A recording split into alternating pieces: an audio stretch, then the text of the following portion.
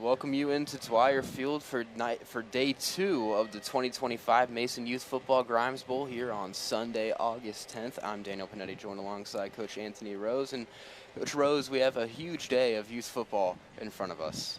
Yeah, it's going to be an all-day event. It should be nice and hot today for them, so hopefully everybody stays safe and hydrated out there. The heat is going to play a huge role today. It's Mason versus Blanchester, K through 1.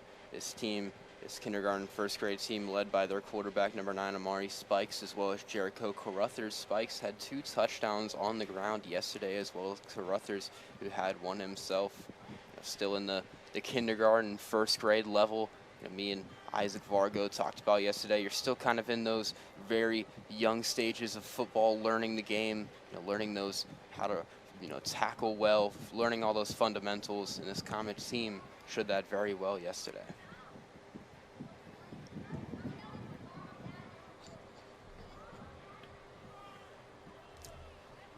Kids will get lined up, ball spotted at 35.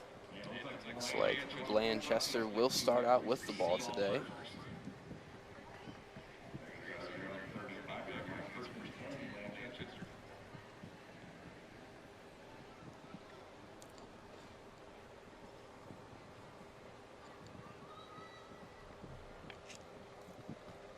All the coaches trying to get everybody lined up, ready to start. I'm sure this is probably either their first game or maybe one of 2 so far. So trying to get all the little ones lined up, ready to be in positions. So, and with it being the Grimes Bowl, first game of the season, usually some of the first time that these kids have even stepped on a playing field. And a nice little intro here at Dwire Field, Mason. Very nice high school stadium. These young kids getting a nice little intro to their football career.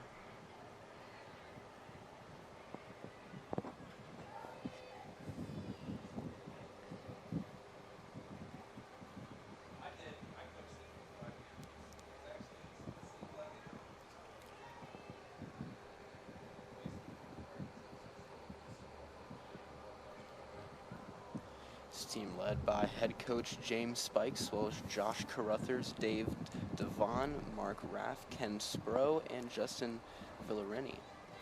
Comets had a big win versus East Central yesterday to kick off day 1 of the Grimes Bowl. See if they can repeat that same number on the scoreboard. Whistle blows, we get ready for first down. Blanchester starts with the ball, hands it up off the middle, and there's a nice little tackle right there from the Comets. Number 6, Jericho Carruthers was in there. And we'll send it down to the field, get to know some of these young kids on the field. Amari and QB.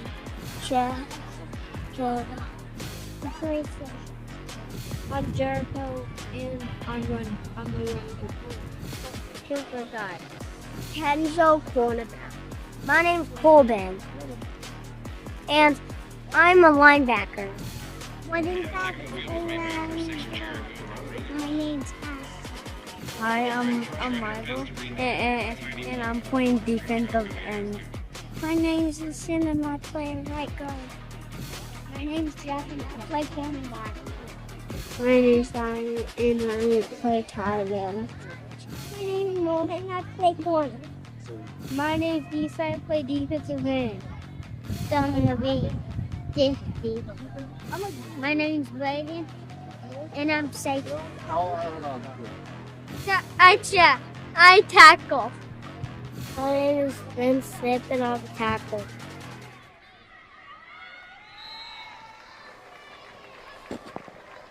Welcome you back in after the introductions. A couple runs from Blanchester. The tackle there, Amari Spikes was in on that one. And those player introductions, always some of the most fun aspects of the Grimes Bowl. Saw a lot of them yesterday and got a couple of fun names. Remember a Brian Dawkins from one of the later grades. Very surprised that the kids in this day and age even know who some of those players even are.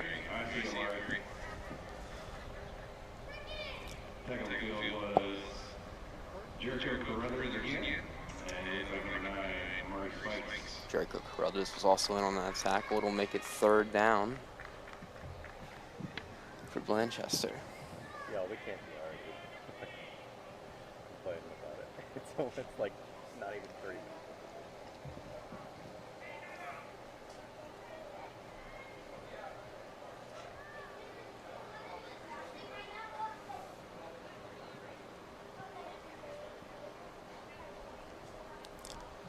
Coaches get their players set on the line.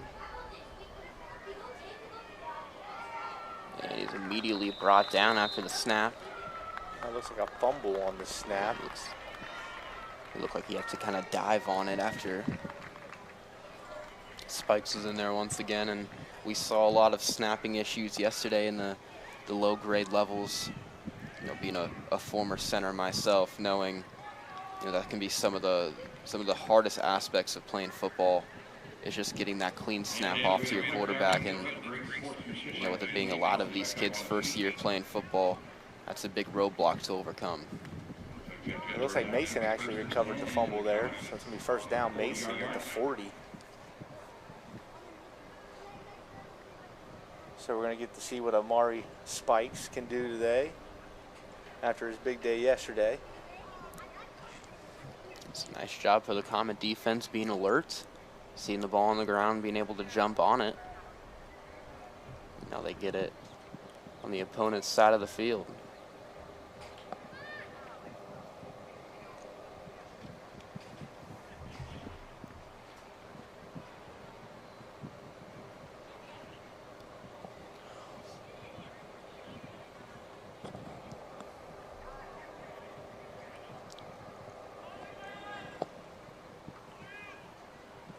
Let's get set on the line, and what we saw yesterday from this team was some formations out of the shotgun. Seeing K through 1 today, looks like they'll be under center and immediately blown up, but they're able to get the handoff, and there he goes. Down the field to the 20, the 10, the 5, touchdown, Jericho Carruthers. It takes one play, and the Comets get on the board.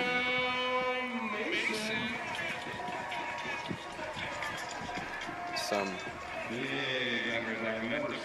incredible speed there from Carruthers.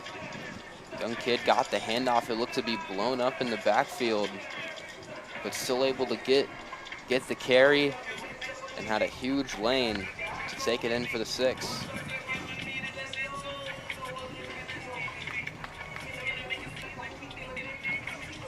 The Comets will now line up for the extra point. As we saw yesterday, the bit of troubles for teams across the grade levels punching in for this extra 1.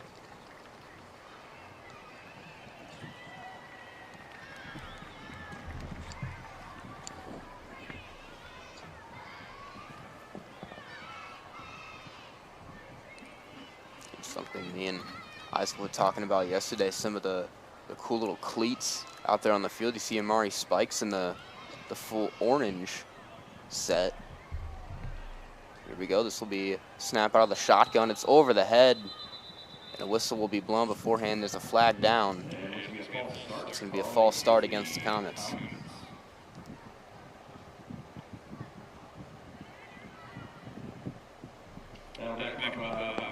Looks like the entire offensive line was on a different page than the center was there.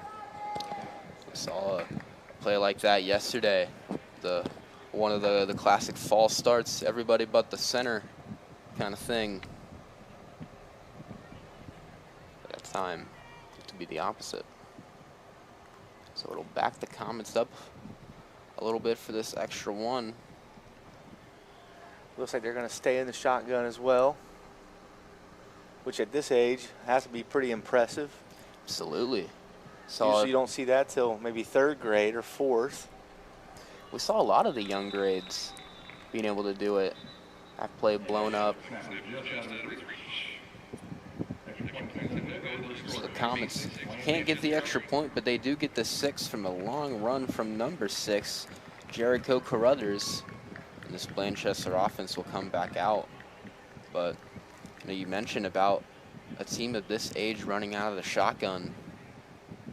Yeah, we saw from a lot of the younger grade levels yesterday being able to run their offense that style. It shows how the coaching is for these teams, able to quickly get these kids lined up in the shotgun and having it work.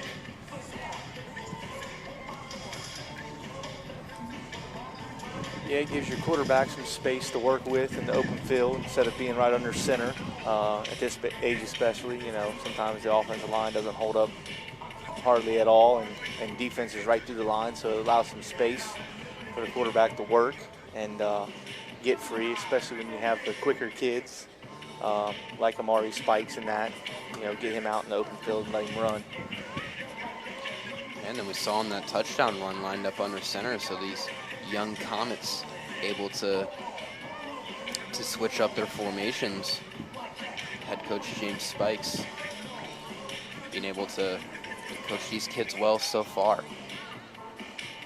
So Blanchester offense comes on back out, fumbled their last time. This Comet defense played very well yesterday versus the East Central Trojans, as they were able to pick up a win.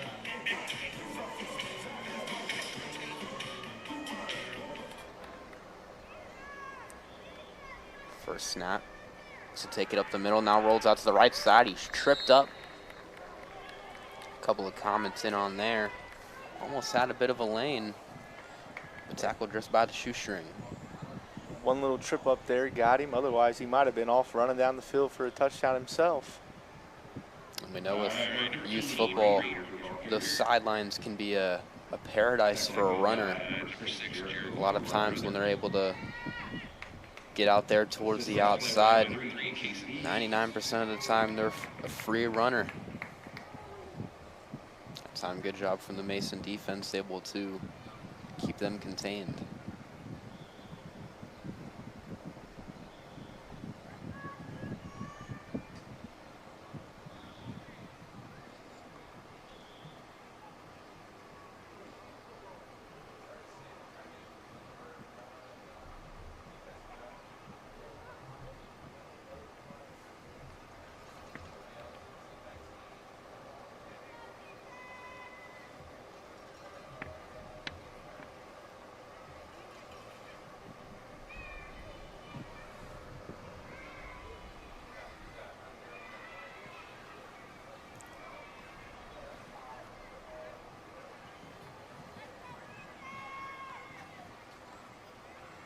Line up under center. The 15 will take it out to the right side. Tries to make a couple guys miss. Now he's going to reverse the field. And he's being chased down. It's number 19, Jack Batista. And there's one of the many Comet defenders rushing to get him.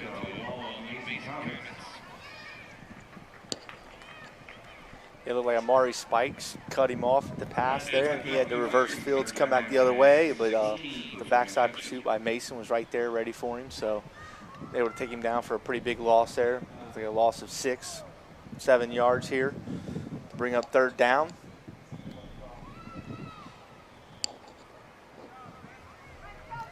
So it will be third and very long for Blanchester. On this replay, very nice pursuit. 19 Batista came in flying there at the end. It's a big aspect of playing the game at this age, is not being afraid of that contact. And there you see 19 not shying away.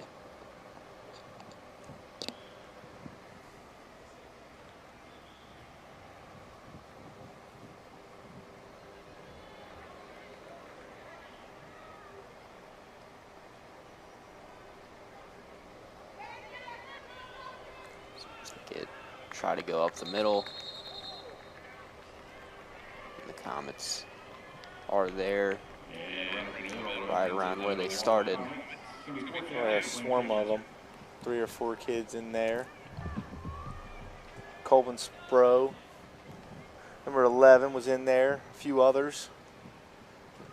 Nice tackle No gain. Well, we'll gain of 1 on the play, so bring up 4th down. Not a lot of punting at this age, you know. No, they don't move the ball much. They just go for it every single time. So you get 4 downs to try to get a 1st down pretty much always. And what we'll see as we venture further, teams can just declare to punt it. You should put the ball on the other 35. Looks like Blanchester will see what they can pick up here.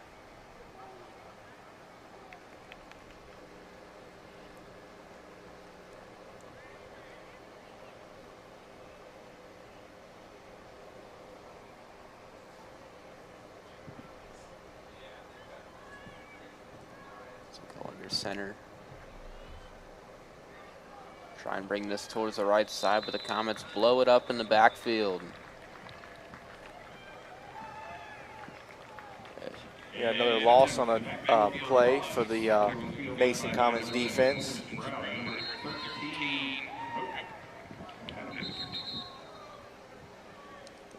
Comets will get a stop once again.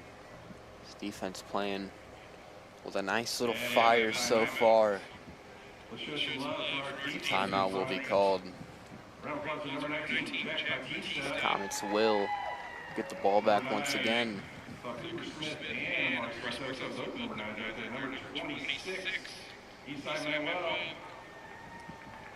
Number 11, Colton Sprout, number 3, KCT's. Number 5, Braden Longmire. Good timeout, used for a water break here. I'm sure it's hot down there on the turf field, so making sure the players are staying hydrated down there. We'll get Mason to have the ball back here. Hydration is going to be the most important part. It's going to be a little nice having the first game of the day. Only 77 degrees out right now. The highs during the rest of the day reaching up towards the 90s. And it's going to be a lot hotter down there on the field, on that turf, and wearing all those pads. So hydration and the conditioning that you do at the beginning of the season is going to come in big for every team today. Only took 1 play on the Comets' first offensive drive. Number 6, Jericho Carruthers was able to fly through a hole, take it all the way for 6. We'll see what they elect to do here on this drive.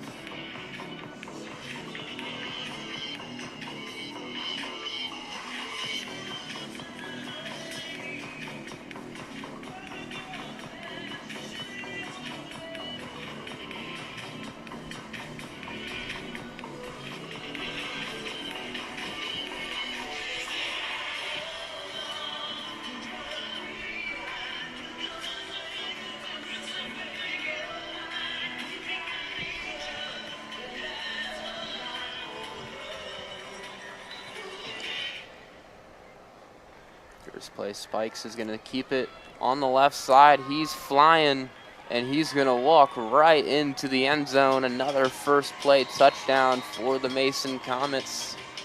This time it's number 9, Amari Spikes. Keeps it himself to the left side, and the Comets now have a 12-0 lead.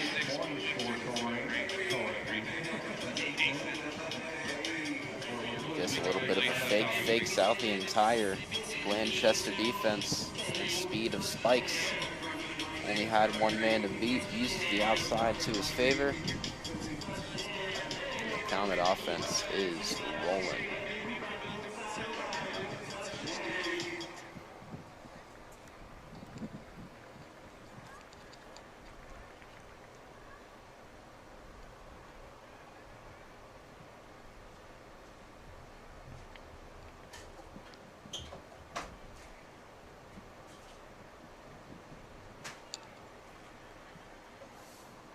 Comets weren't able to convert on their first extra point last drive. This ball placed on that hash mark. We'll see if they're able to punch it in this time. Spikes will line up under center. Looks like nobody in the backfield. Seen a 3-receiver set for these Comets. We're going to get our first pass of the day here? What's going to go on? I'd be very surprised if at this level we see a pass. Spikes is immediately going to pitch it out to Carruthers after being almost taken down, and he's going to use that speed, and he's going to get into the end zone. So the Comets get the extra point on a little bit of a busted pitch. But either way, Carruthers shows that little playmaking ability, able to pick it up, run it to the outside. The Comets have a 13-0 lead. I would have been very surprised if we saw Amari Spikes drop back and look to throw there.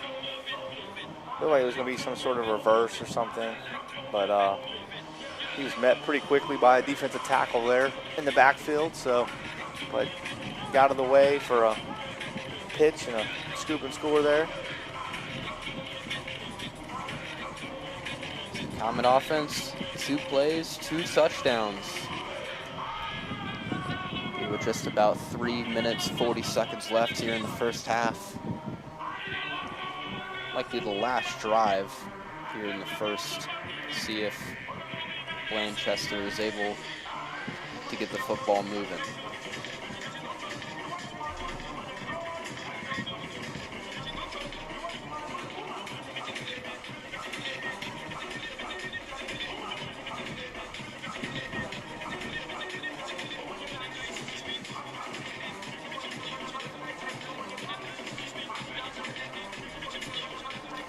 Offensive Blanchester will trot back out onto the field. Had a fumble on their first drive and then was stopped on 4 downs, their last time out.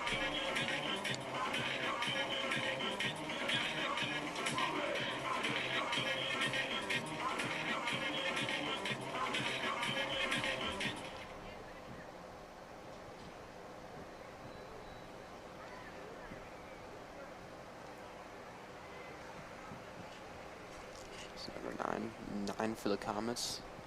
He subbed off the field.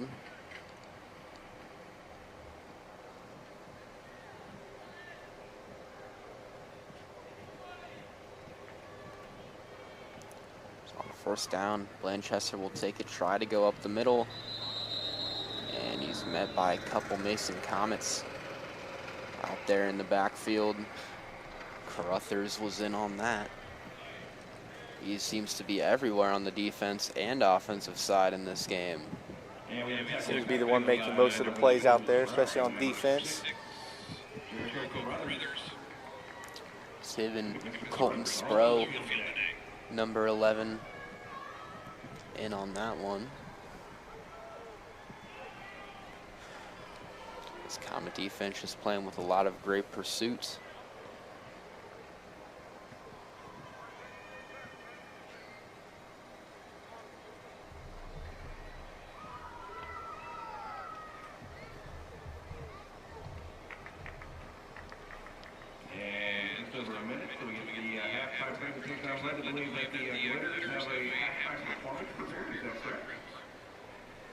Just about 1:12 left in this first half. Maybe time for 1, maybe 2 plays.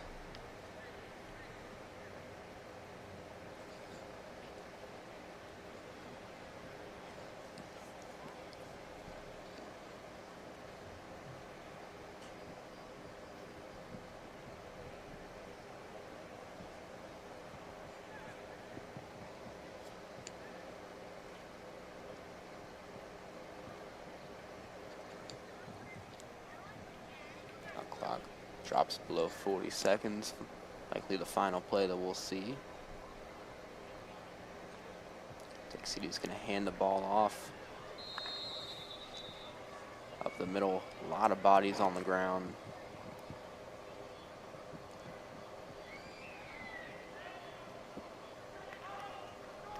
Carruthers again on a tackle for loss.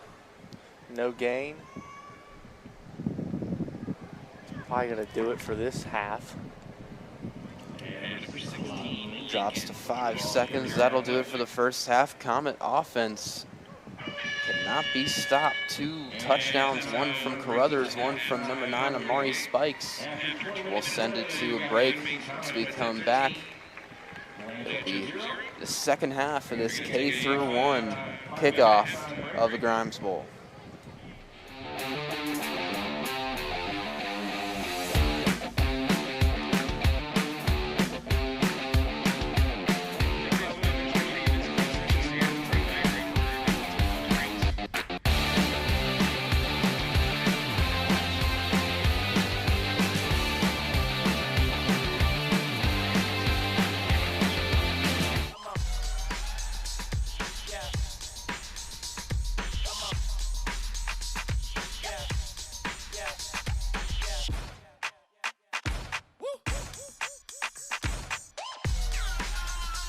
You're not gonna get it all right.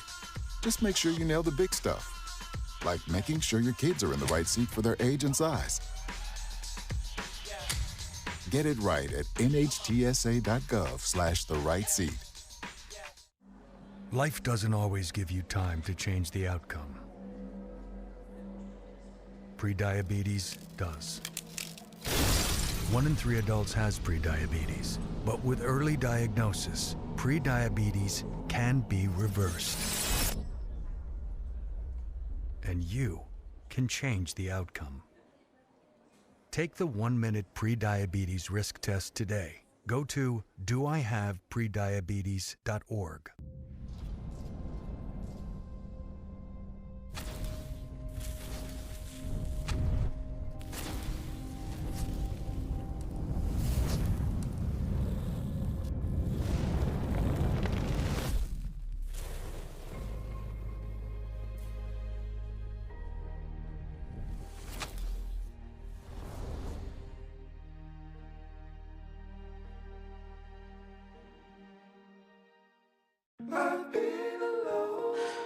I wonder if you know that I want the best for you.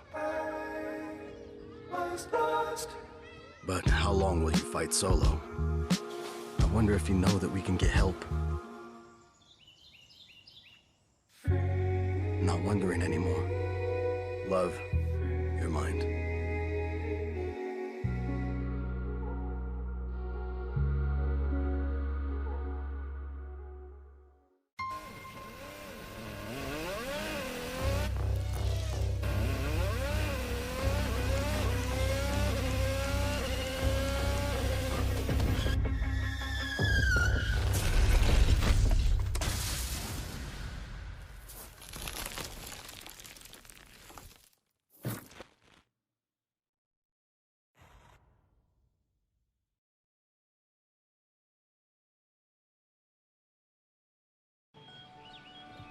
Be right there. Wait. Use the shovel and bucket of water, remember? Drown, stir, drown, feel. Then make sure it's cool. Where'd you learn that? SmokeyBear.com. Brushed up on some tips before we left. Don't want to start a wildfire, right? Only you can prevent wildfires. All right, our first item of business is a presentation, which is a swearing in of a new officer. A freeze-on mayor with Mr. and Mrs. Santa Claus. Merry Christmas. Brings it himself inside the tent. Touchdown, Marymount. From the top of the key, Anna Habra ties the score.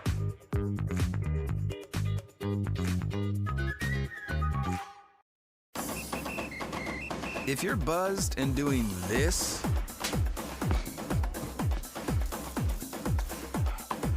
to make yourself feel okay to drive,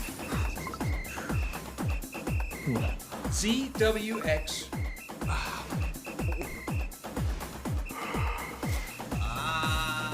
you're not okay to drive.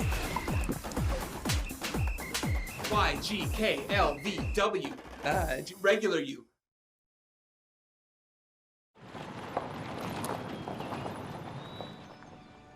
You need some help? Your tow chains are a little loose. Could spark a wildfire. I could show you how to secure them properly if you'd like. Sure.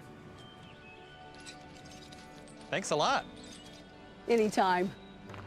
You should check out SmokeyBear.com. They've got a bunch of tips on wildfire prevention. Only you can prevent wildfires. It's important to get a flu shot each and every year because flu viruses are constantly changing and immunity from the vaccine decreases over time. Flu vaccines are updated annually to work against that year's viruses. The best time to get your shot is in the fall, but getting it later can still help. Getting a flu shot lowers your risk of getting sick, and if you do happen to get flu, it's likely to be less severe.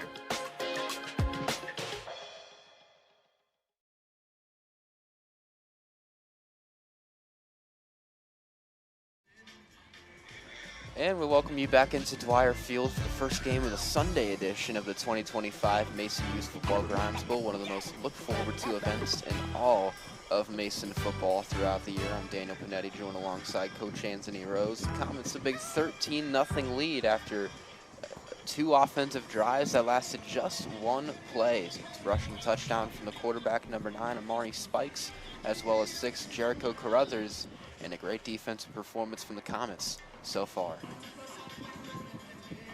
Looks like Mason will start with the ball for the second half. I'm sure Blanchester's wanting to make Mason go more than 1 play. Get some defensive experience for the Blanchester team. So we'll see what little adjustments the coaches may have given them during the little break. The teams come to the ball.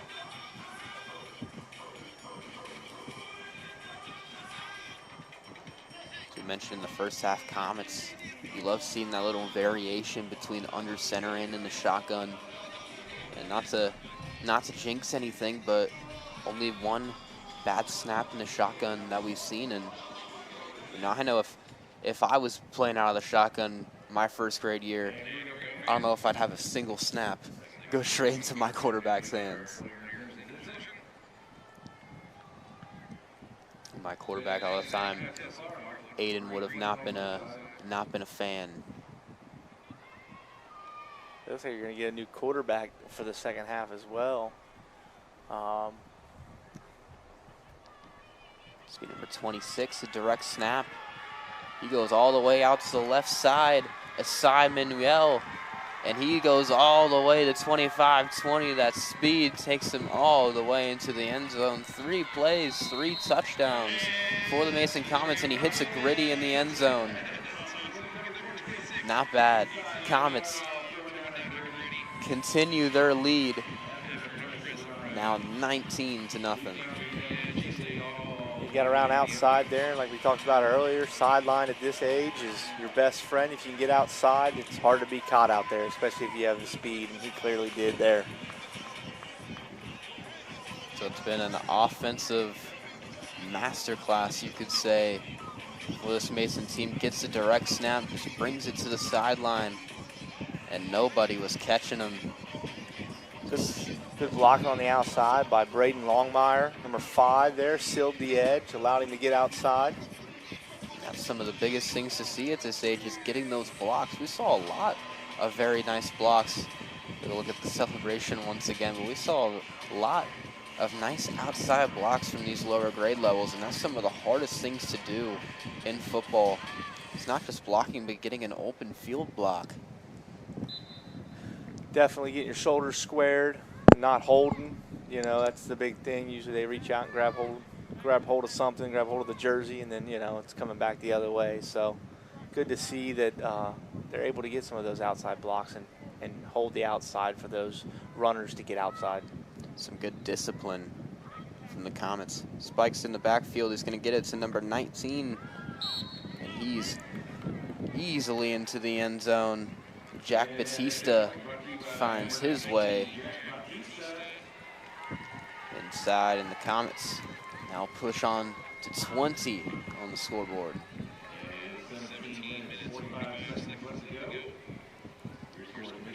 So the Comets, you'd say, about a perfect showing so far, offensively and defensively. We'll see Blanchester's first drive of the half, how they can try to respond. But a nice little sweep from the Comets, some nice little play designs that we're seeing from this Mason offense. doing a great job of being able to go through and complete those somewhat sort of complex plays for their age. It looked like the Blanchester defense definitely was following Amari spikes. They all went, he went one way, they went with him, and allowed Jack just to walk freely into the end zone there. Once again, another shotgun snap, went perfectly as executed, you know. Like you said, hard to do it at K1 level, and they're doing a very good job of it.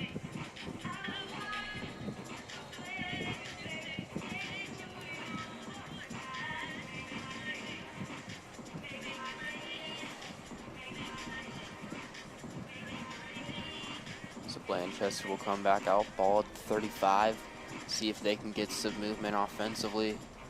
Just a couple of yards can be a positive little impact for the growth of this team over this season. With it just being the first maybe second game of the year, this team playing, still getting the grasp of the in-game feel of what football can be.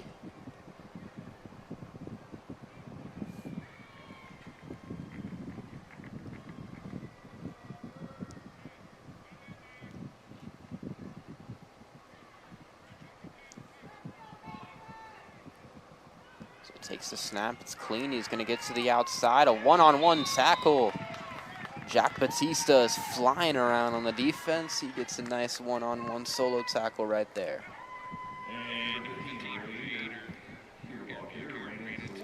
On the outside, being able to realize where the ball's going. Like to see him get a little bit lower on the future on some of those tackles, but still does a good job bringing him down to the turf. Remember my dad being a defensive coach, he always would harp about getting that shoulder low. You don't want to tackle high, and at this grade level, the kids are going to do whatever they can, low or high, just to try and bring them down. Still learning that technique. Years of listening to your dad. The low will win, the quick will win. The quick will win. That was his motto. Should get that on a shirt for him sometime.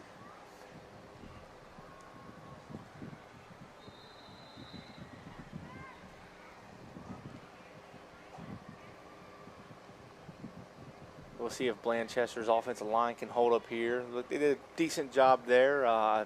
Jack just held the outside like he's supposed to as an outside defender. But looks like they had a little bit better blocking there than they did in the first half, not allowing inside penetration up the middle, which is, as you know, always hard and always harped on you inside guys. Guards and centers, you don't want that inside penetration. It really disrupts everything. But we have a stoppage before the second down. It'll be 2nd and 11. Our 15 will take it once again. And he gets brought down. Asai Emanuel was in there at first, and then Jericho Carruthers muscled his way into the backfield to get them down once again. This Kama defense has been swarming to the ball all game. So we now dip at just about 13.5 minutes left in this one.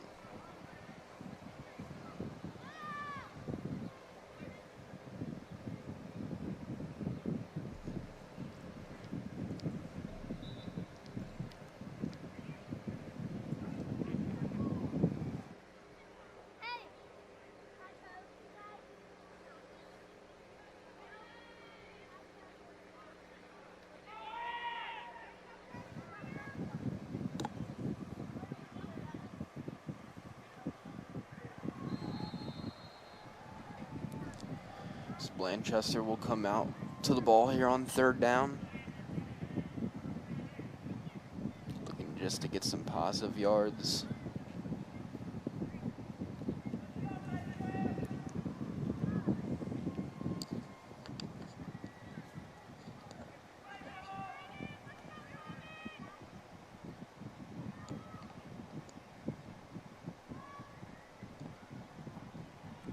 Takes a snap.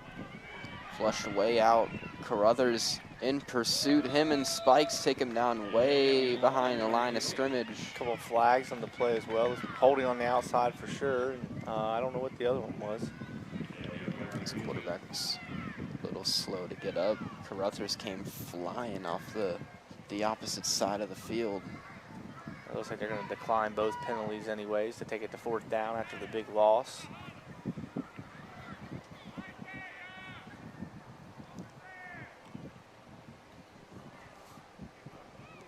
You're just seeing the big key of this game so far has just been the speed of the Mason offense and defense. Something that's hard to teach is that hustle that the kids have been playing with. And seeing it at just the lowest grade level, it makes you excited to see what these young group of players can put together over the next couple of years, as this just being their first of what will likely be many Grimes Bowl games.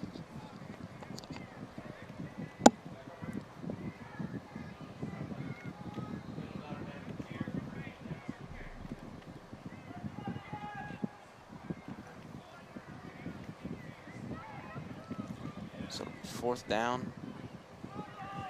Hand it. Oh, nice run. Up the middle, and he's free. Being chased by Batista. And there's a big play from Blanchester. They get down to the common 40. And there's a nice little offensive play that Blanchester has been looking for. Yeah, good positive yards for them. Like you said, confidence booster for the season. Makes them realize that they're able to do, good things on offense. And it gives you something good, especially for next week to go into with. Yeah, because within the next week or two, they'll be starting their regular scheduled games, and school goes back into session. So I'm sure some positive stuff for them to take into next week or the following week. So it's something that, when the scoreboard's not in your favor, just end on a positive. End on something good to end.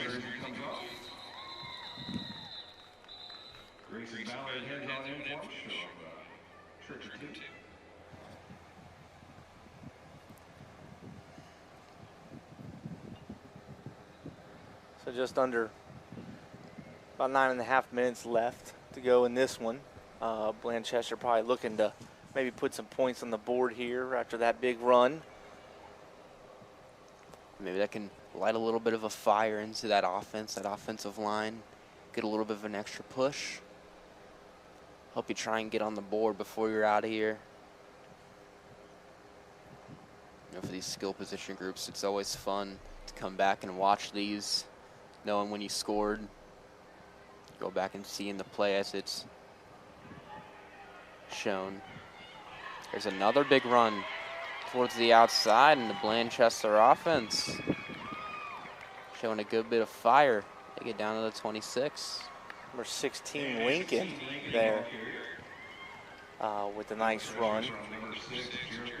Another 1st down. Jameer Reed, number 42, was in there on the tackle. So this will be a nice little confidence boost for Blanchester. It took some time, was able to find a hole. Nice little tackle from behind from Carruthers. You saw in these two plays what the Comets do give up the long runs, but you like seeing the tracking from this defense. It was Jack Batista on that first long run. And right there, Carruthers being able to not give up on the play. Looks like we have another timeout.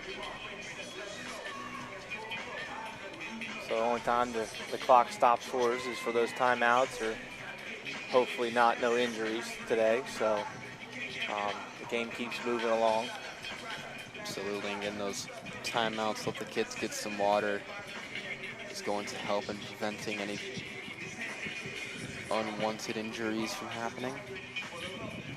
Teams will come back out. We'll see if Blanchester can keep the offensive momentum going. As what will likely be their final drive of the game, 8 minutes left. And this one, see what they can put together here on first down.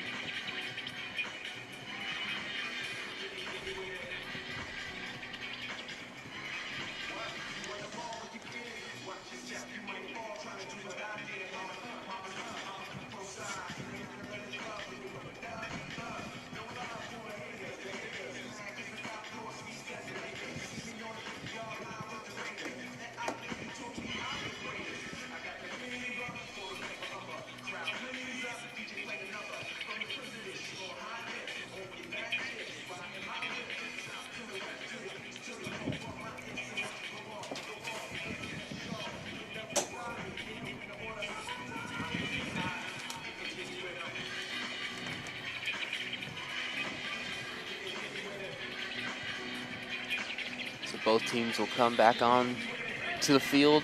It's been the best drive for Blanchester so far. Ball spotted just inside the 30-yard line. So after the timeout, we'll see if the Mason defense makes any adjustments or if the running game for Blanchester will continue to roll.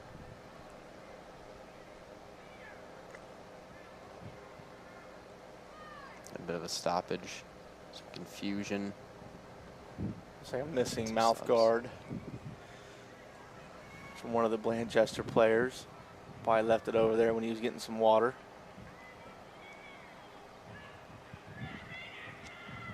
This ball going towards the left side, trying to break some tackles. Comet defense able to stop him. Just a gain of maybe a few. And 15 Ranger Walker. Tackles on the field led by number 4, Grayson Ballard. Number 6, Manuel.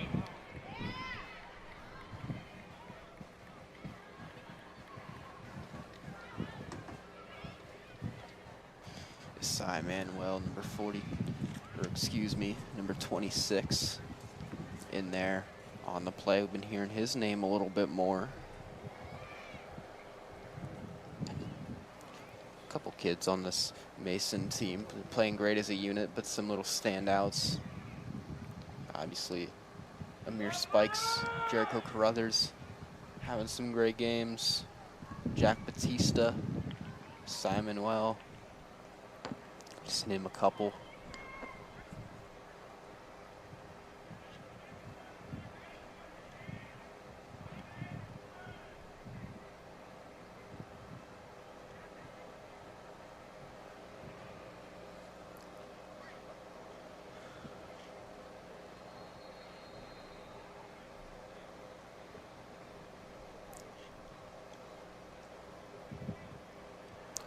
Second down, ball spotted around the 29. Coaches help get some of the linemen set on the line. And some movement heavily on the left side.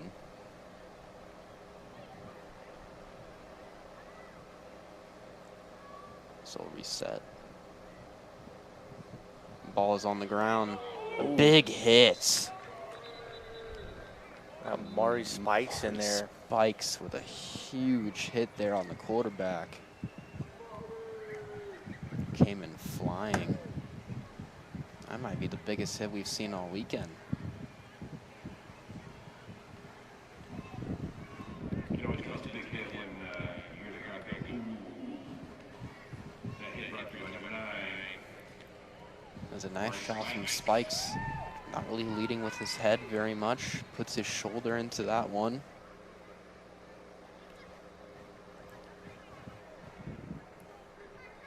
Very nice play there from number 9. Sure, working with the tackling dummies and the tackling donut helps these kids out, especially at this age, to keep them their heads to the side, which is great to see that that's the way that youth football's gone nowadays.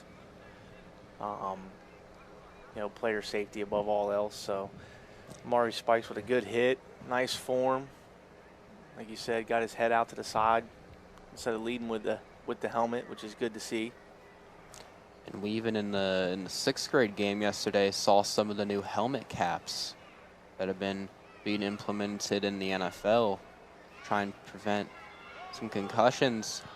Looks like the ball's on the ground. Asai Manuel comes up with it, and he's racing down the sideline. A Blanchester player in pursuit, but it's a fumble. 6th touchdown of the day for Asai Manuel, one offensively. And there's another on the defense.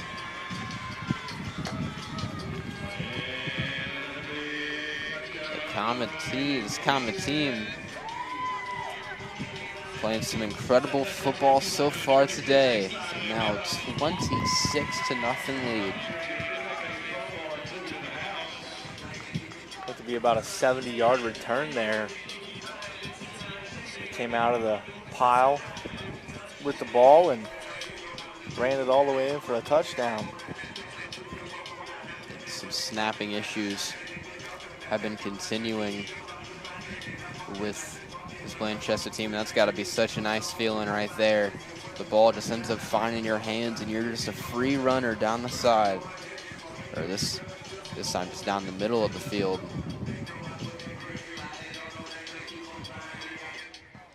He was greeted by Amari Spikes there in the end zone, as they'll line up for the extra point. It's about 2 minutes, 45 seconds left to go in this one. Spikes will line up under center, and immediately was met in the backfield. The play's blown dead there, flag on the field. Might have been blown up immediately because he was offsides, it looks like. Maybe letting out some frustration. Will be an offsides call. So they'll move the football just a little bit closer.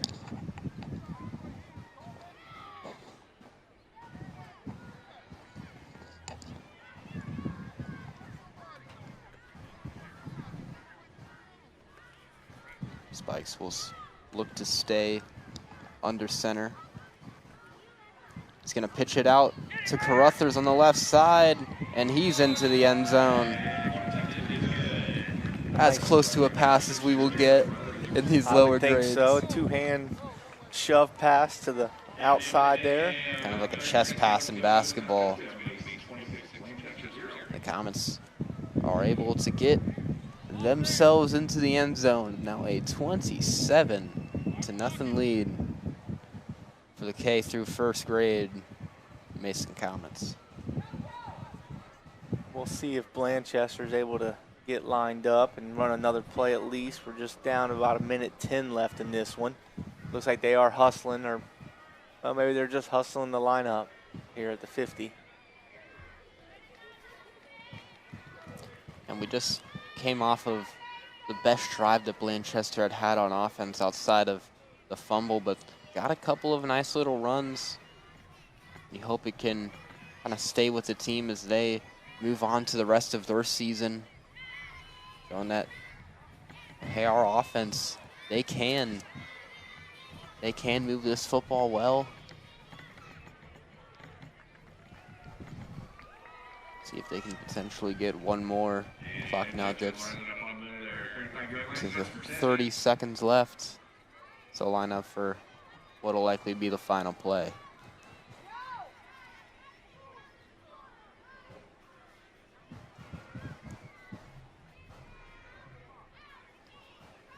Yeah, I'd like to see Blanchester maybe get one more play here. They can get lined up and get a ball hiked, get going. Clock now dips.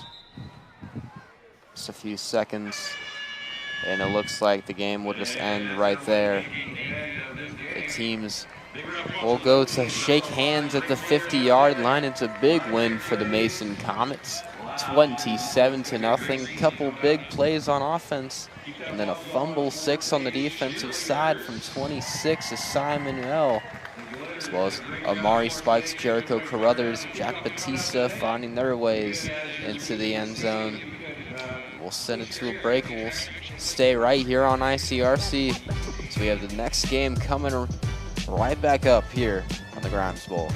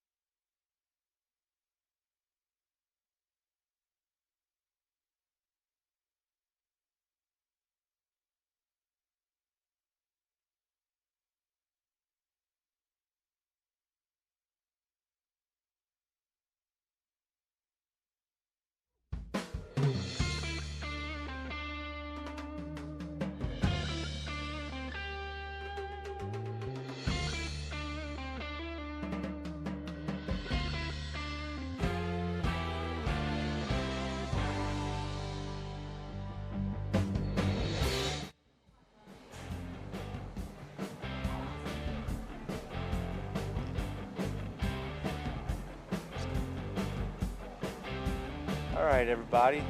Welcome to today's game between the Mason Comets and the CHCA Eagles.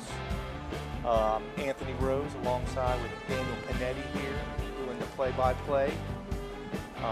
Looks like we're going to start with CHCA on offense today. For the looks like CHCA has a K-2 team and Mason has a second grade team. 20-minute running clock, and we'll see how things go today with these Mason Comets at second grade. Absolutely, this second grade team led by head coach, Coach Todd, had a big win yesterday alongside some big names. Number 1, their quarterback, King Bello. Number 2, Grant Bowen, to name a couple of guys. We'll see if this Comet team can continue the streak that they were on yesterday. It looks like some different jerseys.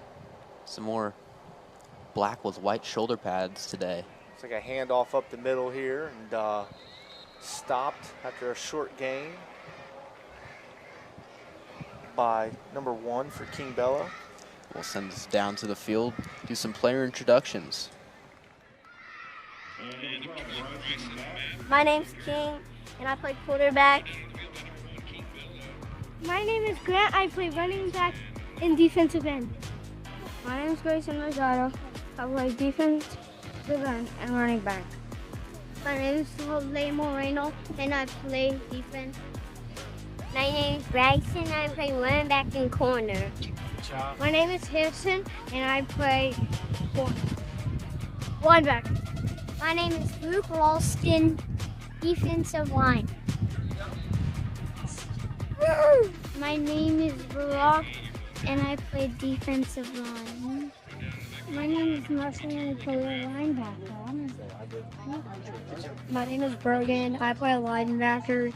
My favorite football player is Chad Johnson. My name is Finley Wardeneshi. I play D-tackle, and my favorite player is Miles Wardeneshi.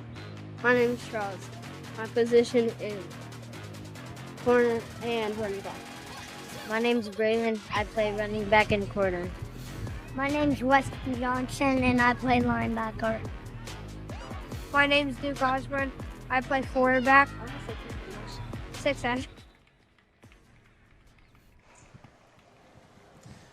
All right, so a lot of player introductions there, some football names. I don't know if I recognized a few of those. Chad Johnson thrown out there. A couple plays by CHCA while we were gone. Looks like a couple losses. Big plays by Lincoln Raff on defense, number 22 for the Mason Comets, which is going to bring up 4th down and about 17 here for the CHCA Eagles. Yeah, I'm surprised to hear a name like Chad Johnson from these second graders. I have a feeling that may have been a dad who told his kid before going to introduce yourself, say Chad Johnson, say a name like that. Yeah, nothing like the Chad Johnson or Chad Ocho Cinco. He has some brownie points if he said Ocho Cinco next year. Yeah. Looks like CHCA is going to elect to punt on 4th down, which moves the ball to the 50-yard line for the Mason Comets' first play on offense. Coaches out there helping get lined up still at this age. You'll still see them lining kids up, offensive linemen and everything like that to help out. Still very new to the game at this age level, so they allow the coaches to help out, I think, through 3rd grade, if I'm correct, right? Believe so. I think 4th grade was the first time yesterday where we really saw some plays calling from the sideline and then coming in. So the next couple games we'll still see some coaches on the field. Looks like we're going to go shotgun here for the first play. Get the ball here and a nice run to the outside. Grant Bowen. Looks like he's nice stiff arm there, but a nice tackle in the end. Ran through the stiff arm, made a nice tackle there for the CHCA. Grant Bowen there with a nice 11-yard pickup on 1st down for another 1st down. So how about that? Second game, second Comet team lining up out of the shotgun. Very rare to see, but that snap just a little low, but Bowen does a nice job being able to pick it back up. Number 23 for the Eagles there made a nice tackle on the end, probably the last man to beat. So he stopped the touchdown there for sure, ran through the stiff arm by Bowen, which is a very hard thing to do at this age. We're gonna go with first down for the Comets. From the 38 here. Looks like we have King Bello now at quarterback, taking the direct snap. He's gonna get outside. There's gonna be a flag down though.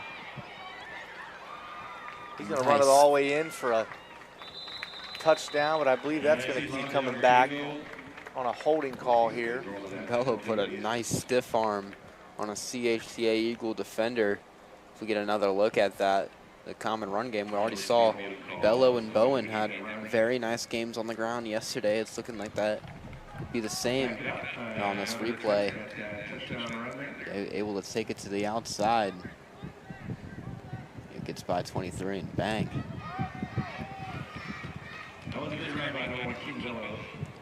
But looks like you said, this one's going to be coming back. Listen, we're gonna, like I say, get a holding penalty there on the outside on the Comets. CHCA member went to go break loose and looked like one of the Comets players got a handful of jersey there, and easy call for the officials. So it's gonna bring up first down and about 17 here. Looks like King Bello back in the shotgun formation again with that 3-man offset to the left side there for the Mason Comets.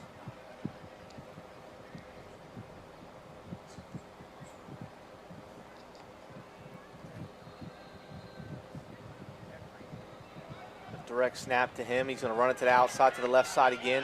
Oh, he's going to cut it back up the middle here. Nice run by King Bello and a nice tackle in the open field by number 3 for CHCA. Big pickup there. Some nice little running, some nice little ball carrier vision from Bello. Kind of the same play that they had just drew up. Getting some nice blocks, cuts it back to the inside. Some nice tackling there from the secondary. We saw him in 23 having some nice tackles so far. Just your CHCA coach, he'd like to see the front 7 able to contain a little more, as the Comets have been able to use that outside very, very well. Yeah, the offset here with their 2 extra almost linemen lined up right behind the offensive line there.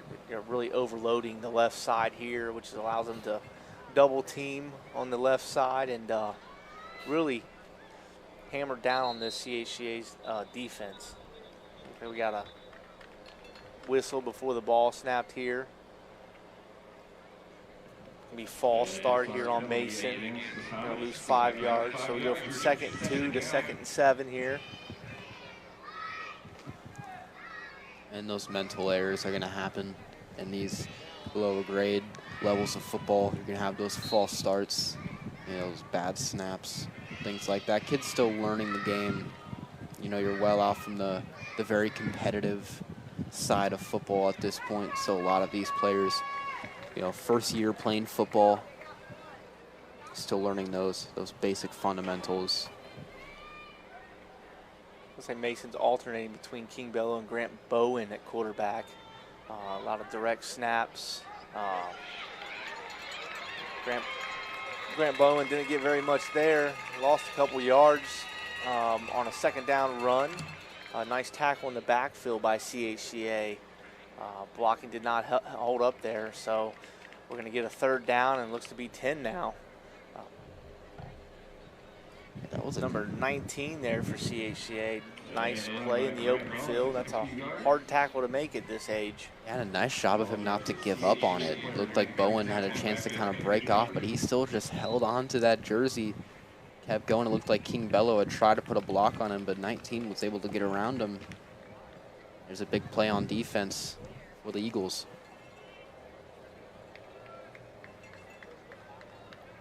Some nice jerseys on the CHCA side. It's kind of like the Middletown Middies. You see it, another GMC team, talking at the varsity level, the full-on purple. Looks like we're going to get another false start here on Mason. Looks like offensive line's taking off there a little bit earlier than the center's ready for. So we're going to back them up 5 more, make it 3rd and 15 now. So you know that that's something that's going to be talked about a lot during practice this week is, biggest thing is so easy to go over some of these young kids' mind, but just knowing the snap count, going off of your center, being able to just keep yourself on sides, not jumping at all any early. We're at a clean snap here. And Grant Bowen with a run here. Pick up a maybe 3 here on 3rd down. Let's have a really long 4th down, 4th and 11.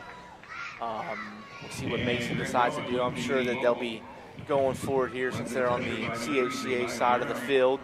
A punt here doesn't do them much good, so probably see a nice 4th down play here, see if Mason can pick this up and maybe continue this drive. They had a couple nice runs so far on this drive, so a 4th and 11 is not out of question for them to pick up a 1st down. Yeah, but I think you're liking what you're seeing from the CHCA defense. They've been asked to do a tall task of facing this Comet defense for a long period of time, and they've been holding their ground pretty well so far. They've been out here for a little over 11, pushing 12 minutes here. Like I said, it's hot today, not too hot terribly this morning yet, but this Mason team with King Bello and Grant Bowen definitely doing a good job. There's a pass to King Bello from Grant Bowen. A couple flags down, and how about looks that? like King Bello's going to run it in for a touchdown, but I guess we're going to have to see what these flags are from.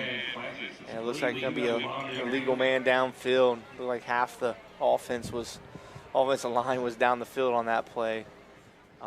Really busted play there on the hard to stay close to the line as an offensive lineman. You know that as well as anybody else. You get up the field, you think the pass is coming right away, and it takes quite a few seconds. And yeah, pretty much the whole offensive line was 5 to 6 yards down the field there on that one. But how about that throw from Grant Bowen? Yeah, number great 2. Throw. He has to turn around almost a spin and puts it right into the hands of King Bello.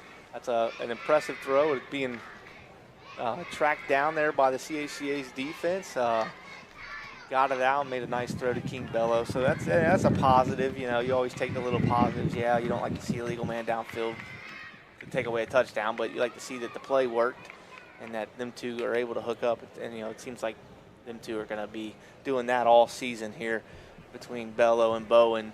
I guess if you're out watching their games, you're gonna hear those names a lot from the PA announcer. Absolutely, and you were mentioning about an illegal man downfield on the offensive line. That's one of the biggest reasons why a lot of teams don't like to pass at this grade level. Is it's hard to keep those guys on the line staying still, trying to go down the field, find any man to get their hands on. Yeah, throughout practice, you're constantly teaching your offensive line. Yeah, you find the guy in front of you, go blocking. But if that guy's 6 yards down the field on a pass play, you're going to get it every time, right?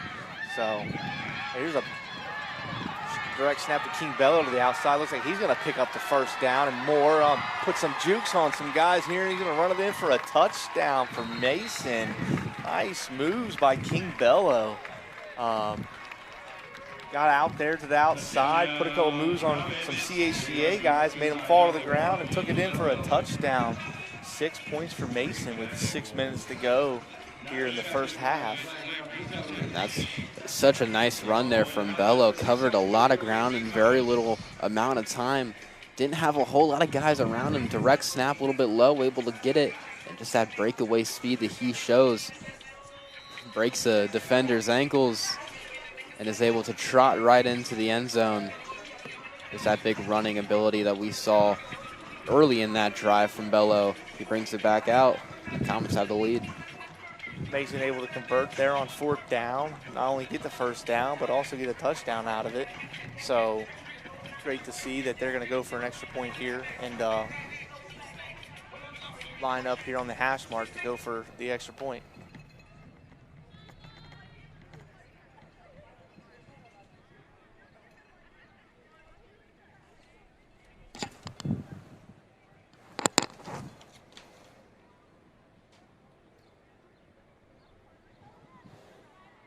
Mason's going to line up to go for the extra point here with King Bello behind. With a handoff, a sweep play here to the outside for number 30, Charles Todd, for the extra point. Not much problem there to get that one into the end zone. So we're going to see CHCA come back out and take the ball for a couple plays here before we run out of the first half. That's a nice little difference of a play call that we've seen. It's been a lot of running with Bello and Bowen, but they're able to get number 30, Charles Todd, into the mix on that sweep play, and that seems to be kind of the team favorite in the red zone. We saw it a lot with the K-1 team, with them running those sweeps a lot. And right there, the Comets, it's a very, very nice offensive drive. You're not able to get that huge one-play touchdown to start the drive. The defense made you earn it. Now you're in a very good spot with just about 4 minutes left in this half. Yeah, they pretty much ate up most of the clock here in the first half on that possession. Like you said, they had the big play right away. They got called back, and now they're going to play some defense and see what their defense can do. And CHCA is going to get the ball here and see what their offense can do. So it should be interesting to see who comes in here for the defense for Mason and can make plays on defense as well as offense. Comets, they forced a punt on their last drive, or on the only defensive drive that they've had so far. You want to see a similar performance to that on this drive, but CHCA, your defense, they were doing a very good job of keeping the offense, Comet offense, on the field for the majority of that time. So just letting one play there on 4th down dictate the end of it. We'll see if CHCA can respond with one of their own.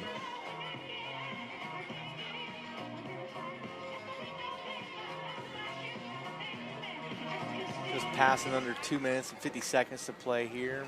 My guess is CHCA will probably get a couple plays off here, before leading into halftime, unless they run one in for the end zone here and 65 yards later. So see what CHCA comes out to do and see what the Mason defense can do here on a handoff. Has been blown up in the backfield by number 22, Lincoln Raff. The Comets came up with the ball, but it looks like it's going to be called down and will be 2nd down for CHCA. A loss of 2 on 1st down. Led by number 52, Duke Osborne. Nice plays there. Number 23 for CHCA. Said met actually quickly there in the backfield by number 52, Duke Osborne. And finished up by Lincoln Raff. 12 for CHCA. We're going to get 2nd down here for CHCA. Coach is trying to hurry the kids up so they can get as many plays in as they can here.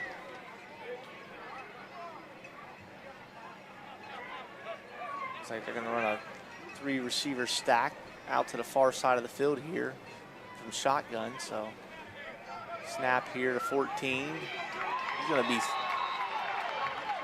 sacked. The ball came out. Official's going to rule him down. So nice play there by the Mason Comets defense right away in the backfield. At the backfield by number 2, Grant Bowen. So Grant Bowen with the sack. They're going to call probably forward progress there on that. Number 14 down. Owen was able to fly in the backfield. Looked like Lincoln Raff came up with it, but it was already blown dead. Only 3rd down here, about 19. About 50 seconds to go in the first half here. I'm sure that the CHCA team here would love to get something going here, maybe one more play and then call it a halftime. I'm sure Mason would love to get one of those balls free so they can actually scoop it up and score. Got to think if that ball wasn't ruled dead, then Raff would have been taking that back, celebrating 6. You already saw in the double last reverse game. here. Being held on by one leg here by the Mason Comets.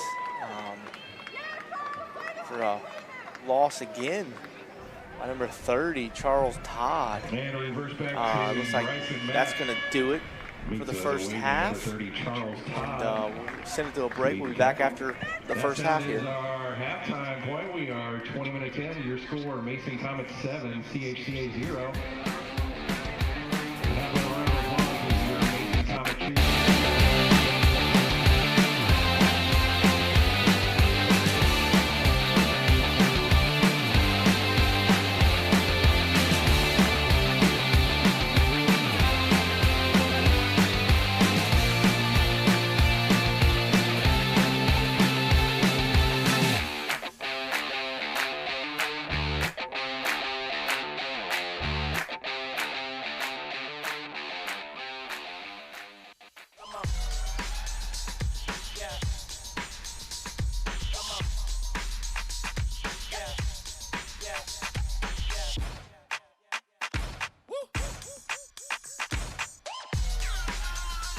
You're not going to get it all right.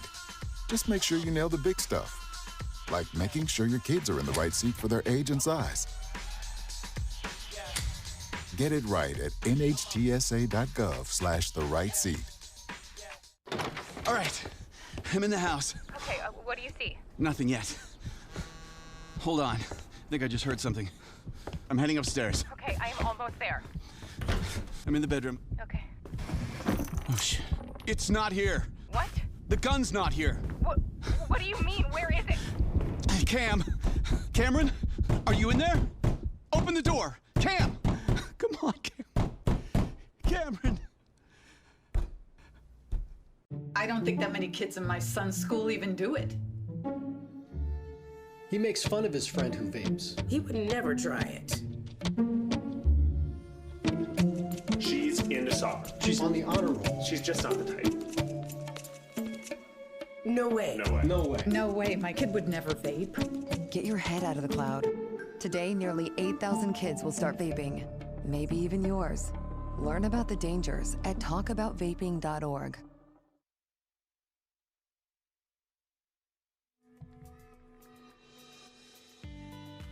Hi, my name is Jen, and I'm the founder of Boxful. I created Boxful out of love for a friend. During COVID, a close friend of mine lost her mom, and as were the times you couldn't really get on planes or attend funerals.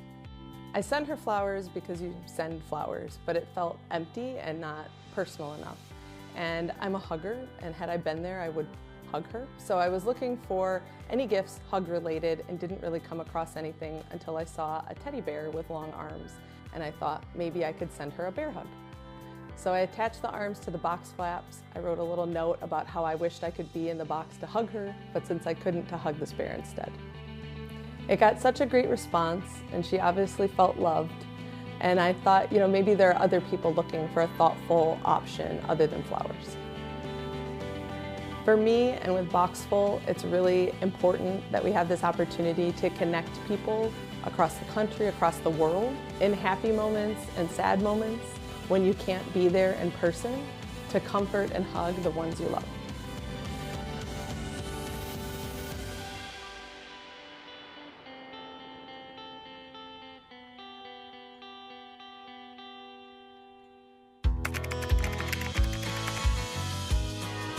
How you doing? Hey, Mason. Hey, Mason.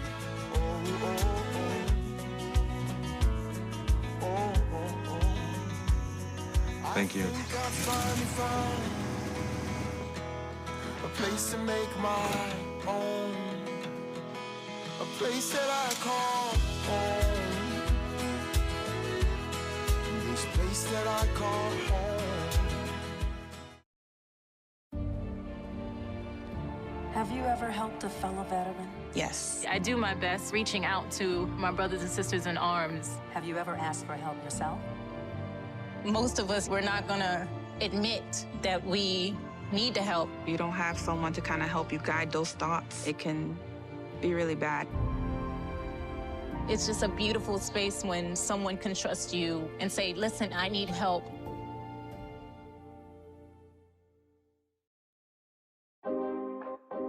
It's important to get a flu shot. each and every year because flu viruses are constantly changing and immunity from the vaccine decreases over time. Flu vaccines are updated annually to work against that year's viruses. The best time to get your shot is in the fall, but getting it later can still help.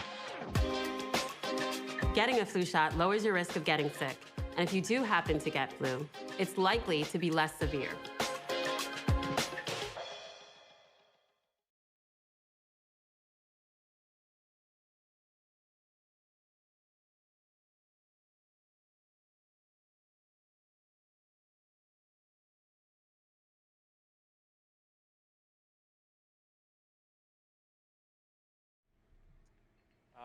All right, we're back here at Dwire Field for the second half of this second grade football game between the Mason Commons CHCA Eagles.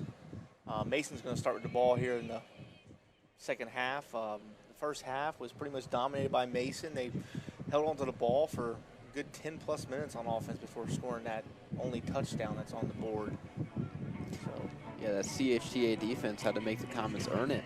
It took for a 4th in California kind of look for King Bello to rip a big touchdown run towards the right side and made some elusive moves. So it has been the Comets, especially on their defense, having a great game, but it's been competitive on this end of the football.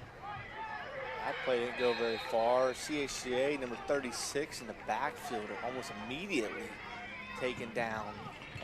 36, he's hyped up after a big play like that. Came in untouched, right there off the outside, and just blows up the play with Grant Bowen. Nice form tackle there too. Nobody even touched him there coming off the outside. I'm not too sure if I missed an assignment or maybe he's supposed to be one of those unblocked guys that Grant Bowen was going to outrun, but he didn't outrun him there. So a loss of 3 on first down to start the second half for the Comets. I've seen that pursuit, like we mentioned, one of the big things in football that you can't teach is the hustle and the want for that contact. And 36 right there did an incredible job flying to the football.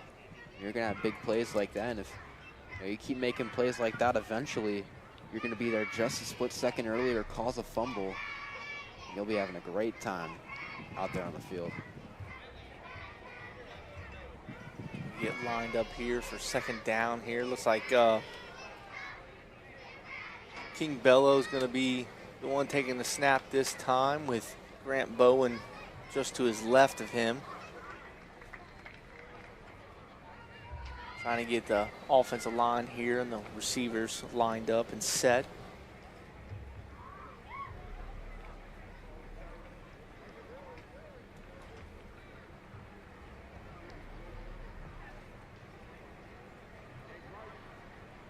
See what Mason has in store for them here on this second down play. So we're going to get going here on this one. So see what Mason can do here on second down. Little motion and a reverse, but a fumble. It looks like CHCA is going to recover that fumble on their own 28-yard line. Number 17 for CHCA. Covering a fumble on a kind of a muffed handoff there between King Bello and the end around guy. Grayson there, number 4, was unable to hold on to the ball, and CHCA jumped right on it. And Grayson Rosado, we hadn't seen him much today. Took the end around. He looked pretty excited going to get the ball, just a little bit trouble transitioning into his chest. CHCA is providing good pressure on defense up the middle there and around the ends, so Mason's going to have to, contend with that when they come back out on offense. But right now they're looking at protecting a very short field for the CHCA Eagles. Going to have to get after it on defense here if they want to hold the Eagles from scoring a touchdown here. Said 1st and 10 from the 27-yard line for the Eagles. And this Comet defense, they've been winning these sort of drives. Duke Osborne, number 52, has been having a very solid game. Nice handoff there. Nice run to the outside. Looks like Grayson Rosado with the tackle here. Trying to make up for that fumble maybe a little bit. Only a gain of 2 on first down for CHCA. Yeah, you know, Rosado is probably kicking himself a little bit after a fumble like that. But, you know, nice little thing about playing 2 ways is that just the play after you can make up for it, make a good tackle, lay a big hit. You know, play a big role in getting that ball back.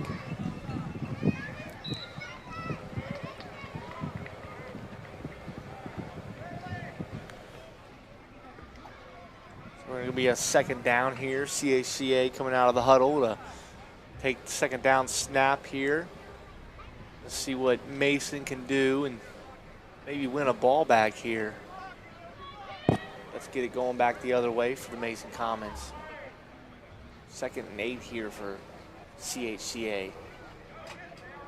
Another handoff to the outside. Got to beat King Bello and a few others. Like the ball was out again. Like Mason's ball. Nice fumble recovery there.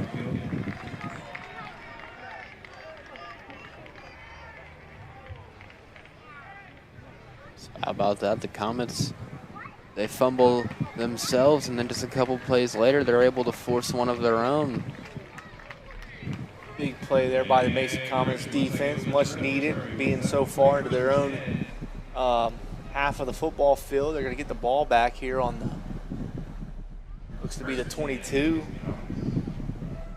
See what they can do now after that, their last offensive series ended in a fumble. So I'm sure that they're looking to run through that playbook there and pick up some positive yards here.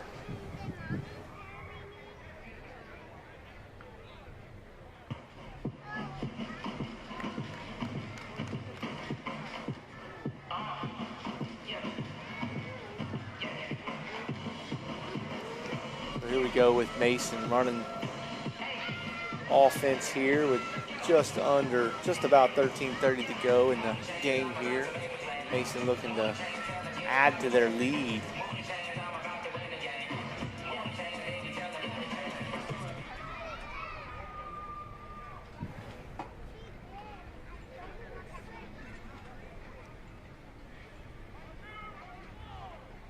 We have King Bello taking the snap here and Grant Bowen off to his right. And a handoff to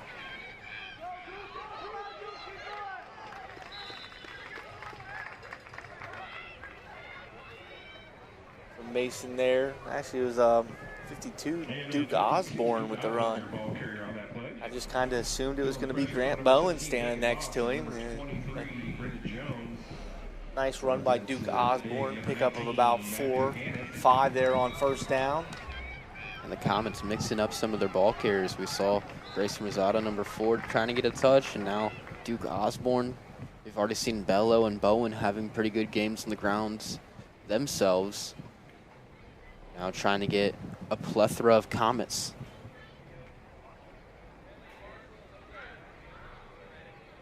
Seems like this second grade team kind of moves guys around and really gives different guys opportunities. You saw, 2 different guys taking snaps, and you just had a couple of different guys running the ball. So they're not just relying on, Bello and Bowen for the whole game. So it's nice to see that, they're sharing the ball. Like King Bello is going to take the snap here for the Mason Comets again.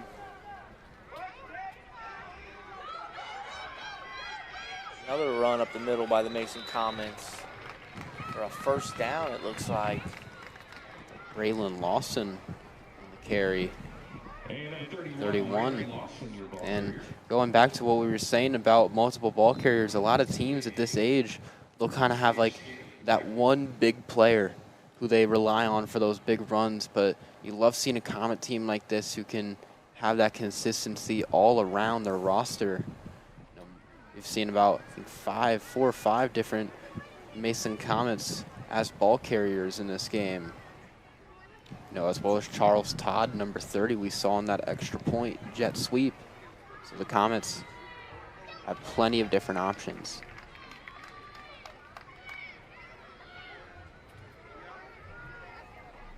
first down here for the Mason Commons after that nice run up the middle there. So we're going to get a first down play here from Commons from their own 32.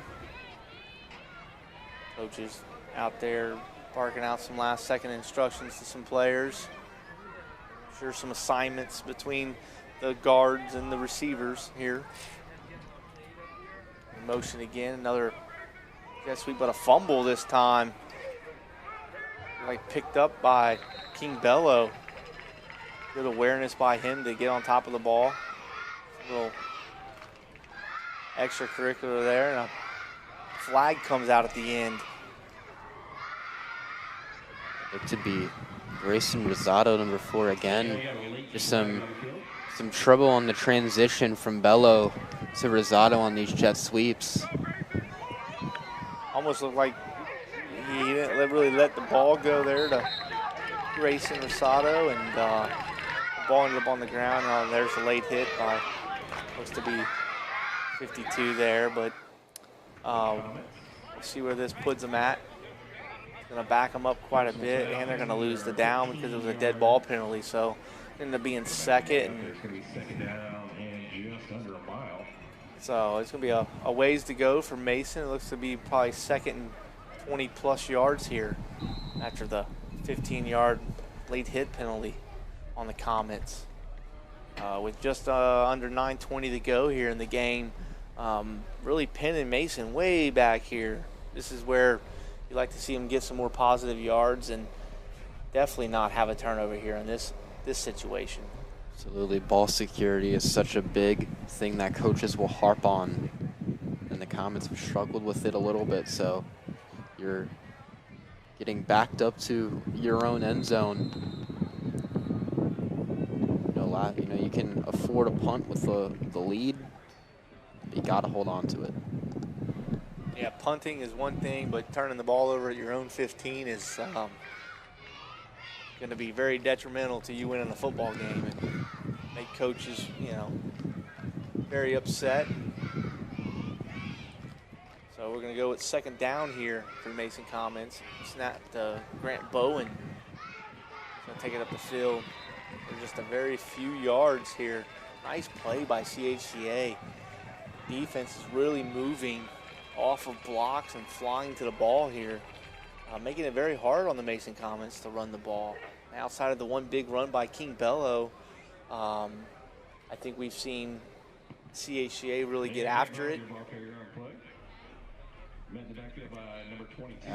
Absolutely. The CHCA defense, like you said, outside of that one run from Bello, they came to play today. They've been showing out very well. They've been getting turnovers. They've been finding ways to get their offense back on the field. It's just been the offense that's just been missing that step so far today. But the defense has done a very solid job.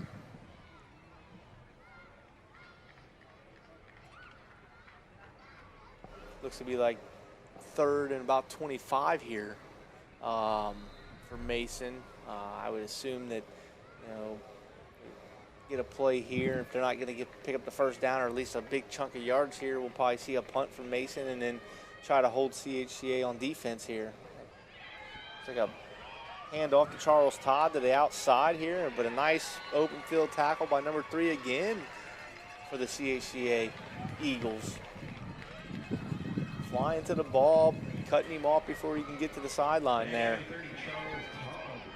And the best part about the defense recently for CHCA is that they're containing the outside very well.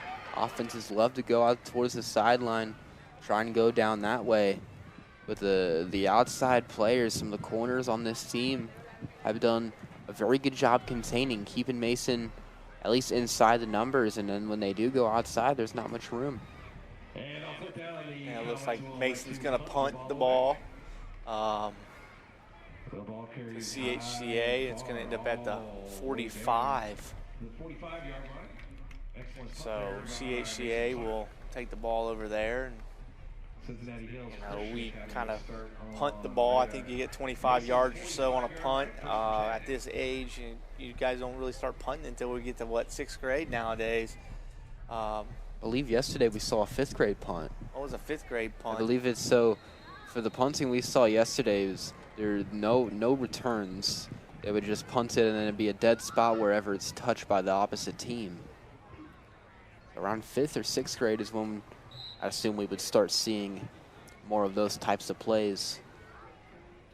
So CHCA is going to take over the ball here with just about 5.5 minutes to go here. And I'm sure they're looking to tie this up, and I'm sure Mason's looking to just take away the ball here, or go 4 and out, and put the game away, and walk out of the Grimes Bowl today with another big win for the 2nd grade Mason Commons team. And the Grimes Bowl, there's always that little extra bit of want for games like these, knowing this is something the coaches have been talking about a lot. Your final game before school starts. A fumble off the snap there, and looks like Mason's going to recover it. Number 4, Grayson Rosado, making up for the earlier fumble of his own to pick one up for the Mason Comets. Bad exchange between the center and the quarterback there. We talk about it. That's a big part of this game at this age level, is making sure that the quarterback and the center are on the same page. It looks like maybe the quarterback just kind of dropped the ball there. And Grayson Rosado fell right on top of it. So Mason's going to take back over with just under 4.5 to go in this one. I'm sure they'd love to run out the ball here, run a couple plays, and send this one to a final. And that's big for Rosado, for that confidence to go through the rest of the season. You had some mishaps with the ball, but you're able to get a little bit of a gift, find the ball on the ground, jump right on it, get your offense the ball once more.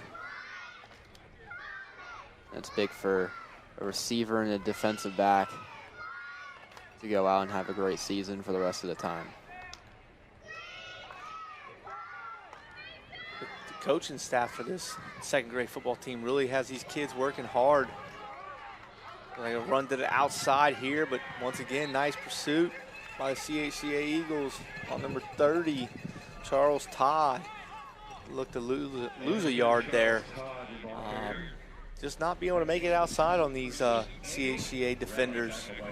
A little faster, I think, than maybe the Comets were anticipating on the outside. And I wonder if you'll see this on the replay. One of my favorite parts about this play is after 23 makes a great tackle, and you see 36 for CHCA come in and just, there you go, right there on that right side, hyping him up so much, kind of being a bit of a captain. And you love seeing the leadership kind of from like that from 36, being able to get on his guys like that, say, what a big play, and help that team morale stay high. Definitely improves the team morale, and it helps out with it, throughout the season. You're going to have times where you struggle, but it's times like that you tend to remember and carry on, and it makes you want to keep playing football. Here's a snap to the King Bello, who gets outside, and a couple nice stiff arms there before he was brought down. They're on a nice gain, though, of about 7 yards there on 2nd down to bring up 3rd and 3 here. Nice tackle on the outside. Nice couple stiff arms here by King Bello on this outside run. Yeah, and Bello has shown a bit of that strength and elusiveness on some of these runs. Not afraid to put a hand out there, try and make a guy miss. And that's a nice little fake there, too, from the quarterback. 23 here on the end, holds on for dear life there. Gets him by the belt loop there and drags him down to the ground. So, saves a 1st down for sure. With just under 1:40 to go in this one. We'll see if Mason can get a couple more plays off here, maybe score another touchdown. I'm sure coaches are yelling, hold on to the ball right here. Don't want to see no fumbles this late in the game. Absolutely. Ball security comes more and more important as the seconds wind down. Grant Bowen looks to be taking the snap here. Right up the middle. Looks to be enough for a 1st down for Mason. Approaching a minute left in this one now. Maybe another play or two for the Mason Comets here. And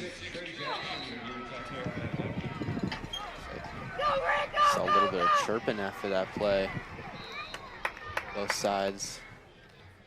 Been a very competitive game so far. With comments.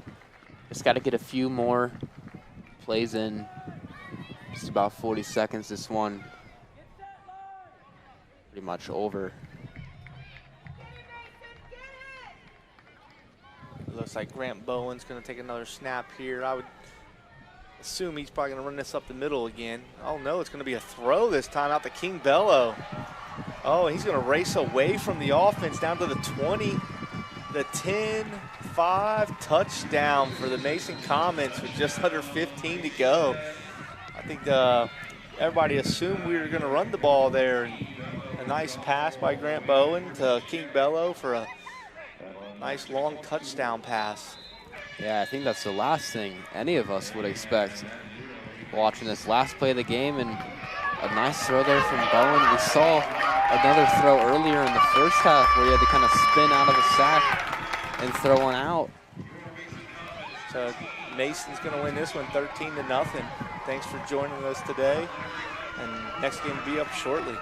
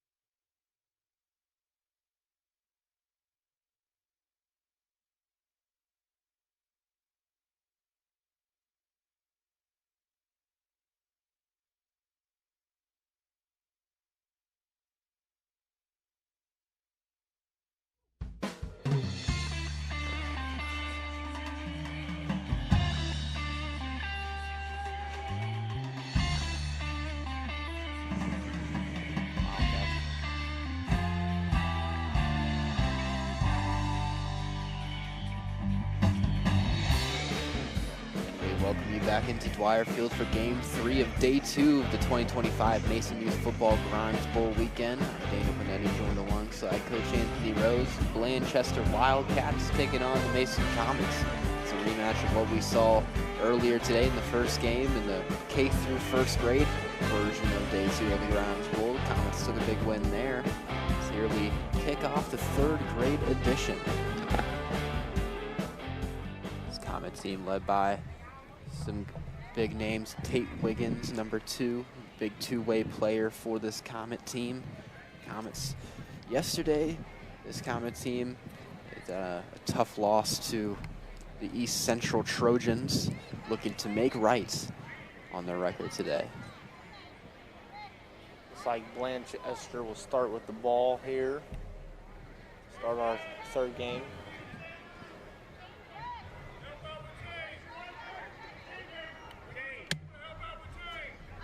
The Comets staying in this black set of jerseys.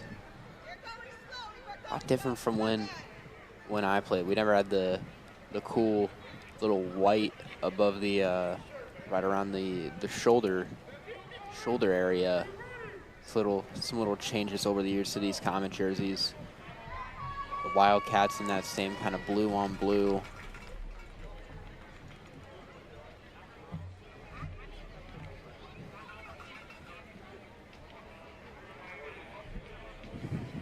Like we were waiting on a new chain gang to show up. Gonna get started here. The Wildcats will come out to the line, ready for their first play of the day.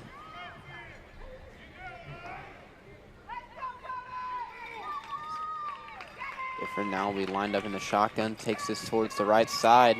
He has some room, and that's a speedy guy out there on the right. A juke backwards makes a miss. Looks like he stepped out of bounds. We're going to send this down to the field to see some player intros. I'm running back in corner, and my favorite football player is Jefferson. My name is Lincoln Hung. My position is linebacker and wingback, and my favorite NFL team is Bengals. My name is Henrik. I play linebacker, lineman, and my favorite football player is Patrick Mahomes. My name's East.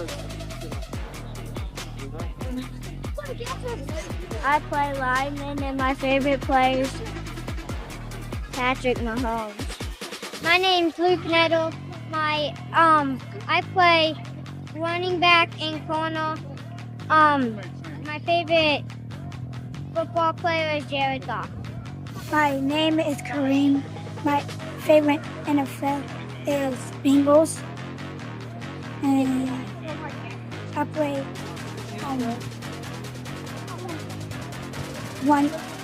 one back. Hi, my name is Brecken Sparks. My position is linebacker and quarterback. My favorite NFL player is Jamar Chase. My name is Chase. And my position is offensive guard and defensive tackle. My favorite player is Jamar Chase. Hi, my name is Colton, and I'm center and end. And my favorite player is Patrick Mahomes. My name is Joe Batista. I play wingback and linebacker. And my favorite player is Lamar Jackson. My name is Keelan, and I play defense and offense line. And my number is 18, and I like Saquon Barkley. Hi, my name is Bianca. My position is safety and wide receiver, and my favorite football player is the Bengals. My name's Elijah. My favorite NFL player is Justin Jefferson. My position, I'm running back and safety. My name is LaShawn. My favorite player is Joe Burrow, and my number is 29. My name is Cameron, and I play defense, and my favorite player is me. My name is Jackson, and I play a tight end and defensive end. And my favorite Team is Cincinnati.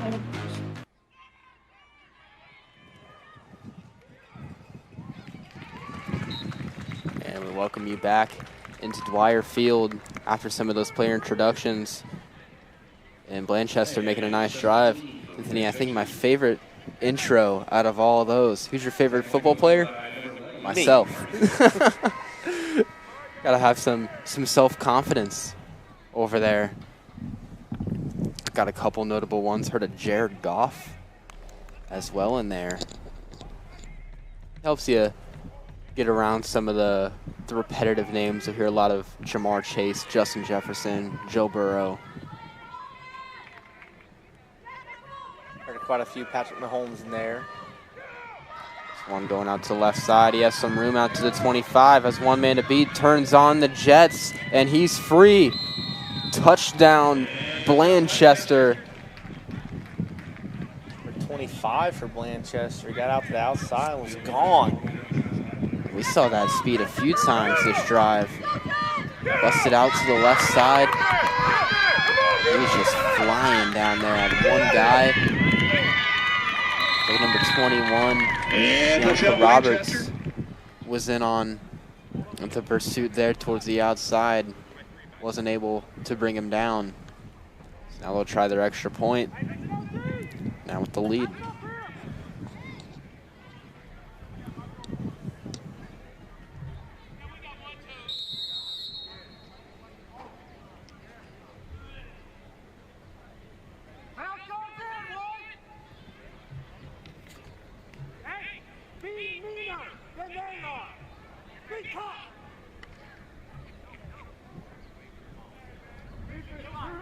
Wildcats break from the huddle. They'll try their extra point. The extra points today have been a little more consistent than yesterday.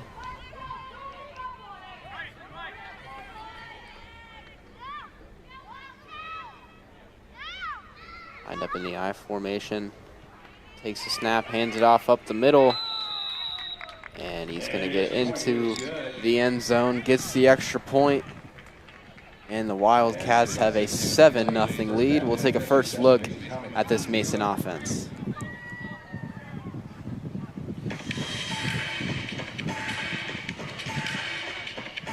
So a pretty well-balanced drive for the Wildcats offensively. Filled with a lot of runs, as you would expect to see. And it capped it off with a nice little run towards the outside, using that sideline. See if the Comets can answer with one of their own. This offense led their running back, Tate Wiggins, number 2. His first carry of the day yesterday was his best. He had about a 25-yard rush where he had to kind of flip the field. But after that, he was kind of held in check by the East Central Trojans, who was most of the Comet opponents yesterday. But we'll see if this Comet offense has some magic in store today as they break from the sideline. Blanchester with a nice couple runs there to the outside. Really quick to the outside, so was able to get the field and score a touchdown there. See what Mason can do here with the ball for their first attempt.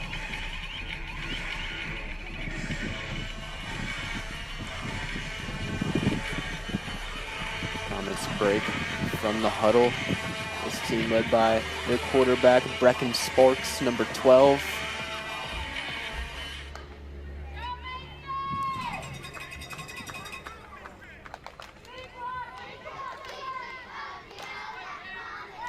Start this. The shotgun's going to be a direct snap to Wiggins. Flag thrown. He gets to the 40, but a flag thrown right around when the play started. It's going to go against the Comets.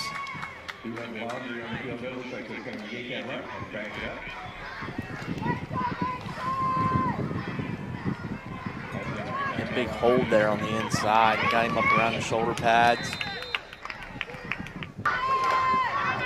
That was about a five-yard carry. Just a little bit more from Wiggins, but it's going to be brought back. We'll see what the Comets opt to do with yardage not in their favor.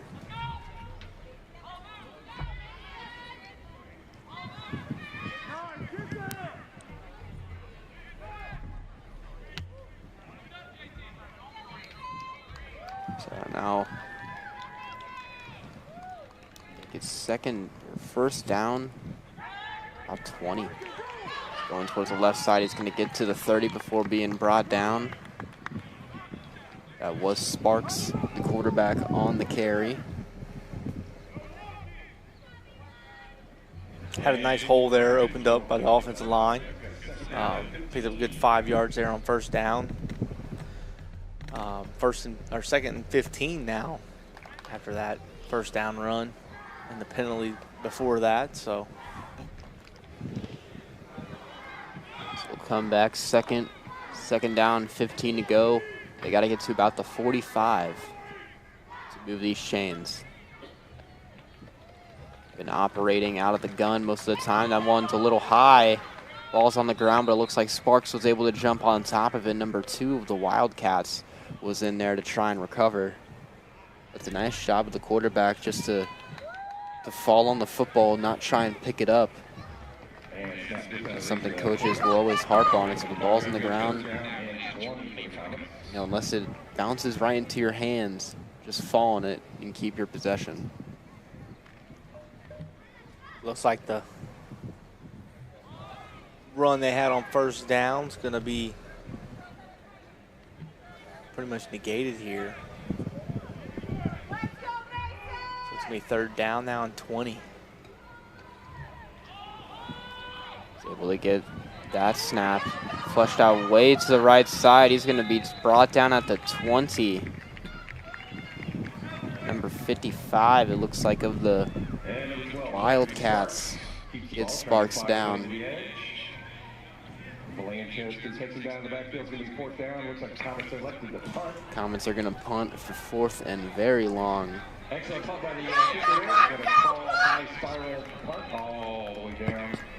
Looks like it's going to land just inside Blanchester territory. It's going to be first and 10. EA announcer having a bit of fun commentating the invisible punt as the ball will be spotted in Comet territory at about the 45. It goes about 25, maybe 30 yards from where the ball was turned, or the ball was when they elected to punt. So CHCA, or excuse me, Blanchester is going to have pretty solid field position to try and make this a 2-score game.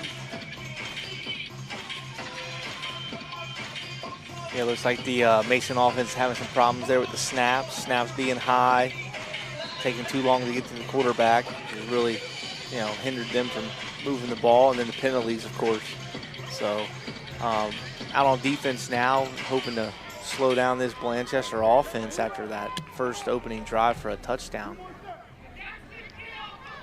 So they'll line up in the I formation. It's going to be a handoff up the middle. And he has some room towards the 30. He's brought down at around the 28-yard line. Number 5. For a first down for Blanchester. Nice run there by number 5. Get him right here, guys, in the middle. Get him. Straight into Elijah Robinson, number 23, had to step in the way to try and make that tackle.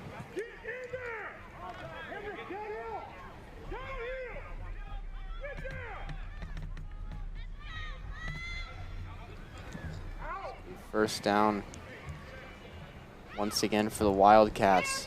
The same play, 5 to the left side, breaks through another hole, and he's tackled down by 2 different Comets. Number 11, Kareem Hardy in there. Hardy made some very nice tackles yesterday. One of the Comets' best open field tacklers. He kind of had a nose for the football. Saved a couple of touchdowns yesterday. Finds himself involved there to make a play.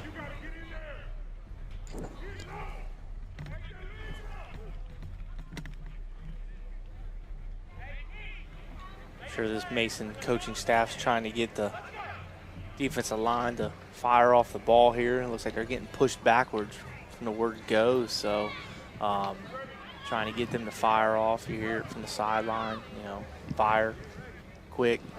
So see if Mason can get after it here. Be a shotgun snap, handoff to the left side. He breaks up the middle, and he's brought down. Sparks was involved on that tackle, as well as Hardy again. That handoff went to number 17 of the Wildcats. And number 17 is on here.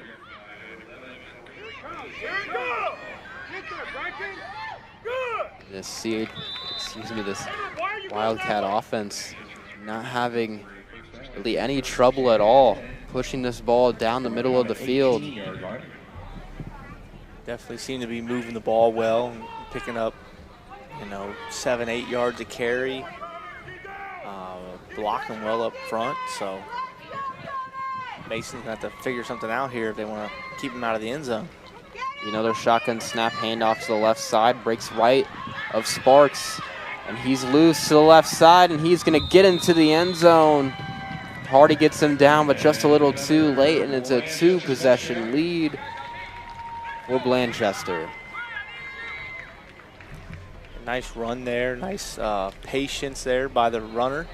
Bounced it back outside and ran it in for a touchdown there.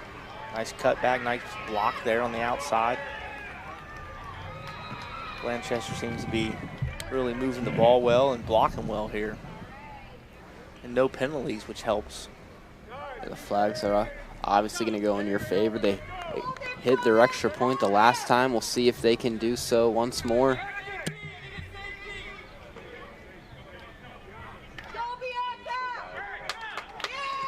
This player will sub off the field as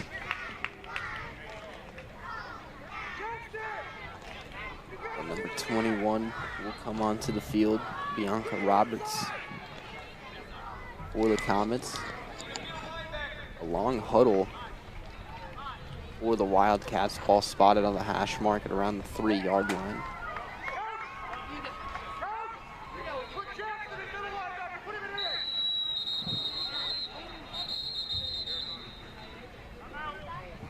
Looks like a timeout is going to be called. Timeout on the field.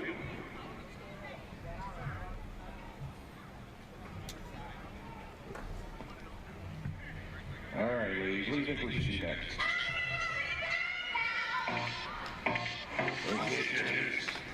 Get them hyped up. You got a big stop here. We're going to stop from the extra point attempt.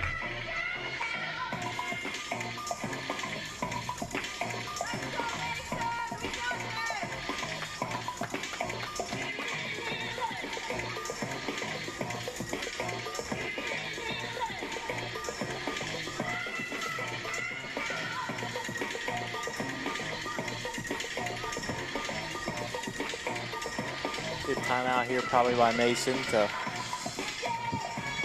slow things down, get some things set for their defense. Try to keep the extra point off the board here for them. It's any sort of way to swap the momentum a little bit, get some fire under the players.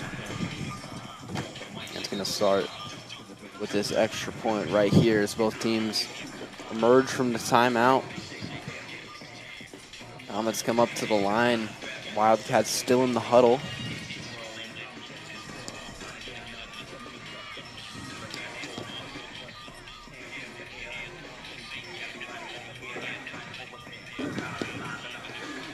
And now Ray Keller will be under center in the eye. Be a handoff up the middle, and he's into the end zone. It's a 14-0 lead. Just ran over the defender there at the goal line, right into the end zone for the extra point. Just under 4 minutes here left in the first half. This will likely be the final drive of the half for the Mason offense. A team that has been kept off the field most of this game. They have a drive where they saw themselves falling behind the sticks a couple of times.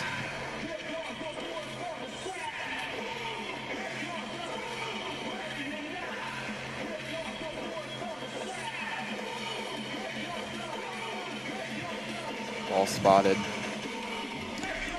at about the 35-yard line. We'll see what the Mason offense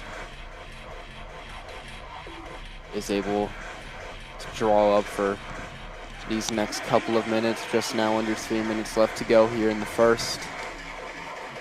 See if Mason can move the ball here. Keep the yellow off the field and get positive plays here. Work on maybe some of that snapping in the shotgun here.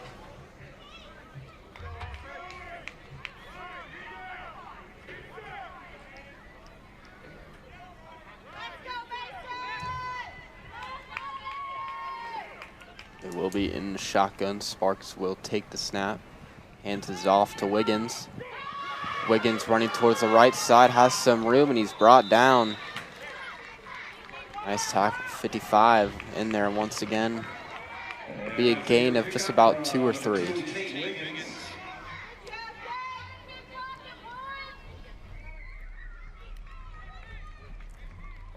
Looked a little promising there, but 55 held his ground there. 5 has been having a very nice game defensively so far. And on that right side of the line of scrimmage. It's holds on that play, able to get some positive yards, moving it now into 2nd down.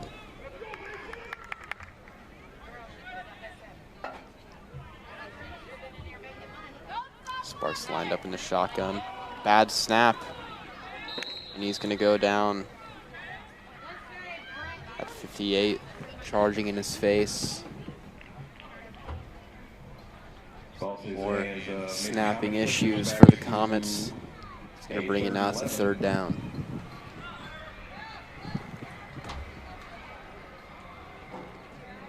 Approaching a minute here left in the first half. Comets looking to move the ball a little bit here. He said work on some of the snapping and quarterback catching issues here. I think if they can get that solved, though, I think they can move the ball a little bit. But the snapping issues has definitely been an issue, and the penalties. I remember a way that our coaches would have us fix the snapping issues is once practice was over, you weren't allowed to go home until you had at least 100 good snaps out of the shotgun with your center and your receiver. Or your quarterback. That goes to Wiggins on the left side, breaks a couple tackles. He's still on his feet, and there goes Tate Wiggins out to the 45, and he gets the 1st down. That's a nice bit of work by Tate Wiggins there, pretty much doing it all on his own. Getting outside, breaking a couple tackles there to get a 1st down out of it. Has to be about 3 broken tackles there before he finally gets brought down. Comets will have time for one more, but there's a nice run there from the running back, Tate Wiggins, brother of Torian Wiggins, varsity wide receiver for the Mason Comets. A big year for the Mason Comets coming up. A first game against Springboro on the 22nd of August, so just a few weeks. Very highly anticipated year for this Comet team, and Wiggins, a big chance to be part of that, as well as Jamian Martin, who has a brother on one of the next teams coming up, AJ Martin, who we saw yesterday. Those 2 big wide receivers at the varsity level. Torian had a big game in the Battle of the Skies last year. He had 2 receiving touchdowns, and Jamian Martin had 1 to go along with it as well. It's nice to see them getting their younger brothers into football. Tate and AJ both having some solid Grimes Bowl showings. AJ had a big 70-yard receiving touchdown yesterday. We'll see if Tate is able to have a big play of his own. Yeah, with 1 play left here in the first half, it's going to have to go for just over 50 yards to get into the end zone for the Mason Comets to cut this lead in half before halftime. About 54 yards from the end zone. Line up in the shotgun. This will be the final play of the half. Sparks is going to keep it himself to the left side. He has some room, and he's going to be brought down just a few feet past the 50, and the clock will expire. That'll send us to halftime. It's been all Blanchester, but the Mason offense finding a little bit of a groove as we head into the second half. We'll head to halftime to score 14-0 Wildcats.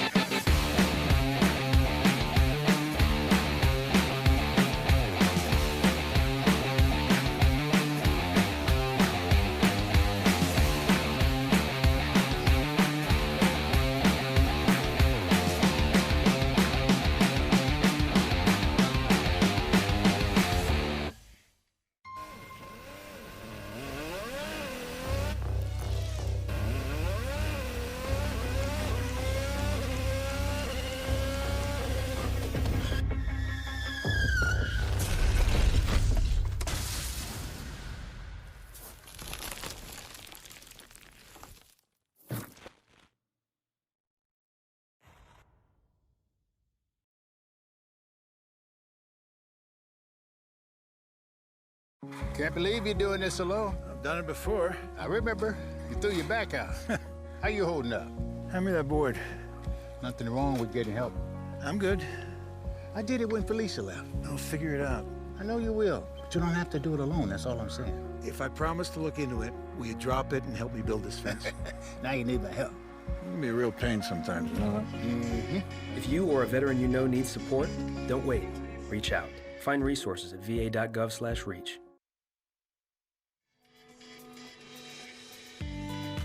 Hi, my name is Jen, and I'm the founder of Boxful.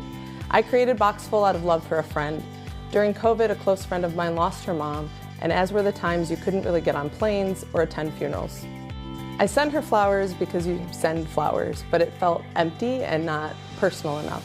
And I'm a hugger, and had I been there, I would hug her. So I was looking for any gifts hug-related and didn't really come across anything until I saw a teddy bear with long arms, and I thought maybe I could send her a bear hug. So I attached the arms to the box flaps. I wrote a little note about how I wished I could be in the box to hug her, but since I couldn't, to hug this bear instead. It got such a great response, and she obviously felt loved.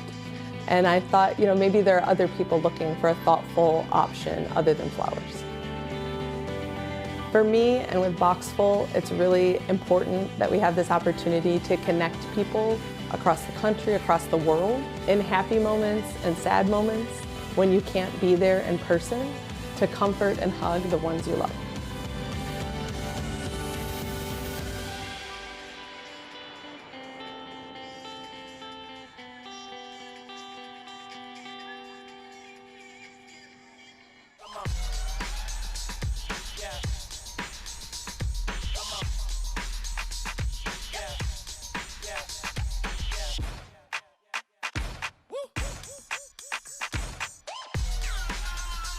You're not going to get it all right. Just make sure you nail the big stuff, like making sure your kids are in the right seat for their age and size. Get it right at nhtsa.gov/the-right-seat. Life doesn't always give you time to change the outcome. Prediabetes does. 1 in 3 adults has prediabetes, but with early diagnosis, prediabetes can be reversed. And you can change the outcome. Take the 1-minute prediabetes risk test today. Go to doihaveprediabetes.org.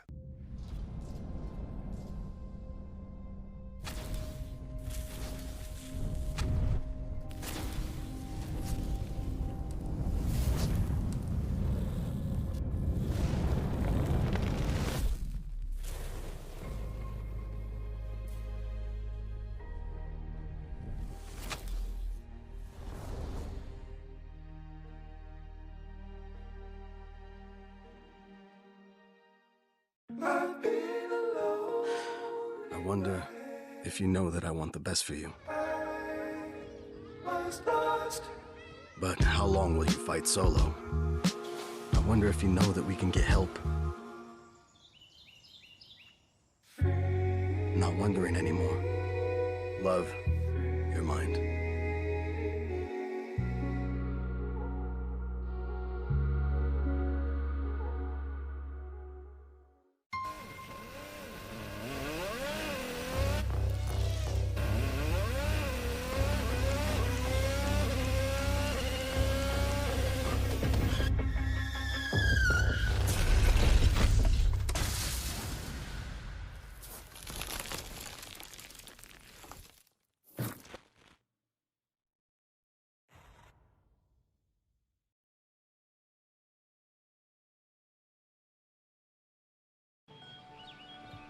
Be right there.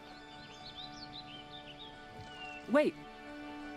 Use the shovel and bucket of water, remember?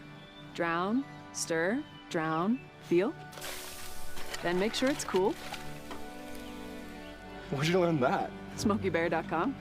Brushed up on some tips before we left. Don't want to start a wildfire, right? Only you can prevent wildfires. All right, our first item of business is a presentation, which is a swearing in of a new officer. A freeze-on mayor with Mr. and Mrs. Santa Claus. Merry Christmas. Freezing himself inside the tent. Touchdown, Marymount. From the top of the key, Anna Habra ties the score.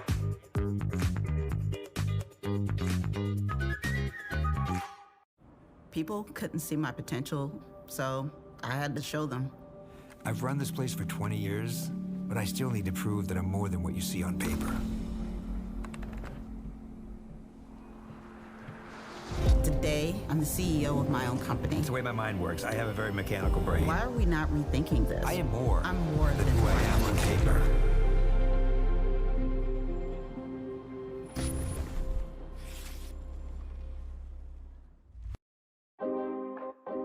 It's important to get a flu shot each and every year because flu viruses are constantly changing and immunity from the vaccine decreases over time. Flu vaccines are updated annually to work against that year's viruses. The best time to get your shot is in the fall, but getting it later can still help.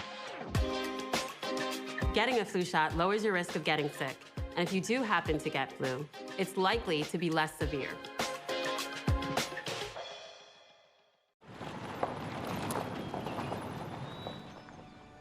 You need some help? Your tow chains are a little loose. Could spark a wildfire. I could show you how to secure them properly if you'd like. Sure. Thanks a lot. Anytime. You should check out SmokeyBear.com. They've got a bunch of tips on wildfire prevention. Only you can prevent wildfires. 20 minutes in, score Blanchester 13, Mason 0. The second half of day 2 of the 2025 Mason Youth Football Grimes Bowl. Mason Comets will start out with the football going the other way. It's a 14-0 lead for the Blanchester Wildcats. As we head into the second half, the Comet offense started slow, but to end the first half, they started catching a rhythm. Yeah, we'll see if they can continue that rhythm here. As they fumble the first snap. It was going to be a jet sweep. Going to number 17, Joe Batista. And we saw a couple times last game in a second grade game, some bobbled jet sweep looks like that. Yeah, but luckily Brecken Sparks could jump on top of it there before Blanchester could. So that'll make it second and long for Mason Comets. Second and about 13. That's what it looks to be. It's another bad snap. It looks like Blanchester's going to fall on that one now. We'll wait for the signal. It is Blanchester football. Two bobbles in the backfield. And the second one leads to a turnover, and it'll be Wildcat football in Comet territory. Yeah, the late Brecken Sparks just didn't catch the ball there, took his eyes off of it as it was coming in. And then Then got shoved out of the way there by a Blanchester player to pick up the fumble there. So short field for Blanchester. Going to start at the 25 here. With a chance to score a touchdown, make this a 3-possession game, and really put it out of reach for the Comets to come back.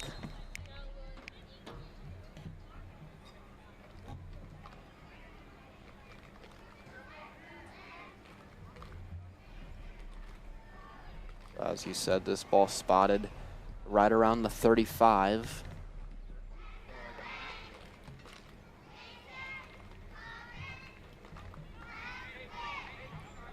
Where this Blanchester's offense has been going, 25 yards is not much for them. We'll see. Shotgun looking to throw, and now pulls it down, gets a block. He'll take it towards the right side, out past the 20, and pushed out of bounds by Wiggins at around 16. So the first time we had seen Blanchester look to put the ball in the air, instead he pulls it down, takes it to the right side, and gets a good chunk of yardage. That makes it 2nd and 2 after the run.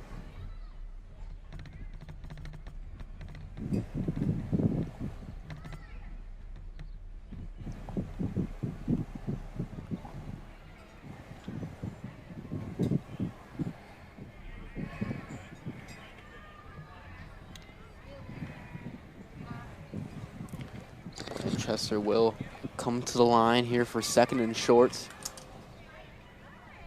This time he'll look to throw once again. He rolls out to the right, and he'll drop it once more. Makes a juke, makes a couple guys miss. Now reverses to the left side, and he's going to get into the end zone.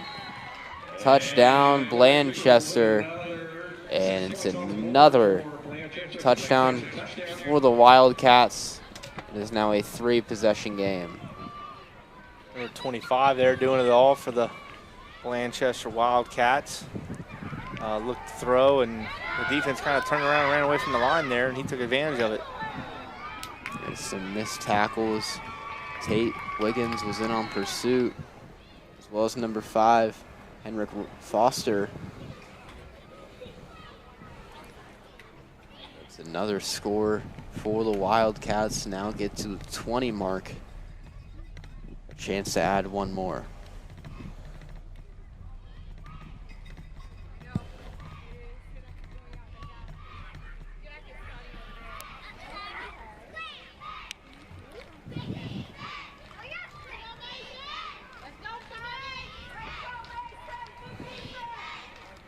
So they'll line up in the I plus one more. Hands it off up the middle, and he is into the end zone. Almost untouched as he crosses the white stripe. And it is now a 21-0 lead for Blanchester.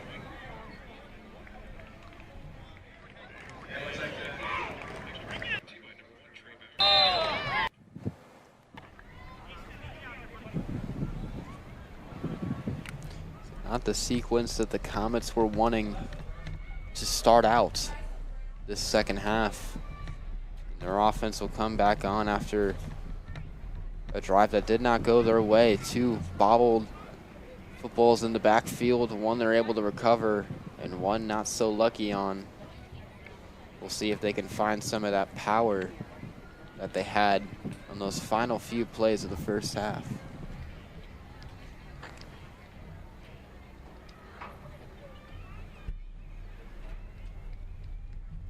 Be nice to see them move the ball a little bit here. Maybe not, you know, like you said, fumble the ball or let it get to the ground, and move the ball a little bit here for the Mason Comets. Build some confidence here for them.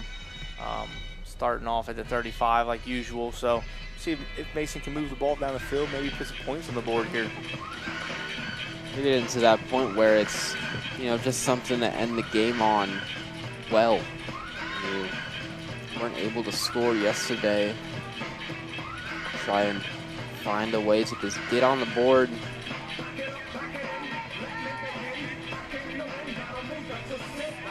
Break into the shotgun. Wiggins to the right of Sparks. That one's over his head, and Sparks looks like he's able to jump back on it. Yeah, another bad snap from the shotgun. Just over his head there. Mason having some problems there getting the ball back to the quarterback. The snapping issues, you just want to get under control. It's all right to have those problems early in the season where we are. You're hoping that at one point they can have that down. Might have to start saying after practice, get more of those reps. And that one's over the head of Tate. He tries to get on top of it. Ball is still loose, and he finally jumps on it all the way at around the 12. And we'll back it up a few more just over the head. Excellent effort on there. Recovers the ball again. Keeps it in Comet's hands. It's going to end up being 3rd and 30 here. After 2 bad snaps, unable to corral the snap, and ball bounced away from him. Ball is at the 15 is what they spotted. They got to get all the way to the Comet 45. Can't afford a bad snap here. You might end up in your own end zone.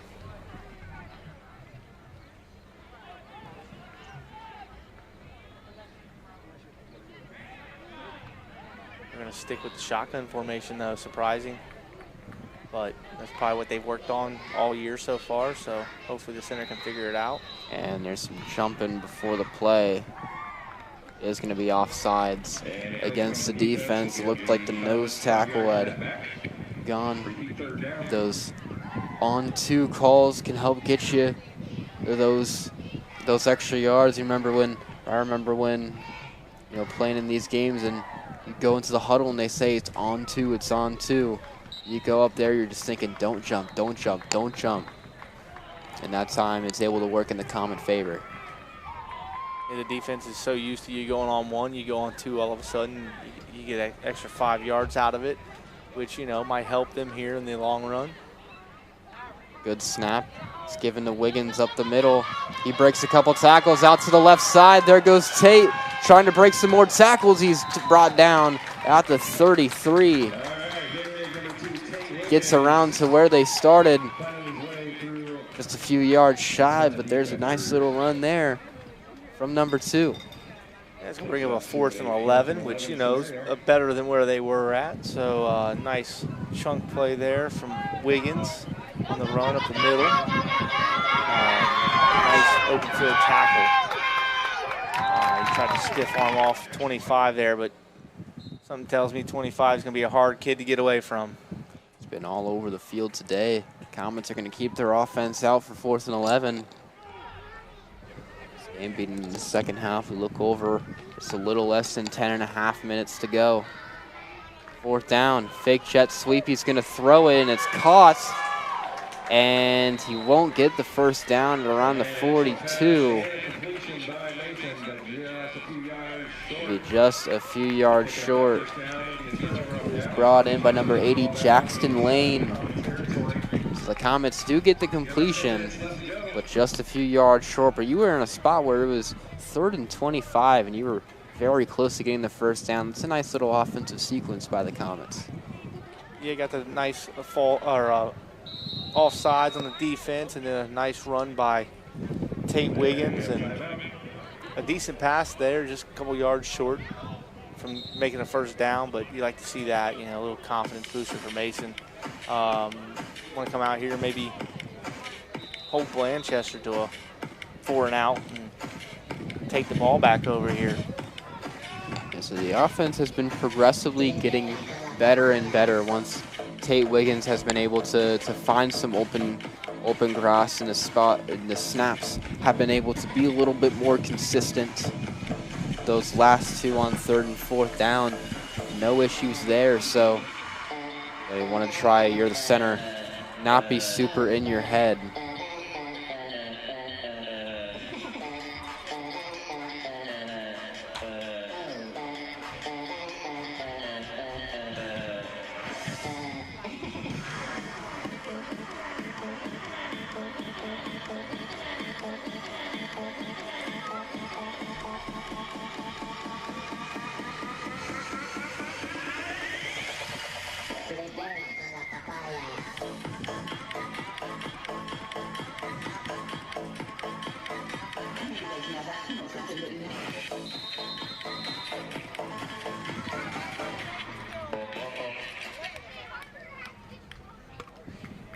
So Blanchester comes back out for another drive.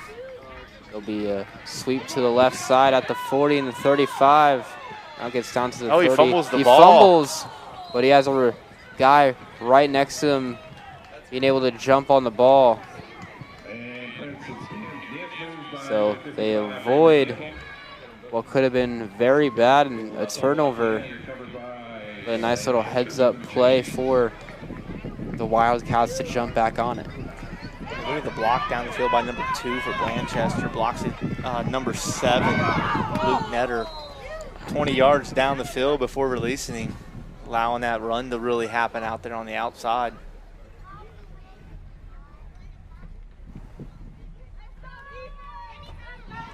So Will moves the sticks. It'll be first down, ball spotted around the 27.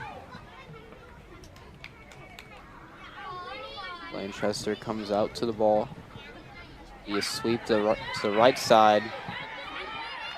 And he's brought down. It's number 80 on the tackle, Jackson Lane, able to get him by a shoestring.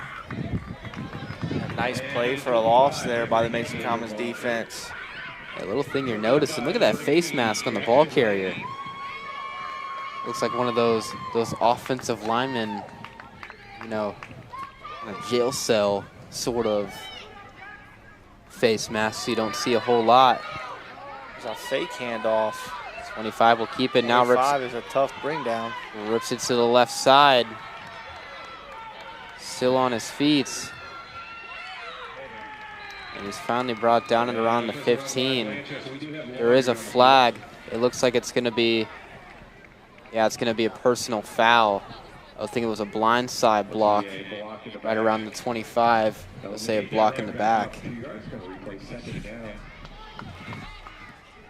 So that'll bring him way back.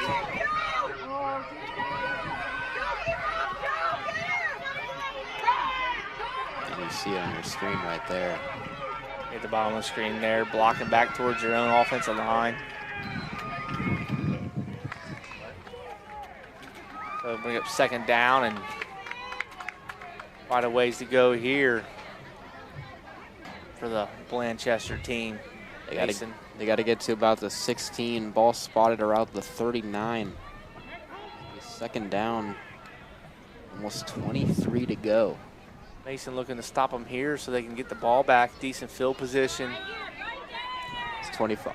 25 will take it to the left side. He has some room, and he's going to get the first down. Brought down inside the 15. That'll move the sticks. It's a big run for the speedy quarterback. Kareem Hardy, number 11, was in there on the tackle. The drive continues. Containing him inside has been an issue for the Comets today. He's very quick to the outside. Usually makes one move and then turns on the jets there, just up the sideline in a hurry.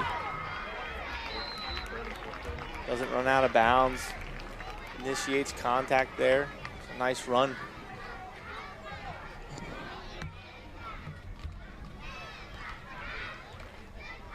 The Comets were threatening a stop. Instead, the long run to the outside continues the drive, and now it's first down inside the 20. Lined up under center. It'll be a handoff up the middle. Number 2 evades, breaks the tackle to the outside, keeps reversing field, and he's into the end zone. It's another touchdown for the Wildcats. He was brought down by Wiggins right as he reached over the pylon.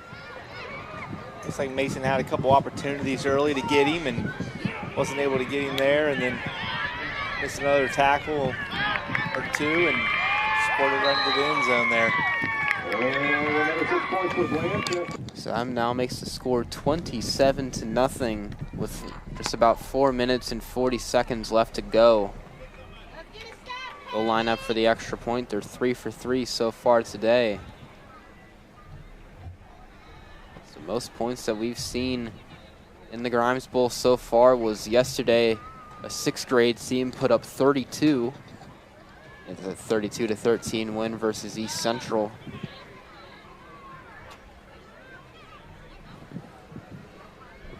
Handoff up the middle, pancake on the offensive line, and he's into the end zone.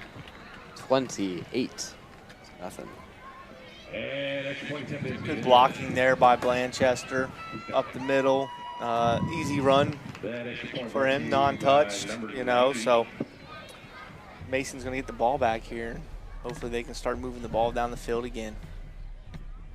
We'll have time for just another drive. We've seen some good movement the last couple of drives for the Comets. They've been able to sort of string something together. We look at the big thing last drive. They found themselves in a 4th and 30 or 3rd and 30 situation. They got a offsides penalty to move them a little bit closer, and then a nice run from Tate Wiggins set up a 4th and 11.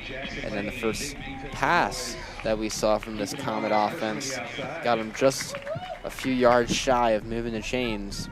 We'll see if, with just a few plays left in this game, if they decide to go back to the air. There's 3 minutes, 10 seconds left to go. This offense sits in the huddle.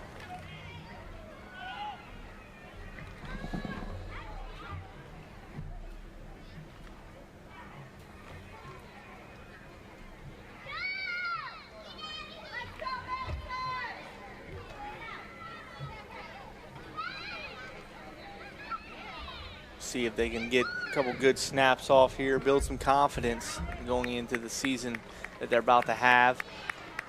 Move the ball down the field. Be nice to see them get on the scoreboard, as they didn't get on yesterday, so. Sparks will send a man in motion. Wiggins in the shotgun to his left.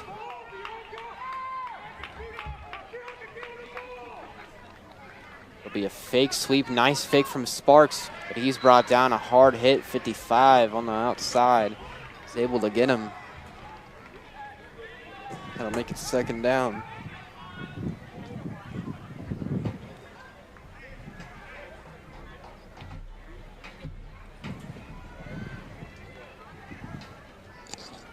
Look at the clock, just ticks under 2 minutes left to go. Comets will have 2, maybe 3 plays left in this one.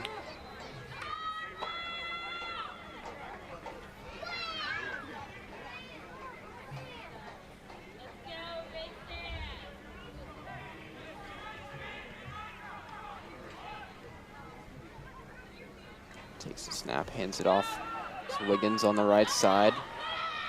Cuts upfield towards the 40, and a nice tackle down low. We'll make it 3rd down. Wells, number 55. Or excuse me, it's a quarterback, number 25 in there on the tackle. He does a very nice job there, going low, wrapping around the legs.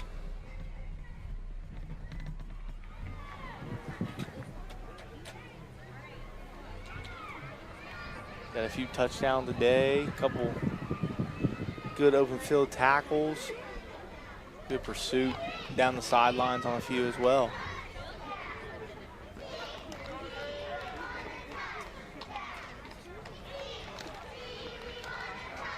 Third down, about 5 yards to go for the Comets. Might end up being the Comets' last play here with just under 30 seconds to go. Snap is on the ground. Sparks just falls on top of it. And that'll likely do it for the Comets. 15 seconds left. Breaking Sparks comes up the ball. Keeps it from a turnover. We got 4th and 10 for the Comets. We're going to take a timeout here with 7 seconds to go. Mason will try to get one more play in, build some confidence here for his team. Have a little conversation with him here about let's finish strong here.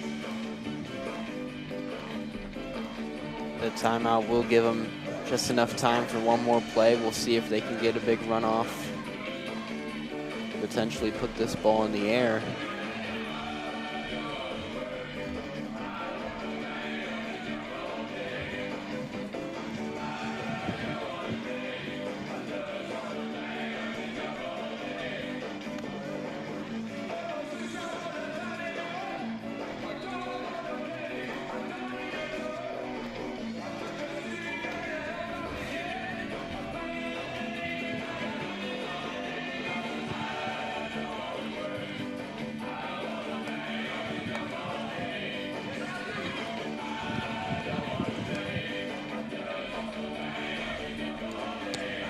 Comets come back out for their last play of the game, 4th down. It'll be a direct snap to Wiggins. Is able to break a tackle, now tries to move upfield towards the left side, and he's brought down just shy of the 40. That'll do it here for the 3rd grade edition here in the Sunday of the Grimes Bowl. The Comets take a tough 28-0 loss. We'll head to a break. We'll be back with the next one here at Dwire Field.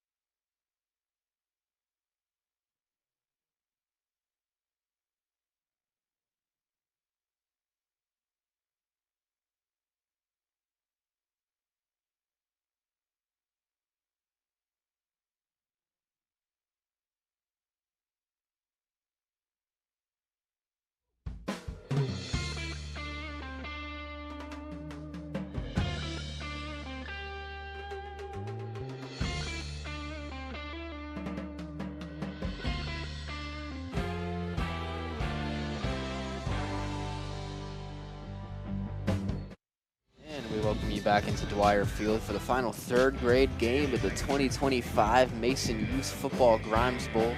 Here on day 2, Sunday, August 10th, I'm Daniel Benetti, joined alongside Coach Anthony Rose for another game here on this Sunday. It's the Mason third grade green team taking on the CHCA Eagles. The Comets this Comet team had a big win yesterday, alongside a couple of big names. Number 0, the quarterback, Zane Lawson and Kingston Johnson Spikes. CHCA will start with the ball. It's hand off to number 1. He'll be close to a first down. And looks like they're going to give it to him to move the chains. Nice first play of the game. This team, there's a couple guys on defense as well. Cormac Cottrell, number 15. He had himself a pretty good game. Brody Glosser as well, just to name a couple guys. On the offense, you're going to see that big duo in Johnson, Spikes, and Lawson, especially once you get to the offensive side. It'll be 1st and 10, ball spotted around the 46. They will take the snap out of the shotgun, whistle blown beforehand. This one is going to be a false start. And we're going to take this down to the field, do some player introductions, meet the guys on the field. My name is Zane Lawson. I play quarterback. My favorite player is Matt Ponatowski. Go Big Mo. My name is Kellen, and my favorite NFL player is Jamar Chase. And I play 3 and corner. My name is Kingston Johnson Spikes. I'm running back and safety. My favorite NFL player is Malik Verdon. My name is Fernando. My position is strong guard on offense. My favorite football player is Jamar Chase. My name is Braylon. I'm a strong guard. And my favorite football player is Jamar Chase. My name is Brody Glosser. I play cornerback and wide receiver, and my favorite NFL player is Miles Garrett. My name is Dakota, and I'm a strong tackle, and my favorite NFL player is Justin Jefferson. My name is Weston Mann, and my positions are offensive guard and defensive tackle. My favorite player in the NFL is Trey Henderson. Hey, my name is Ty. My positions are linebacker and a fullback, and my favorite player is Red Lucas. My name is Gianni, and I am quick guard and defensive special. And my favorite player of football is Jamar Chase. My name is Clement Pacho. My position is slot back and middle linebacker, and my favorite NFL player is Jamar Chase. My name is Camden Coon. I play quick tackle. My favorite NFL team is the Cincinnati Bengals. My name is Kyson, and I play for offensive guard and corner, and my favorite football player is Jamar Chase. My name's Nathan, and my favorite NFL player is Saquon Barkley. My name is Matthew, and I play center and defensive tackle, and I'm a monster on the line. And my favorite NFL player is Derrick Henry. My name is Rowan, and my position is strong tackle, and my favorite player is Jamar Chase. Some funny little player interviews there. Here in number 92, Matthew Smith, self-proclaimed monster on the line.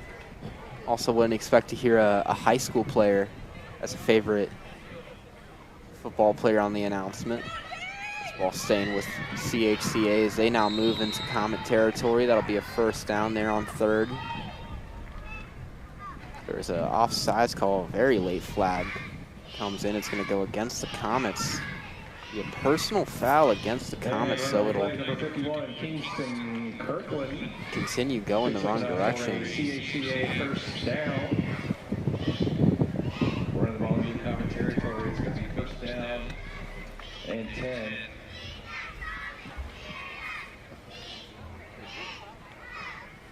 Not sure what the personal foul was for, but moves CHCA well in the Comet territory now, just at the 27. This is the Comets. This is a Comet defense who played very well yesterday. It'll be a pass to the left side. Is it a fumble? I think that's a backwards pass. It's going to be a backwards pass, and the Comets fall on it. Waiting on the sign. They're exchanging football, so yeah, it's going to be Mason's ball. It's going to be a turnover. To be recovered by Kellen Bowen, number 1. So a good-looking drive for the Eagles turns into a turnover. Look at this, got the lefty quarterback. That's definitely a backwards pass. See Johnson Spikes, number 2. Very adamant that it's Mason ball. So we'll get our first look at this Mason offense today. Led by quarterback Zane Lawson, who had some issues controlling the ball yesterday, had 2 fumbles. We've also seen this team not hesitant to put the ball in the air.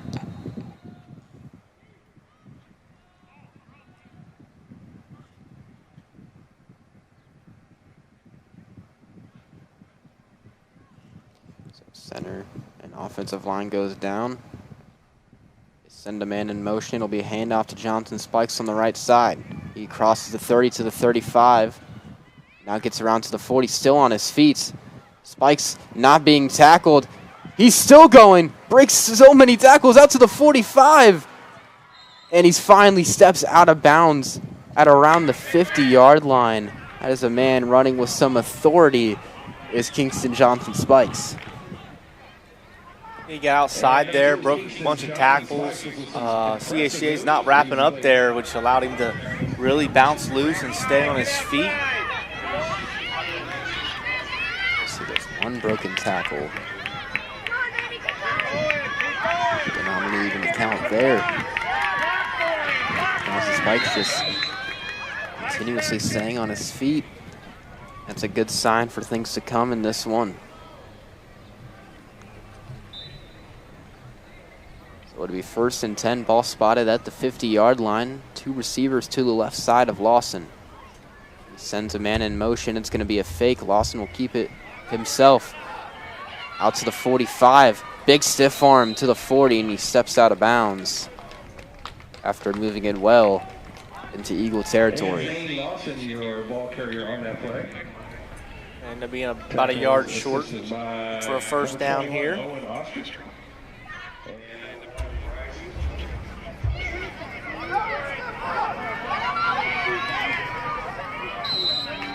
They got to get to the 40. Ball spotted right at the 41. Comets have been moving this football with ease in just 2 plays. Already found themselves in CHCA territory. More spread out look, 2 receivers to the left. He's going to bring one in motion to the right side. This time he does give it to number 15. And he has a lot of room out to the 30. And he's finally taken down after he passes the 30. That was Kamak Cottrell there on the jet sweep. And the Comets move the sticks. Nice run there to the outside. Not Cottrell.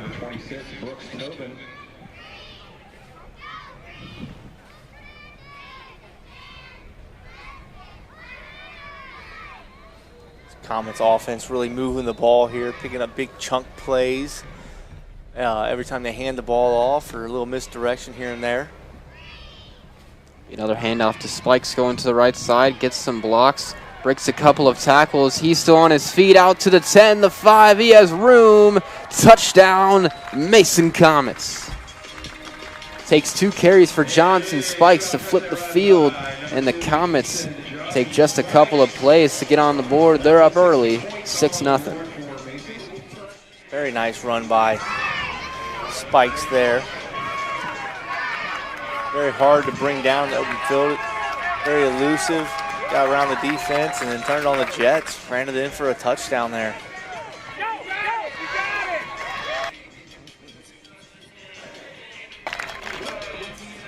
So the Comets will line up for the extra point. Trying to punch this thing in to make it 7-0. Ball spotted at the 3. We've been seeing a lot of jet sweeps today. That's kind of been most teams' formula on plays like these. Have number 10, Ty Semick, in that spot.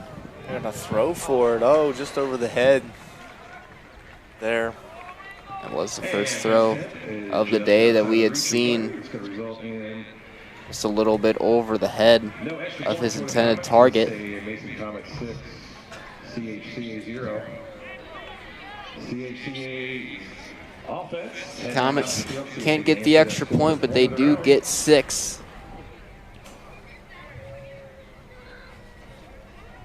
We'll see the CHCA offense come back out.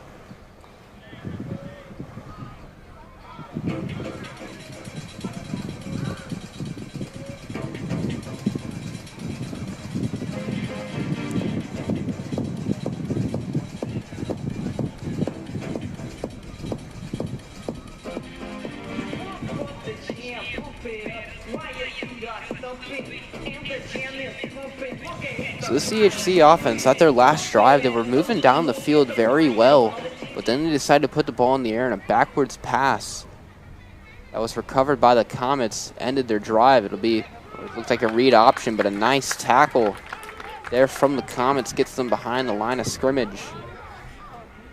Be number 14, Gianni Warren, here on the play.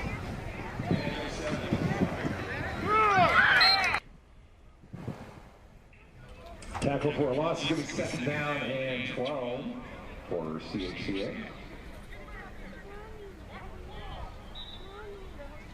Second and 12 for the Eagles.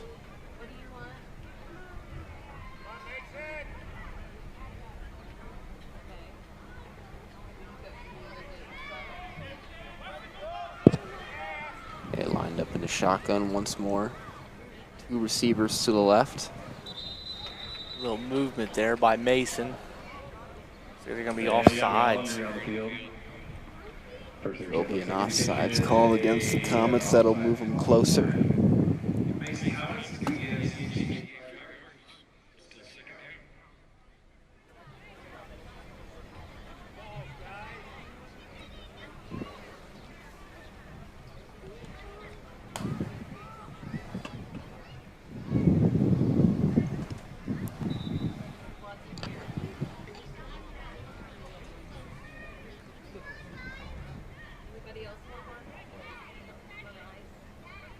It'll be a handoff of the middle, number 1.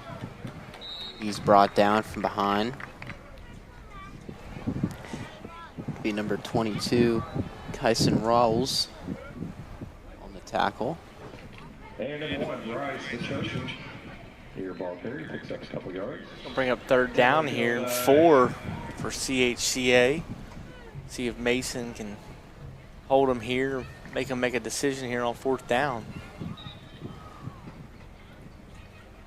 So 3rd down, about 4 yards to go. Comet defense has done a nice job staying on the field and forcing long drives. Similar look, low snap, it's going to be a handoff, and immediately he's going to be brought down. That was Gianni Warren, who shot through the middle and that A-gap to help bring him down. He's been having a solid drive so far, and that's going to make it 4th down.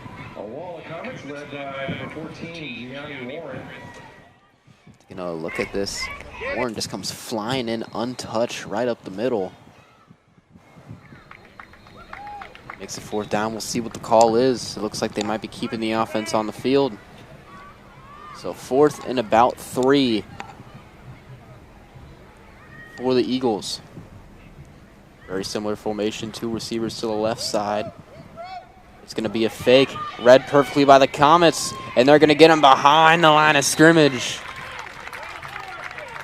Warren in there on the tackle, as well as a couple other Comets. Zane Lawson was in there on the play as well. Number 9, Wesson Mann, really upset the whole play there from the word go, and allowed his teammates to rally and tackle him for a loss for a turnover on downs. Great job there.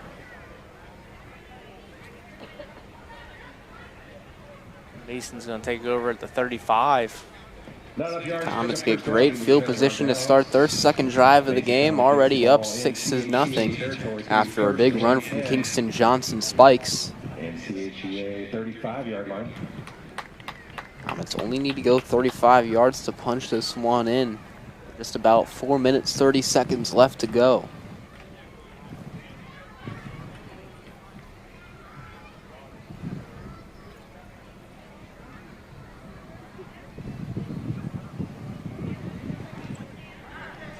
So they'll come up to the line to start this drive. In the shotgun with Lawson. Spikes to his left. He sent a man in motion. It's going to be a jet sweep to 10 on the left side. He breaks a couple tackles, gets to the 30. That was Ty Semick. He's been getting a lot of those jet sweep plays so far today.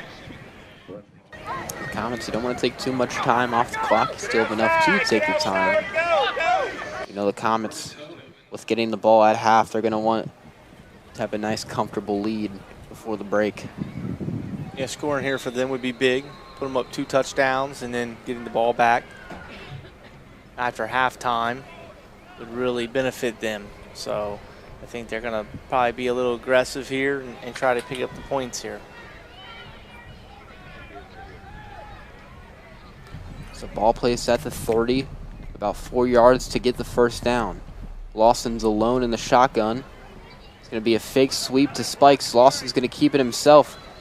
Thought about going to the outside, now cuts up the middle. Now he breaks out towards the 15, the 10, and he's finally muscled down by number 1 of the Eagles. But he gets the first down. It'll now be 1st and goal. Zane Lawson, your ball carrier. Lawson, Feel the pressure.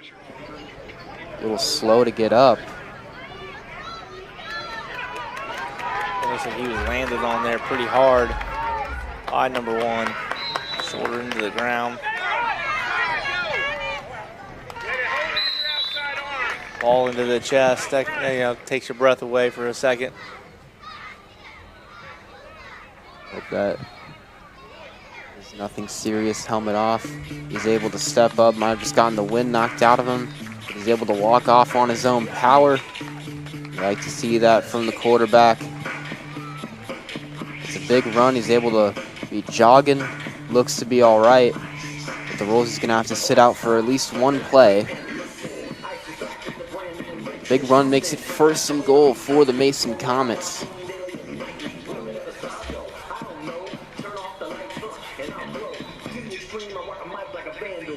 So we'll see who Mason puts under center here as backup. Gotta think it might just be a direct snap to a guy like Kingston Johnson Spikes. Just take this one into the end zone.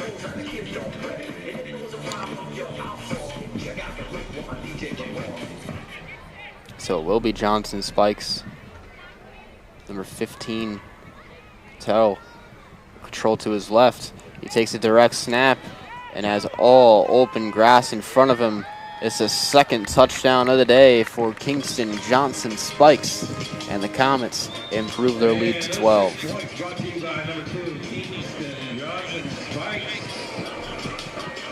Nice run there to the outside. Nice lead block by Cottrell out there in front of him.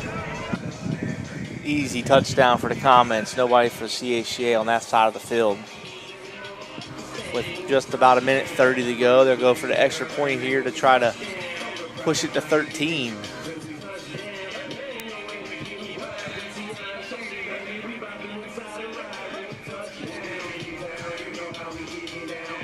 The Comets weren't able to convert on their first 2-point conversion. They put the ball in the air for the first time. So it's a bit of an overthrow. Johnson Spikes still in the game at quarterback.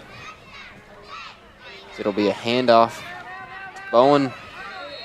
He is going to be in for the extra points. The Comets improve their lead. It'll be 13-0 after a touchdown from Johnson Spikes and the extra point from Kellen Bowen.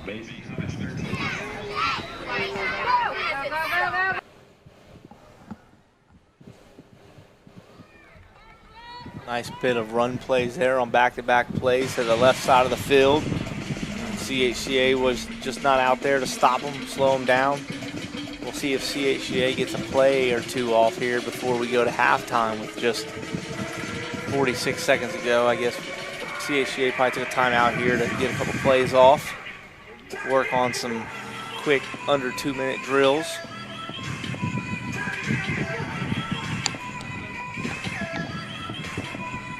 So 46 seconds left as the clock stops.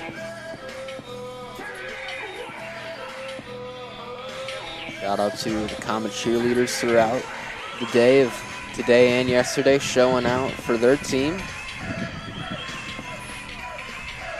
So occasional halftime performances from them as well. So maybe just time for about one play for the CHCA offense. Looking for something big. We have seen them put it in the air for just a bit of a wide receiver screen.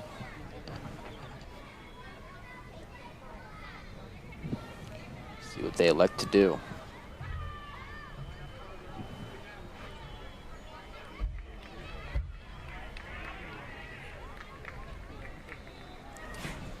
It will be in the shotgun, running back to the left, and that ball is way behind the head of the quarterback.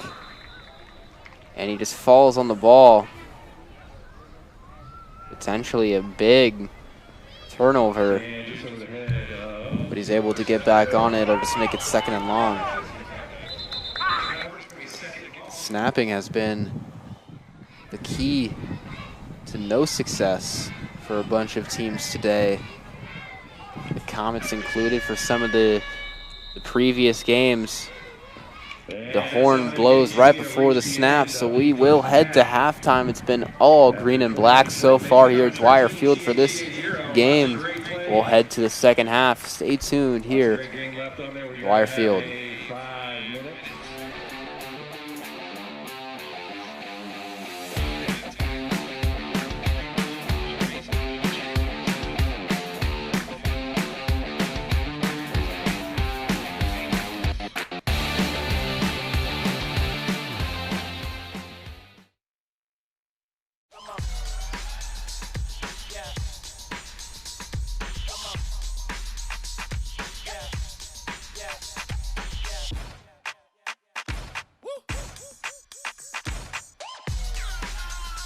You're not going to get it all right.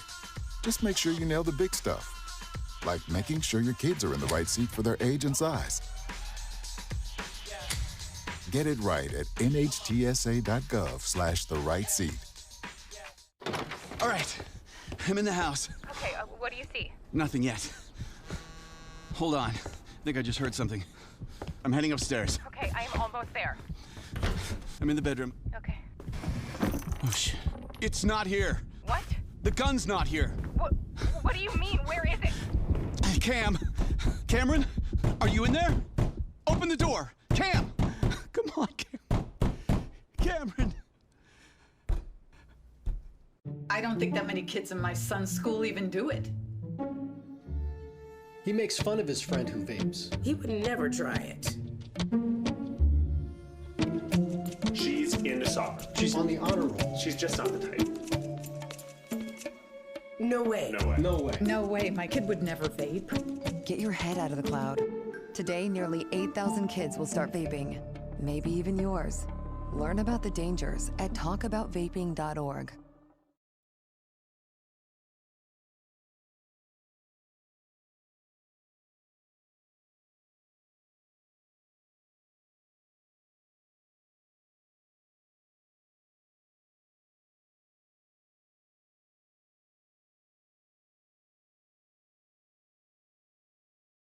Personal enough.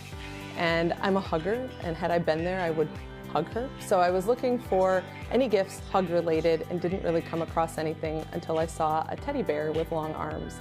And I thought maybe I could send her a bear hug. So I attached the arms to the box flaps. I wrote a little note about how I wished I could be in the box to hug her, but since I couldn't, to hug this bear instead. It got such a great response, and she obviously felt loved. And I thought, maybe there are other people looking for a thoughtful option other than flowers. For me and with Boxful, it's really important that we have this opportunity to connect people across the country, across the world, in happy moments and sad moments, when you can't be there in person to comfort and hug the ones you love.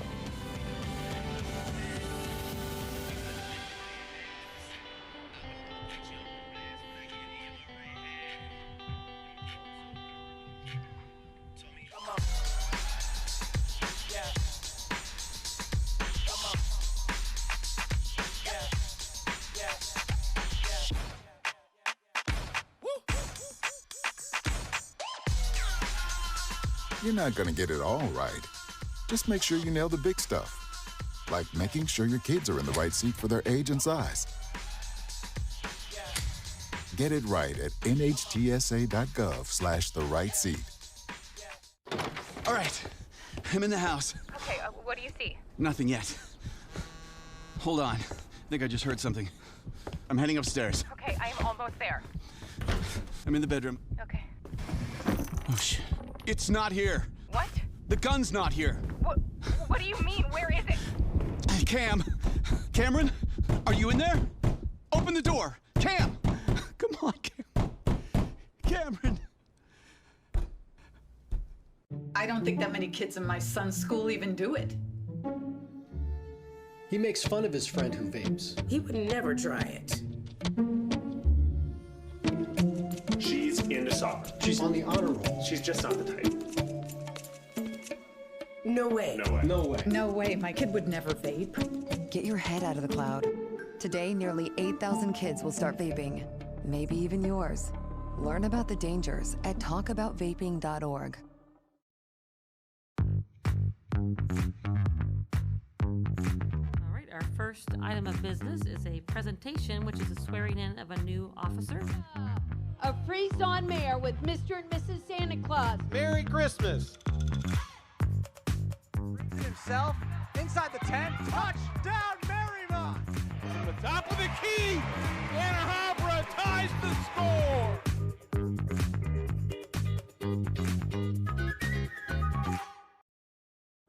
People couldn't see my potential, so I had to show them. I've run this place for 20 years, but I still need to prove that I'm more than what you see on paper. Today, I'm the CEO of my own company. It's the way my mind works. I have a very mechanical brain. Why are we not rethinking this? I am more. I'm more than who I am on paper.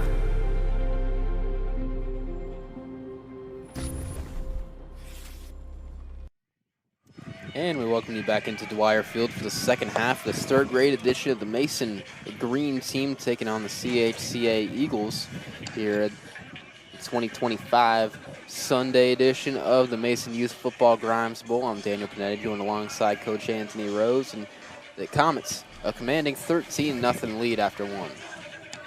Yeah, they looked good in the first half, ran the ball well, played good defense, was able to get a turnover in the first half. So, and start with the ball here the second half. So maybe put some more points on the board and kind of put this thing out of reach.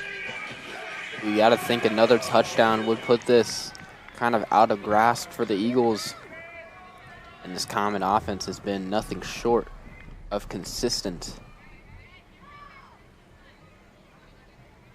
It's like Lawson forgot what the play was.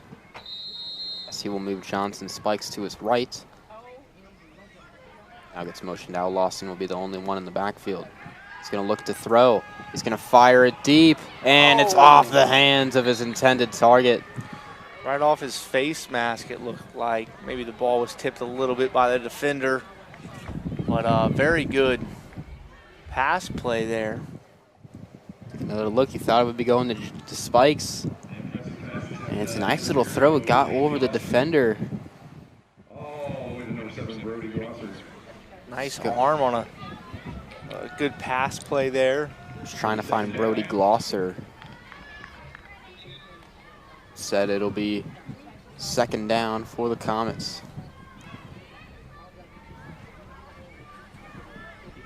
Be a jet sweep to the left side, has some room. Out to the 40, a stiff arm, another stiff arm, and down to the 50 was number 10, Ty Semick. Big run there. Looks like they're going to get him for that face mask. Looks like he kind of yanked on it there. Personal foul on him. Grasping the face mask. Looks like he yanks down on it right there. That's going to back him up 15 after the good run. So it's going to end up being 2nd down and 8 now after the big run. Yeah, that's kind of the duality of trying to do a stiff arm. Is sometimes you're going to end up grabbing that face mask whether you mean to or not. And that's going to send you back.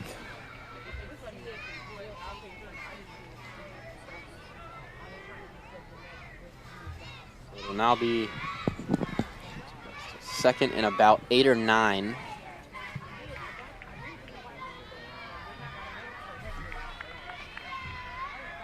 They come to the line, 1 wide receiver to the right.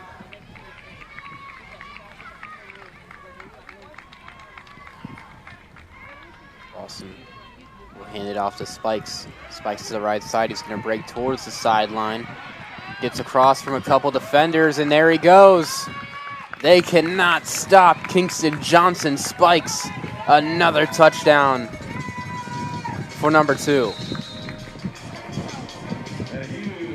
Very nice run there for just about 60 yards for the touchdown from Johnson Spikes. Just couldn't quite get a hand on him to slow him down enough. Being chased down the sideline there by 21, and I think 21 there towards the end realized, I'm not catching this guy. It has been a field day for this Comet offense, and the leader has been Kingston Johnson Spikes, as will now set up for another extra point. Comets looking to make this 20-0. It is 3 touchdowns on the day. Spikes. This is a kid who, only in the lower grades right now, but could potentially have a bright future. It's going to be a fake. Lawson will keep it himself to the left side, and he'll get into the end zone. Comets put up the 20 bomb on the board. They have a commanding lead here in the second half. Additional point brought to you by...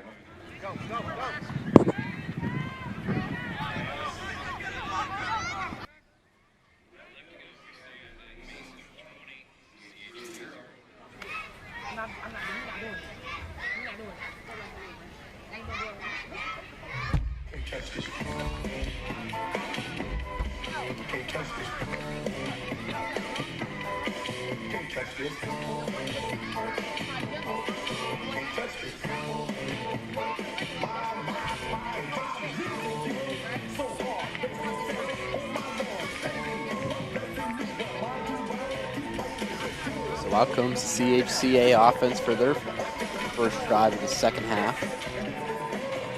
Yeah, they're going to look to try to get the ball moving a little bit, gain some confidence here towards the end of the game to carry on into their season. We'll see if the Mason defense can still be that stone wall that they've been all day today. Not allowed a single point yet. This offense so far. Shotgun number 7. Roll out to the left side. Looks like he thought about throwing, and he gets brought down way behind the line of scrimmage, right around the 28. Comets do a good job in pursuit.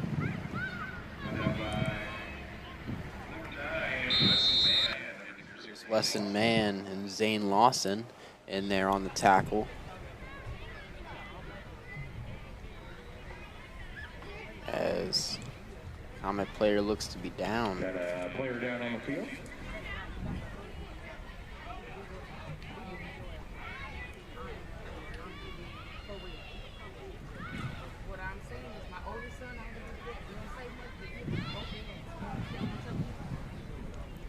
Just both teams drop to a knee. He looks to be okay now, off walking. Talking with the coaches, so Number 9, Wesson Mann. Busting man who was down, but he's able to walk off the field on his own power.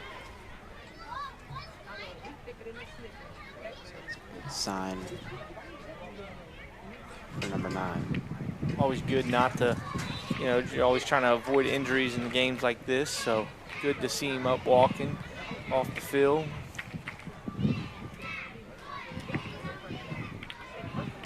So now it'll be 2nd down for the Eagles. They'll come to the line. 2nd down and about 16 to go.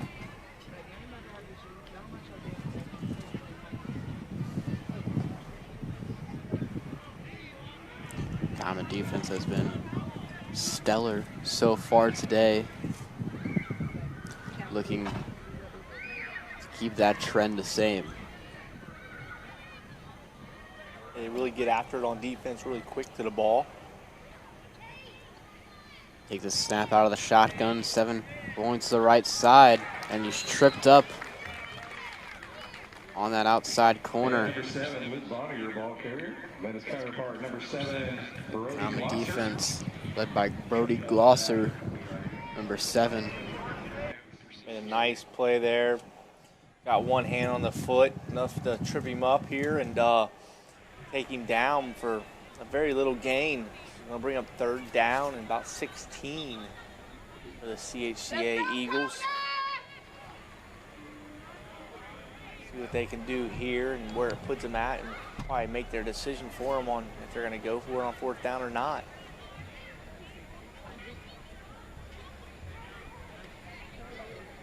Let's go, Steve! On the snap! 3rd down and a country mile. Take the snap, rolls to the left side. Late throw, and it falls incomplete. Hey, we got Laundry on the field. As there is going to be a flag. Just looking for number 3. And Zane Lawson in there with the pressure on the quarterback. No line to set his feet at all. Delivers a hit on him.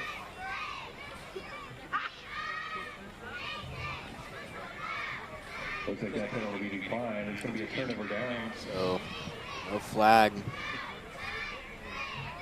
Declined the penalty, and CHCA is going to elect the punt here. So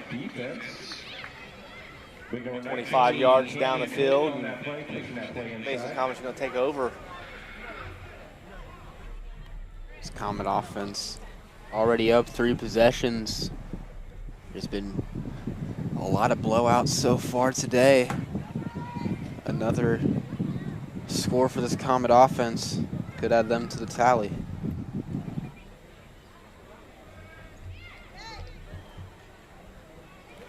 Yeah, going up 26 or 27 in a running clock game with 12 minutes to go is probably an impossible feat to overcome.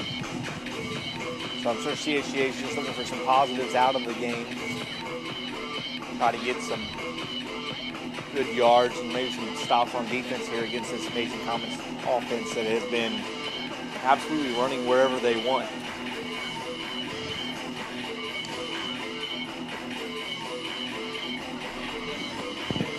Comets will come back out to the line. Looks like Zane Lawson is back out for the Comets, so after going down after a big run, it's nice to see.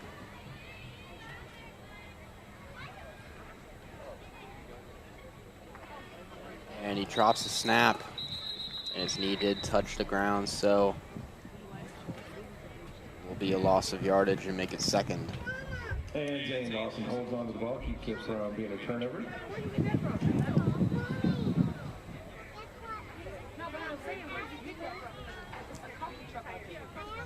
Let's get a legal shift on Mason there. That's going to be declined. Loss of 4 on the play here. Probably one of the few negative plays we've seen from this Mason Comets offense today.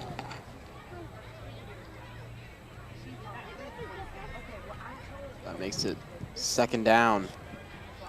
Hand off to number 7, Glosser. He's over to the right side. He's free. And no one is going to catch him down the sideline. There's a flag on the field. It's going to be holding on Mason. That one's coming all the way back. Unfortunate for the Mason Comets. It's going to suck for Gloucester, who just had his biggest run of the day, now being called back.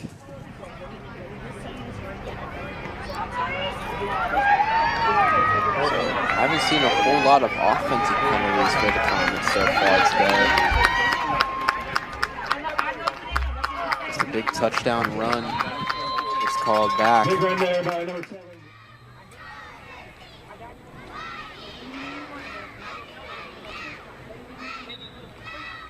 Yeah, whatever you need for you guys.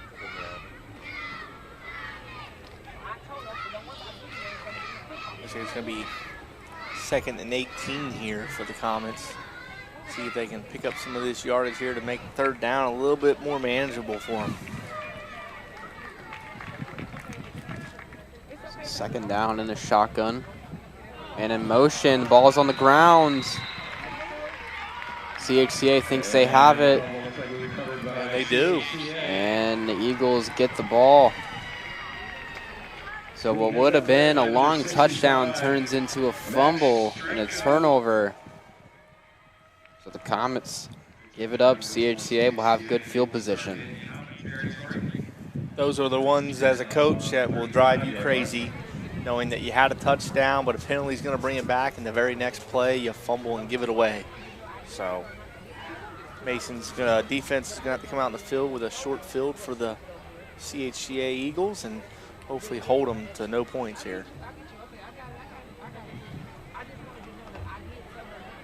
So we'll see if the Eagle offense is able to put some points on the board, the best field positioning that they've had to start a drive so far.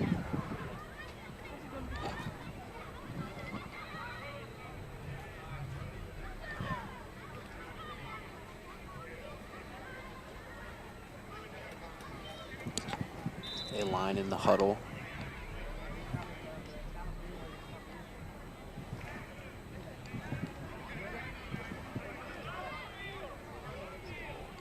Now come up to the ball. 1st and 10, ball spotted at the 35.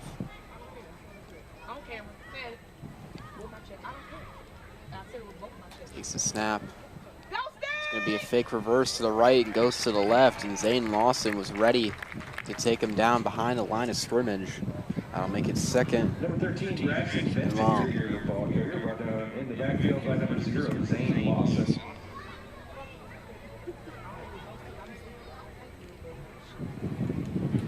So not the start to the drive that the Eagles were wanting.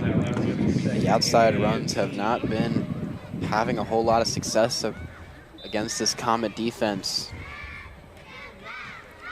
Looks like the Comets' outside guys are doing what they're supposed to do and forcing it back inside. They're trying to break it outside. They're making the tackles out there. So, you know, I'm sure a point of emphasis from the coaches at this age level that, hey, stay outside, maintain outside. So good to see that from the Comets defense.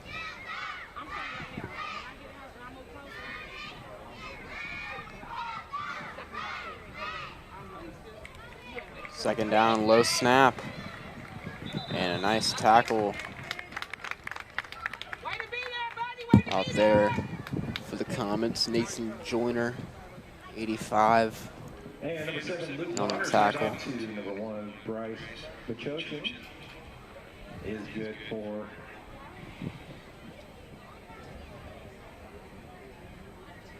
about a 1 yard. This Comet defense just having answers for everything that this Eagles offense is throwing at them.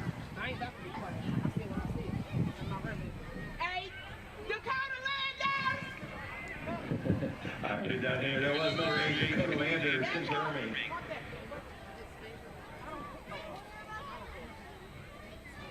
Now roll out to the left side, looks to throw it, incomplete. He was looking for 13. Yeah, big pressure there on the quarterback.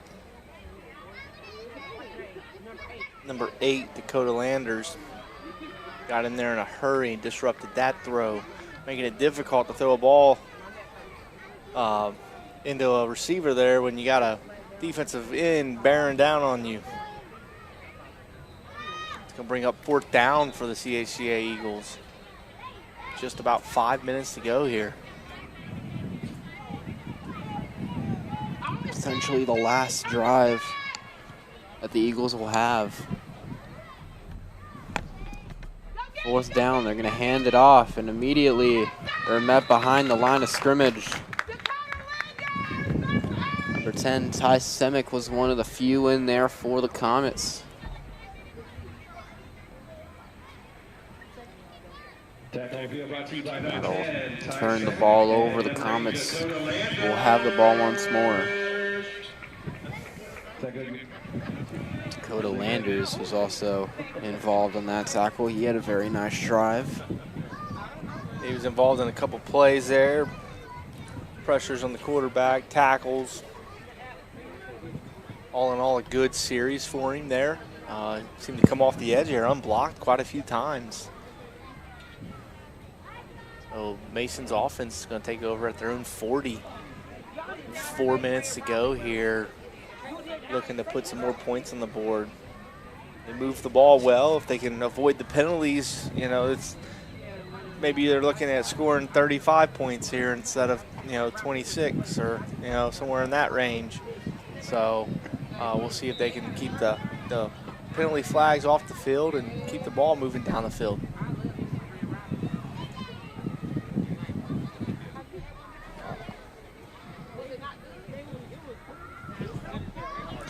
So they will come to the line for 1st down.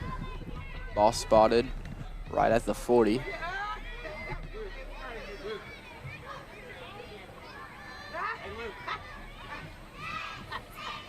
Brings a man in motion, number 7. Will go to him, and it'll be brought down at about the 41. There's Brody Glosser on the carry. Clock now dips, 3 minutes left to go in this one.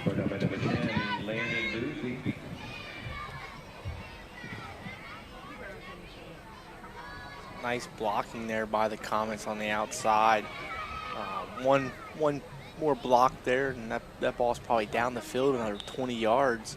But all in all, a good blocking done on the outside by the Comets' offensive line and their tight ends and the extra running back in the backfield.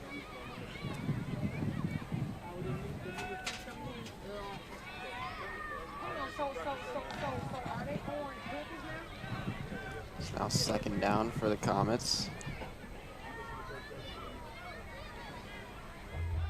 Spikes goes in motion. Lawson keeps it himself. Now running towards the left side of the field. He will be brought down at around the 50. Just short of that 1st down by a yard. Half a yard maybe.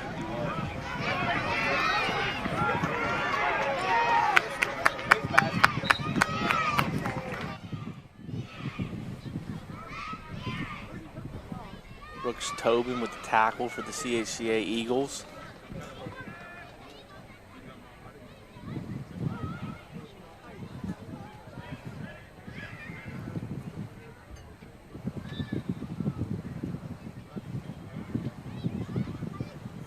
We approach a minute 30 left in this one.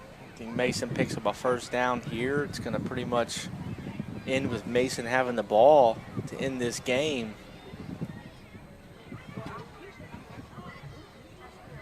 Lawson looks to his coach. Wrong formation there lined up. Now they got it corrected, ready to go.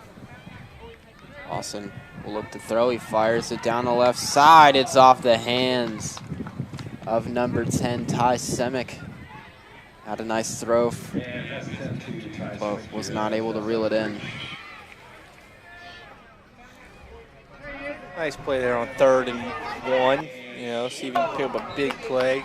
Obviously, you're going to go for it here on 4th down and hope to pick up a 1st down. Needing only 1 yard, so very well potentially could be the last play of the game here with 30 seconds to go.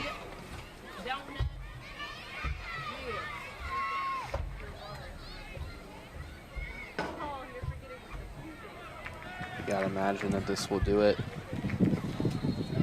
They get it off, 15 seconds left.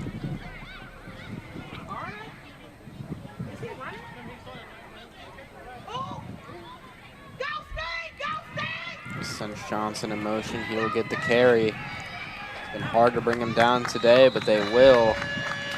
Right around the 46, and that's going to do it for this one. The Comets, a big 1-0 win here on their last game of the Grimes Bowl this year. We'll send it to a break. We'll be back for the next one here at Dwire Field. Mason 20, CHCA 0.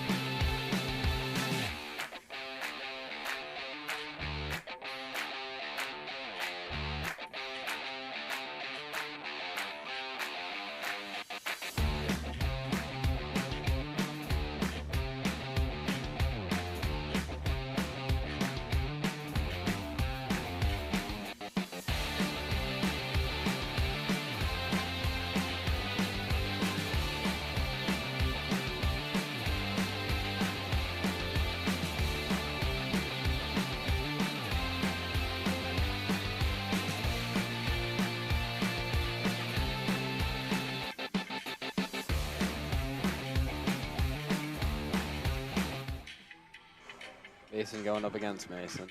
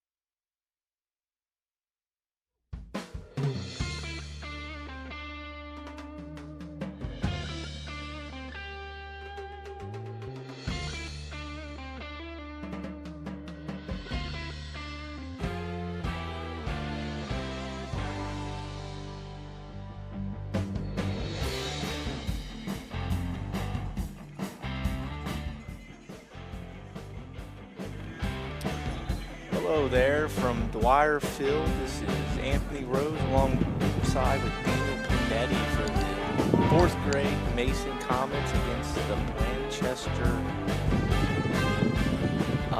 Man, I forgot their Wildcats, right? Wildcats. Yeah, man, just too many teams today. Mason's going to take the ball first on offense, looking to move the ball, and looks like we're going to be waiting for some chain gang volunteers. Be flagging down some parents to come out and run chain gang.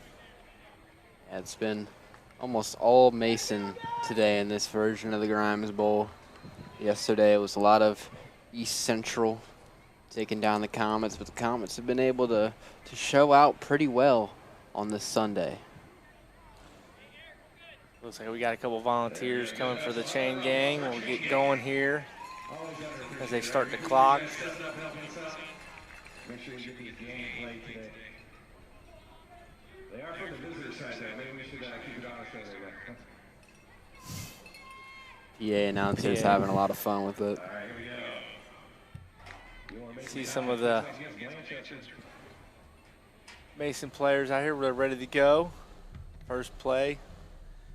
Handoff right up the middle here to number 1, Roman Christie. Pick up a 4 on first down. Nope. And Sage Wederick, sorry, wrong name there. We're seeing with number 11, Jones of the defense, seeing a little neck roll. Or there was a player down.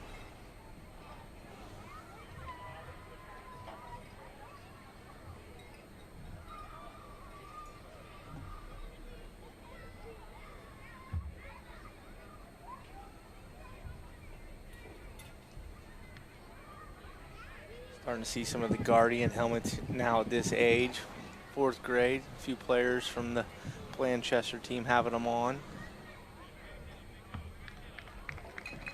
Looks like he's up and moving here. Easton Downing. Ooh, shaking up on the first play there. Looks to be okay, jogging off the field. So Mason take play number 2 here, 2nd down and 5 here on Mason's 2nd play of the game.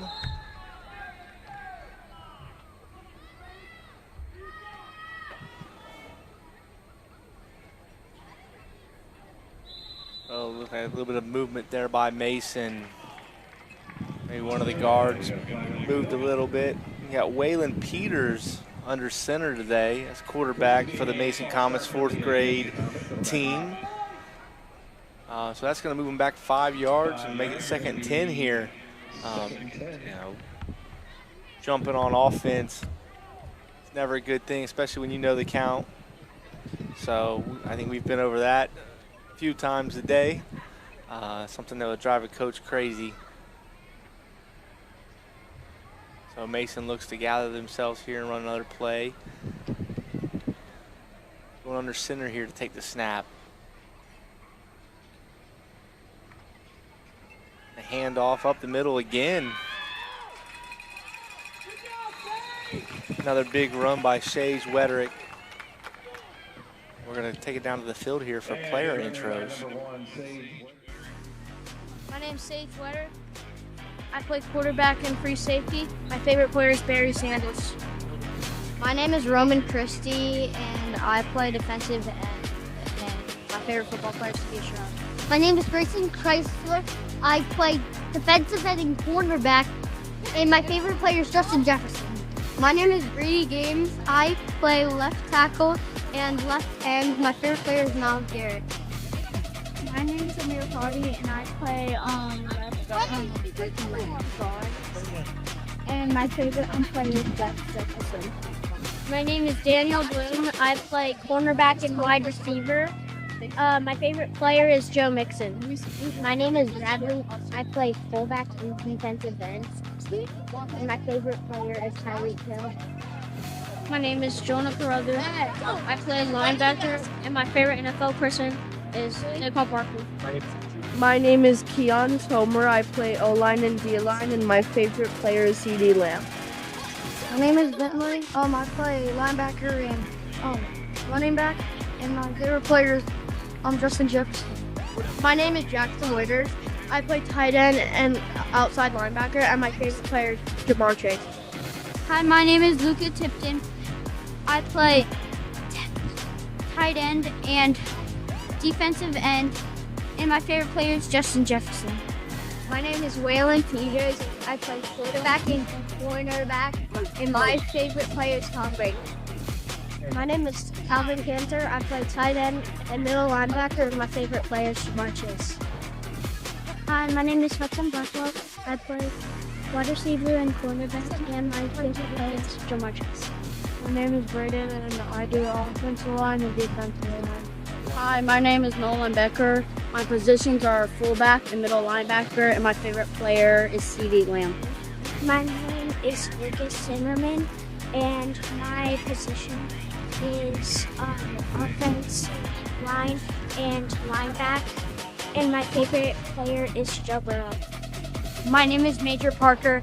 I play center on offensive line and defensive line, and my favorite player is Jamar Chase. My name is Sheena. My position is offensive line and defensive line. My name is Wuhan, and I play offensive line and defensive line. And my favorite player is myself.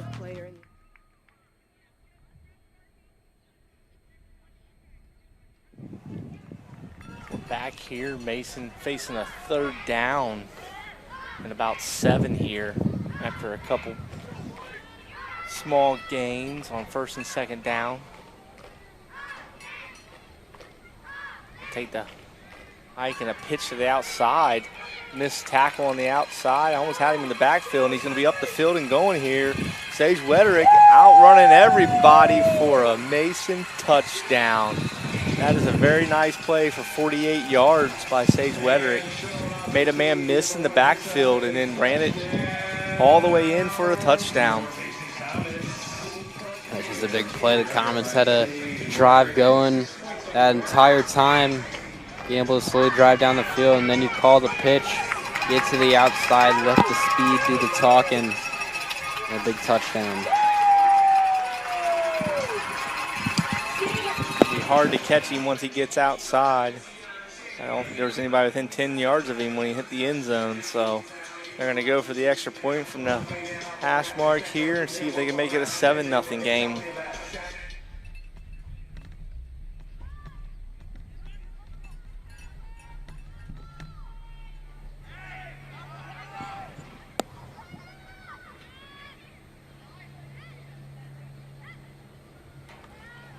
A fake handoff and a rollout and a pass for the extra point by number 32, Nolan Becker.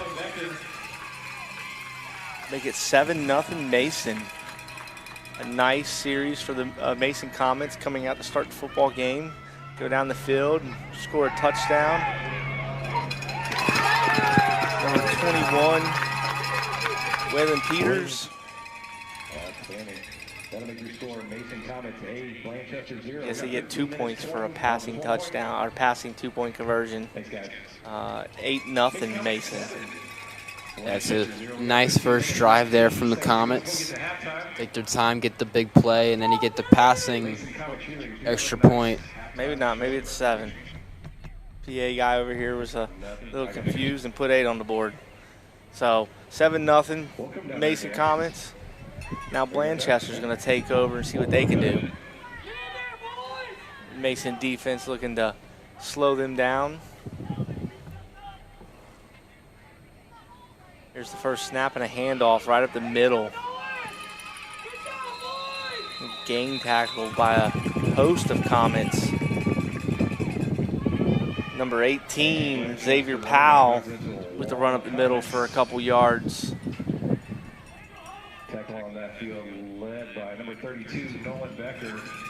Nolan Becker leading the charge there for the Mason Comets, joined by quite a few others after a pickup of about 2 on first down for Blanchester.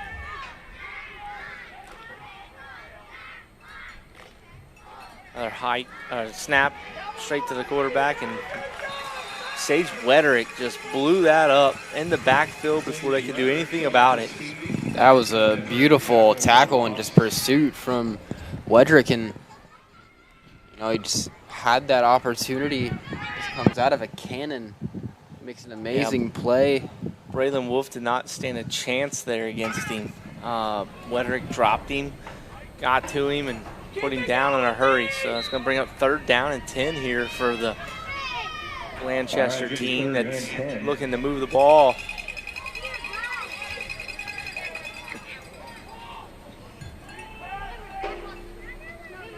Another handoff to the outside here, where he breaks a tackle and gets loose, but he gets drugged down right at the 40-yard line. And number 13, Brantley Reynolds, your ball carrier. Brantley Jones with the carry there, number 13 for the Blanchester Wildcats. Tackle on the field is going to be 3rd down and 5. So 4th down. 4th and 5 now for the Blanchester Wildcats to try to pick up a first down here. Mason defense looking good so far. Tackle down by Wederick again.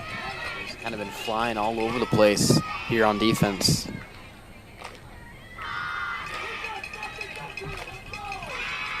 Gonna go for it on 4th down here. 3 backs in the backfield, and looks like we're gonna get a false start on Blanchester here before the snap gets off. That's gonna back them up 5 yards. They get 4th and 10. See if Blanchester decides to stay with going for it. They're gonna punt. And facing a 4th and 10 scenario, Blanchester's elected. Looks like it's going to be a punt. 25 yards from the 35 back to the 40. Blanchester punter puts a high, tight spiral in the air. So ball's going to land down into nothing too crazy on the player announcements this game, besides the one kid said that he's his favorite player. This is himself.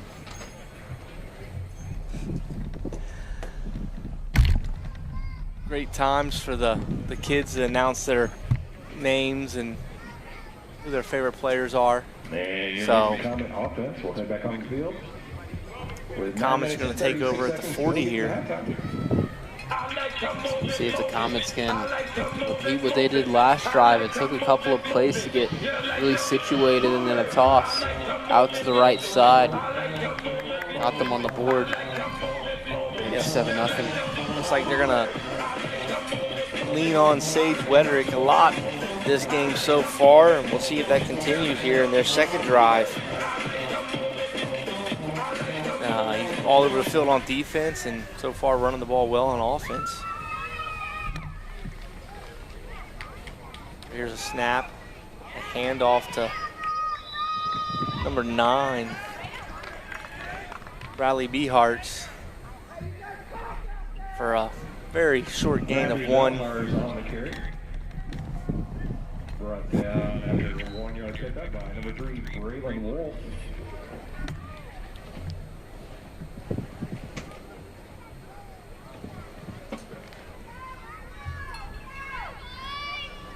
Blanchester team's not allowing much up in the inside. Now if they can contain on the outside, they'd be able to hold Mason down, but Mason's doing a good job when they get on the outside. Here's another play, a pitch. Again, tripped up. Number 9, Bradley with the carry again. Just a few yards there, tripped up on the play. Blanchester doing a very good job there to get to him. And Waylon Peters, pitch back number 9, Bradley Belhars, met by number 25, Kurt Ekman. Taken down by number 25, Kurt One more yard. Ekman We're looking at a 3rd and for 7. Blanchester.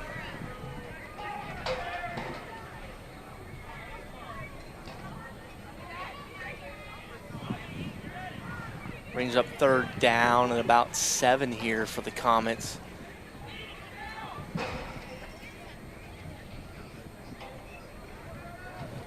Another snap handoff, trying to get outside. Wederick gonna bounce it all the way outside and up the sideline, and he's not gonna be caught again. Outrunning everybody on that Blanchester team for another touchdown. This one for 56 yards. Putting them up 13-0. Just turn into the Sage Wederick game. Couple missed tackles, and once he got outside, you're not catching him out there. He's leaving everybody behind. That's exactly what you want to see from a dynamic running back that Wederick is showing that he is capable of being.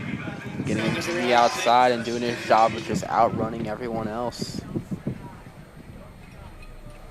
Comets have a nice lead. Up 13-0 here with about 6.5 to go. They're going to go for the extra point here.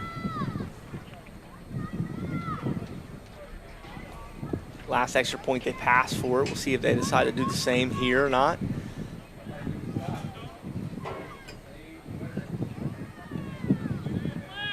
Waylon Peters still under center here.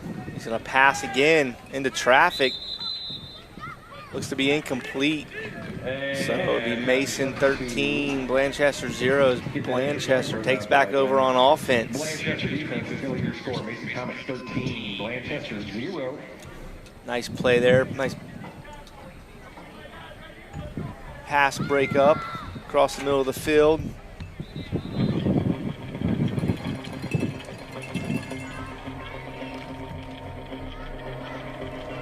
So we're seeing the method for the Comets right now is pretty much get your run game until you're in the end zone, and then once it's on the extra point, you try putting it in the air, finding your success through there, but you're struggling.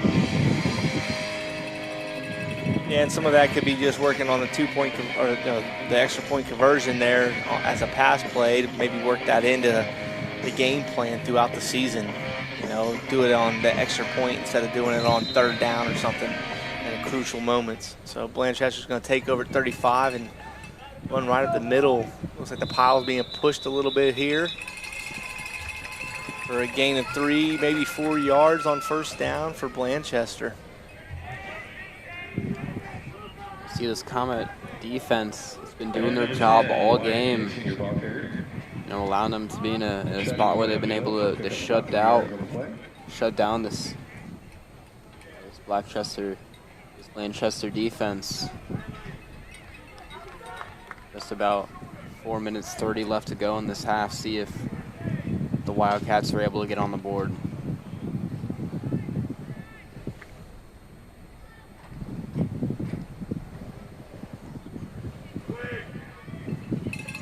Nice run to the outside here. Looks to be running over some defenders there, picking up the 1st down. And Wyatt Dixie, your ball carrier again, tripped up by number 8, Daniel Bloom. The assist, number 11, Parker Teardrop. Number 18, Xavier Powell. Just running over a couple Mason defenders there before he was finally brought down by a few Mason players. Looks like they're moving the ball, you know, decently in here for Blanchester. With about 3:40 left in this 1st half. So it seemed to be changing quarterbacks who's under center quite a bit. Another handoff here to the outside. Jet sweep, he's going to get outside. Nice tackle out there by number 7, Amir Hardy, to prevent him from getting any more. He got a first down out of it, though. It's a nice run on the play by number 13, Brantley Jones. Got outside there and was able to turn it upfield and get a first down before Amir was able to bring him down. That's a nice solo tackle there from Hardy out there on the side. They do get the first down, but able to stop the damage of not allowing anything more.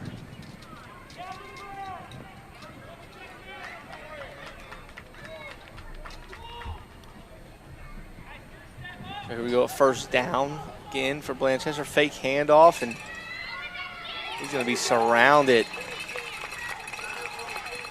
by number 17, Jackson Witters, for a 1-yard gain.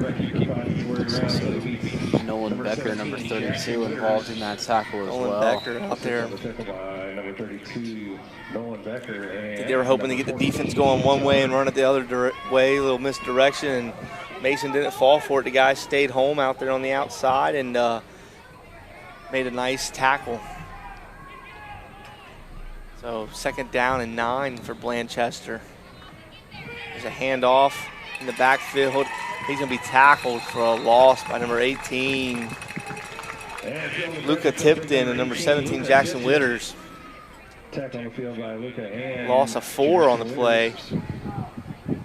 Ended up being 3rd down and about 12. That's a big man on the defensive line, Luca Tipton, number 18, just piling his way through the offensive line on that one, and able to be a big disruption in the run game so far. It's key to have that guy on the outside, that defensive end that really likes to come downhill and seal off that edge and make that running back run outside. So here's another handoff to the other way on the outside. A big hole, and he's off and running. Finally tackled, brought down just at the 20-yard line. Number 13, Brantley Jones, with the run there. Looks to be a little shaken up there as he limps back towards the huddle. Some nice blocks up there by Braylon Wolf and a few others. Sage Wederick again saving a touchdown right there. He gets past Sage Wederick, and it's 6 points all the way. So with about 30 seconds to go, Blanchester in a hurry to get some points on the board before halftime here. Quarterback keeper right up the middle, only a couple yards. Looks like Blanchester's going to take a timeout here. And quarterback keeper tries his way past number 32, Nolan Becker. Nolan brings him down after. Nolan Becker with the tackle there on the quarterback keeper. Keeping it tight in there. So with 18 seconds to go, Blanchester takes a timeout, probably hoping to put some points on the board and create some momentum for the second half. We probably only got one more play left with the limited amount of time, so you're going to have to try and find something into the end zone on this one. Yeah, I would think it'd be probably some sort of pass or reverse or something like that to get them on the outside so they can try to get into the end zone here before halftime. They do get the ball back after halftime, so they would really love to score here and then get the ball back again, be able to go down the field. Of course, Mason's going to be looking to stop that and, stop them here inbounds, I guess would be a regular season thing, but it's running clock now. But looking to play the end zone, the goal line to keep them out of the end zone here.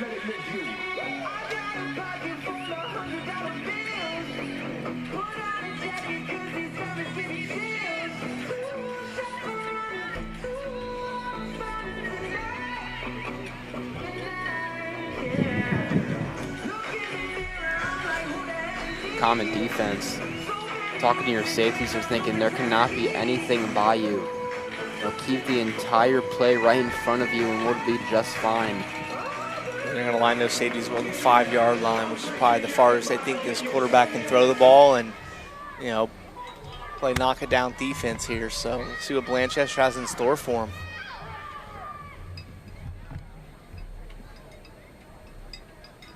So it's going to end up being a sweep to the outside that doesn't really get much of anything there.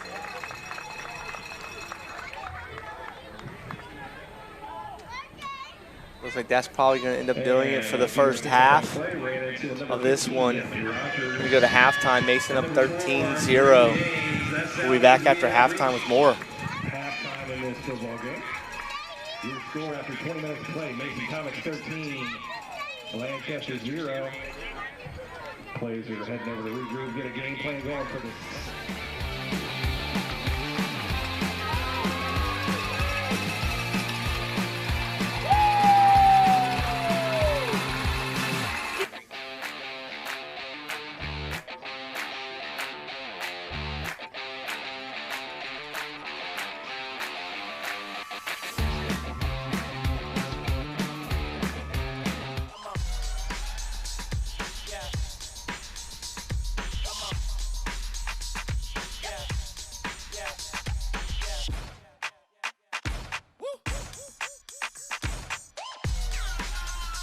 You're not going to get it all right. Just make sure you nail the big stuff, like making sure your kids are in the right seat for their age and size. Get it right at nhtsa.gov/the-right-seat. All right, I'm in the house. Okay, what do you see? Nothing yet. Hold on. I think I just heard something. I'm heading upstairs. Okay, I am almost there. I'm in the bedroom. Okay. Oh, shit. It's not here. What? The gun's not here. What do you mean? Where is it? Cameron, are you in there? Open the door. Cam! Come on, Cameron. I don't think that many kids in my son's school even do it. He makes fun of his friend who vapes. He would never try it. She's in the soccer. She's on the honor roll. She's just on the night. No way. No way. No way. No way, my kid would never vape. Get your head out of the cloud. Today, nearly 8,000 kids will start vaping. Maybe even yours. Learn about the dangers at talkaboutvaping.org.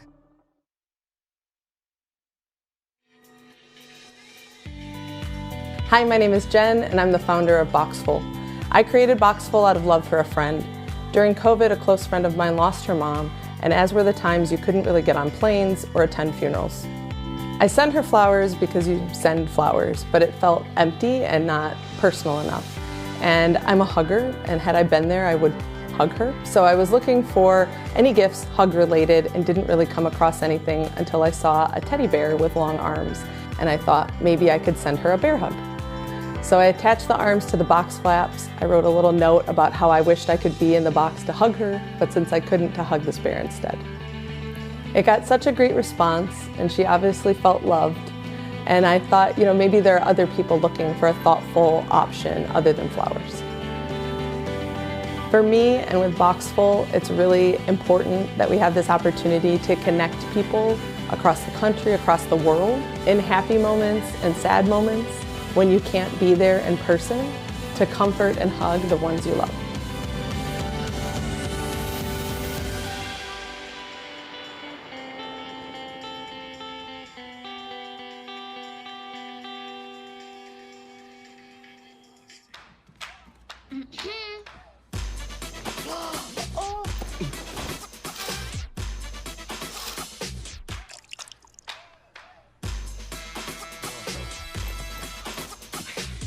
You're not going to get it all right. Just make sure you nail the big stuff, Mama! like making sure your kids are in the right seat for their age and size. Get it right at nhtsa.gov/the-right-seat.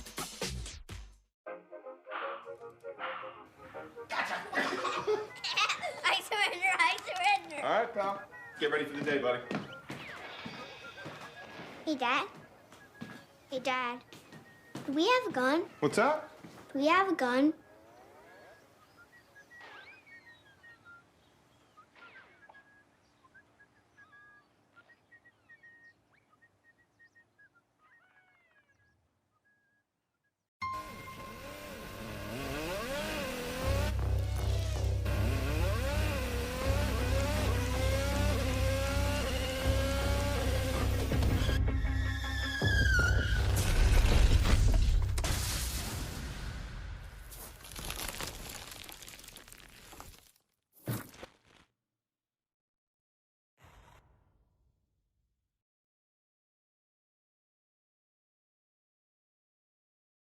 Can't believe you're doing this alone. I've done it before. I remember. You threw your back out. How you holding up? Hand me that board. Nothing wrong with getting help. I'm good. I did it when Felicia left. I'll figure it out. I know you will, but you don't have to do it alone. That's all I'm saying. If I promise to look into it, will you drop it and help me build this fence? Now you need my help. It can be a real pain sometimes, you know that? Mm-hmm. If you or a veteran you know needs support, don't wait. Reach out. Find resources at va.gov/reach.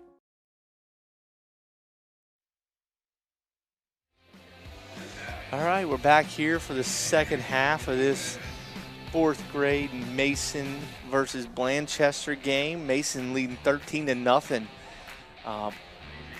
Blanchester's going to start with the ball, and we're going to see if they're going to be able to move the ball down the field against this Mason defense. First half, I think it was kind of the Sage Wederick show on offense and defense, making tackles, running for touchdowns. Pretty much him and pretty much only him in the first half. So, but we'll see what else Mason has in store for this Blanchester team here in the second half. Yeah, Sage has just been having an incredible game on both sides of the ball, as you were saying. This Comet team is playing well as a unit. Their defense has been, you know, very shut down, not allowing much of this Blanchester team. See if it can stay that way. The first play from scrimmage here is going to be a run to the outside. It's going to end up being a loss of a yard after a very good play by Jackson Witters, number 17 for the Mason Comets. And Blanchester trying to find their way around the edge. Very hard to get outside on these guys. That's kind of number 11, Carter Jones for Blanchester. Just couldn't get around the corner before he was chased down. It's kind of been the story of this Blanchester offense, trying to get something to go out to the outside, and the Mason defense is just ready for it. You know, having that containment is so difficult in the grade school levels, but this Mason team is doing a great job of not allowing the runner to bounce out much. Their defensive ends are doing a very nice job of staying wide. Number 4, Brady Gaines. And number 18, Luca Tipton, really forcing those runners to go well outside, more than they would like to, which really helps the corners and your safeties and your linebackers to gain ground and get downhill and make the tackle there. So a couple yard pickup on second down to make it 3rd and 6 here for the Blanchester Wildcats. A lot of under center for this game, which is different than the last couple games where we've seen a lot of shotgun. So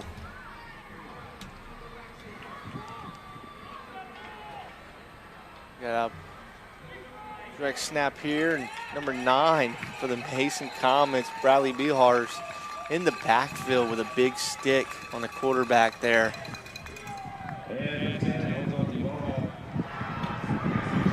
Brings up 4th down, about 7 for the Blanchester Wildcats.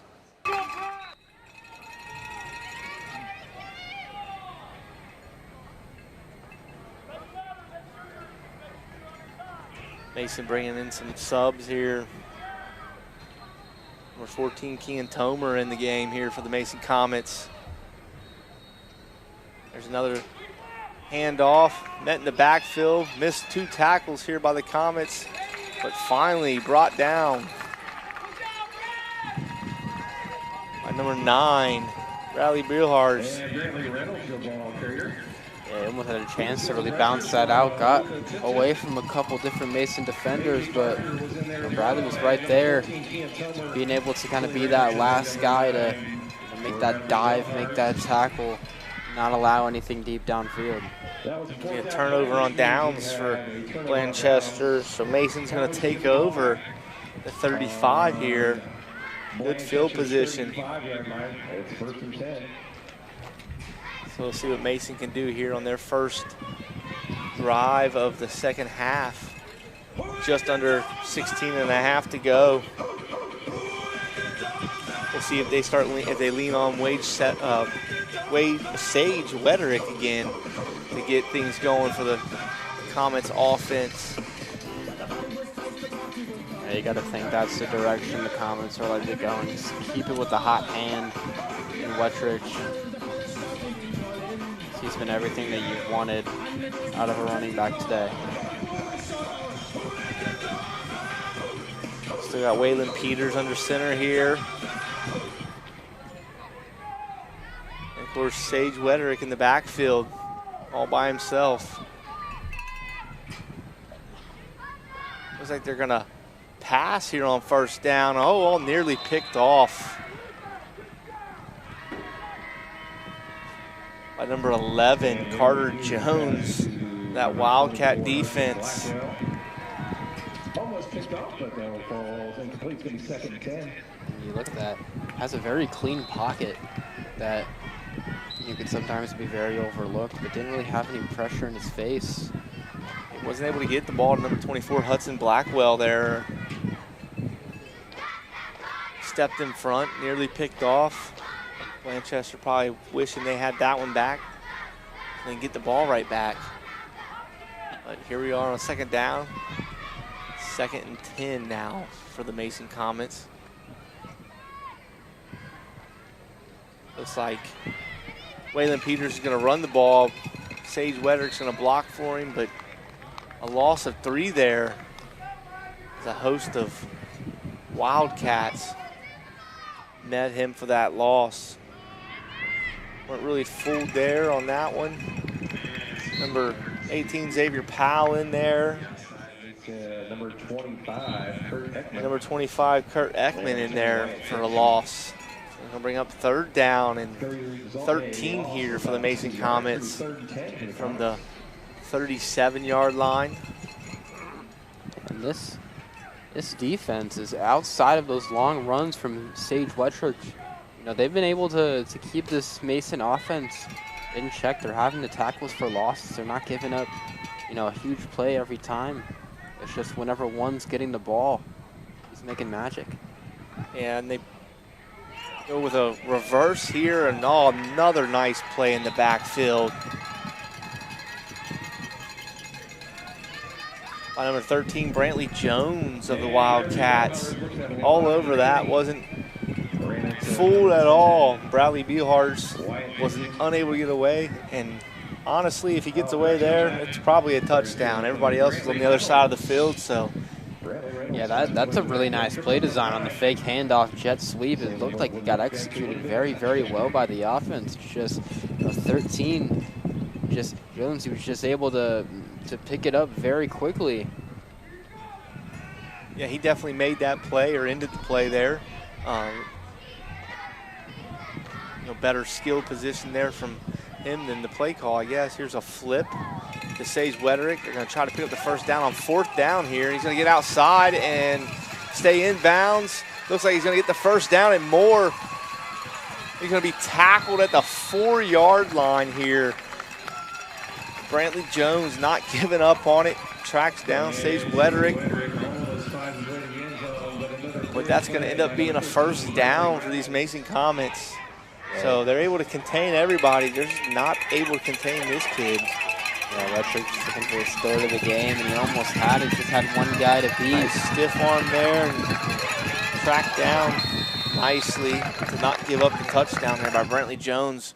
So many times you see in youth football, kids will just kind of be like, oh no, he's gone, give up. Brantley Jones was like, not today. So we'll see what Mason comes up with here. But it seems like every time Sage Wederick touches the ball, big things happen. Take this one here and a handoff straight up the middle to number 9, Bradley Bilhars for the touchdown. Making it 19-0 Mason. Somebody else on the board for the Mason Comets today. Yeah, this Comet offense, it seems like they're not moving the ball, and then they get that big play each time. It's been Sage Wettrich for most of those, but they get that nice big play, and if it doesn't score them then, it scores them in a couple plays. This offense is living off of those bigger moments. I think Sage Wederick on 3 carries has to have over 100 yards, pushing 120 at this point, if not more. We had, 54-yarder earlier, 40-yarder later, and then that one there to set up 1st and goal. So here we go with the extra point. Looks like they're going to pass it again for the extra point. And that one's going to be nearly picked off, but dropped, intended for number 24, Hudson Blackwell. So pretty much the same formula, run it, score a touchdown, let's throw for the extra point. 19-0 Mason with about 10:45 to go in this one.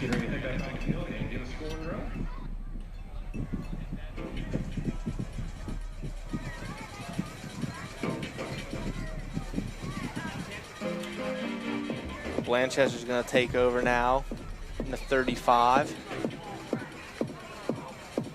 Mason's going to try to show off that defense a little bit more. And they've been just so good today.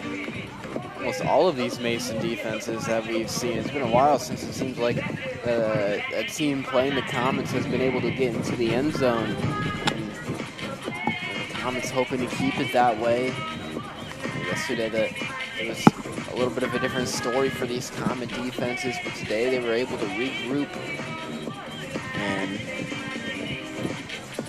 yeah, I mean, East Central has a very good football program out there. They do a very good job of training their kids and everything like that. So that was a big test for some of these Mason teams yesterday.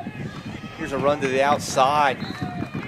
Number 4, Brady Gaines, making the tackle for a loss. And Gaines had a big game yesterday defensively too. He's been one of those key staple kind of guys over these first couple of games for this Comet team.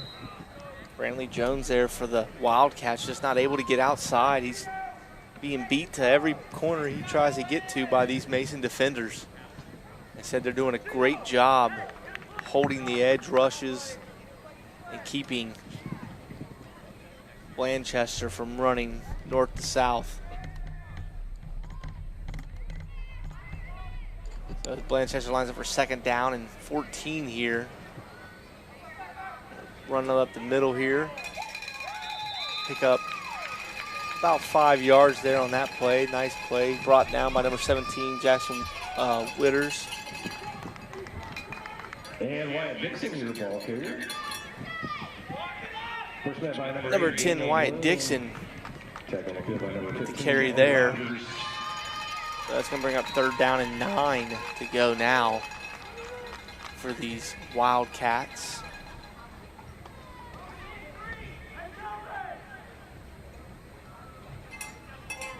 With about 8:10 left in this one. Trying to relay some signs into the quarterback about the age where coaches get off the field and you do everything from the sidelines. So 3rd and 9 here for the Wildcats. Look like some movement both ways here. False start on the Blanchester Wildcats. Look to be that left tight end there. Yeah, he moves and everybody else moves with him. So it's going to push it back 5 yards and make it 3rd and 14 now. I would think at this point Blanchester's probably going to mostly go for it just to get some offense in, get some reps in for their defense or their offense. Yeah, absolutely. There's not really much point in punting. You know, this game is out of your reach by now. If you look with just 7 minutes left to go in this one, it's really just about the time of just getting as many reps as possible for all of your players, seeing what you have in some of your guys, starter or maybe not. So shotgun here for the first time today. Direct snap. He's going to run it, try to get outside again, and once again being just ganged up on by a bunch of different Mason players there. 77 Chino Ballsbill. Trying to get out there and make the tackle. I'm sure Mason's trying to get some guys in and get some experience in everywhere. So is Blanchester here towards late in this game. Want to get some of these players in that might be new to football still at 4th grade. There's so many kids that come into the program every year that are new to football, whether it's their 4th grade year or even as old as juniors and seniors in high school decided, you know, I'm going to play football this year. So 4th down here and 10, or nope, 4th down and 13 here for the Blanchester Wildcats. They're going to go shotgun again with a man in motion. Looks like he's going to throw it and swing it to the outside. Mason's all over it. The comments all over that play. For a nice tackle for loss there as well. For a first down on 4th, that one is going to be a turnover on downs. Big defensive stop by your defensive Number lineman. 15, Bentley Rogers out there. Number 77, Chino Ballsack. Number 55, Major Parker. Number 55, Major Parker was out there. Big defensive lineman stop there. And now we're going to go Mason with the ball back from the 35 of the Wildcats here with about 5:10 left in this one. Be interesting to see if they still lean on Sage Wederick or they just kind of go the other route and see what else they can use out there besides just Sage. Yeah, Number 9, Bradley Beelhars has ran the ball a few times, so. Yeah, I think you've seen everything you've wanted out of Wederick. You have the nice lead. Go to some of your other ball carriers. Being early in the season, it's just kind of like a learning moment for both teams. See what do you have on both sides. Who can be more of a runner than what you thought? Who's a better tackler than you thought they were going into this year? There's a whirlwind of a difference between what you're going to see in a practice scrimmage when both teams are just going up against each other, and then when it's actually game time on the field. Yeah, and this offensive line has done a great job for them today. 55, Major Parker at center. Holding it down. No bad snaps so far today. So these guys are doing a very good job. Number 99, Adam, up front there for the Mason Comets. Number 8, Daniel Bloom there on the offensive line for the Mason Comets as well. Looks like a handoff to what would be a fullback there. First option up the field. And quick handoff to Nolan Becker, chucks his way up the line. Met by the Blanchester defense. Nolan Becker, number 32 with the run there. Picks up a gain of about 1. Be a player down.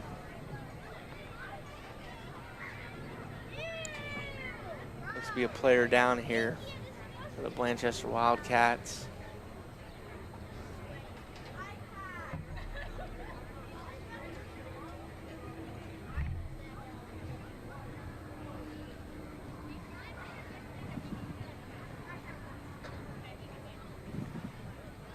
Looks to be getting pulled up by coach there, ready to go. Might be a little bit of an arm injury there. Number 25, Kurt Ekman for the Wildcats, walking off the field. For number 25, Kurt Ekman, playing with a lot of heart out there. It's about 3:20 left in this one here for the Mason Comets team, looking to finish this one out.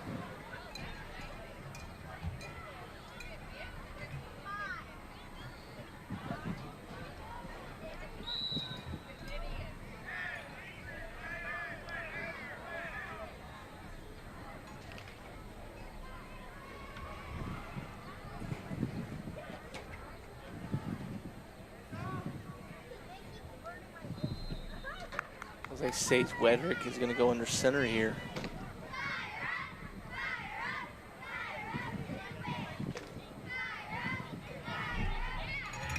Nice handoff here on a jet sweep to number 8, Daniel Bloom. A couple yards there. And handoff to number 8, Daniel Bloom, met by number 10, Wyatt Dixon. And that's what I think you're wanting to see, is get these other guys in. Just a little under 2 minutes, 20 seconds left to go in this. Driving down the field, mixing it up. What if we see a ball put in the air once more before this game is over? About 2:05 left in this one. Mason down to the 32 of the Wildcats here.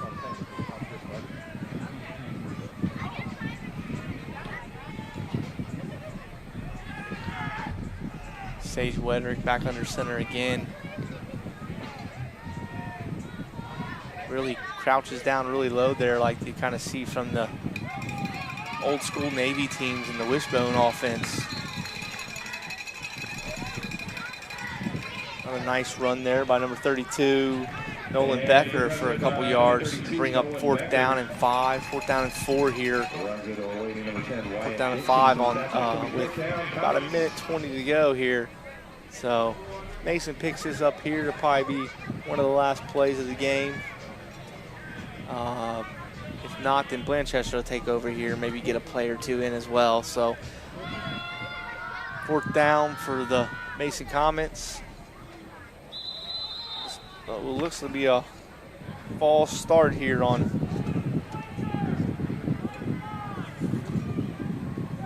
Mason.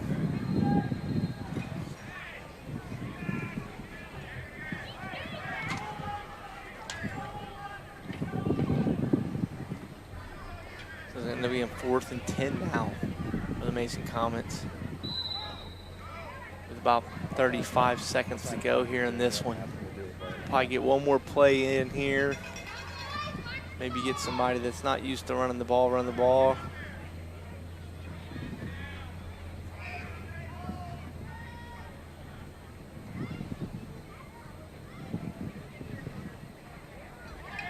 They're gonna throw it on 4th down here. Nice catch by number 23, Calvin Cantor, for a 1st down from Mason. That's going to be catch of the day so far. It looks like that's going to do it for this one. Definitely the catch of the day so far. Looks like Mason's going to win this one 19-0 against the Blanchester Wildcats. Thank you for joining us. We'll be back with you shortly for the next one.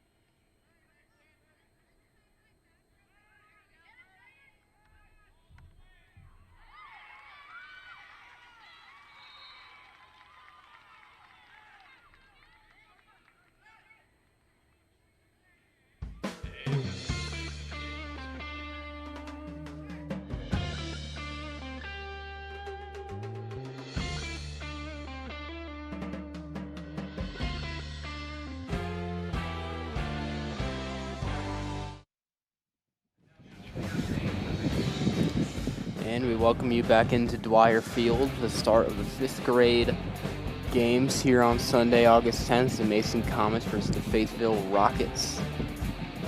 Fayetteville starting out with the ball, taking it towards the right side. Will be close to a first down, dropped around the 40, spot him at the 39. This Comet team played yesterday, had a big touchdown reception from number 5, A.J. Martin. He took a ball about 70 yards down the home field sideline.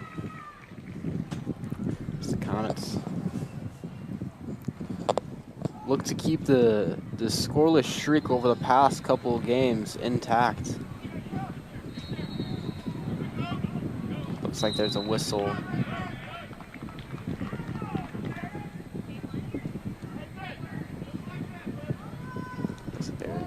Blowing the play dead. And run up the middle then by number 27, Adrian Watkins.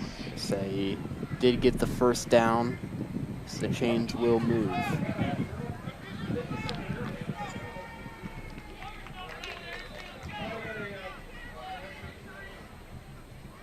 Football spotted around the 37-yard line.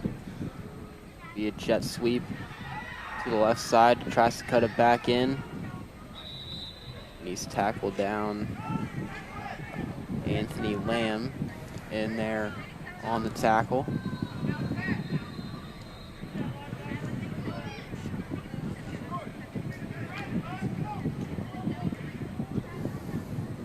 Comets over the past couple games, the defense has been stellar. And right now the Fayetteville is, the Rockets are threatening a drive. Taken to the right side, met by some Comets, still trying to push forward. That'll make it third down. We'll take it down to the field with some player introductions. My name is Jay. I play quarterback, wide receiver, and safety. And my favorite NFL player is C.J. Stroud. Hi, my name is Anthony Lamb. My position, I'm a lineman, and my favorite player is Joe Burrow. My name is AJ Martin. My position is running back, and my favorite NFL player is CeeDee Lamb. Hi, my name is Carson McKee. My favorite football player is Jeremiah Smith, and I'm QB. My name is Nicholas Nishimura. And I play defensive end, and my favorite player is Lamar Jackson.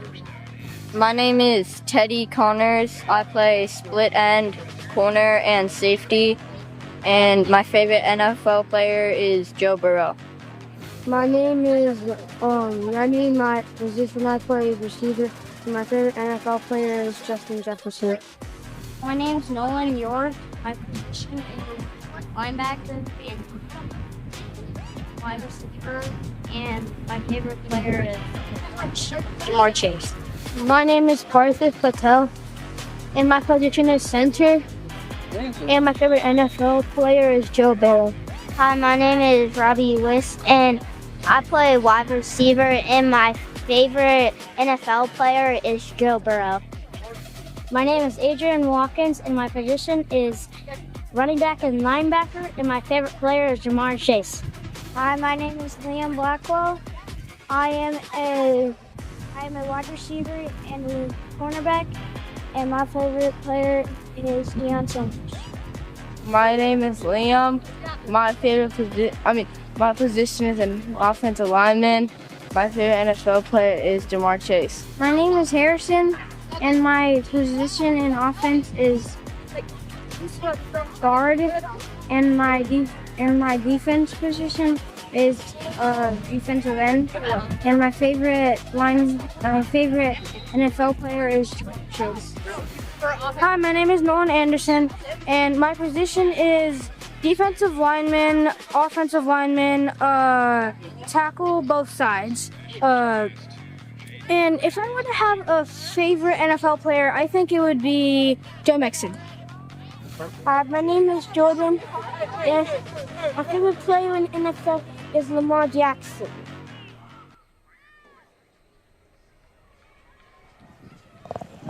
And we welcome you back into Dwire Field.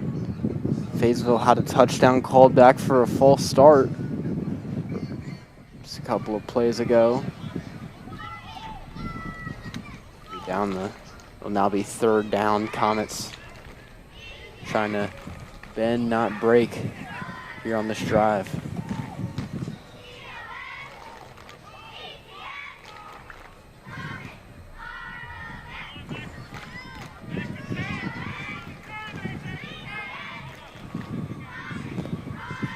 Number 7, the quarterback for Warriors, not for the Rockets, excuse me.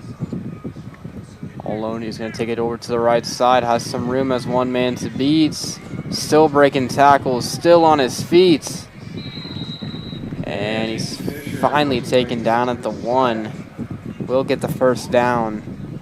So downs will reset as they're just 1 yard away from punching it in. It's a very good physical, hard run. Wasn't willing to give up.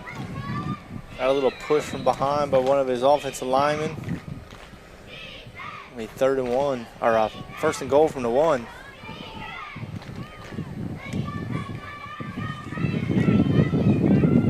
I'll take it, going towards the end zone, and he's in. Fayetteville gets on the board. This time won't be coming back. That makes the score 6-0 for the Rockets. Number 22 for Fayetteville.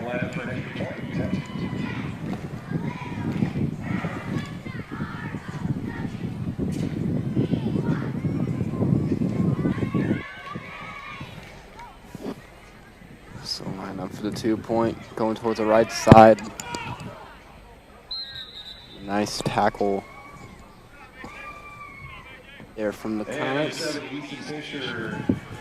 Saves the extra, so they do get the 6 but can't get the 1. A.J. Martin in there on the tackle, and it'll bring the Comet offense onto the field. A.J. Martin did a good job there. Good penetration into the backfield and wrapped him up and brought him down.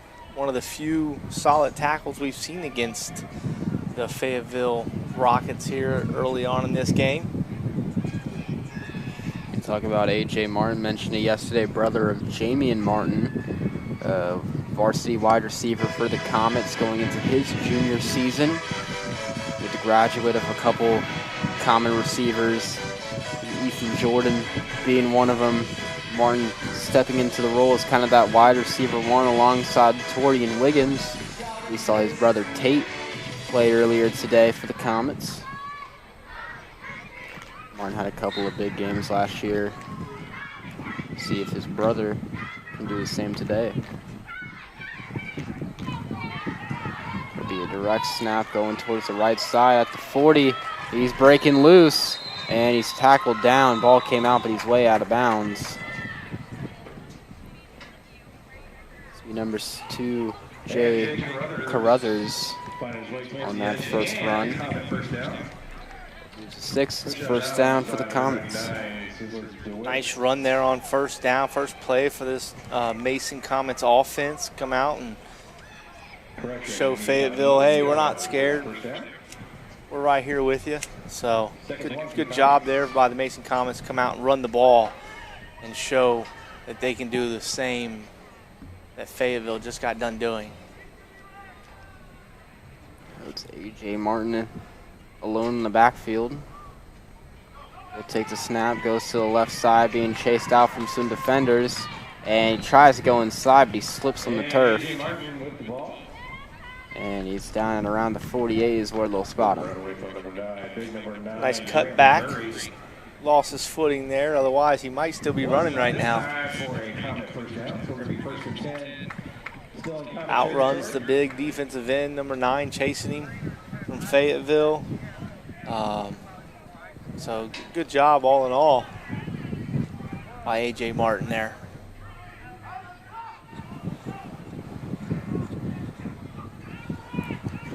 It'll now be first down once again for the Comets after the big run.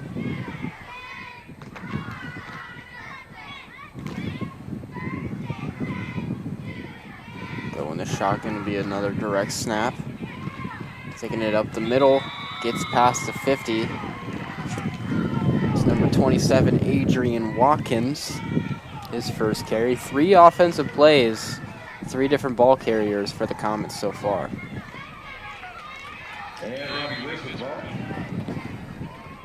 Good pickup on first down there, 5 yards, so 4 yards. So makes it, second down a little bit easier, opens the playbook a little bit more. I would assume from 5th grade we'll probably see a little bit more passing at this age. What we've been seeing most of the morning. So really helps open up the playbook when you're able to pick up 4 yards on first down.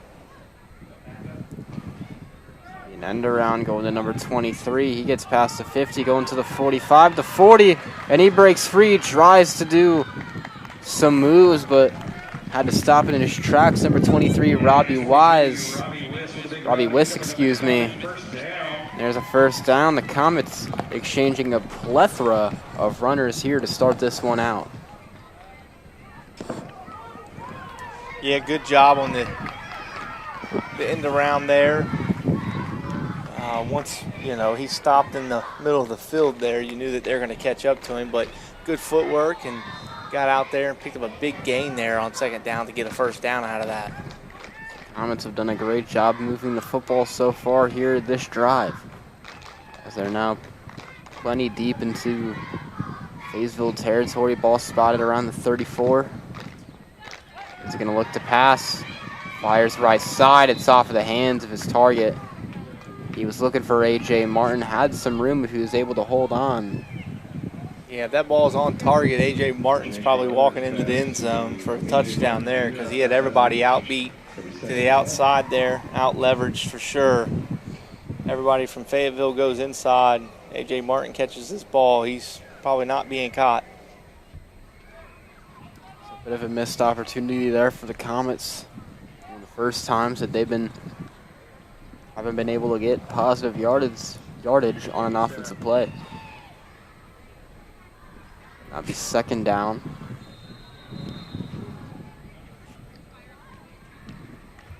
Take the shotgun snap, puts it in his right arm. Running towards around the 30, breaks open. And he's taken down right after he passes the 30. Jay Carruthers on the carry. Will now make it third down. About 5 to go. About 5 there, so plenty of things in their playbook here. They've been moving the ball well so far. Plays on the ground. I think they've averaged a little over 5 yards of play on the ground at least. So definitely very doable third down here for them. This will come up to around a 3rd and 5. One receiver out to the right, a few out to the left. Martin will take the snap, runs towards the left side, has to get towards the out. He breaks the tackle, close to getting the first down, now breaks open. And he's close. It looks like he's just going to be just about a yard or 2 short of the first. Nice open field tackle there on the end. He tried to get away the best he could, A.J. Martin did, but just wasn't able to get past that last guy to pick up that extra yard. So, yeah, it's going to be 4th and 1 here for the Mason Comets. It's a no-brainer to be going for this. Comets looking to be the first team to strike. Or, excuse me, looking to tie this one up. Potentially even take the lead. I haven't seen many times today where any of these Comet teams have been playing from behind. Comets finds themselves in that spot right here. 4th down, trying to take it right up the middle. And it looks like he's not going to get it. He had the opportunity to take it straight up the middle and decided to bounce it outside, which cost him that yard that they desperately needed.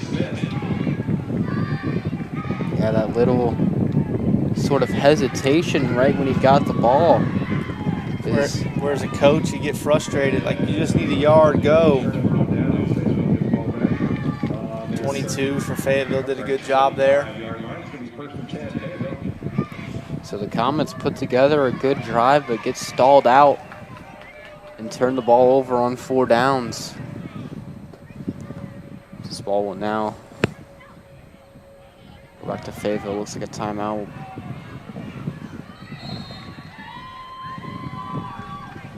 Timeout has been called.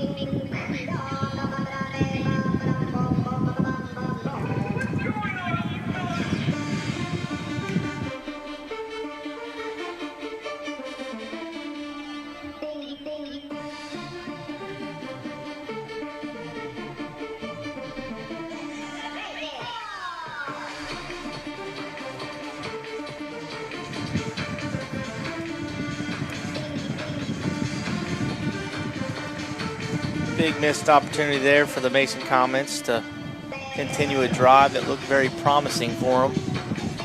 They're going to have to slow down this Fayetteville offense here to get the ball back, which is going to require them to make some tackles against big number 7 of the Fayetteville Rockets.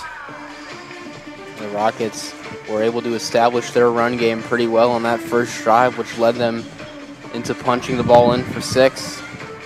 See if the Comets have any sort of adjustment to that game plan here on this drive.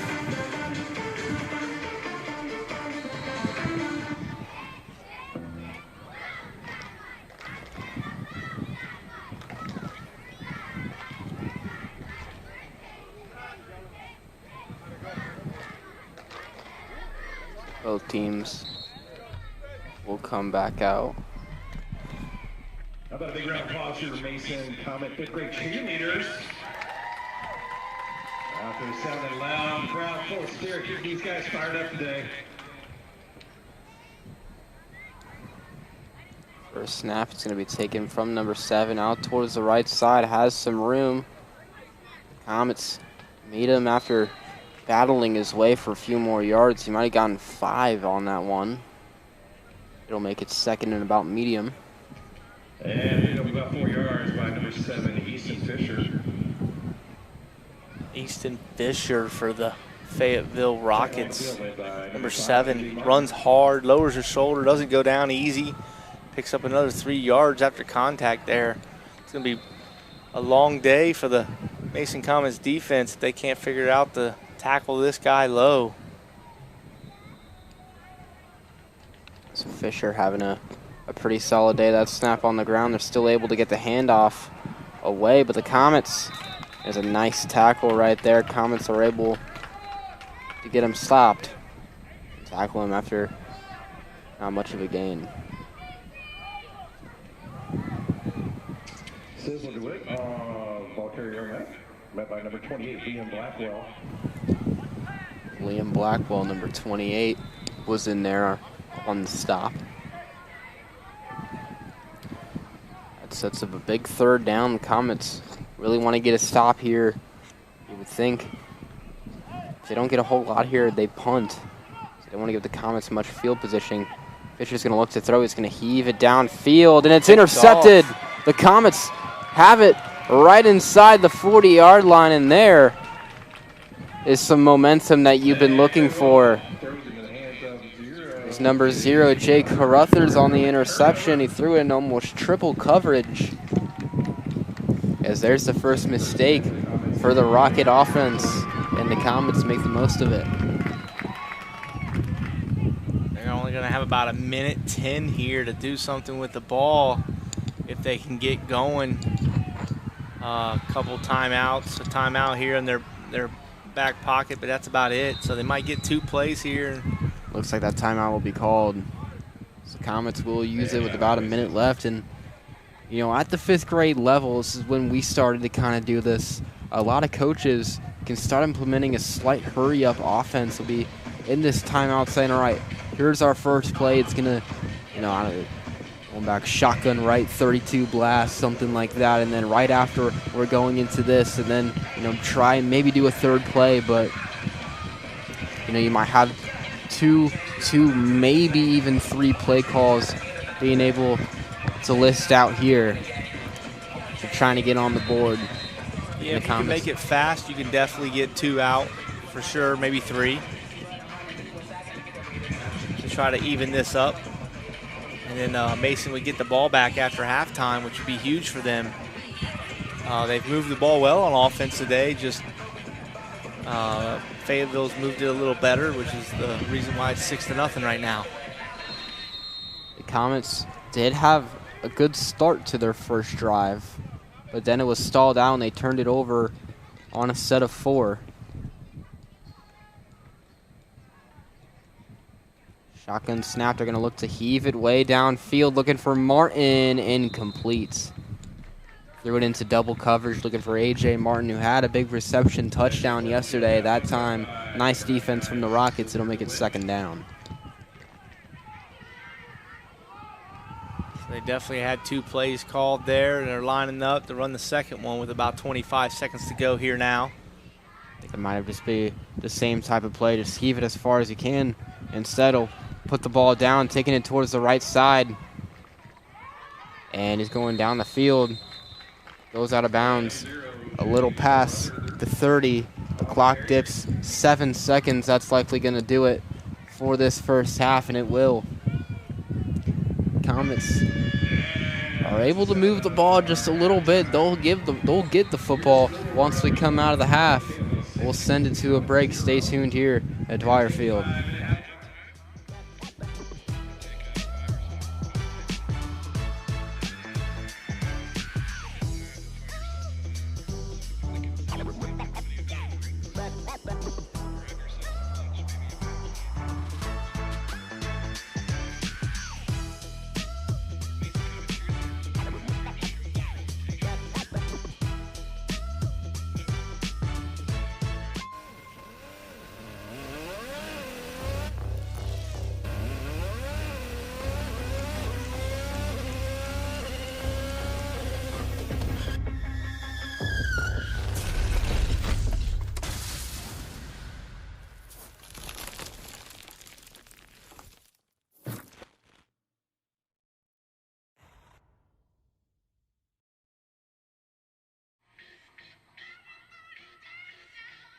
Can't believe you're doing this alone. I've done it before. I remember.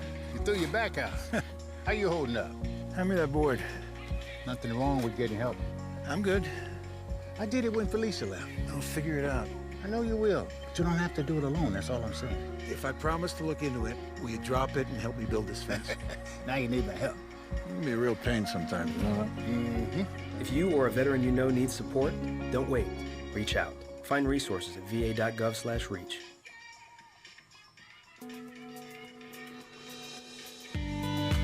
Hi, my name is Jen, and I'm the founder of Boxful. I created Boxful out of love for a friend. During COVID, a close friend of mine lost her mom, and as were the times you couldn't really get on planes or attend funerals. I sent her flowers because you send flowers, but it felt empty and not personal enough.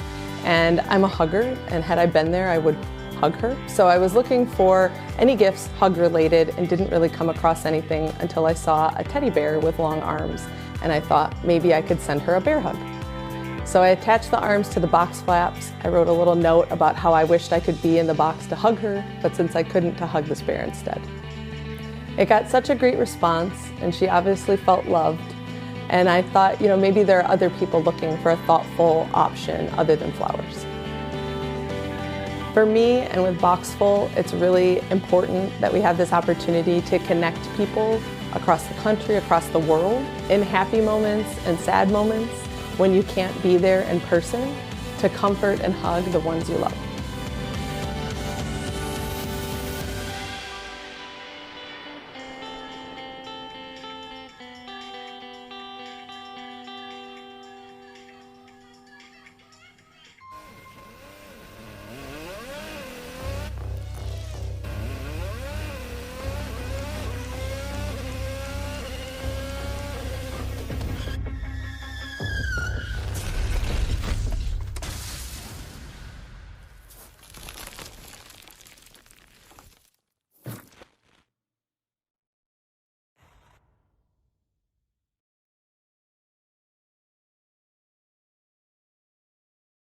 Can't believe you're doing this alone. I've done it before. I remember.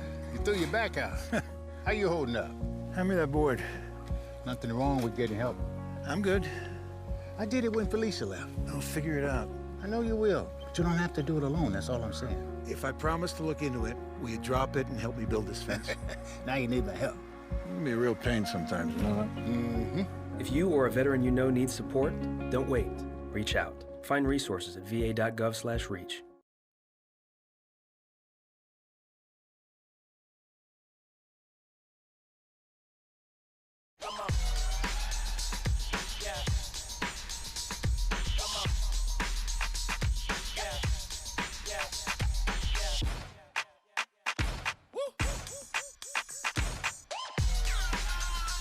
You're not going to get it all right. Just make sure you nail the big stuff, like making sure your kids are in the right seat for their age and size. Get it right at nhtsa.gov/the-right-seat.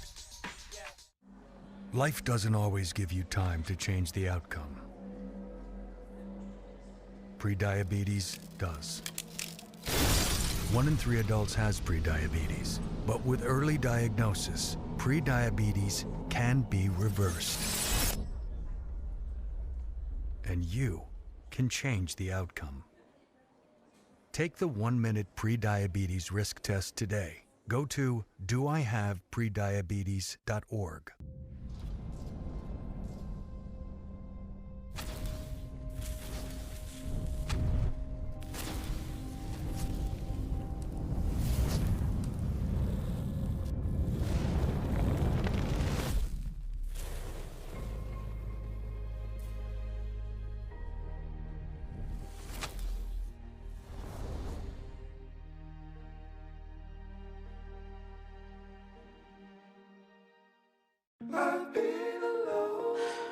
I wonder if you know that I want the best for you. But how long will you fight solo? I wonder if you know that we can get help. Not wondering anymore. Love, your mind.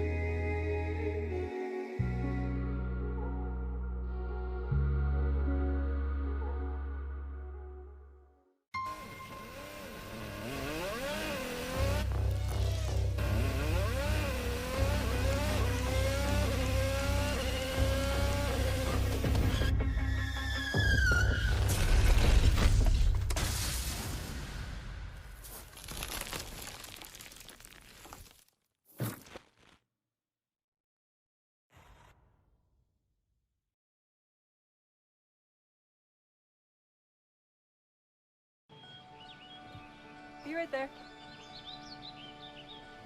Wait. Use the shovel and bucket of water, remember? Drown, stir, drown, feel. Then make sure it's cool. Where'd you learn that? SmokeyBear.com. Brushed up on some tips before we left. Don't want to start a wildfire, right? Only you can prevent wildfires.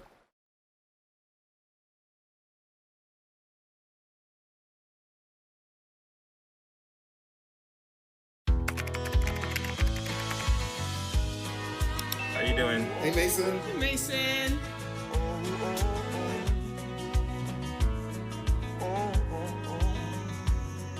Thank you. A place to make my own. A place that I call home. This place that I call home. Have you ever helped a fellow veteran? Yes. I do my best reaching out to my brothers and sisters in arms. Have you ever asked for help yourself? Most of us, we're not gonna admit that we need to help. You don't have someone to kind of help you guide those thoughts. It can be really bad. It's just a beautiful space when someone can trust you and say, listen, I need help.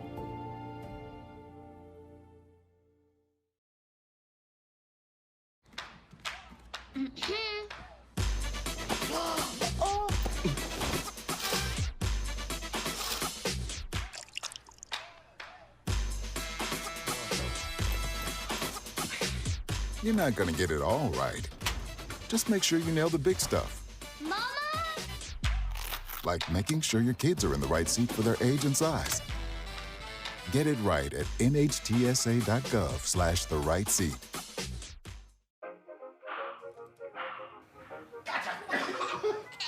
I surrender. All right, pal. Get ready for the day, buddy. Hey, Dad. Hey, Dad. Do we have a gun? What's that? Do we have a gun?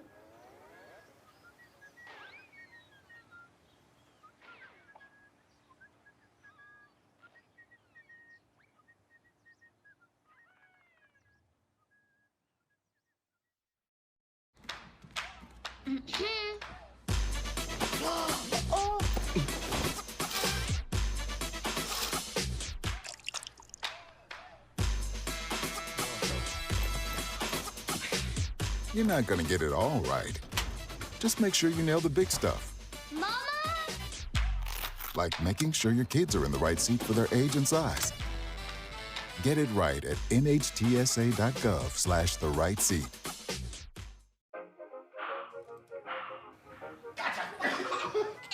I surrender. All right, pal. Get ready for the day, buddy. Hey, Dad. Hey, Dad. Do we have a gun? What's that? Do we have a gun?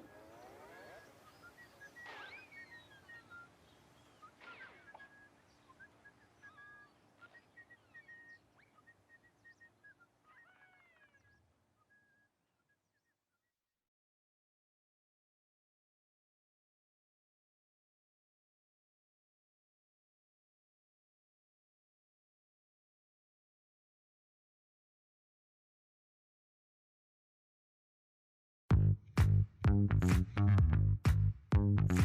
right, our first item of business is a presentation, which is a swearing in of a new officer. A freeze-on mayor with Mr. and Mrs. Santa Claus. Merry Christmas. Brings it himself inside the tent. Touchdown, Marymount. From the top of the key, Anna Habra ties the score.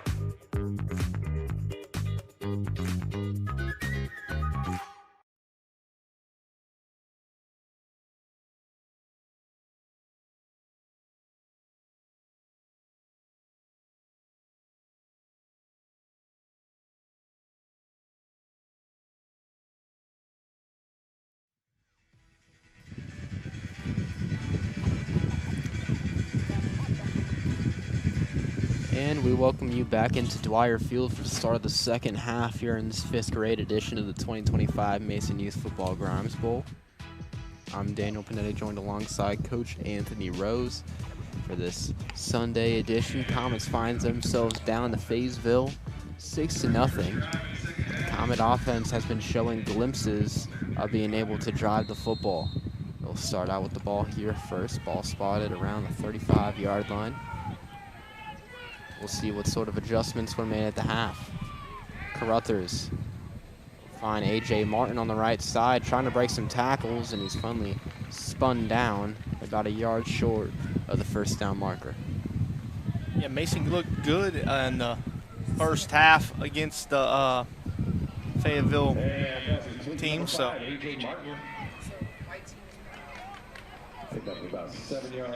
I'll make it about second down, about 3 yards to go for this Comet team.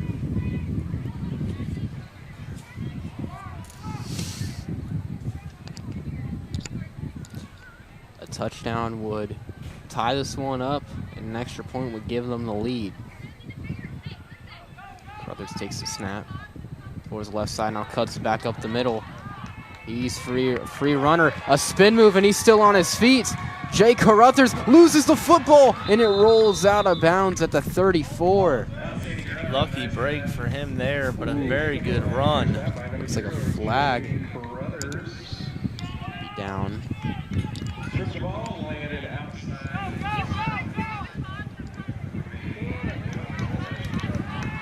looks like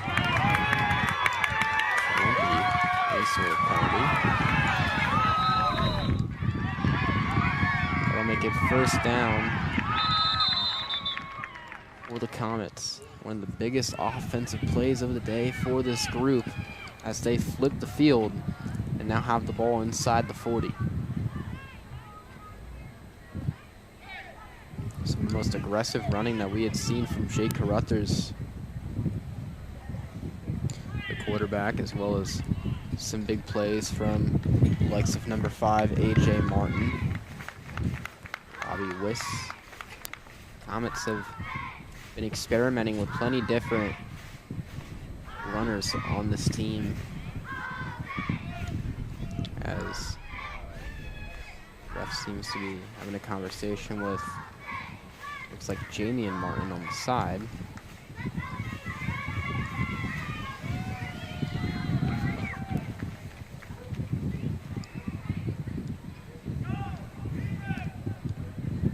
Offense breaks from the huddle, as we'll try first down.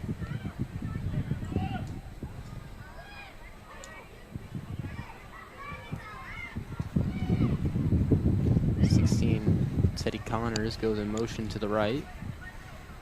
A.J. Martin in the backfield looks to take this direct snap.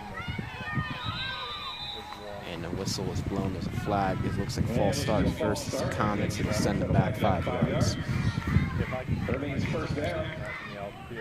They will keep it first down, so it'll be first and about 15. No, I'm good. I can wait till the half.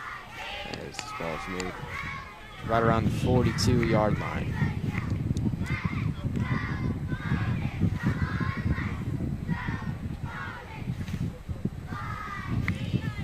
So the 5-yard penalty may disrupt a little bit of the game plan there on first.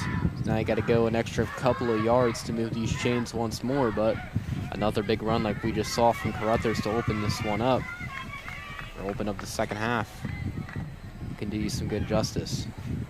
Martin still alone in the backfield, drops the snap, it's over his head. He is able to pick it up on a bounce, tries to motion this out to the right side, and he's taken down around the 46. A big loss there on first down for the Comet offense. Yeah, that's a painful one. Get a 5-yard penalty pre-snap and then turn around and, you know, get a high snap over his head. Well, really, hit him in the hands, you know. I'm sure you'll say as a center, you know, they should catch those that hit you in the hands, right? So, but centers will say you should have caught it, and the quarterback will say should have snapped it lower. You should have hit me in the chest, right? So, either way, they were able to recover the ball, but now they look like they're facing a second and almost 20 here now. So it's going to be a rough sled here to get uphill to get this first down and continue this drive for the Mason Comets, who are down 6. First down marker at around the 27, all spotted around the 46. Almost loses that snap, is able to pick it up. Takes it to the left side, trying to get towards the left side. Breaks a few more tackles, now reverses field, going to the right side. He has a lot of room out towards the 30. He's going to get the first down and is finally taken down after getting inside the 25 towards around the 24. Jake Carruthers putting the offense on his back to start this one. Pick up on that enough to get a first down for the Comets. It's going to be first half, I felt like it was missing some of those big runs. Carruthers just an eye for the end zone, trying anywhere he can. If it's going to the left and then reversing field as he did right there, the Comets, after what was a very tall task, are able to move the chains and reset. Now our first down. Yeah, going from a 2nd and 20 to first down after a long run is always a great thing to have, and he made a couple great cuts there to get out into the open field. Great job.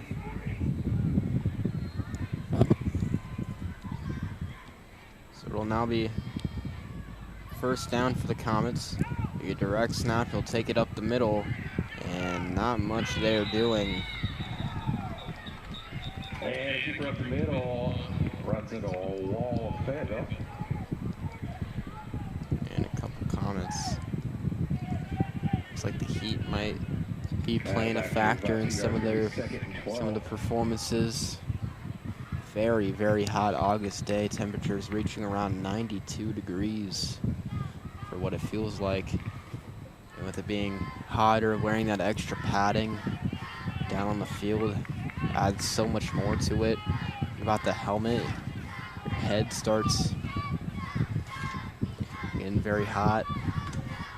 It's old school, probably one of the first turf fields put in, and it definitely gets hot down there. I know you've been down on it. I've been down on it myself. It doesn't get cooler as the day goes on, so I'm sure they're struggling here. Another bad snap. Over the head. And it isn't like the snaps are just flying over the quarterback. It's, you know, it's hitting off the hands, and there's just trouble reeling it in. Takes to the left side, a big tackle. 7 has been having a game offensively and defensively. That's going to put him in 4th. That was A.J. Martin there trying to make something out of it. He never even saw him coming. Came out from behind some other blockers and wrapped him up and drove him to the ground here for a Mason 4th down and what looks to be about 22. They're going to go for it since they're on this side of the field. Really not much reason to punt here, so see what they can get. Maybe they'll get another breakout run by Jay Carruthers. First down marker around the 14-yard line. They're going to throw for it. Oh, and he got it. He's open, and they're going to score. Touchdown, Mason Comets. 2 big 4th down conversions, and now this one is tied all the way back up. Number 28 there with the touchdown, Liam Blackwell. Looked like the defender went for the interception and misjudged the ball, and before you know it, it's over your head, and the offense is in the end zone. A huge play there. What a throw from Jake Carruthers, being able to use that arm strength to get it to Liam Blackwell. Now the Comets, with an extra point, can take the lead.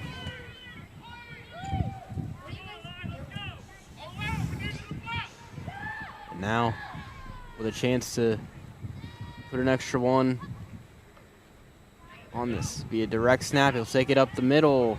He'll be close. He's getting a push, and he's into the end zone.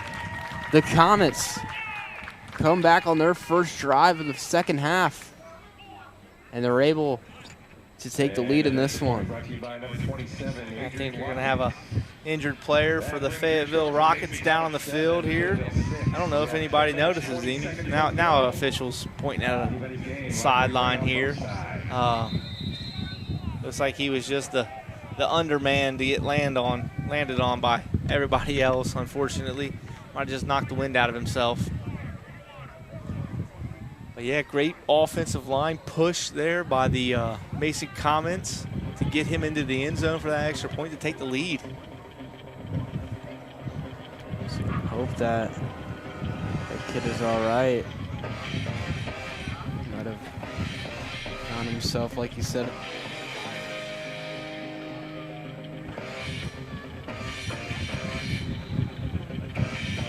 So the Comets are able to get on the board, are able to take the lead. A big spot there, led by a couple big names. Jake Carruthers having a couple big carries to keep the drive alive, and then a pass, number 28, Liam Blackwell, which caps it off on 4th down once more. So now we'll see if this Rockets offense is able to respond with any points of their own.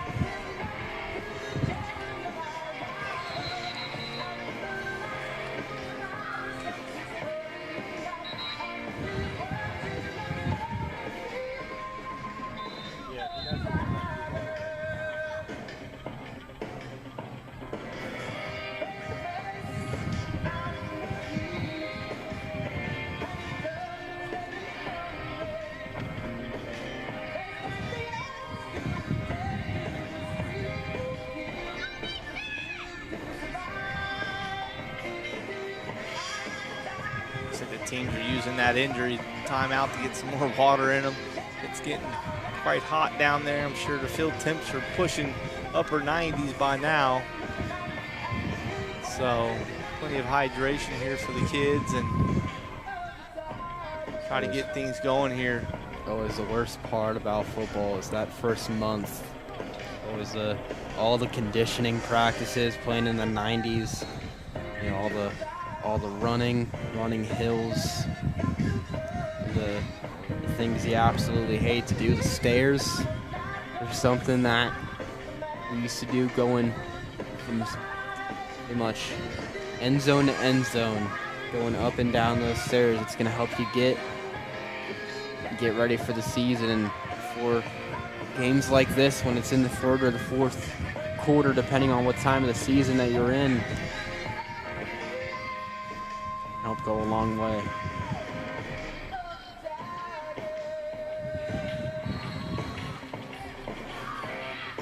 Yeah, I'm not too sure which one people enjoy more or hate more, or whether it be the heat or if it's, 42 degrees out and raining on you while you're trying to play football. I think you get the worst of both worlds in football weather. You get the hotness in the summer workouts, and then October it's starting to snow on you almost.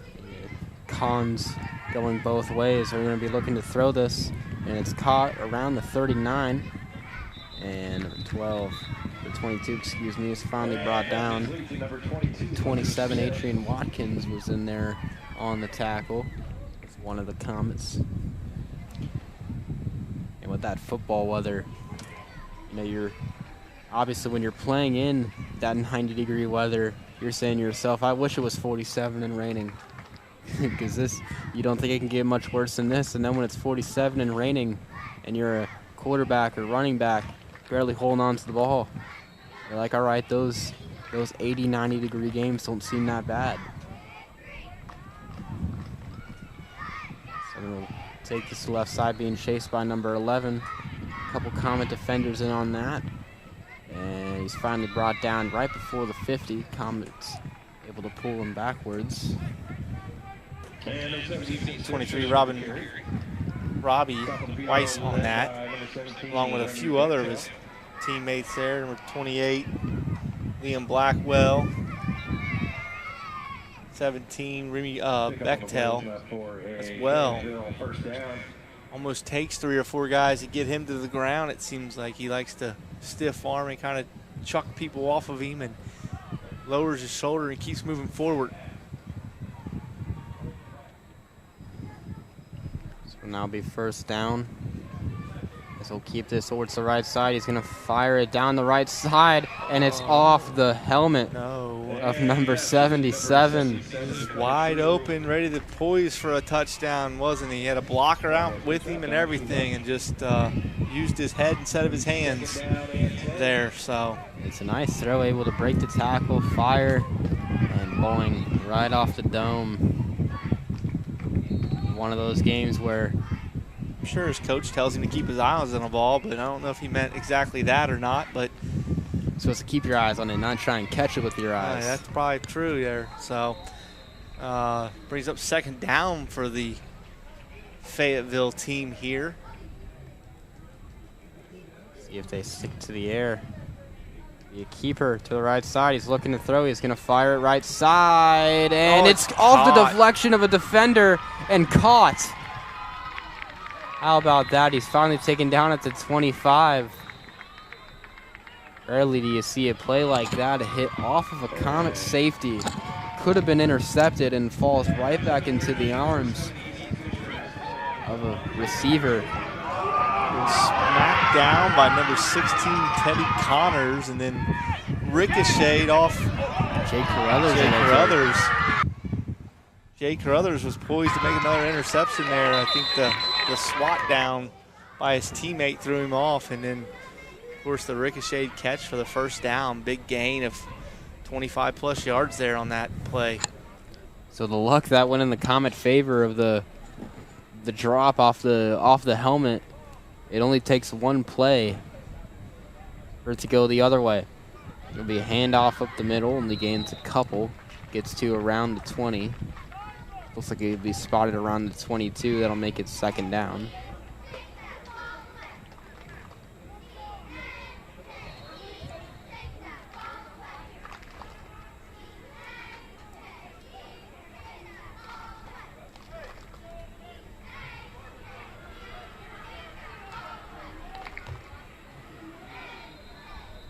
Isville quickly lines up on the ball. One man in the backfield is going to take it up the middle. Runs into the Comet defensive line, getting a push. He's still going. And the whistle is finally blown at the 15. Just a yard short of the first down. It'll be third down and 1 for the Rockets here. Down a point with about 5:30 to go in this one. Mason can somehow hold them out of the end zone here and gain control of the ball. They'd be able to win this one, and probably the closest game we've had all day. Second and about 1 yard to go, and it's going to be a false start. Looks like a receiver on the right side took a step too early. Looks like he was probably getting ready to poise to go out for a pass there or something. He was ready to go. And take a little bit of a head start. Ref's able to see it, and that makes a second and 1. It's a little harder to convert. Now about 2nd and 6.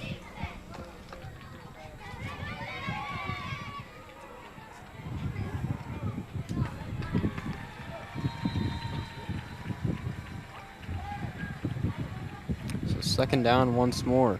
A roll out to his right, makes a move to the left, trying to break some tackles. Comet defender, number 75, Nolan Anderson, able to hold on to the shoe and bring him down after maybe a slight gain. Did a little pump flex there towards the fronter, letting him know I'm here, got you down. So nice to see a little bit of fire behind those Mason Comet players on defense.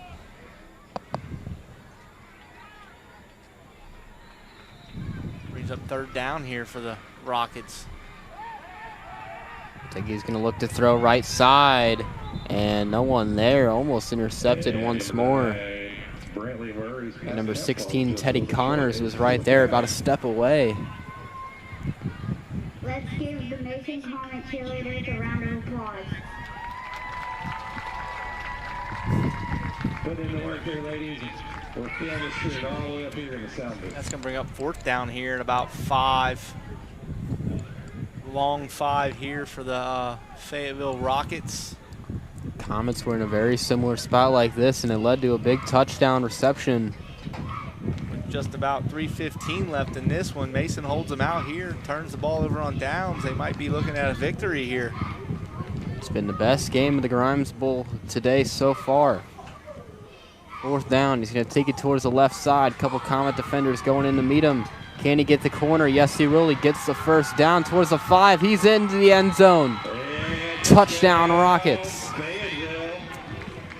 Went from a very hopeful play there, and they out-leveraged them on the left side with more blockers than they had defenders out there. You had 3 guys out there just making their way, and the Comets could not catch them on the outside before he turned the corner. So that one falls out of Comet reach. Now with a little less than 2 minutes and 30 seconds left in this one. We'll do the extra point. This will decide if a Comet touchdown by itself could win it, if the Comets even have enough time. So in the shotgun, low snap, he has to fall on top of it. It will just be a 5-point lead for Fayetteville with just about 1 minute and 55 left and counting. Comets are going to have to move very quickly if they want to get in this one.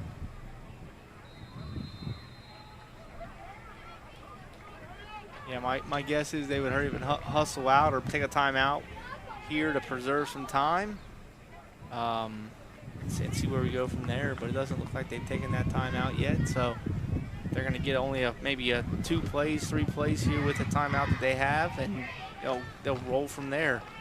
All in all, it's been a good game by both teams. So Comets will run out to the ball. Here's where you want a big play from one of your playmakers like A.J. Martin. That one's on the ground, and it's still on the ground, trying to get on top of it. It looks like Martin was able to get back on it. But the snapping issues continuing. The Comets in a very bad spot. Aysville thinks they have it, but it will be Comet football.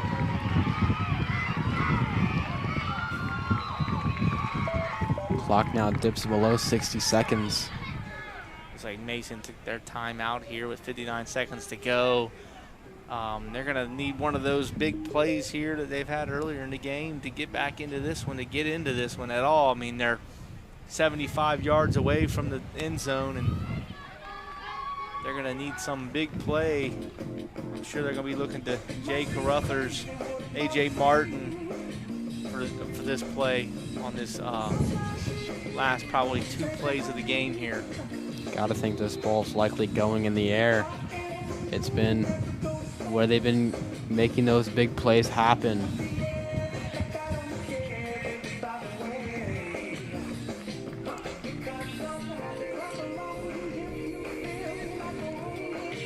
Clock is stopped dead at 59 seconds. A touchdown by itself would give the Comets the lead.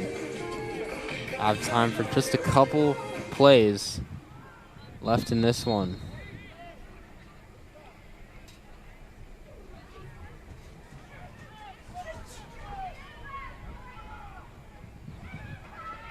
Takes a snap. He's looking to throw.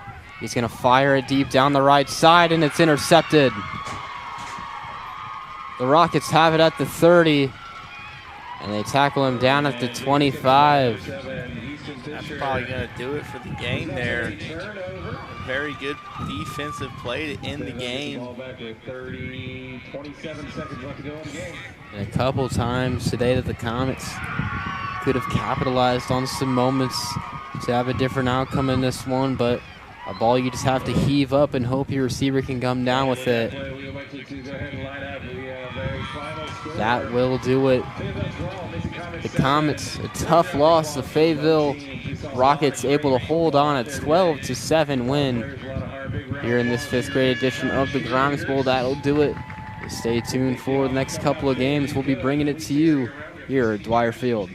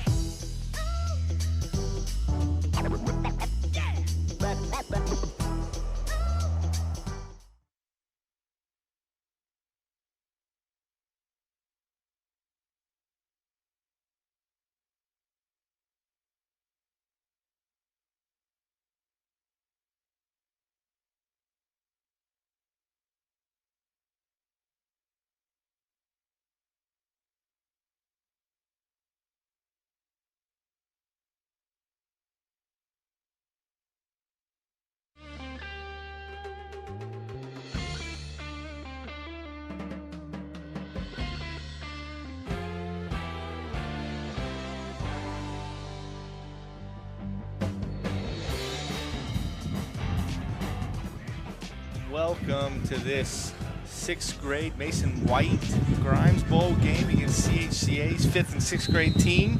CHCA is going to take the ball first. I'm Anthony Rose here with Daniel Panetti making the calls today for the Grimes Bowl on Sunday, August 10th. First play is going to be a shotgun snap and a pitch to the right. Run up the field for a gain of 2 yards there by the CHCA Eagles. Yeah, we're just coming off of one of the best games of the day for the Fayetteville versus the Comets. Hopefully this one can go back in the Comet favor. Comets have been more victorious today than the other teams and more than yesterday as well. The Sundays typically seem to go a little bit more in the Comet favor. So this 6th grade, the white team, hope that they can move that scoreboard back in the Comet favor. Yeah, they're going up against a CHCA team from right down the road here.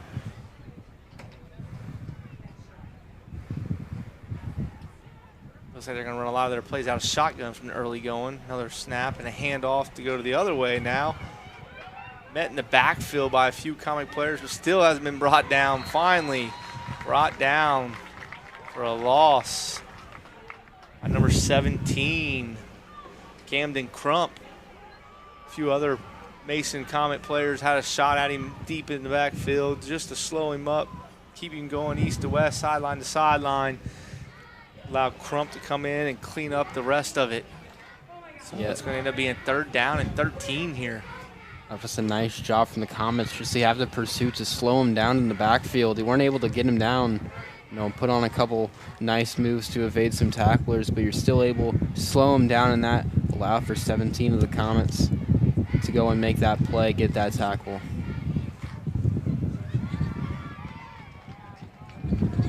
So we're going to go ahead and take a snap here for 3rd down. See what CHCA has in store for him on this play. We'll run to the outside again, back up the middle. Here comes a flagging on the play. Usually in the area of holding, but we'll see what the call is. Looks like it's going to be holding against CHCA. Penalty's going to be declined, and we're going to go down to the field for player introductions now. And on 4th down, CHCA elects to punt the ball. Big leg on their kicker. Puts the ball into Comet territory. Tall, high spiral on that kick. It's going to settle around the 40-yard line.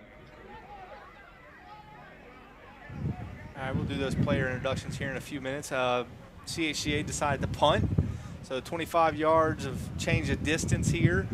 And Mason Comets are going to take over on offense at their own 40. First time we're going to get to see this Mason White team on the field.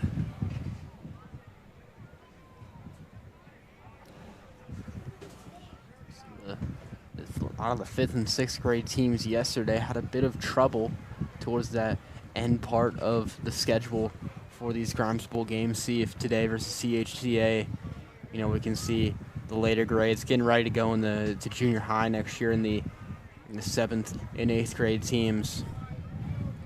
See if they're able to kind of get back more on track today.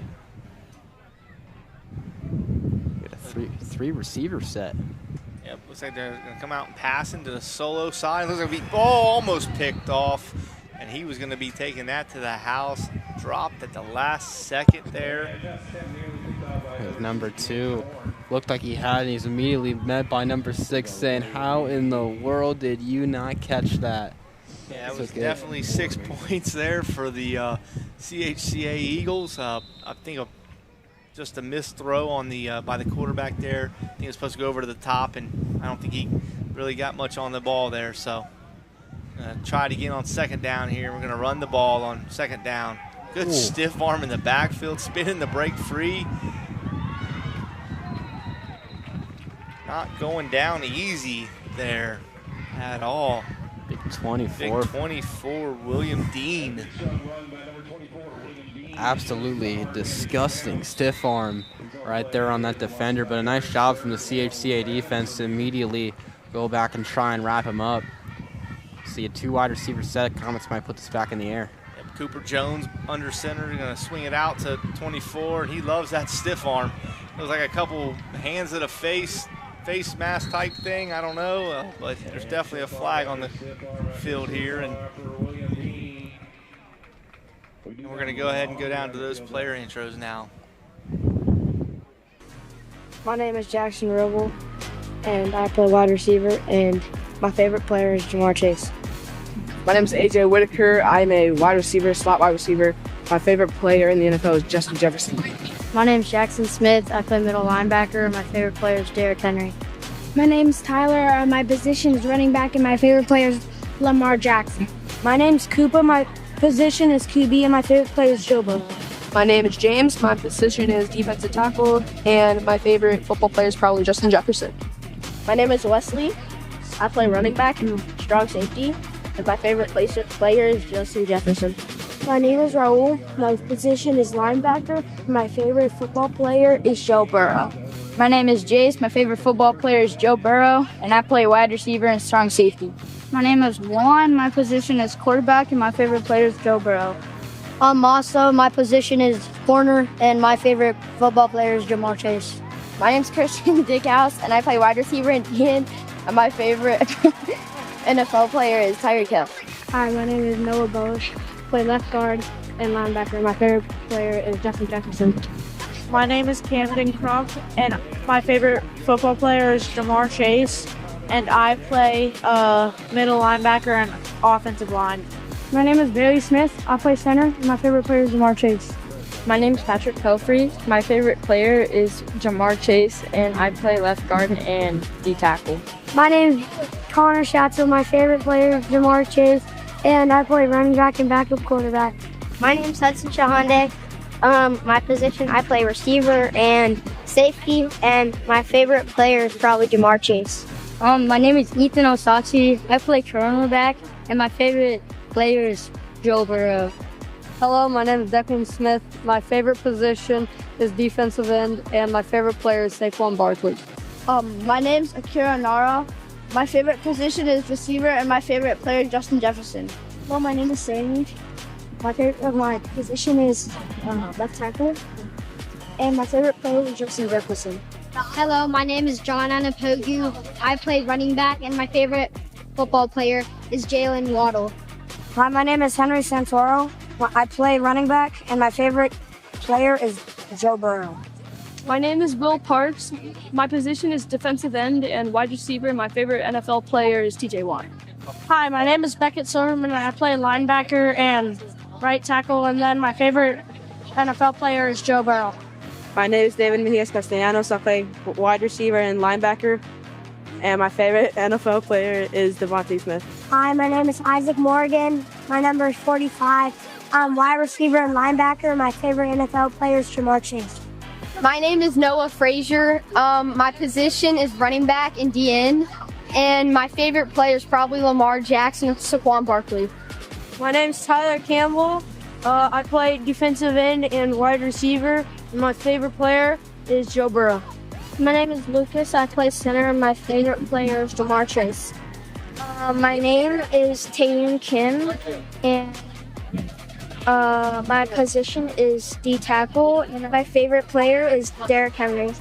Hello, my name is RJ. I am a guard, and my favorite NFL player is Jamar Chase. My name is Namdi, and my position is safety, and my favorite player is Jamar Chase. My name's Kenzo. I play O-line and D-line, and my favorite player is Dexter Lawrence. My name is Alston Canner. I play offensive tackle. My favorite player is Brock Bowers of the Las Vegas Raiders. My name is Raylan. My position is I'm just a substitute, and I don't really have a favorite player.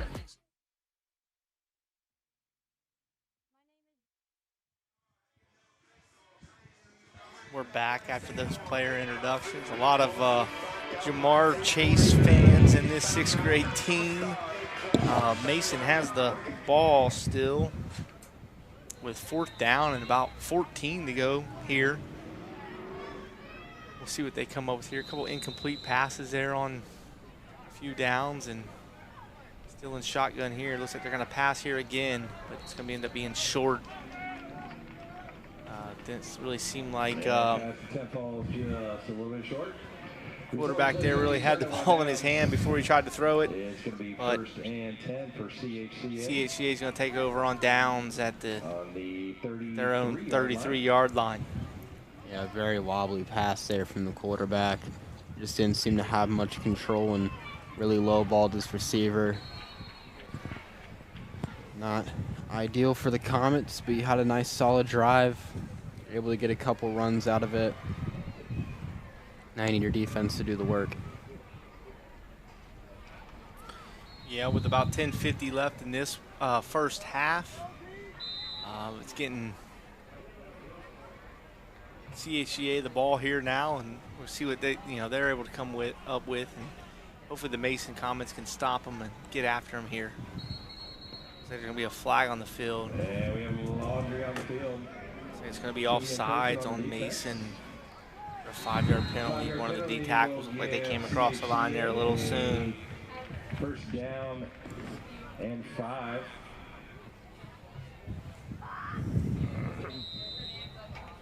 So first down and 5 here for the Eagles. Gonna go shotgun again, a direct snap to him, and tries to get up the field and gets met by a swarm of Mason defenders there.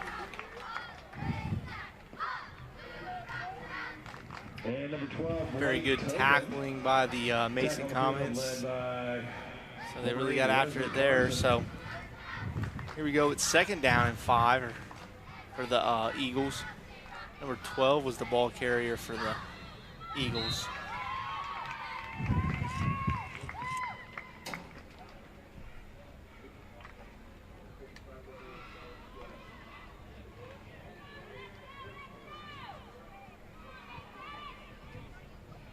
Three wide receivers set for the Eagles. Looks to be a handoff to the tailback there, and he's going to end up picking up a first down before being tackled on the play there. Number 38 for the Eagles with a nice run. Joshua Clark. Tackle field made by being brought down by 45 Isaac Morgan on the play, but not before he gets the first down. So first and 10 for the Eagles from their own 49-yard line. Excuse me, 44-yard line. CHCA first down. It's going to be first and 10 on the CHCA 44-yard line. Comets hoping to slow them up here a little bit more.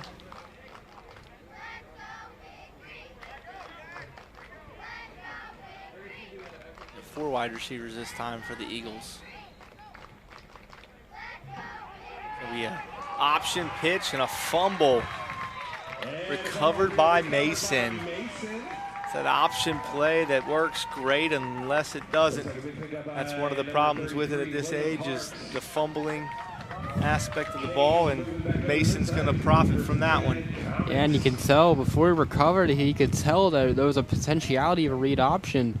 Tried to swat it away, and great awareness there, realizing it's on the ground, jumping on top of it and making the play, and you put your offense in a great spot. And get a recovery at the the 39 of the Eagles. Now you'll be able to shorten the field here and get it back kind of where you had it at to begin with, and before you turn it over on downs, and see if you can keep that offense moving down the field here with about 7:44 to go. Another timeout on the field.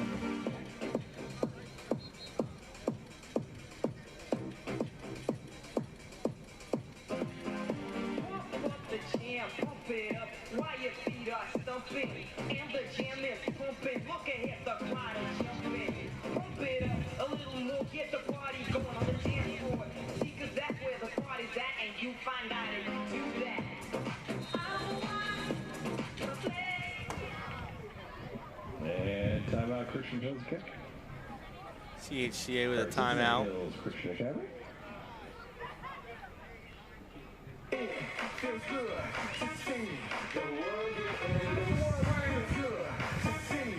Go to a timeout here for them Everybody's going to get some water out here. It's getting a little bit more toasty as the day goes on here. Luckily, they have some shade tents set up for some of the players and plenty of water out there for them.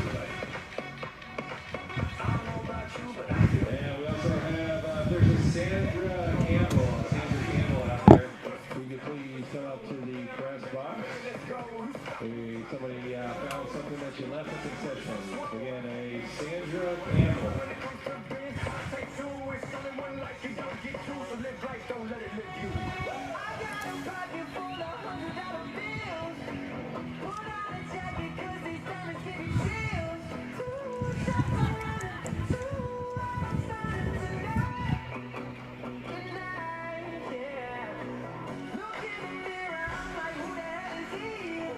Come out of this timeout here. Mason's going to take over the ball here and hope to put up some points on the board. So far, through 7 minutes 38 seconds, or 7 minutes 38 seconds left in this one in the first half. No score, either team. Mason's going to go out of the shotgun here. 3 wide receivers to one side, 1 to the other. Going to hand it off to Big 24. Nice jump cut. Picks up 2 yards there for the Bengals. William Dean with the rush for 3. Pick up 3 yards on that play. And it's an aggressive runner is 24. Every time he's getting the ball, he's taking it, making a few guys not miss, but just eat the turf with a stiff arm. He's definitely got a big stiff arm. Another shotgun snap and a QB keeper to the outside, and CHCA not fooled there. Number 2 for the Eagles with the tackle for loss there. Yeah, it looks like the quarterback for the number 6, Cooper Jones. Like the Cooper Jones just had a bit of hesitation after he took that. He's trying to look for something, but all that, stopping and looking for something is just going to make guys like number 2 and anyone on this defense. There's a pass down the field, caught by the Comets all the way down to the 9-yard line. Nice throw by Cooper Jones to number 22, Hudson. Number 22, Hudson Shahande. Shahande is what I'm going to go with, since that's what the announcer over here is going to call him. He's been getting info from the parents. So here's a run by number 24, William Dean, on first down. Take it down to about the 5-yard line here for second down play coming up, with about 5:40 left in the first half. Looks like we have a injured player down for the Eagles right now.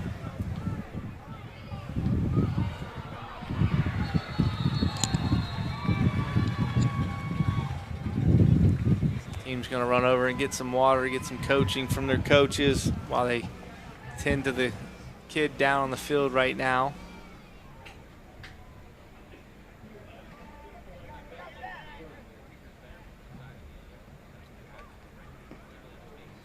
He looks to be up and moving now. Seems to be okay, so that's good news. Number 3 for the Eagles. Gonna have to at least come out for a play here and then be able to get back in there. Make sure you're staying hydrated today. Lots of heat. Make sure you're taking in plenty of water. Drink plenty of water here and at home tonight. If you need something tonight, concession stands offering lots of cold drinks. We have Coke products, Gatorade. Mason's going to be second down and goal from the about 6-yard line here. Concession stands help celebrate the games tonight. You almost have to feel the way William Dean has ran the ball so far today that he's probably going to be the option here to pick up 6 yards and 3 downs. Yeah, the prime example of a power back is Dean. Looks like he's not in the backfield as of right now, though, so they're going to mix it up a little bit, go a little speed.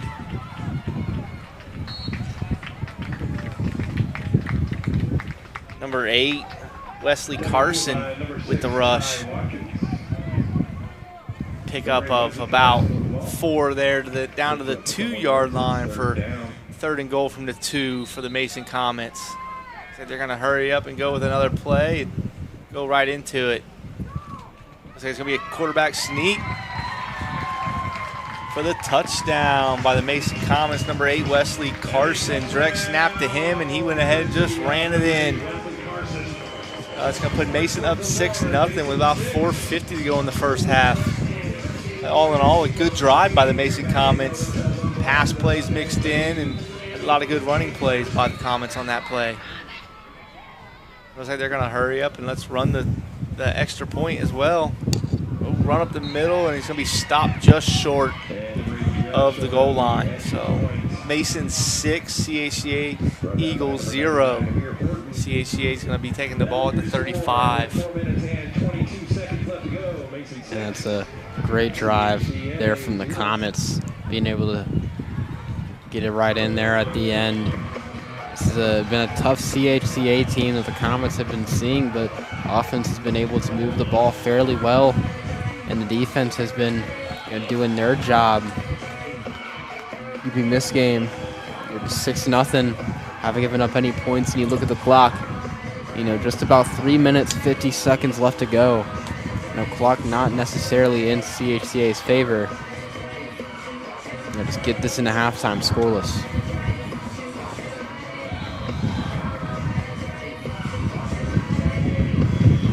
So yeah, the Eagles will have to hurry if they want to get any points here in the first half with about 3:30 left. And 65 yards to go to get there, so we'll probably see a couple pass plays out of the Eagles offense here.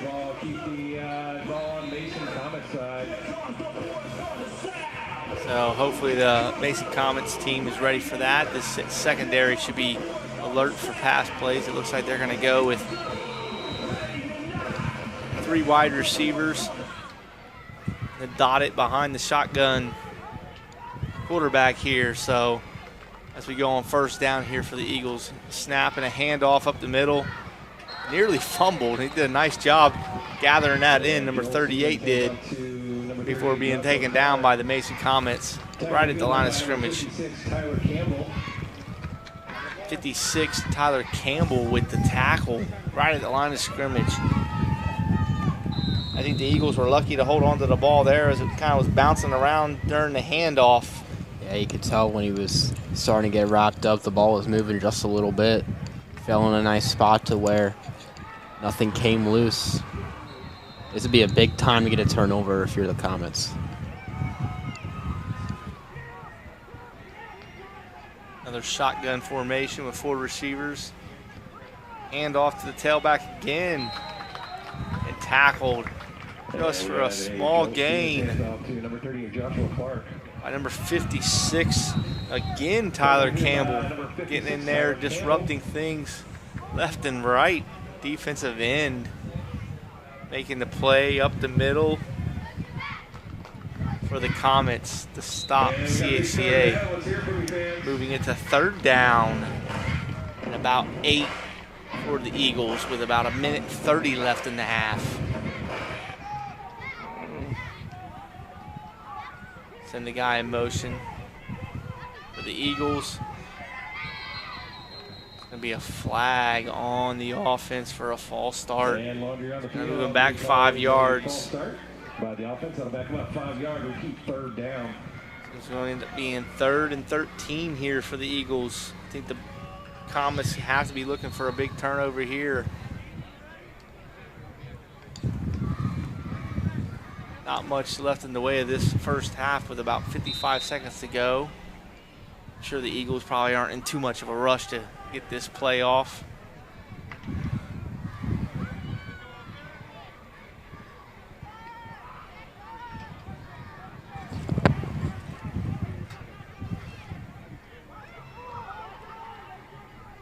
So here's the 3rd down play for the Eagles. Going to be another handoff out of the shotgun, but the Mason Comets are ready for it. Number 17, Camden Crump right there on the tackle. joined by a few others. I think that's going to probably end up sending us to halftime with about 10 seconds to go in the first half. I think the Eagles are more than happy to let this run to halftime. So after the first half, Mason Comets 6, CHCA Eagles 0, and we'll be back for the second half shortly. 33, Wayland Parks. Number 17, Camden Crow.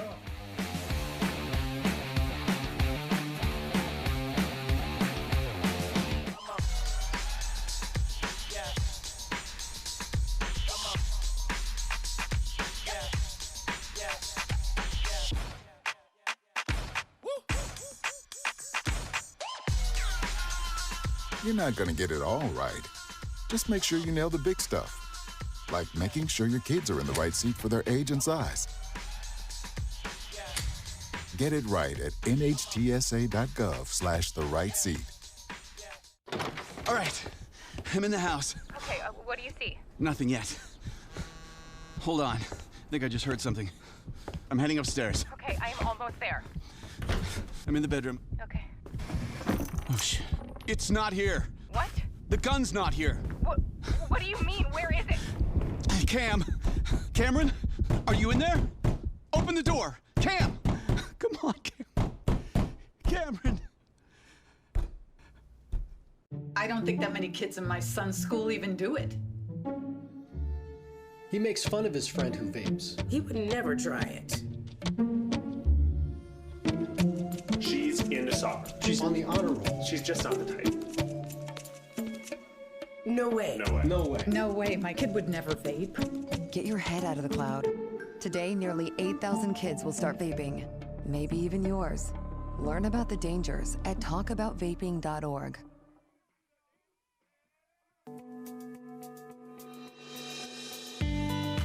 Hi, my name is Jen, and I'm the founder of Boxful. I created Boxful out of love for a friend. During COVID, a close friend of mine lost her mom, and as were the times you couldn't really get on planes or attend funerals.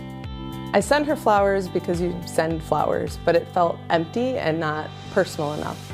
And I'm a hugger, and had I been there, I would hug her. So I was looking for any gifts hug-related and didn't really come across anything until I saw a teddy bear with long arms, and I thought maybe I could send her a bear hug.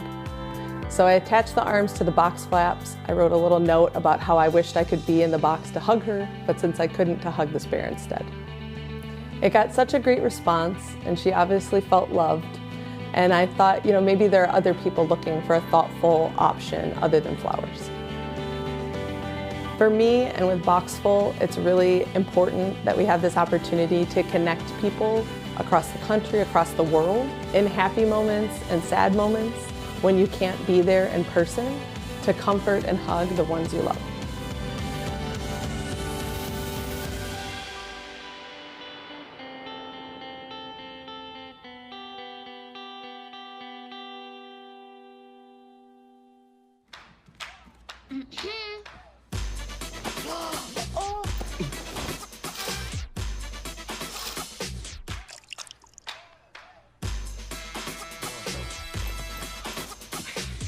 You're not going to get it all right. Just make sure you nail the big stuff. Mama! Like making sure your kids are in the right seat for their age and size. Get it right at nhtsa.gov/the-right-seat.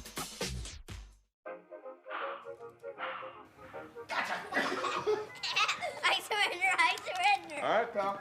Get ready for the day, buddy. Hey, Dad. Hey, Dad.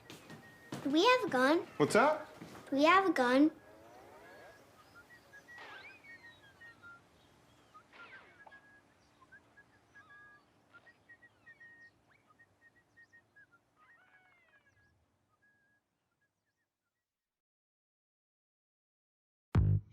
All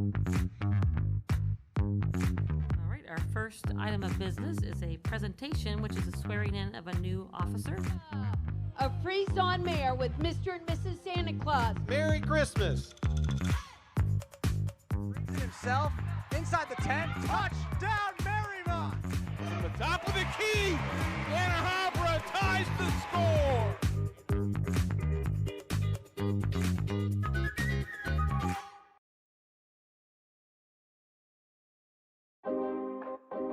It's important to get a flu shot each and every year because flu viruses are constantly changing and immunity from the vaccine decreases over time. Flu vaccines are updated annually to work against that year's viruses. The best time to get your shot is in the fall, but getting it later can still help.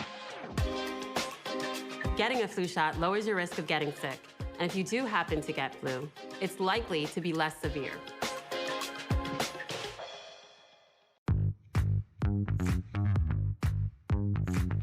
Our first item of business is a presentation, which is a swearing in of a new officer. A freeze-on mayor with Mr. and Mrs. Santa Claus. Merry Christmas. Brings it himself inside the 10. Touchdown, Marymount. From the top of the key, Ann Arbor ties the score.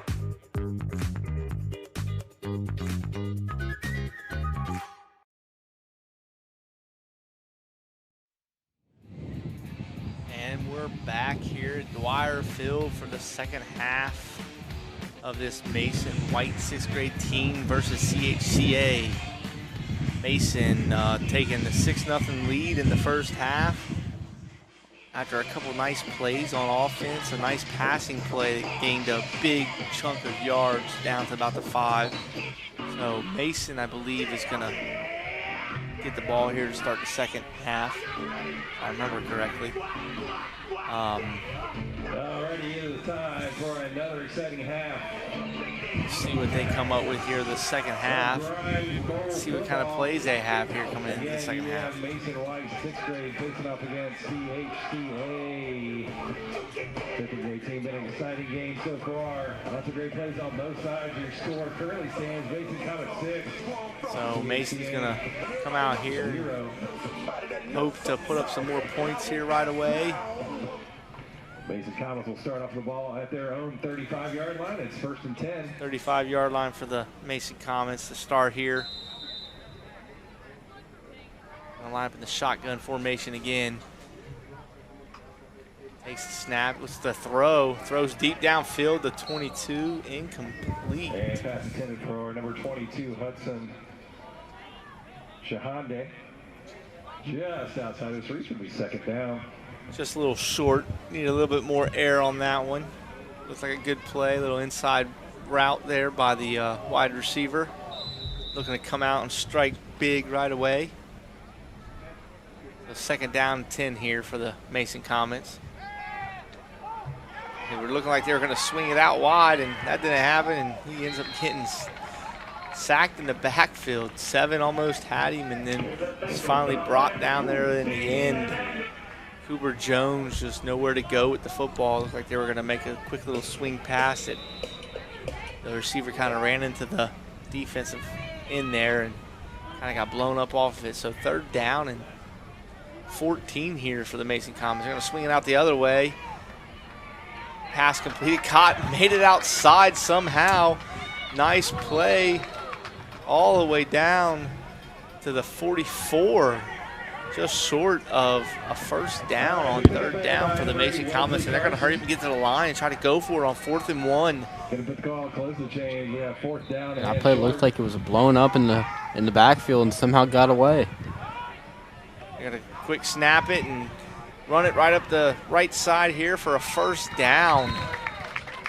Nice play by the Mason Comets. They did not wait around to let the defense get set up, and they ran it right up the gut there. We are right at the 50-yard Number 8, Wesley Carson with the first down for the Mason Comets. I think the Eagles were a little bit overmatched on that side, and it showed there quickly. Oh, here we go again with the Mason Comets to run another play. Man, it goes in motion across the other side of the field.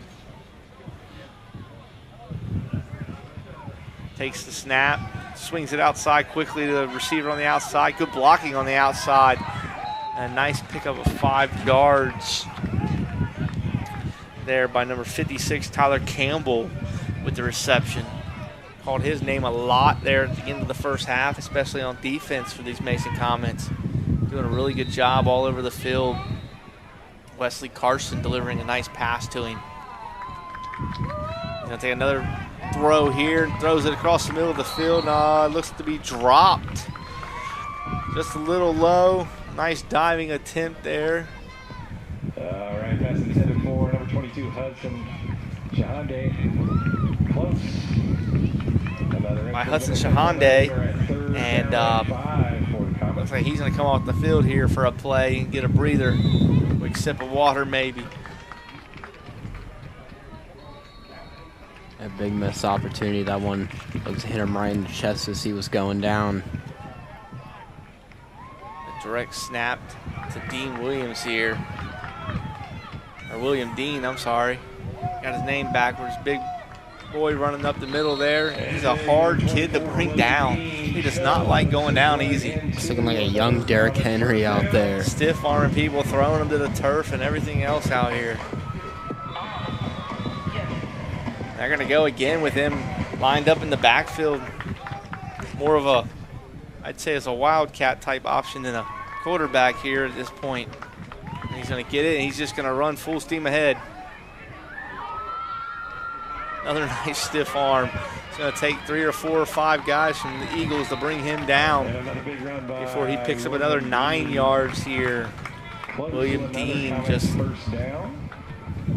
eating through that defense.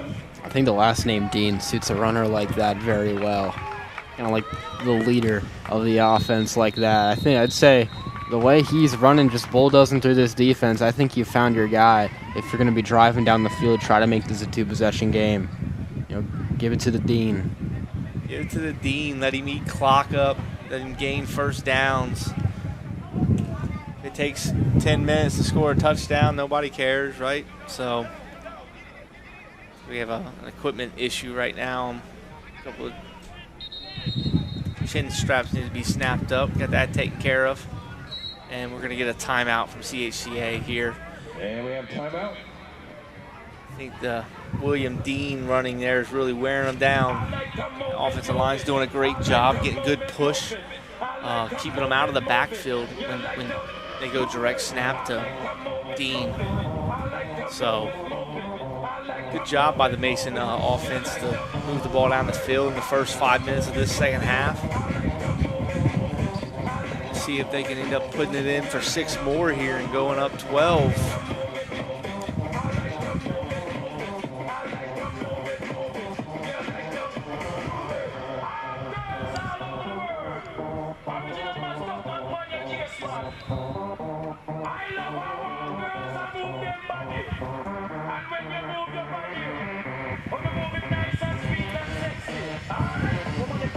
A lot of water hydration going on the sideline. We're well aware. Temperatures are pushing 94, 95 now out. What it feels like, and I'm sure the on-field temps pushing 100 by now. So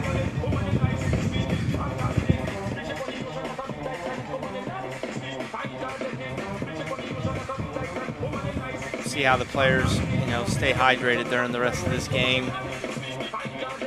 The weather's showing 90, feels like 93, UV index of 7. Wind's only pushing 4 miles per hour, so not even a breeze out there. For the first-year players, this is that big welcome to football kind of moment. It makes you wonder if you really want to play football or not when it gets like this. So there's a few of them like that, whether it's football or baseball when it's just hot, that you're like, well, maybe I don't want to play. And there goes William Dean just mowing over kids. Like, get off me. You're not stopping me. I'm going to go in for the touchdown. No way. The Dean, my counterpart Panetti calls him, just mowing over kids and refusing to go down. I mean, I don't know how in the world you bring down a man like that. If you don't plan on hitting him in the knees, it's not going to work very well. He just has that crucial stiff arm, much like the Marshawn Lynch's of the world, where it's going to hurt if you try to go after him. So we're going to go for the extra point here. Snap to number 8, Wesley Carson, and he's going to run it into the outside for the extra point, making it 13-0 Mason now.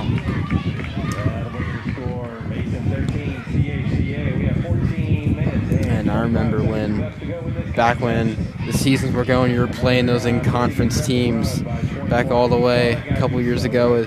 You know, we'd go down and play the Princetons, the Middletowns, and they'd always have that big, strong runner. They'd always have somebody there in the backfield that you get on the defensive line, you look in there, you're like, oh, crap, this is going to be a long game.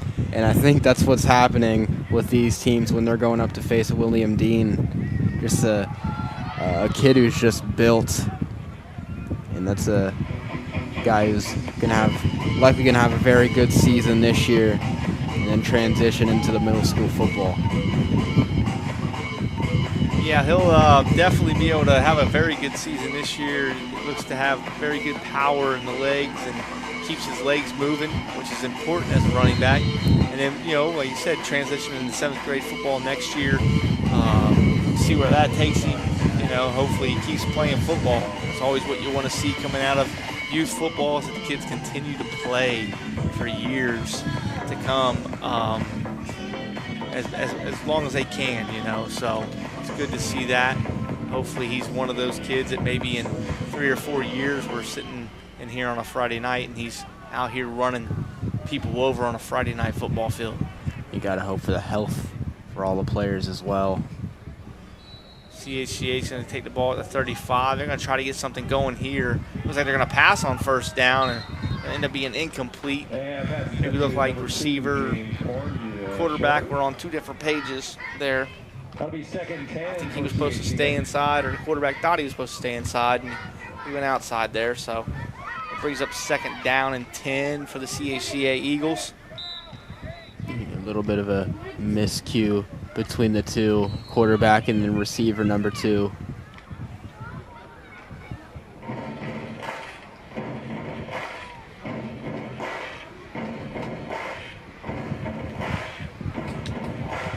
Just got the Mason defense out here doing the clap for the "We Will Rock You" chant here. They're ready to go, fired up. They should be after watching William Dean just run all over top of the CHCA Eagles. Shotgun snap, a fumble here, picked up by the quarterback, luckily to fall on it, but not before a loss of 6 on the play to bring up 3rd down. And not even a bad snap really going into it. It's just bouncing out of the hands, and with the heat, the sweat on the hands, sweat on the football potentially, it's, you know, it's going to be hard to keep control of the ball in situations like this. Yep, William Parks and Isaac Morgan, bearing down on him. He had no choice but to just fall on it. This is a smart play. Don't want to risk a turnover. So it's going to be a 3rd down and about 16 here for the Eagles. They're going to drop back to pass and pressure right away off the edge there from the Mason Comets. Yeah, you could tell he was hit as he went to throw right on that left side of him on the edge. Try to get it off, and just about a millisecond before, and that might be a strip sack.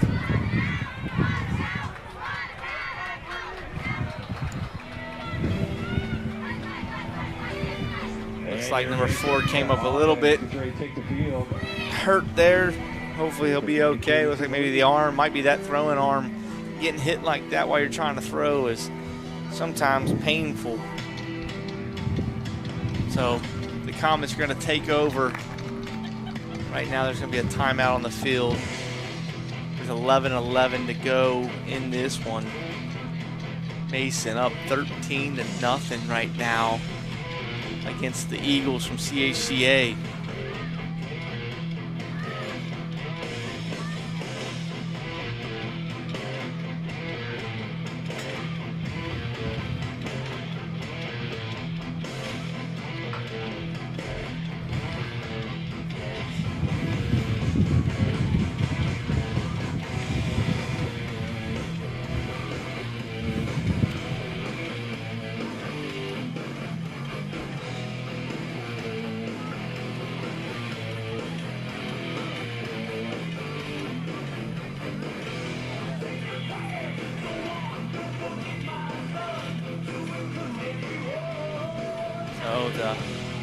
After the ghost punt by the CHCA Eagles. Mason's going to start with first down on their own 45 here. They're going to run the ball off tackle. Nice run up the field there by Wesley Carson, number 8 for the Comets. Good blocking up front. Created a huge hole for him to jump through. Nobody ever talks about the offensive linemen enough.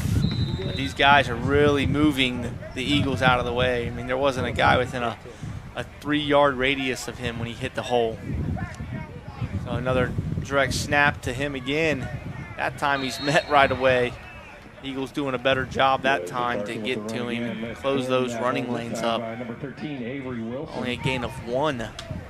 Avery Wilson on the stop for the Eagles.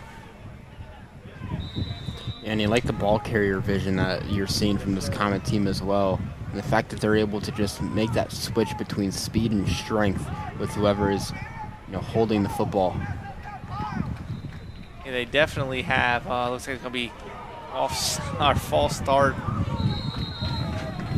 or maybe a legal formation. It was a very tough run. He runs over a defender. I thought they were going to blow it dead, but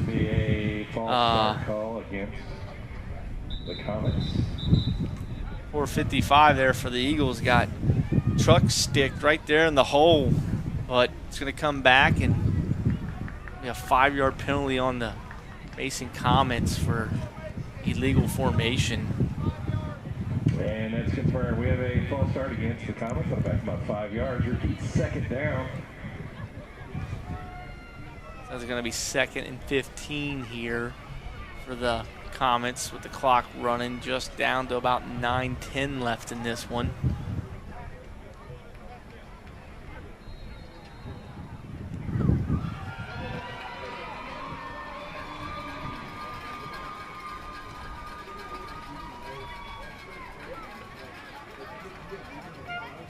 Plenty of water breaks here in between plays whenever the players need it or the referees decided they can use one.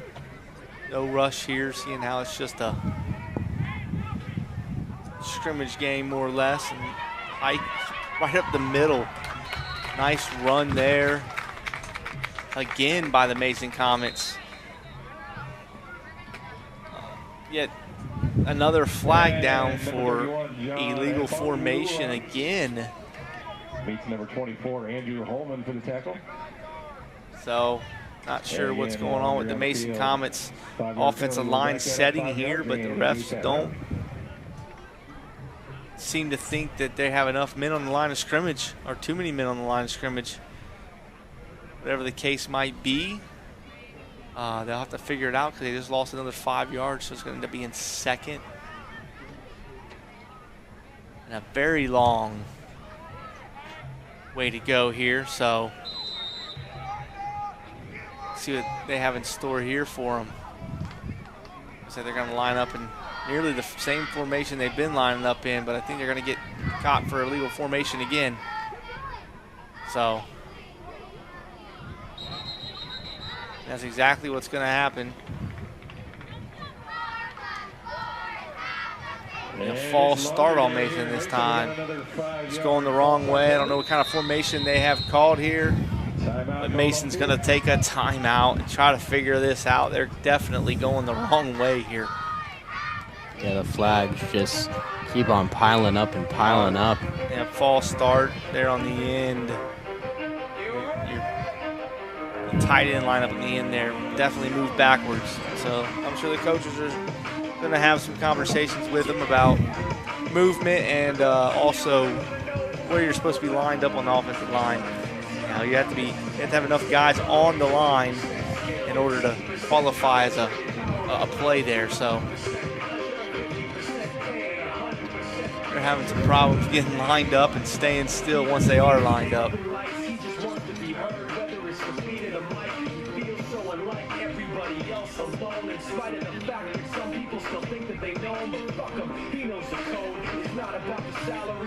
End up being 2nd and 24 when we come back here. Mason come back on the field. That's a long way to go, but Mason has proven that they're able to do it time and time again. Pick up big chunk plays here, so we'll see what they have ready for these guys here. So the first down marker at around the 33. And the Comets still on the opposite side of the field after those flags. I wonder if some sort of big play potential call might be coming out to try and put this ball in the air.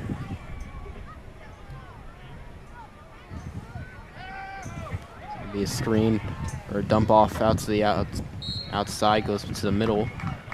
It's down around the 49. A nice little pickup there on second down. Still third and 19 here. Third and 19, third and 20 or so for the and number 3, Noah Senna. Mason Comets. Another run here up the middle. That one's not going to go anywhere. Nice tackle for loss in the backfield by big number 99 for the Eagles. Wesley Carson swallowed up in the backfield by number 99, Amir Horton. Amir Gordon, That's going to bring up tackle for loss. We got fourth down here. And 22 it looks like again. 22, 21, somewhere in that range. And I think Mason's going to punt, which is probably the smart move to do here. With just about 6:10 left in this one, Mason's up 13-0.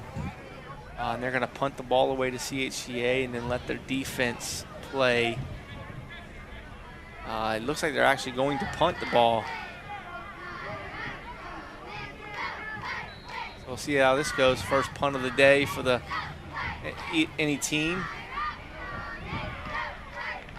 There's a punt to about the 46 of the Eagles. So punt of about 10 yards there. So, I mean, you know, not the best punt, but not the worst punt I've ever seen. So, going to leave it with about 5:25 left in the game now to go. The Eagles are going to take over possession here. And as long as the Bengals can, yeah, I'm on the wrong page here. As long as the Comets we're already ready for NFL football here in the booth. I think me and Danny are ready for the Bengals season to start. Absolutely. You know. The Comets, they can get a stop right here. You already have that 2-possession lead. You know, this game is out of reach. But you still wanna keep that shutout. You know, do what some of your other friends in the lower grade levels have been doing, the second, third, fourth grade, being able to shut out their opponents. Try and get yourself on that tier as well. Yeah, pitching a shutout's always a good thing. It gives you some bragging rights, maybe. You know, maybe they pitch a shutout here and the other sixth grade team does it, you know, and they get bragging rights over them. So, you know, but I'm sure CHCA wants to move the ball here and put some points on the board, or at least put together a good drive. It seems like they've struggled here today against this Mason Comets defense. So they're going to shotgun snap and a handoff to 13, who's going to go around the outside, but it's going to be met quickly by the Comets on the outside. Number 81, Henry Santoro for the Comets. Yeah, 81, Henry Santoro out there making plays on the outside, one-on-one, made a nice tackle.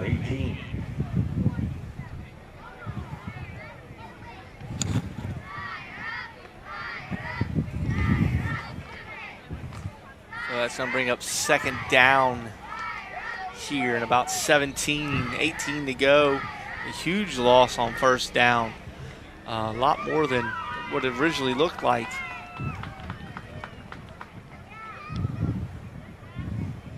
Low snap, a pitch to one of the tailbacks here, and a run up the middle. Looks like he's going to end up back at the line of scrimmage after a host of Comets made the tackle on him. And a pitch back to Number 8, Wesley Carson was in on that. A few others to hold him to the next to no yards there. So it's going to bring up 3rd down here for the CHCA Eagles with approaching 3 minutes to go in this one. So we'll see what the Eagles can do here on 3rd down against this Mason Comets defense that has been more than stellar today here on this game, pitching that shutout as it goes right now. So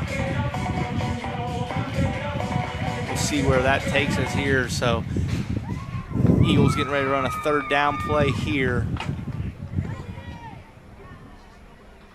from the shotgun formation. Split tailbacks and one behind him, dotting. They're going to throw for it. Nice throw and a nice catch by number 12 of the Eagles. It takes 3 defenders for Mason to bring him down. It's going to be a close one. Let's see if it's going to end up being 4th down and 1. Timeout CHCA here with 2:05 left in the game.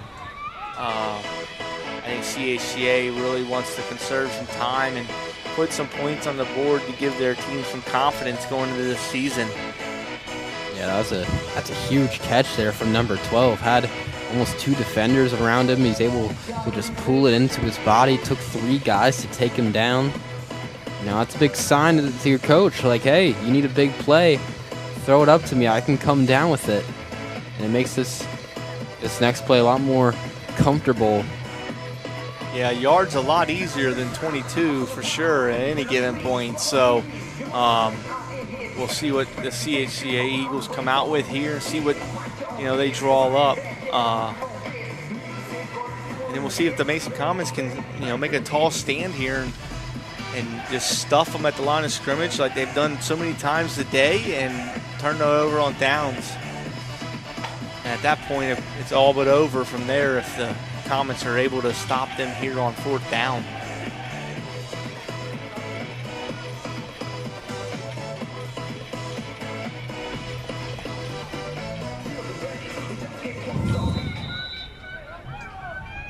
Here come the Eagles to run this 4th down play with 2:05 left. Let's see if the Comets are able to stop them here.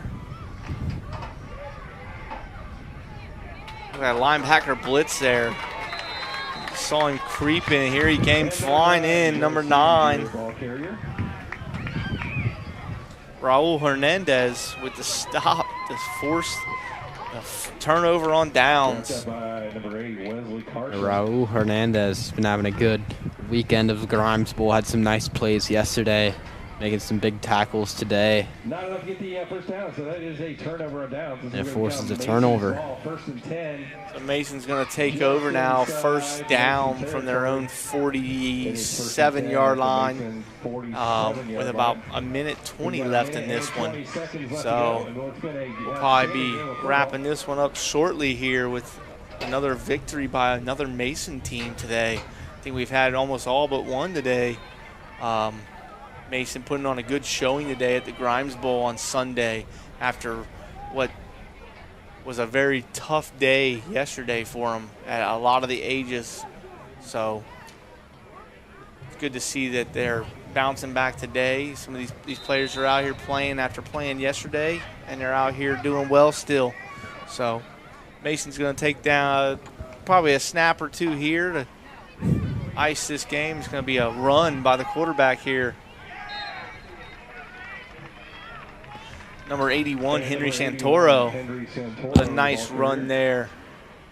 Making a few plays here late in the game for Henry Santoro. Nice tackle for loss and a nice run there for 2 yards. Breaking loose from a tackle, attempted tackle there would have probably netted him a bunch more. So it looks like they're going to go ahead and line it up at the 50. Shake hands, 13-0 Mason for the 6th grade white team. We'll be back with the next one shortly. Keeping everybody fired up throughout the game.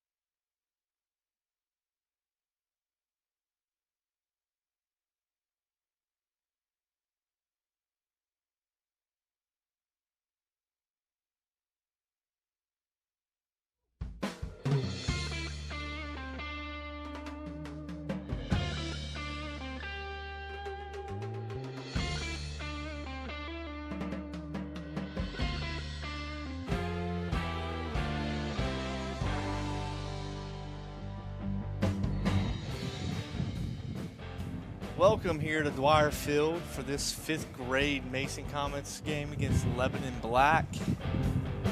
I'm Anthony Rose here with Daniel Panetti on this game. Just missed the first play of the game for a 9-yard pickup by the Mason 5th grade team here. We go into this game. And the Comets, they got back in the winning column last game. It's been a great day for Comet football, getting a lot of big wins. Big run to the outside here for the Mason Comets. Number 17, Ryder Ross, with a big run there. We're going to go ahead and down to the field for player introductions now. My name is Aiden. I play tackle on defense, and my favorite player is Justin Jefferson. My name is Carson Brock. I play defensive end, and my favorite NFL player is Jamar Chase. My name is Trayshawn Ballard, and my position is center and everything on the defensive line. My favorite player is Brian Dawkins. My name is Moses. My position is defensive lineman, and I don't have one. My name is Isaiah Watt. I play QB1 and linebacker. And my favorite NFL player is Joe Burrow. My name is Matthew Council. I play QB and corner. My favorite NFL player is Jamar Chase. My name is Ben Collier. I play offensive guard, and my favorite football player is Trey Hendricks. Hi, my name is Jordan Andrew. I play wide receiver and corner, and my favorite NFL player is Tyreek Hill. My name is Ryder Ross. I play wide receiver, running back, linebacker, and my favorite NFL player is Jamar Chase. My name is Jude Minaccio. I'm number 18. I play tight end, and my NFL player is Jamar Chase. My name is Xavier Light. I play tight end and defensive end, and my favorite player is Deion Sanders. My name is Zach Powell. I play defensive end, and my favorite player is Jamar Chase. My name is Dawn Payne. I'm an O-line, and my favorite NFL player is Dave Montgomery. My name is Lakin Campbell. I'm offensive lineman, and my favorite NFL player is Joe Burrow. My name is Nolan Warner. I play middle linebacker and running back. My favorite player is CeeDee Lamb. My name is William Johnson, and my favorite NFL player is Joe Burrow. My name is Bodie Tant. I play tight end. My favorite NFL player is Joey Bosa.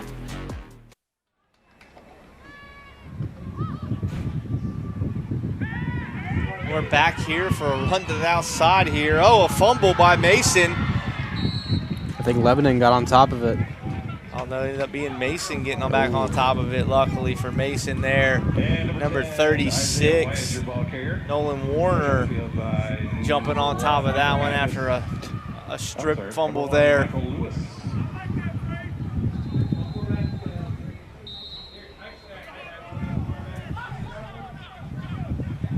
It's like the heat is even getting to the equipment here upstairs.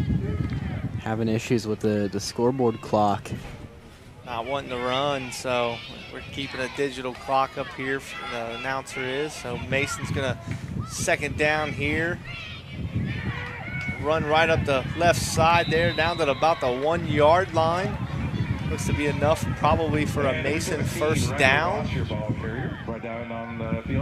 Just short of a first down.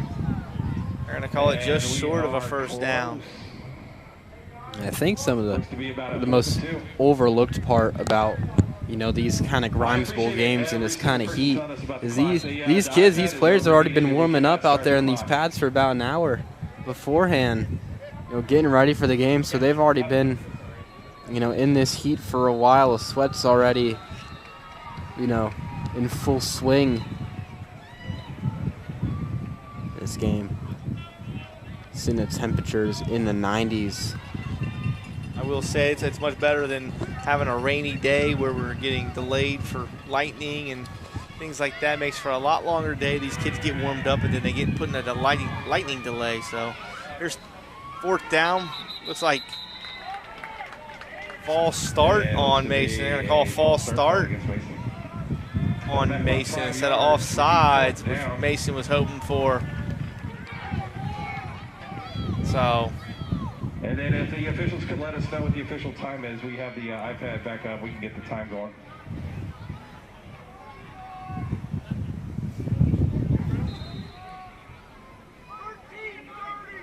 $13:30. 13:30 it is. It looks like we got the iPad back up and running after the brief meltdown up here on it. So got a clock going, 13:25 to go now. Mason's got the ball on Hopefully not that to happen again. the 7 here for a 4th down. Looks like they need about the 1-yard line to get a first down here. So lined up under center here. A handoff right up the middle, and he's not going to get it. He's only going to make it to about the 5 there before he's tackled by a host of Lebanon Black kids. Number 17, Ryder Ross with the carry, just short. And a big stop by the... I would think that Mason would be okay with that. They're going to turn the ball over on the 5-yard line. It looks like there's going to be a stoppage and play here now. Lebanon will get the ball back deep into common territory. It's going to be 1st and 10 at the And that's 7-yard a great job to bounce back from that Lebanon defense. They gave up that big play where the Comets were able to kind of flip the field, get in a good spot, and the Lebanon defense just stood their ground right up against their own end zone. It's a nice job from that defense to bounce back. Yeah, they could have easily have given up and let them score that touchdown there, but that defense wanted no part of that touchdown. So here we are with Lebanon taking over from their own 5. Dangerous area of the field here for Lebanon. We'll see if they go under center or shotgun. If they go shotgun, you got to be wary of a bad snap and into a safety or possible recovery for a touchdown by this Mason Commons defense, who I'm sure is ready to put some points on the board after the way they just ran the ball down the field. It does look like they're going to the shotgun formation for Lebanon. Send a player in motion, a bad snap, but picked up off the ground, but it's going to end up being a safety. Did he get him in there? Yes, he did. A safety, first one of the day. Danny, what do you think about that? How about that? You wouldn't expect to see a safety this part of the day. No, really not in the Grimes Bowl either. Usually you don't get many of those around here. So big spot. So a new score today, 2-0 lead for the Comets. They'll get the ball as well, and that's just a great play. You get that good field positioning. Lebanon having troubles with the snap, as we've been seeing with a lot of teams today. Having that trouble when you find yourself inside that black turf of the Mason end zone. It's not going to go your way.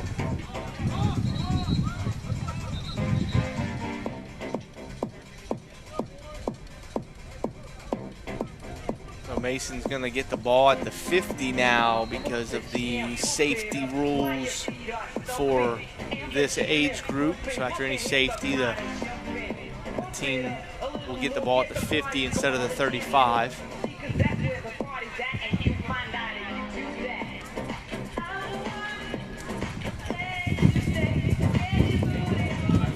So Mason's going to take it from the 50 here. Hope to continue their success of moving the ball down the field.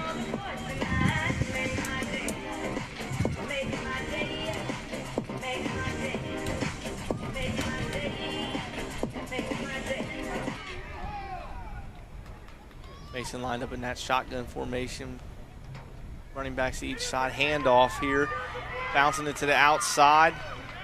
Nice tough running there by the Mason Comets.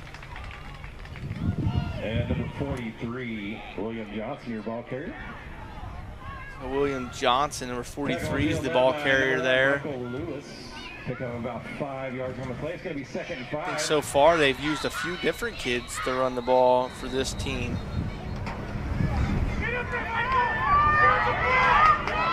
It doesn't really matter who they're using. It seems to be picking up good yardage. Good job by the offensive line getting blocks and getting downfield to pick up those secondary blocks as well. Looks like we're going to get a pre-snap penalty here on the Comets for a false start. Against the Comets. It'll back about 5 yards, so now 2nd and 10.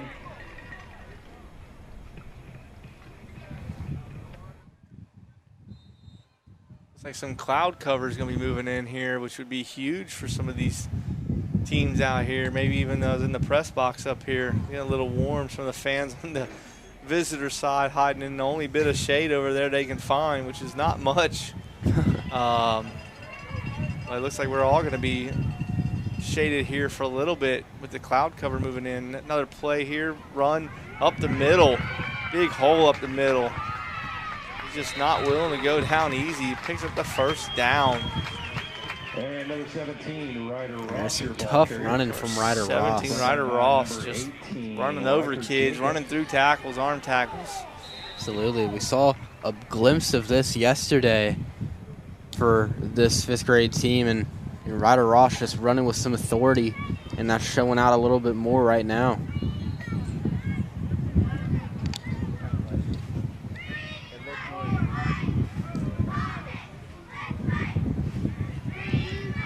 So Mason's got the ball here, first down. Looks like they're going to throw the ball. Nope, he's going to take off and run it to the right side, wide open on the right side there. Nice run, decided to pull it down and run for it instead. Number 11, Matthew Council, decided to go ahead and take off and run instead of throwing the ball there. Didn't see his first option open and immediately pulled it down and ran to the other side of the field.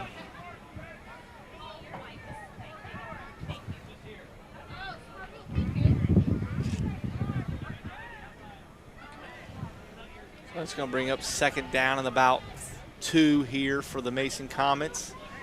The ball at the 31 of the Lebanon team here. Another handoff to 43 again. William Johnson with the run carries the ball for a first down for Mason. Pick up about 7 on the play there. Cameron Crockett. Pick up enough yards. Cameron Crockett with the stop for the Lebanon Warriors. Going to be 1st and 10 on the Lebanon 25-yard line.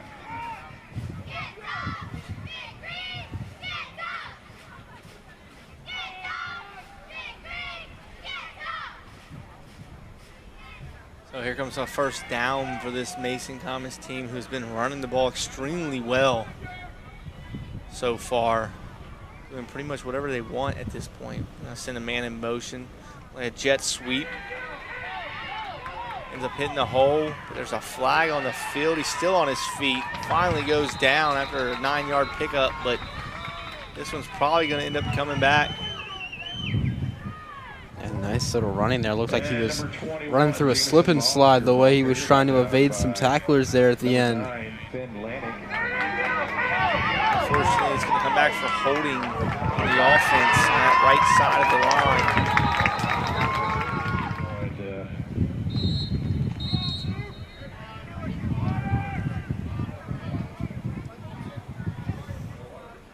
And we got a water break.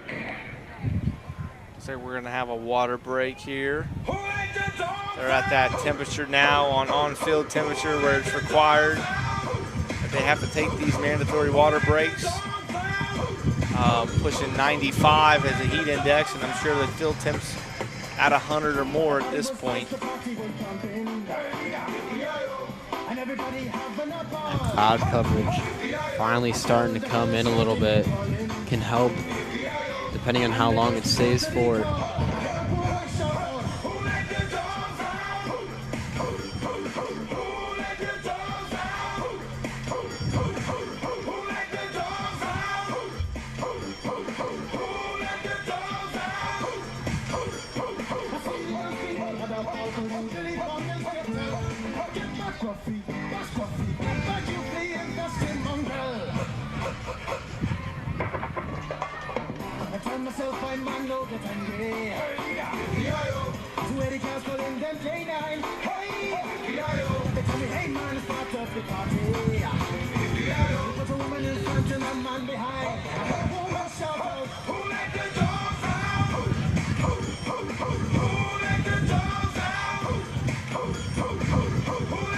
everybody needs water out there, including the officials.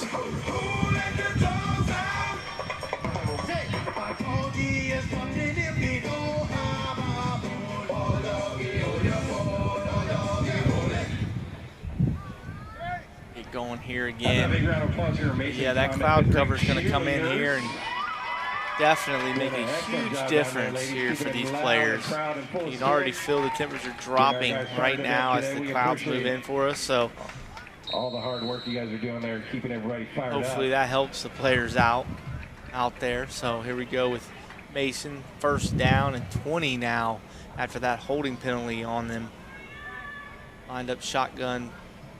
Again, low snap, but picked up. And ran again for a very nice run. Still on his feet, still moving. Bumping off kids, finally shoved out of bounds. And number 11, Matthew Council. After a good run by Matthew Council again, just refusing to go down.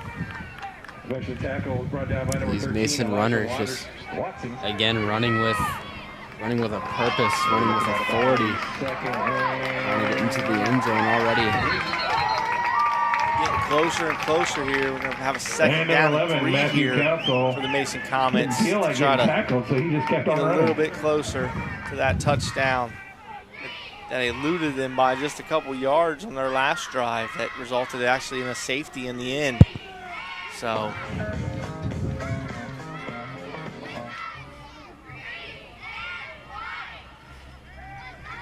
there's an end around jet sweep, and he's going to take it to the house here. It's going to be a Mason touchdown. A nice run, jet sweep to the outside. Nobody was out there. Number 21, Jamison Moss with the touchdown. Nice run to the outside to put Mason up 8-0. And nice job from the quarterback as well. It was a bit of a low snap. He was able to quickly pick it off the ground. Give it to the running back, give it to the receiver coming in motion as if nothing happened. And then he has a wide open lane getting it into the end zone. Gives the Comets a little more insurance. Shows great patience by the quarterback, Matthew Council, to just relax and do it and go.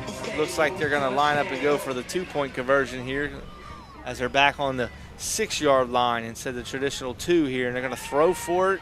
No, he's going to run it. Matthew Council's going to take off to the outside but be chased down from behind for a tackle. So no extra point there. 2-point conversion fails. It's going to be 8-0 Mason with about 3:55 to go in the first half.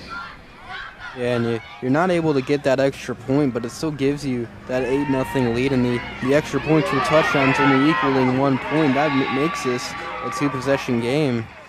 So it's going to take a good amount of effort for Lebanon to try and come back in this one.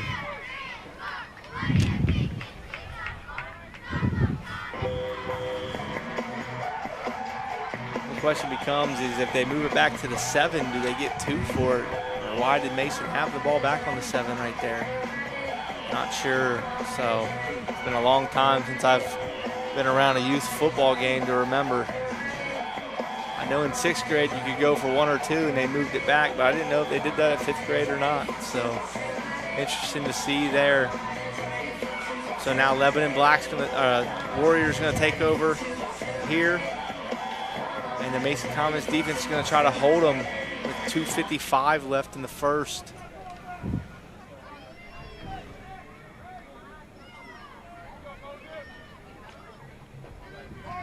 Another fumble snapped again. Looks like Lebanon fell on it this time. Low snap. Quarterback unable to hang on to that one again.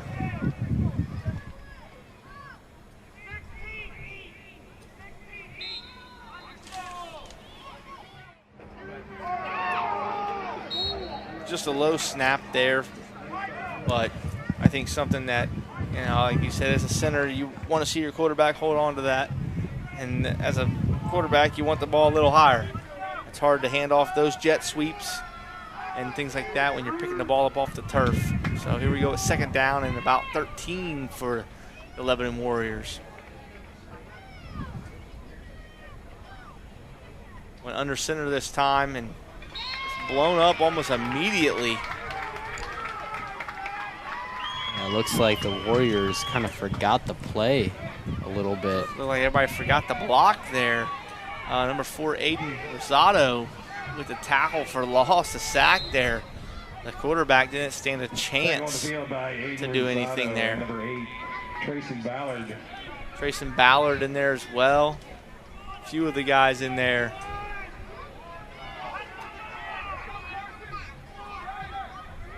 So 11 and 3rd down and 16 now. And they're hoping to be able to get a clean snap off. I don't know if they've had one yet. There's a clean snap. We're going to look to throw and throws and nearly picked off, but then almost nearly caught. And Michael Lewis's pass attempt almost broken up by a gang of Mason. Passing on this Mason defense does not look to be easy. They had a couple guys over there. Like you said, that one almost picked off.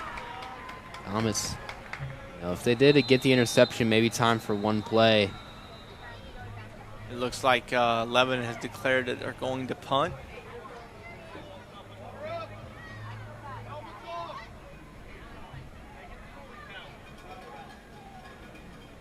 Which is new at this age level. It's going to be down right where he touches it. All right, excellent job on that punt. So I guess they don't allow no movement at all. They just want the boys practicing on the hike, the catch, and the kick. And it looks like we're going to end the half. And that way, at 6th grade, they can do that. So it looks like they're going to go ahead and call the half.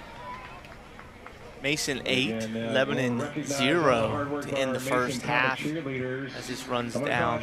We'll be back for the second half more after this. I'll just call out the first name. So everybody keep a good round of applause. Your Mason Comet cheerleaders for Bella, Alexa.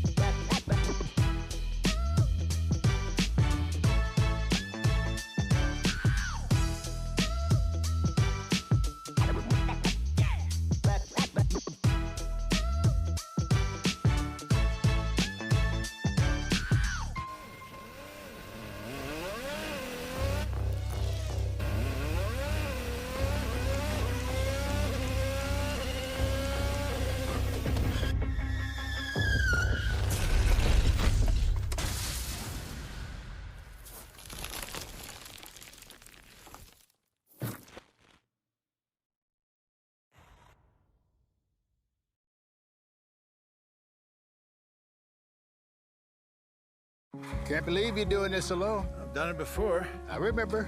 You threw your back out. How you holding up? Hand me that board. Nothing wrong with getting help. I'm good. I did it when Felicia left. I'll figure it out. I know you will, but you don't have to do it alone. That's all I'm saying. If I promise to look into it, will you drop it and help me build this fence? Now you need my help. It can be a real pain sometimes, you know that? Mm-hmm. If you or a veteran you know needs support, don't wait. Reach out. Find resources at va.gov/reach.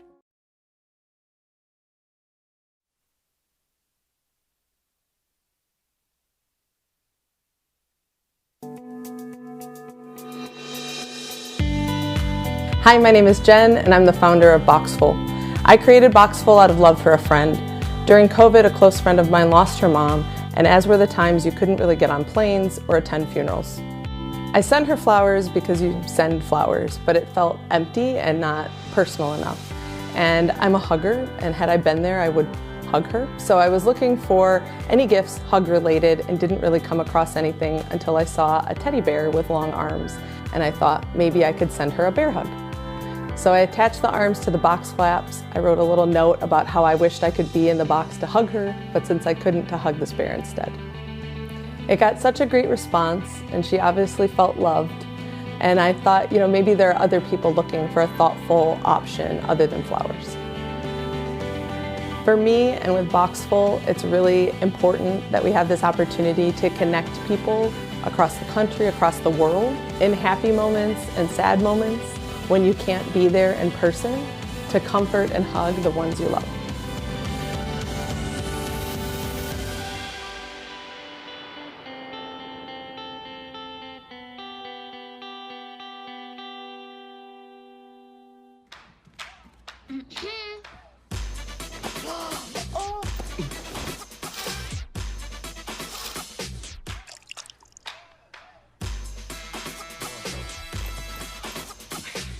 You're not gonna get it all right. Just make sure you nail the big stuff. Mama! Like making sure your kids are in the right seat for their age and size. Get it right at nhtsa.gov/the-right-seat.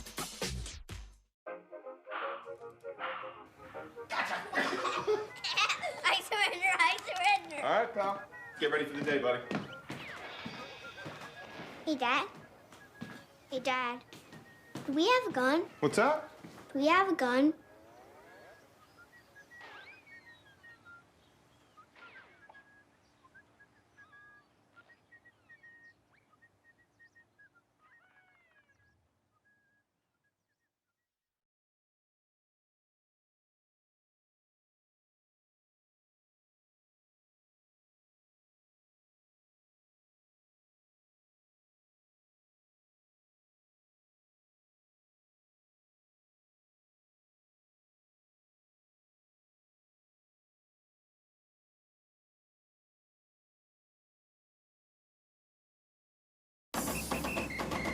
If you're buzzed and doing this,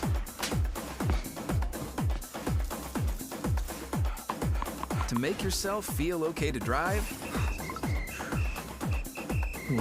ZWX.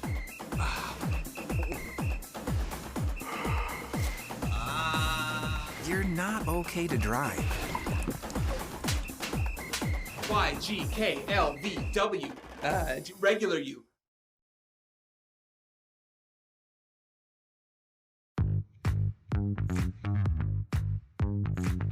Our first item of business is a presentation, which is a swearing in of a new officer.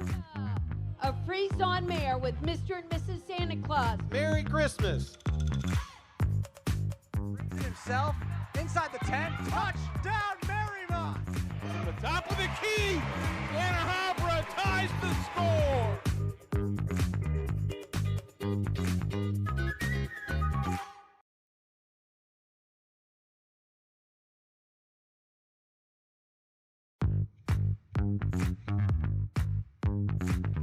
Our first item of business is a presentation, which is a swearing in of a new officer. A Freeze-On Mayor with Mr. and Mrs. Santa Claus. Merry Christmas. Brings it himself inside the 10. Touchdown, Marymount. From the top of the key, Anna Habra ties the score.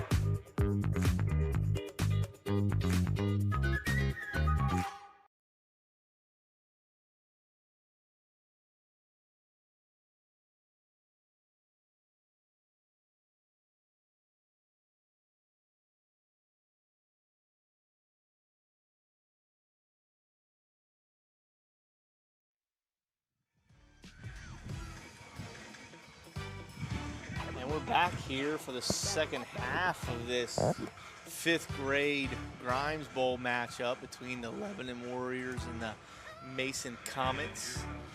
Mason put up 8 in the first half off of a safety and a touchdown. See if they can repeat the same thing here for the second half. Lebanon's going to start with the ball here to begin the second half from the 35. Yeah, it was a good half offensively and defensively from the Comets against the Warriors. They got that safety after a nice first drive, put the ball on the 5-yard line, and were able to get those 2 points, then get the touchdown. Didn't get the 2-point, but they still have that 8-point lead. And Lebanon's hoping to fix some of their snapping problems here. First snap, good. Run to the outside, but tracked perfectly by the Comets there. And handoff to number 5, Henry Bacon, met in the backfield by number 43, William Johnson. Number 43, William Johnson with the stop there. So it's going to end up being 2nd and 13. Number 5 just could not escape him. It looks like Mason's getting very good penetration into the backfield here. to start the second half, just like they were in the first half. So nothing's changed for them. I'm sure the game plan from their coaches was keep doing what you're doing. Yeah, keep this shutout alive, as many other Mason Comet teams have done today.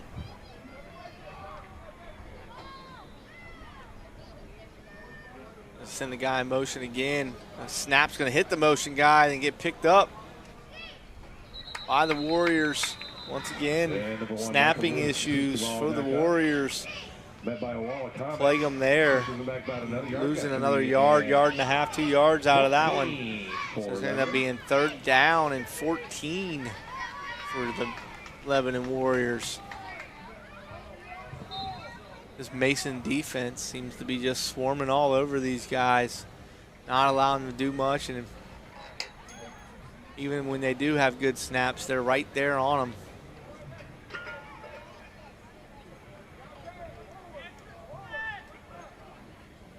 Here goes the 3rd down play for the Lebanon Warriors. Try to get some momentum going here for them, see if they can get a snap down. Another bad snap over the head. Looks like Mason might have recovered. We'll see here what the refs say. Yes, it's going to be Mason's ball. Recovery. Well, at some point, all of the snapping mishaps are really going to come to bite you. And that time it does. It goes over the head, and then it takes a Mason bounce towards the line of scrimmage. And you got a couple guys sitting right there waiting for it. Allowed Zach Powell to jump right on top of it. He was ready to go. So Mason's going to take over at the Warriors' 26-yard line. And with the way they've been running the ball, I only give it a couple plays here, barring any penalties on their part, to get it into the end zone. So we'll see if Mason can curb those false start penalties and move the ball down the field.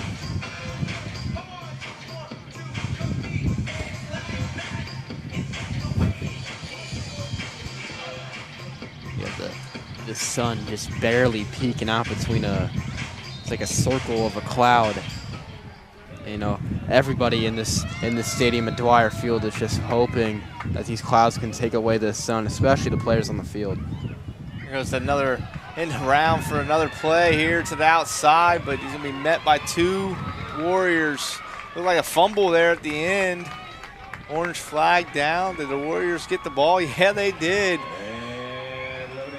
They got it right back from the Mason Comets.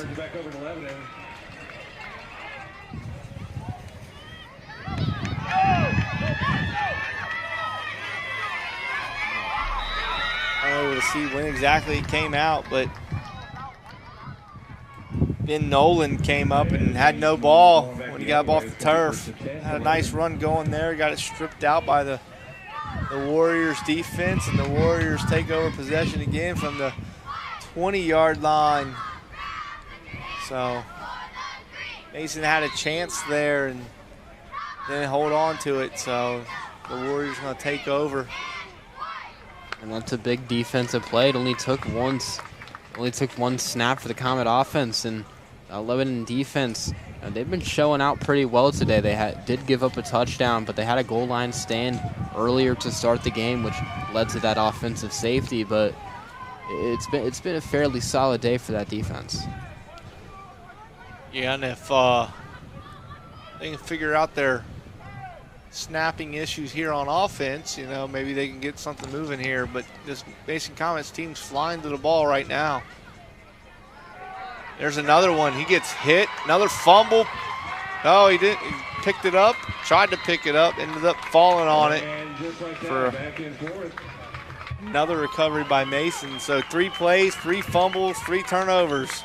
Everyone's just playing hot potato against each other. No one can hold on to the football, and you can see that they always just tell you, get on the ball, just dive on it when you're going to get it. But you know, those guys on the front 7, they're thinking, this is my only chance to try and get into the end zone and get 6 for myself. They've been unable to pick it up. Just have to fall on it. And Mason takes one play. Mason gaining yards here towards the end zone, but haven't had any positive yards on offense yet. So they're going to take over first down on the 14-yard line here for Mason. And like I said, they're gaining yardage here, but not even on offense. They're gaining it on defense. It brings a whole new meaning to get the yards any way you can. Yeah, that's for sure. I mean, they're getting yards on defense to help out their offense. Now their offense has to hang on to the ball here and put it in the end zone.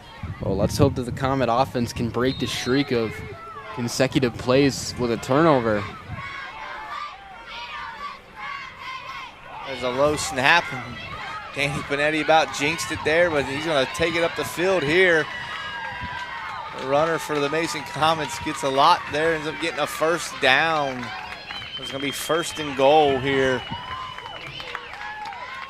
And number 89, Ben Nolan, with a good run. He picked it up off the turf and said, "Don't worry, guys, I got you." It's like he was going to be getting the ball anyway, so unable to get it from the handoff, goes from center and then straight to the guy who's going to take it. So catch a bit of a break and it works in your favor. Can always use a little bit of a good luck bounce, things to bounce your way. That's what happened there. So instead of 4 straight turnovers, we went to a plus play of 11 yards for a 1st and goal for Mason here.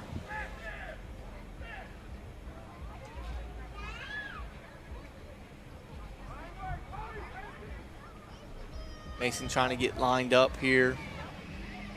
A little bit of a confusing formation for him, it looks like. Trying to get everybody in the right spot. And here we go, under center this time. 3 running backs in the backfield, so who they're going to give it to. Another big stand by the Warriors defense. They're just not willing to let them into the end zone once they get inside the 5. And our red zone offense can be some of the most difficult offense that you play. It's a lot different strategy-wise versus, say you're at the 50 and you have so much room to work with. But there that time, 11 in defense. They just seem to have the Comets number for the most part when it comes to being in the red zone.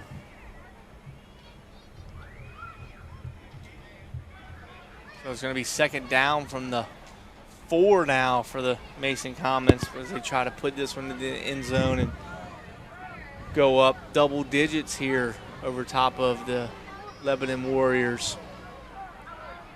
So they're going to go back to shotgun, put a guy in motion, bring him across formation for a jet sweep. Can he get outside? No, he's not going to get outside. He's going to end up with no gain on 2nd down. And maybe a loss of 1 here. Number 5 on that outside just came flying in, able to make a nice play. Looks like there's a flag down on the far side of the field.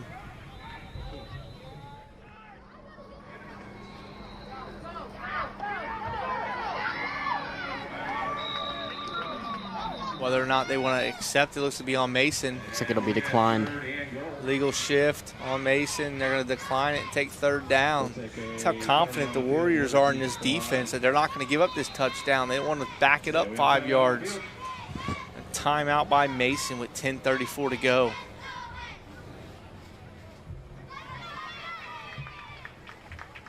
Warriors would rather take a loss of down than go ahead and allow them to push back 5 yards and give them more room to work with.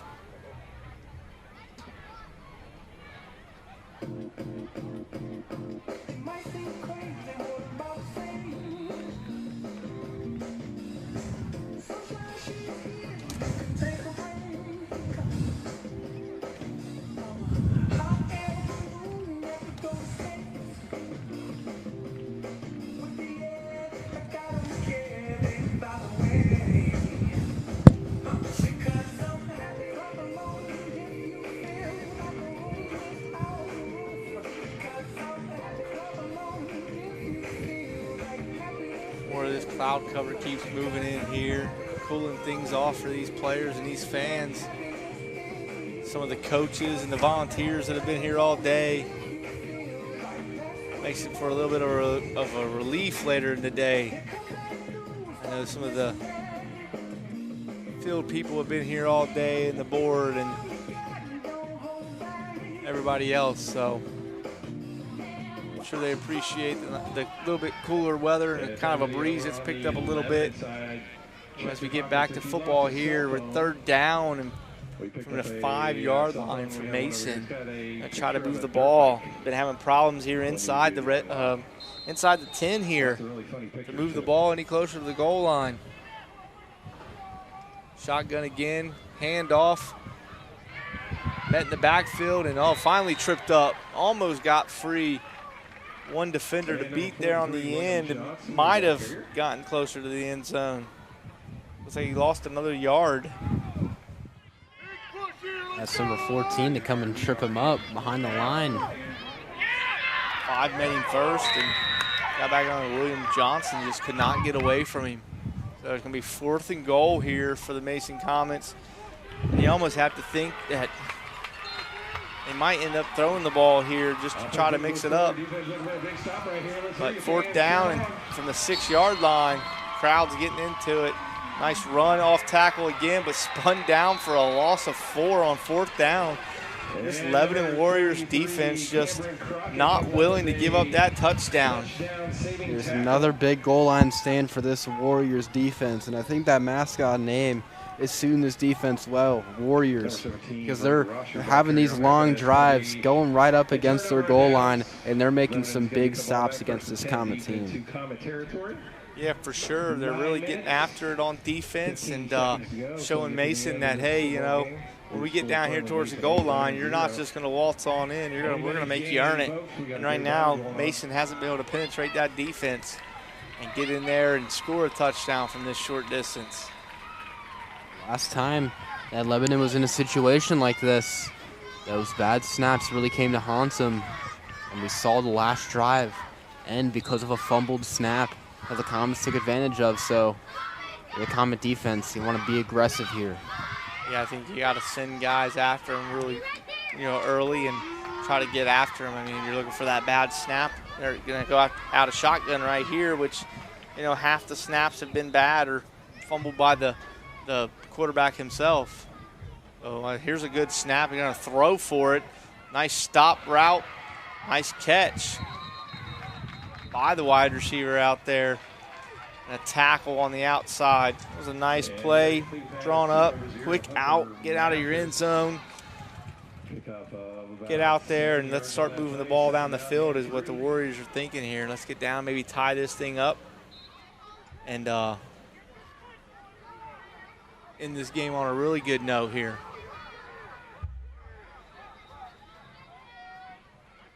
I think Mason's trying to run somebody off the field in a hurry. So another pass attempt again, an incomplete pass this time.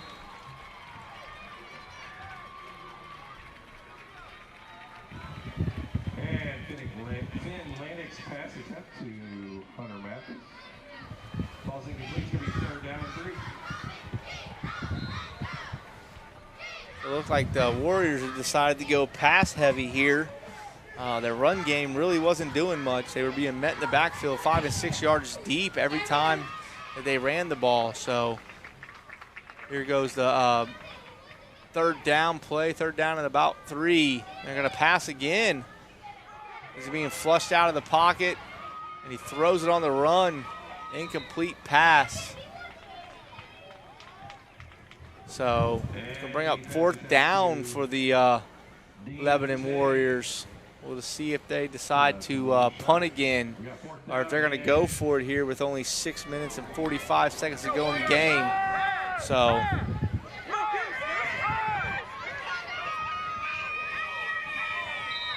good defense by the Mason Comets, number 89, Ben Nolan there. Looks like Lebanon has decided to punt, so you'll see the same formation again. No rush on the punter. They're going to allow him to take his time and punt the ball down the field. Wherever they recover it is where the ball will be down at. It bounces over his head and ends up down at the 32-yard line for the Mason Comets. Isaiah Watt picks the ball up to down it at the 32. Mason's going to have the ball here. 1st down with about 6 minutes to go in this one. Yeah, so you like the game that you've been seeing from, I'd say, both defenses on each side. The Mason Comet defense pitching the shutout, and Lebanon Warriors, having a couple of goal line stands here, about 5 minutes, 40 seconds. We'll see if they can have another good defensive drive to kind of add on to that. Yeah, it makes you feel good, that you're holding them out of the end zone. You're keeping this game close. If this was a real game and we're, in the midst of a fourth quarter battle here, it's good to know that your defense can do this. Keep the game close, allow your offense to figure out what's going on, and maybe, break one loose for a big gain or a touchdown, and you tie it up late in the game. So looks like Mason's going to go 2 wide receivers out to the far side here and shotgun again. Looks like they're going to throw it to the tight end. Oh, gets hammered. Ends up incomplete. And we have more laundry on the field. Not sure what the call is going to be here. They're going to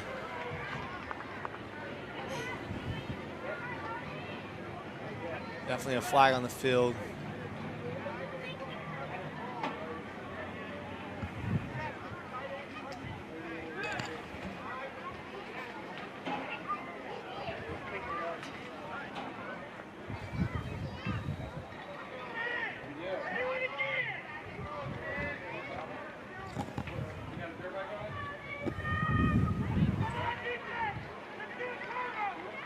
Not sure what the call there was. Not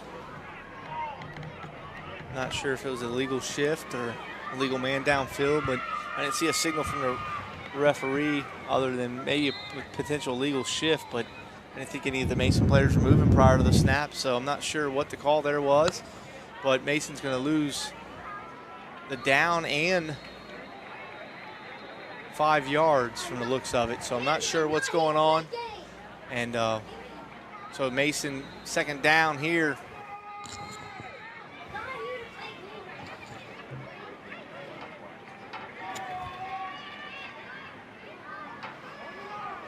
As the clock winds down to about 3:35 here to go.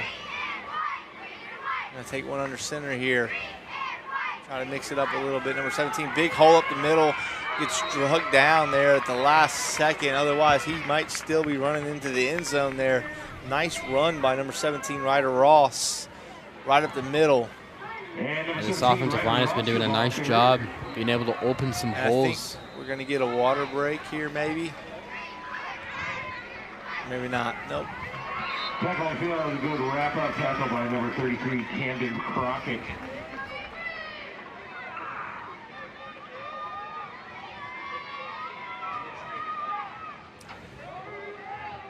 They stopped the clock there for a brief second, and then now we're going to go ahead and roll on. So with 3 minutes left, Mason's facing a third down here and about 8 here. We'll see where we end up after this play here with very little time left in this one. Another handoff. Number 17, big stiff arm. Another big stiff arm.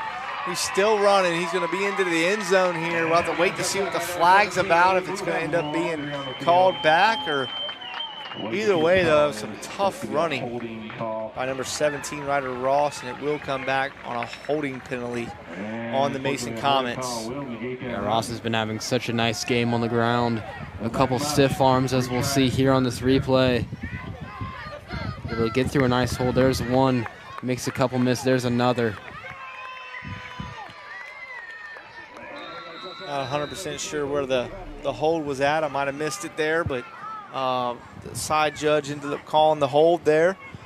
So it's going to come back, negating the touchdown for Mason, who's been desperately trying to get on the board for their second touchdown here. They're just on the cusp of it a few times, and things like that, or not blocking or a fumble or whatever it might be, has cost him touchdowns today. Here's another snap, handoff, met in the backfield almost immediately. Still on his feet, though. Still bounced the ball outside. He's got a blocker out front who's helping him. Nice run down the sideline, still inbounds, finally steps out. But looks to have enough for the first down on 3rd and 14. Almost found the end zone until number 1, Michael Lewis, showed up. And now we got time for about maybe one more play, one, maybe two, with just about a minute left. See if the Comets, you can tell that they are thirsty about putting this ball into the end zone. Yeah, William Johnson made a good run. I mean, 3 missed tackles right there at the line of scrimmage. A 4th one comes flying in, and he gets a blocker out front. Didn't catch the number of who that was there out in front of him, but he did a great job to get down the field and kind of hold off 3 guys almost as he took the ball down the field. Comes another fake handoff and a QB keeper that only ends up picking up a yard or 2 with about 30 seconds to go in this one.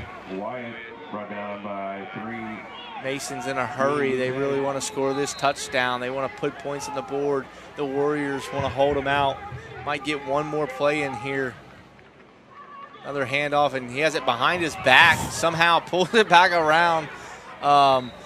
I haven't seen that one before. It looked like he was going to run with it behind his back there for a while. I don't know how in the world a handoff gets behind your back in a way like that. Yeah, that's going to do it for this one, though. It's going to end up being 8-0 Mason. Good football game all around by both teams. And we'll be back after the next game to finish up the last 2 from Dwire Field. Saw some outstanding play on both sides. Very encouraged about what we'll see with these teams coming up.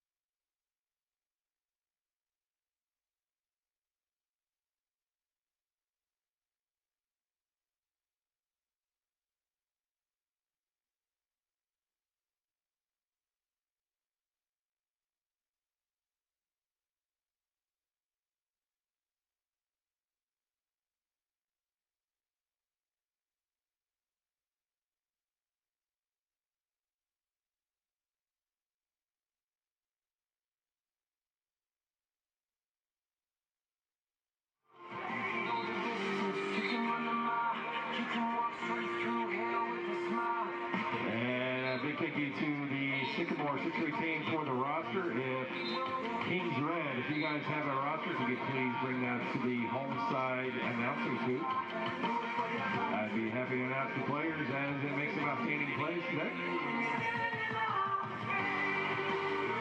Again, Kings Red, if you guys have a roster, please go ahead and send it up to the press box here on the home side.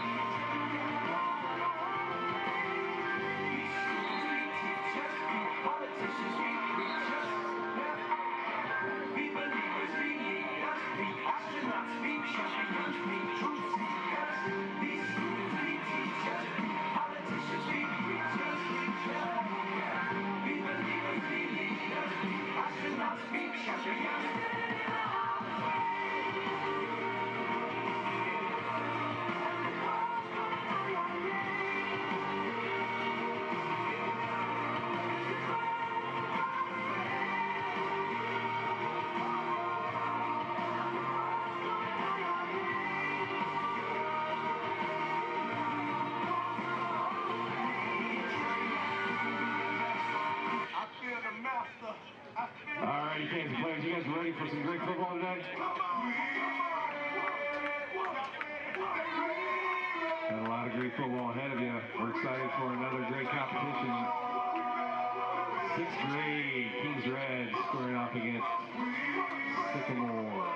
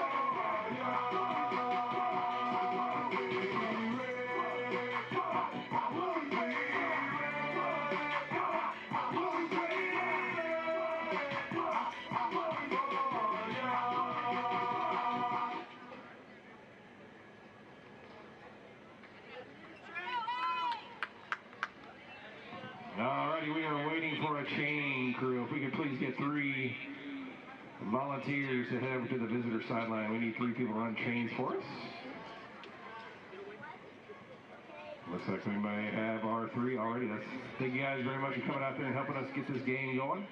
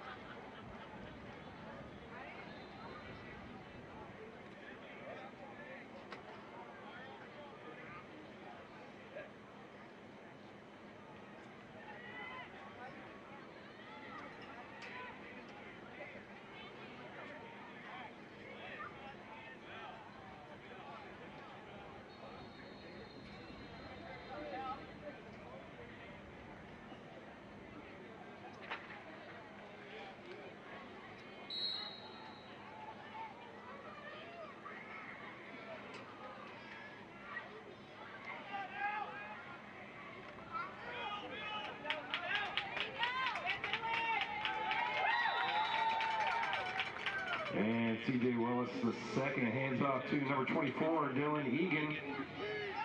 Tackle on the field by number 24, 14.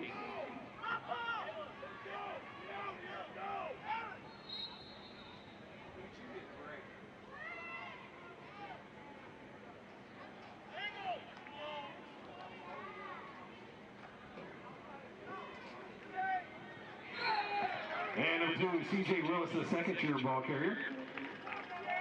Met at the line of scrimmage. It's going to be 2nd and 10.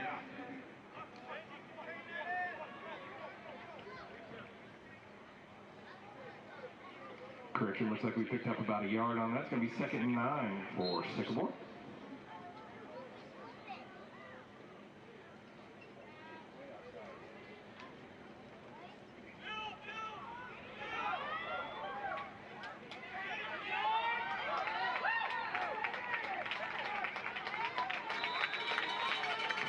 And number 17, George Conley, showing his skills on there, picking up a first down for Sycamore.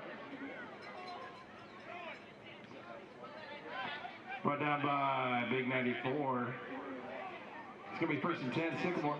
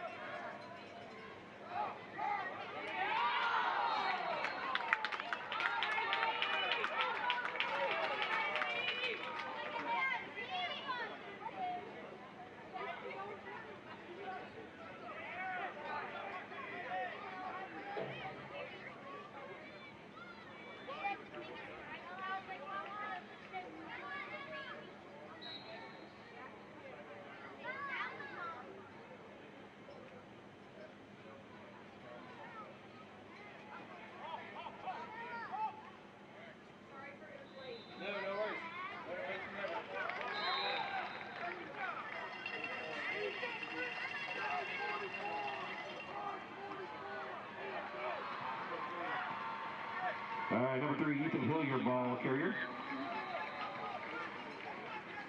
Put down by number 24, Griffin Dunlap.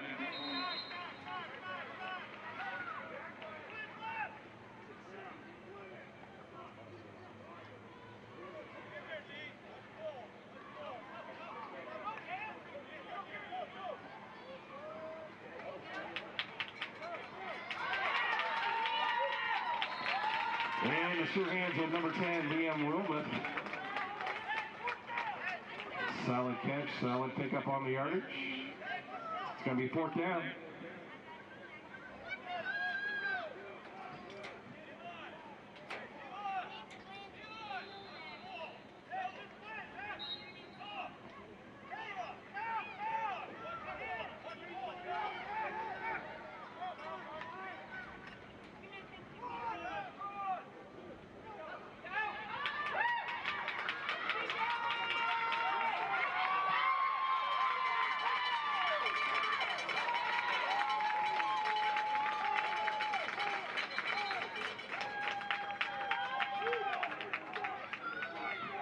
And big run there by number 2, C.J. Willis II. Touchdown saving tackle by number 23, Mac McHugh. This is going to be 1st and goal for Sycamore.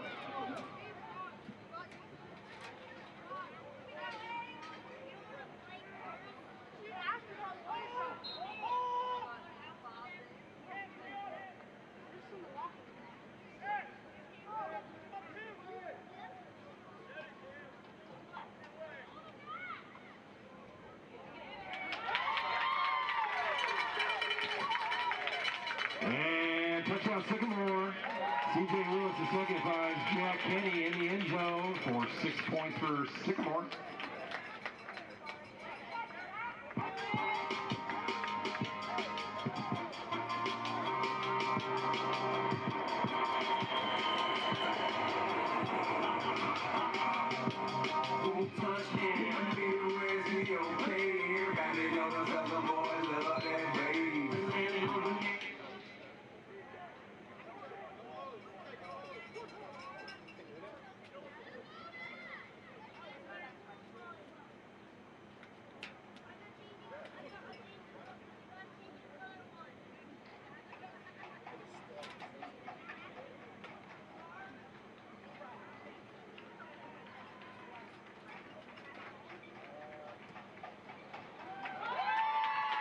And the kick is good. Number 18, Asher Rickert.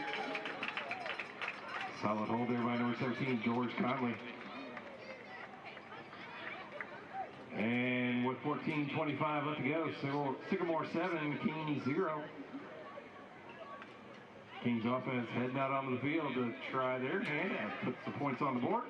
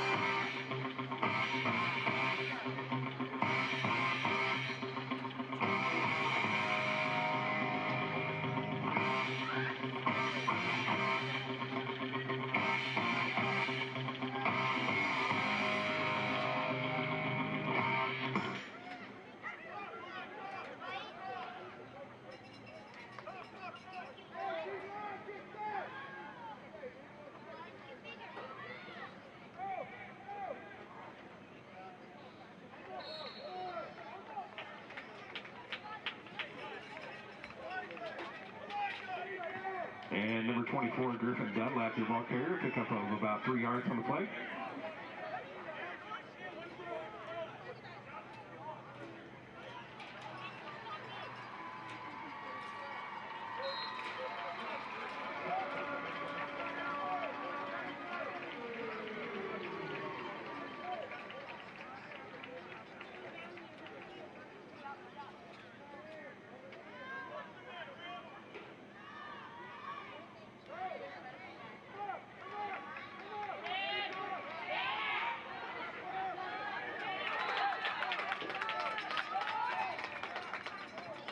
And number 17, George Conley swallows up number 8, Malachi Jones.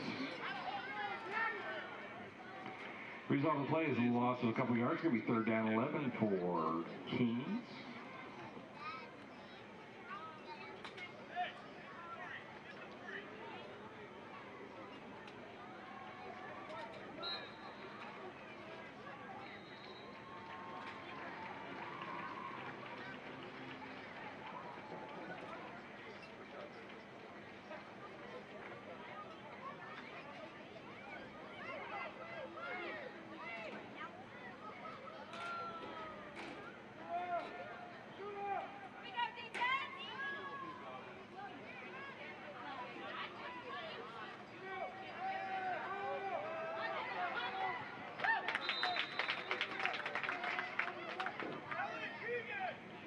And around Kadam's pass to number 21, Aaron Holt, falls incomplete. It's going to be 4th down.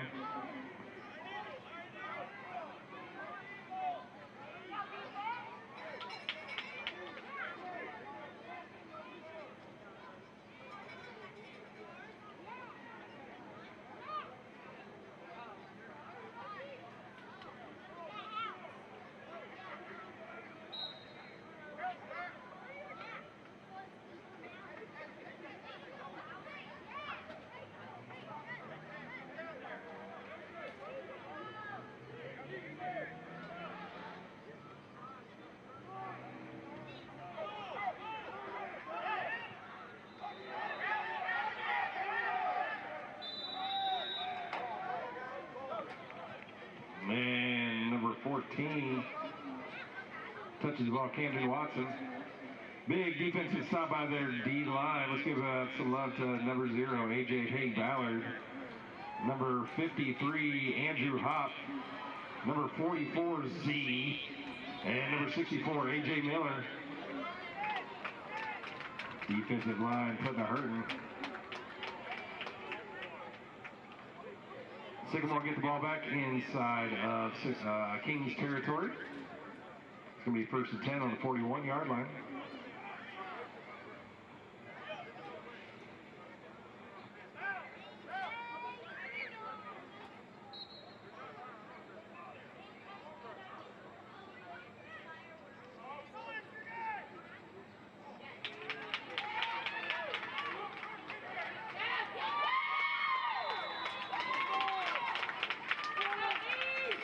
Shuffle pass to Ethan Hill. Pushed out of bounds by number 24, Griffin Dunlap. Result of the play was enough for a Sycamore 1st down. It'll be 1st and 10 on the Kings' 26-yard line.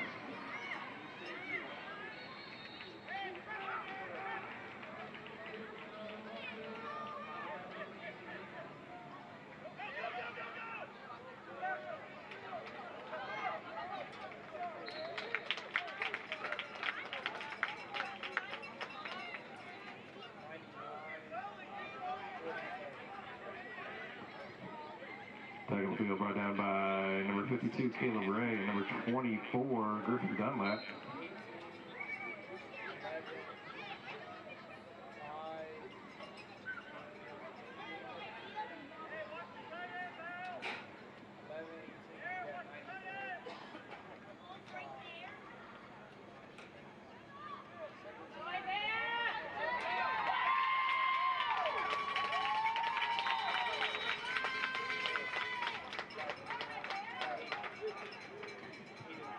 And George Conley chugs it up the field, brought down with a game-saving tackle by number 8, Malachi Jones. It's going to be 1st and 10, Sycamore.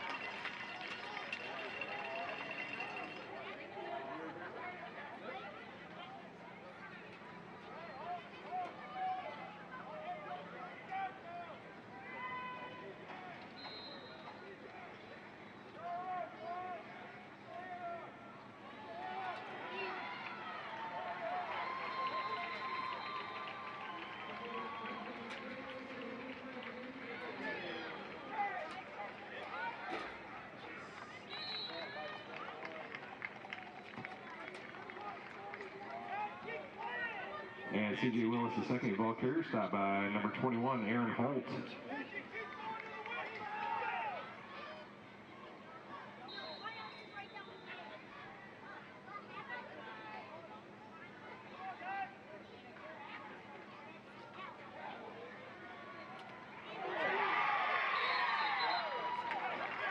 And number 21, Aaron Holt with a big pass block. He's going to bring up fourth down.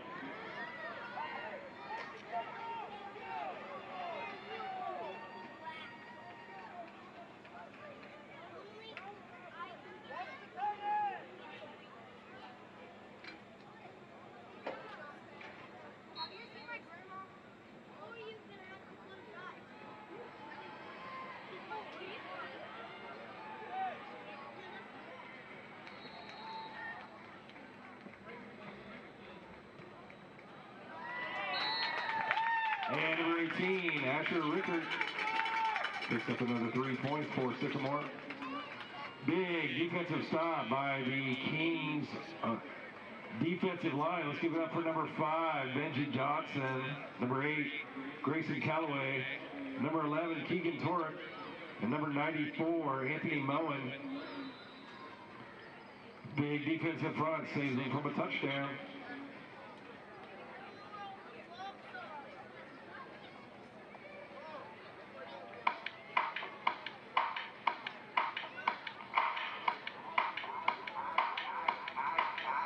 Came to dance, dance, dance, dance. I hit the floor 'cause that's my plans, plans, plans, plans.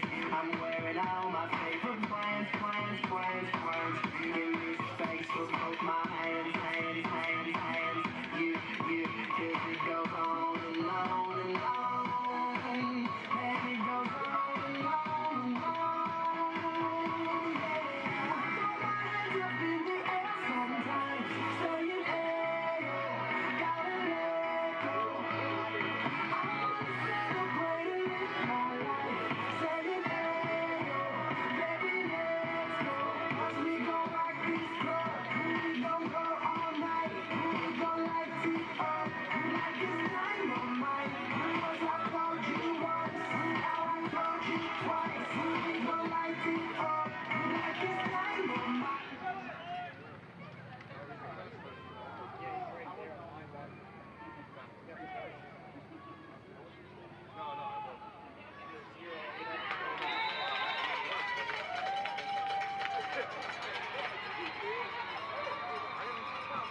And A.J. Hank Ballard swallows on number 23, Matt McHugh.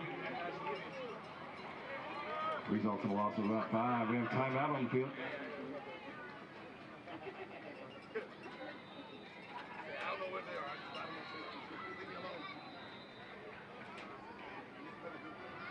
Party people!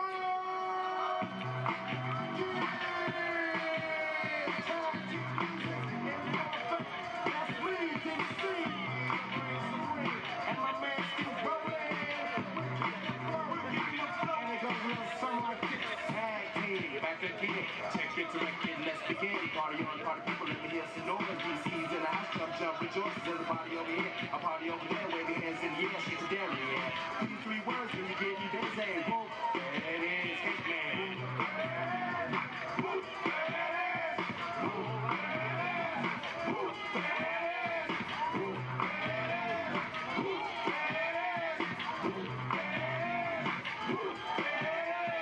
Upside down and inside out, I'm about to show all you folks what it's all about. Now it's time for us to get on the mic and make this motherfucking party hot. I'm taking it back to the old school, 'cause I'm an old fool who's so cool. If you wanna get down, I'ma show you the way.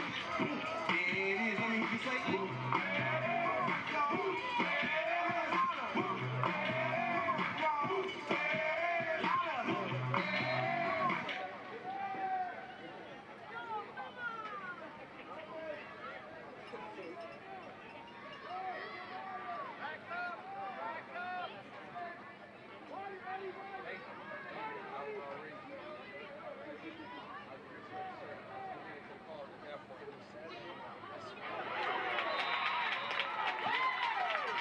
And number 7, Arav Kadam.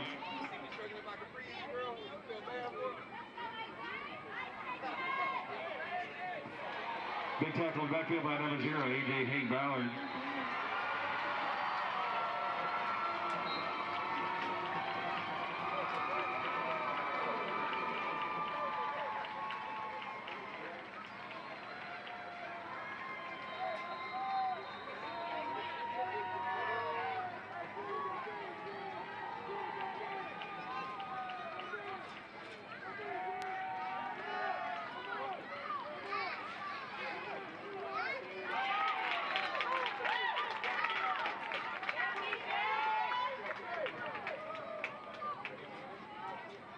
Ralph Kadam's pass over to number 23, Mac McHugh, brought down by number 2, C.J. Willis II.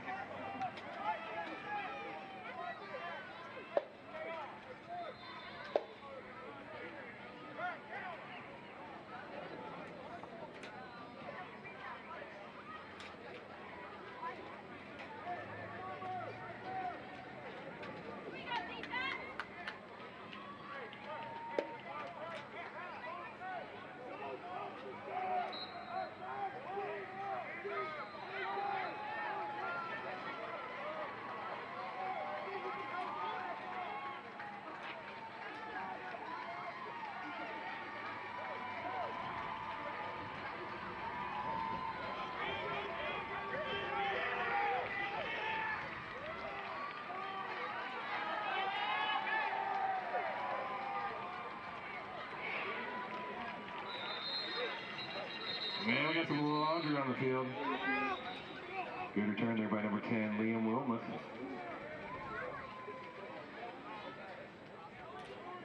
We have a timeout on the field.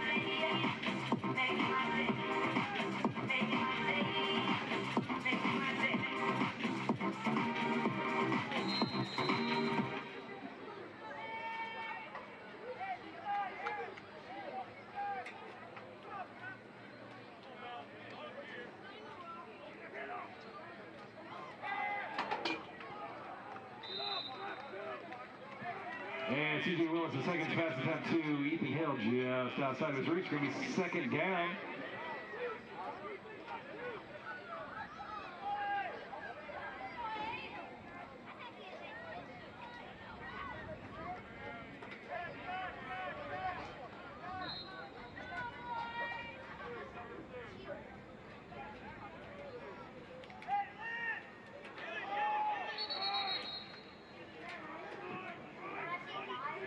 And pressure from Benji Dotson. Shakes up the play. Ball recovered by number 2, C.J. Willis II.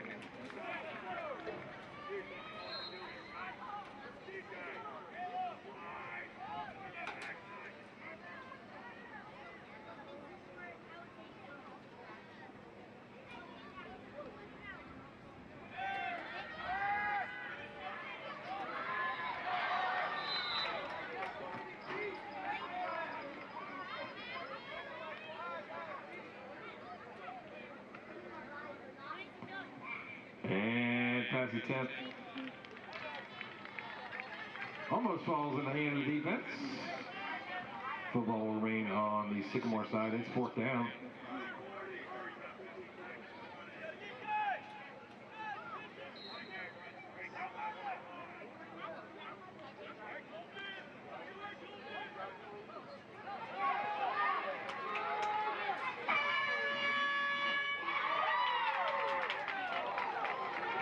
Well, we got laundry on the field, but that either way was an impressive completion. Number 2, C.J. Willis completes the pass. Number 3, Ethan Hill.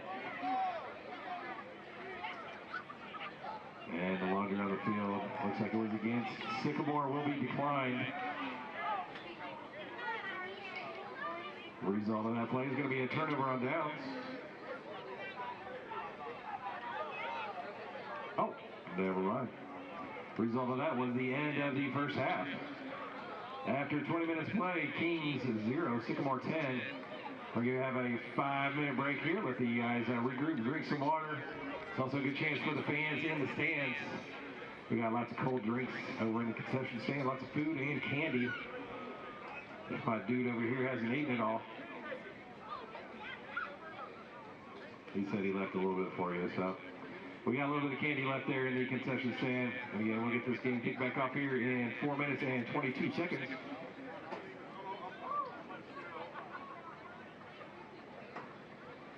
And it goes a little something like this.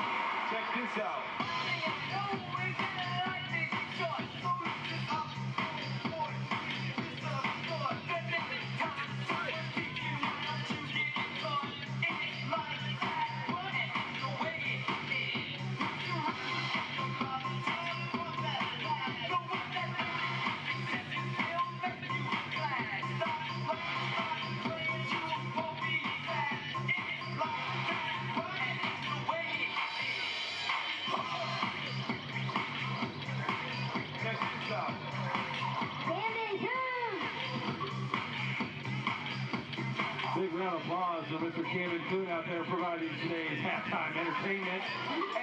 Rocking the robot right now.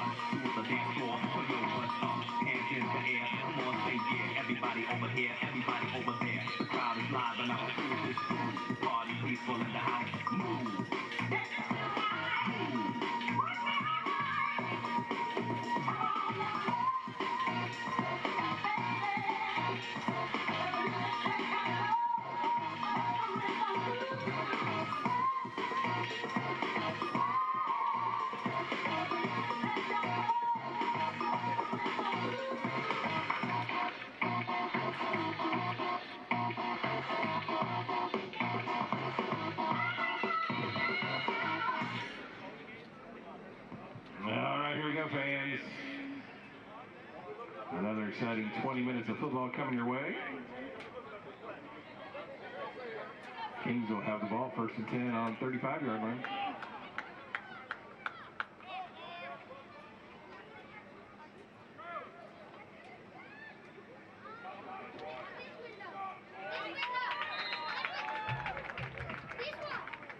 And number 8, Malachi Jones, swallowed up by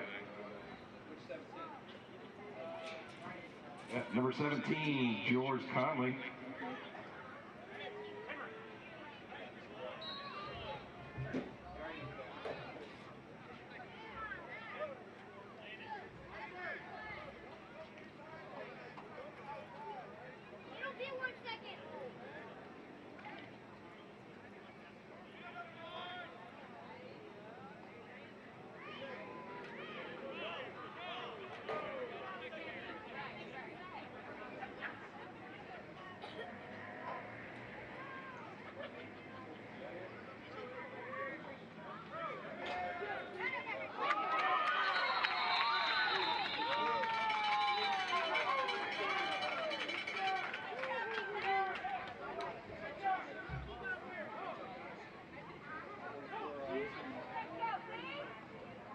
And that's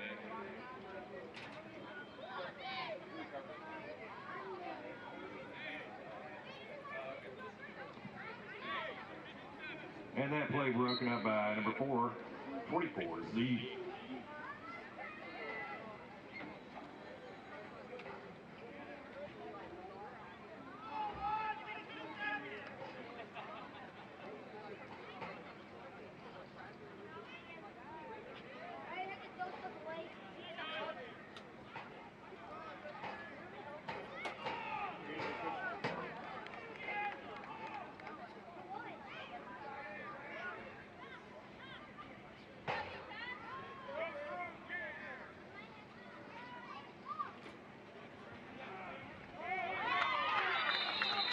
And Z finds his way back again to break up another pass.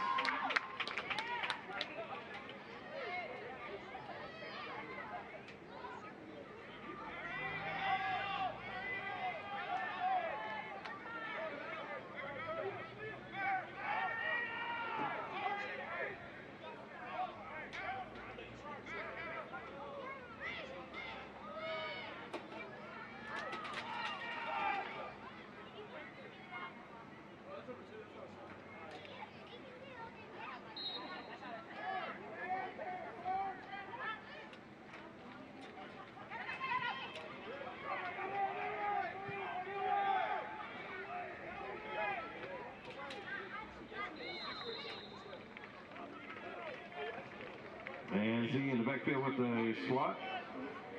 Punt gets off, and number 14, Camden Watson, recovers. And the chains will back up into Sycamore territory. It's going to be 1st and 10 on the 40-yard line for Sycamore.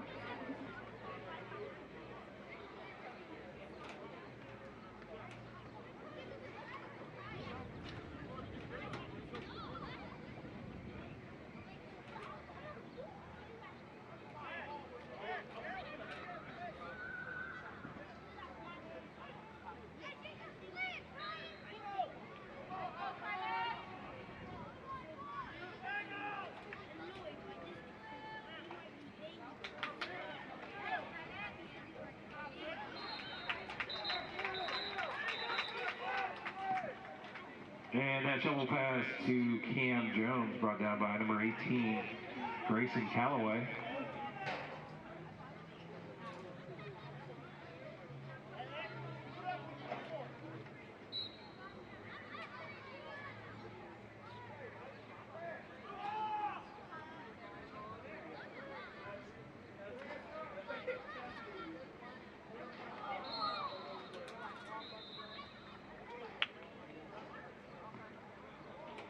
And the attempt to lean Wilbert falls just a little bit out of his reach. It'll be 3rd down and 8 for Sycamore.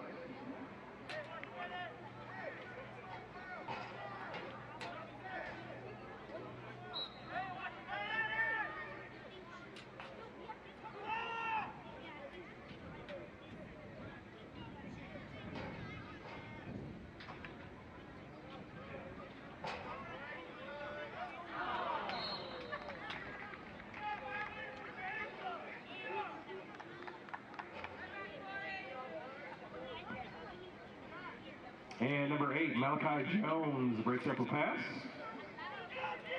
Sycamore looking at a 4th and 8.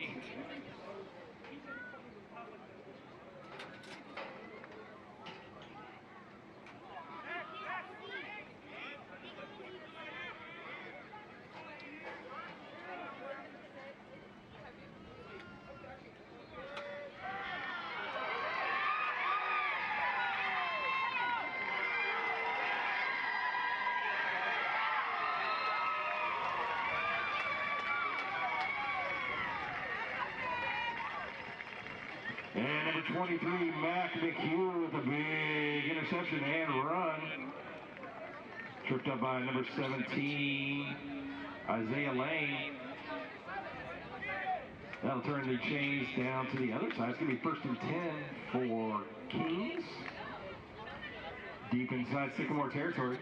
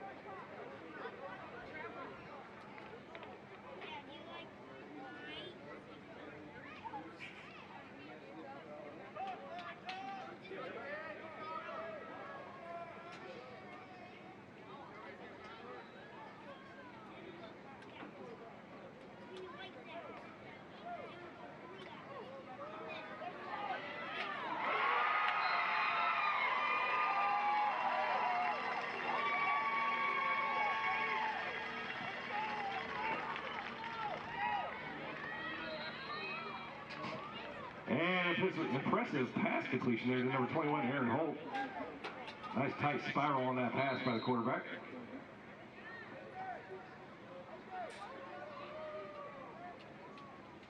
And we're going to be 1st and goal for Kings.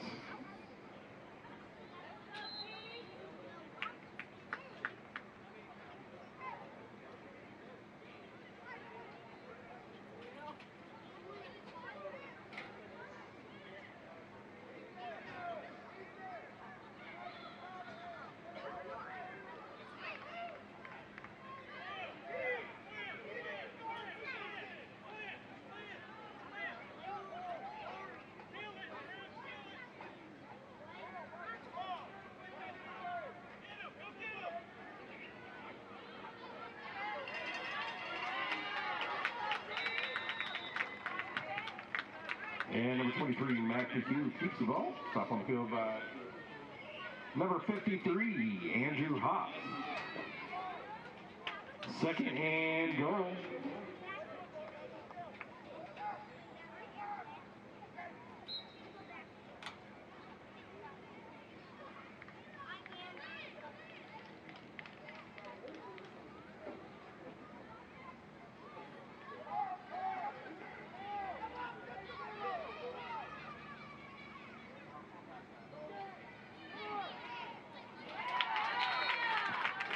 And number 0, A.J. Haig-Ballard with a touchdown saving tackle.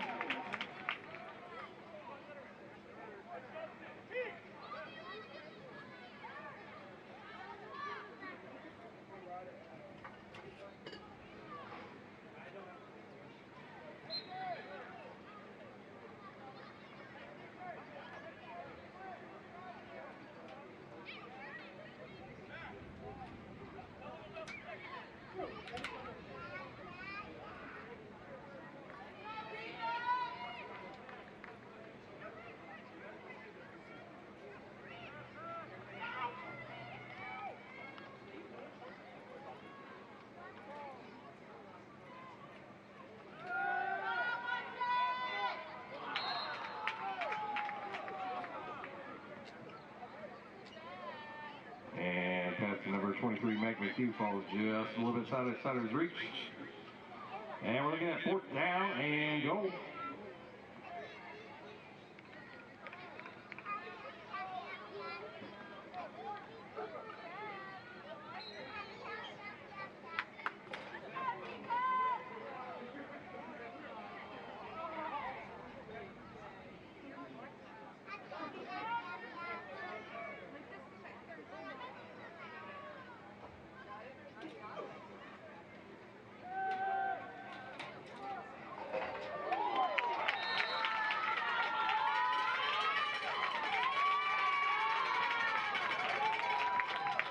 And number 17, George Conley, right there on time. Result of the play is going to be, result of the drive is going to be a turnover on down. It's going to be 1st and 10. Deep into Sycamore territory.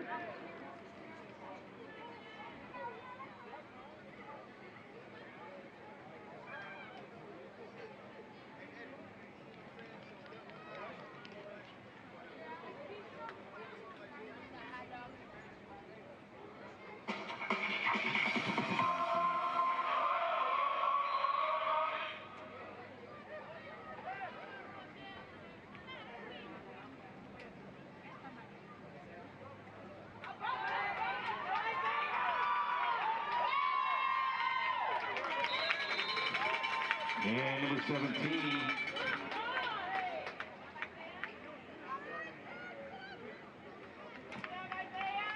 And number 17, Isaiah Lane with a big carry. Giving Sycamore a little bit of breathing room. Brought it all the way down to just over the 30-yard line.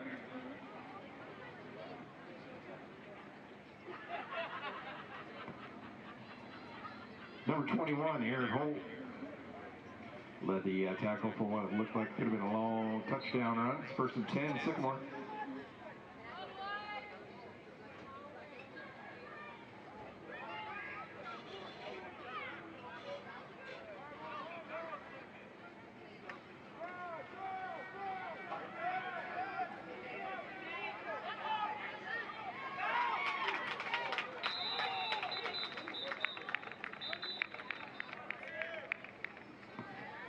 And number 2, C.J. Willis, looking for the sideline, runs into a brick wall, also known as number 21, Aaron Holt.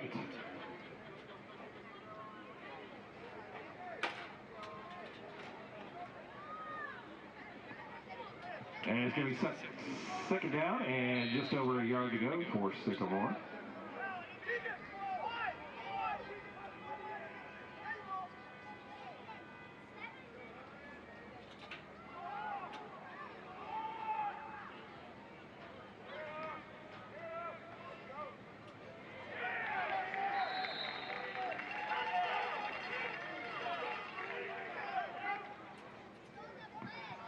And hand off to number 17, meets the number 11, Keegan Torek, and number 24, Griffin Dunlap.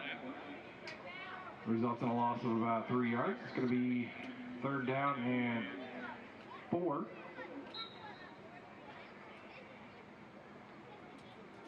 Correction, 3rd down and 3 for 6-1.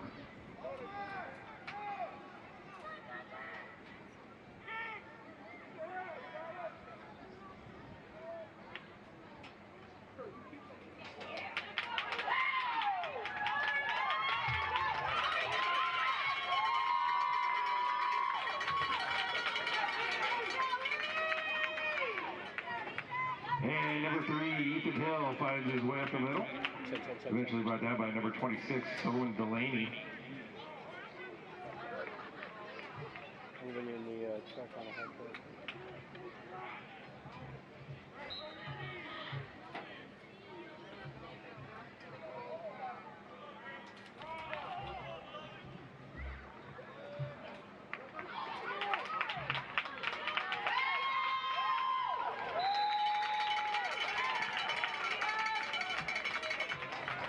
And number 10, Liam Wilmot, showing his way up the field.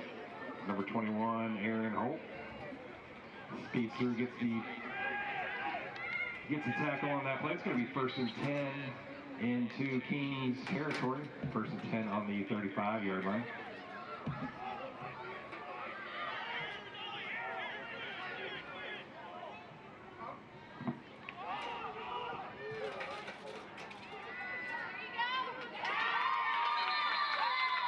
And pass is completed to number 87, Paul Ramstetter, the 4th.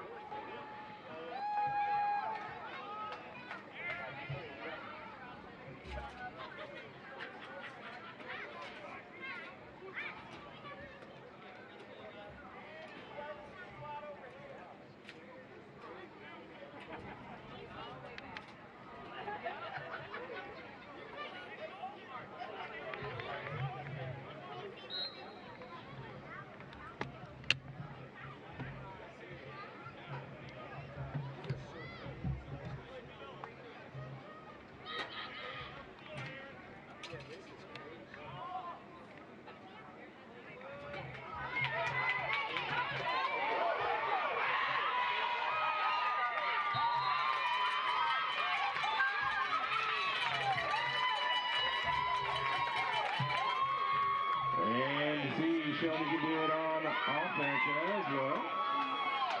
Big carry up the line. Gets back some of those lost yards. It's going to be 2nd down and 6.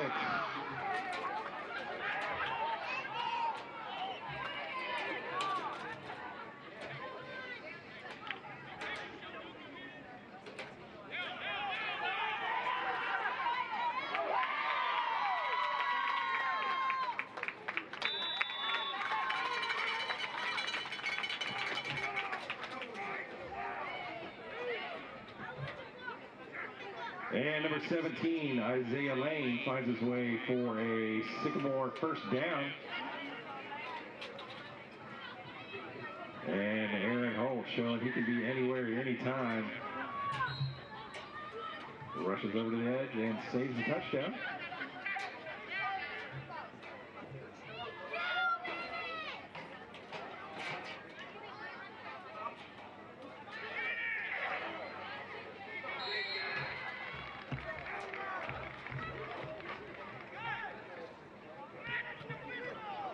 And number 11, Keegan Tork, finds his way in the backfield. Tackle for about a 1-yard loss on that. It's going to be 2nd and 11.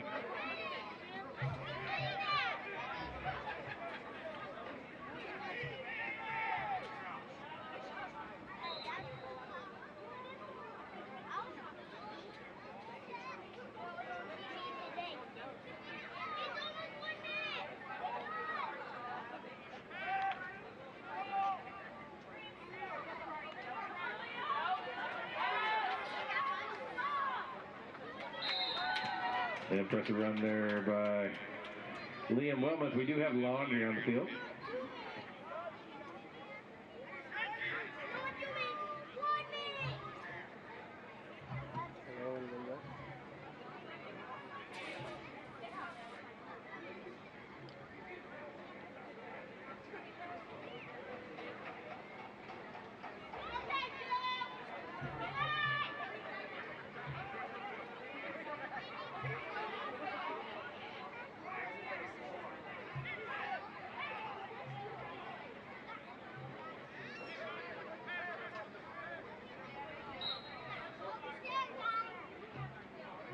Personal foul penalty back about 15 yards.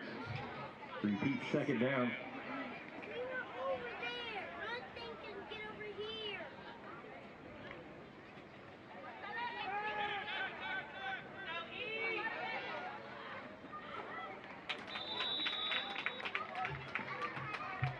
And Ethan Hill picks up quite a few of those again. Brought down by number 21, Aaron Cole.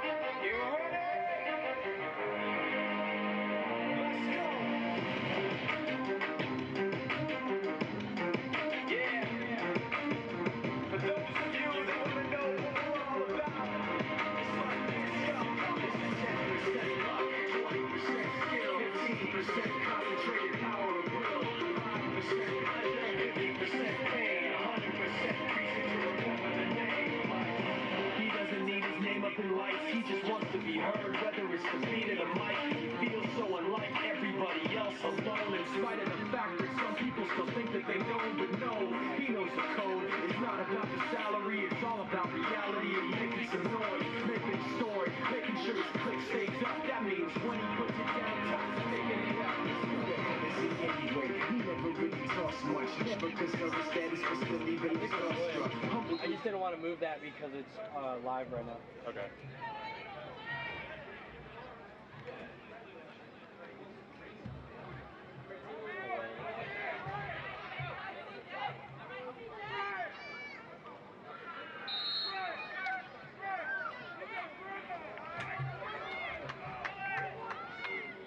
And C.J. Willis making his way towards the edge.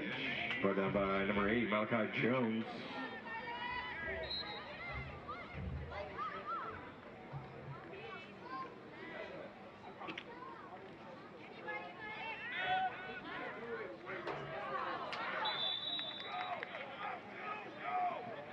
And pass ball's incomplete.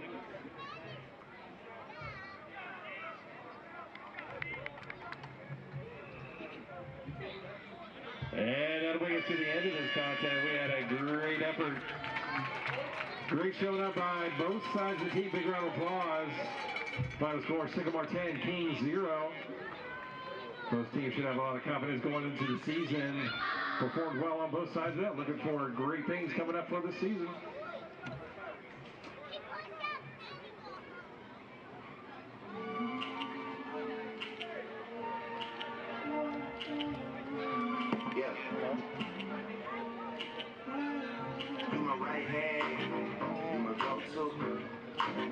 Tell me everything about you.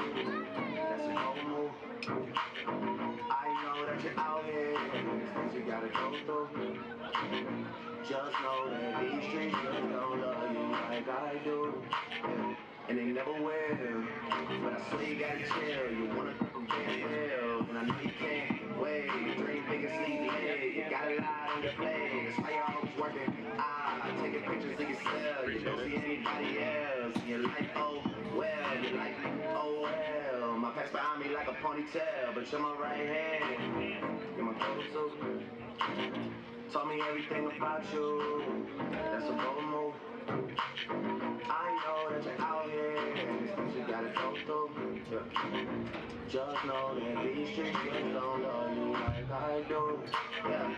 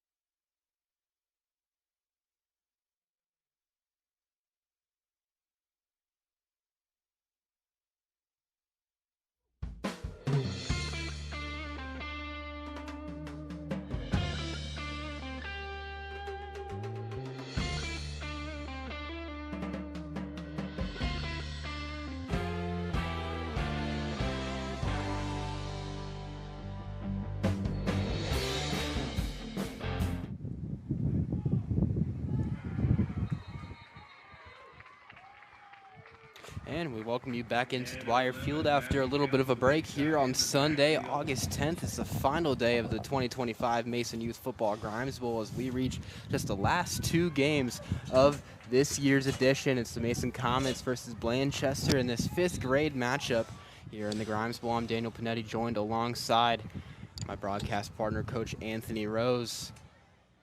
Short little break. Yeah, it was nice. Back to it now. Blanchester against Mason here.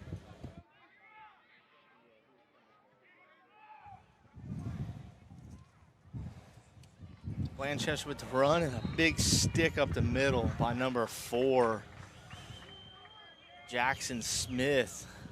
Oops, sorry, wrong name. Aiden Rosado up the middle there. Yeah, the Comets, they've been victorious most of today and trying to keep that trend going these next couple of games, and the Grimes Bowl off on a good note. I can run to the outside of our quarterback. Look like he's going to get outside. No, tripped up there in the last second before he could round the corner. Now we're going to go down for player intros for this game. My name is Aiden. I play tackle on defense, and my favorite player is Justin Jefferson. My name is Carson Brock. I play defensive end, and my favorite NFL player is Jamar Chase. My name is Tristan Ballard, and my position is center and everything on the defensive line. My favorite player is Brian Dawkins. My name is Moses. My position is defensive lineman, and I don't have one. My name is Isaiah Watt. I play QB1 and linebacker. My favorite NFL player is Joe Burrow. My name is Matthew Council. I play QB and corner. My favorite NFL player is Jamar Chase. My name is Ben Collier. I play offensive guard, and my favorite football player is Trey Hendricks. Hi, my name is Jordan Andrew. I play wide receiver and corner, and my favorite NFL player is Tyreek Hill. My name is Ryder Ross. I play wide receiver, running back, linebacker, and my favorite NFL player is Jamar Chase. My name is Jude Minaccio. I'm number 18. I play tight end, and my NFL player is Jamar Chase. My name is Xavier Light. I play tight end and defensive end, and my favorite player is Deion Sanders. My name is Zach Powell. I play defensive end, and my favorite player is Jamar Chase. My name is Dawn Payne. I'm an O-line, and my favorite NFL player is Dave Montgomery. My name is Lathan Campbell. I'm offensive lineman, and my favorite NFL player is Joe Burrow. My name is Nolan Warner. I play middle linebacker and running back. My favorite player is CeeDee Lamb. My name is William Johnson, and my favorite NFL player is Joe Burrow. My name is Bodie Tant. I play tight end. My favorite NFL player is Joe. And a holding against the offense. We'll back it up 10 yards. Gonna repeat first down. All right, now we're back here after the player announcements and what looks to be a 10-yard holding penalty against Mason. This team just played 2 games ago, or game before last. Came out victorious in that one, looking to do the same here. Another penalty offsides on Blanchester here. Encroachment on the defense. That'll give Mason back 5 yards. Still first down. They get 5 of the 10 back here. Still first down.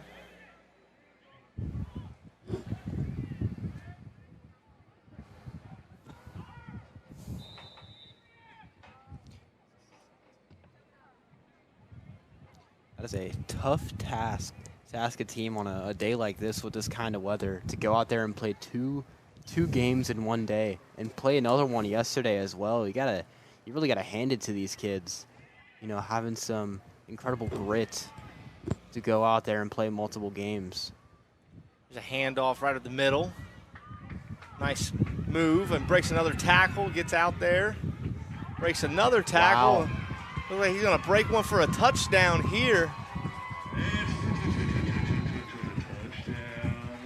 Number 17, Ryder Ross with the touchdown. Nice play there.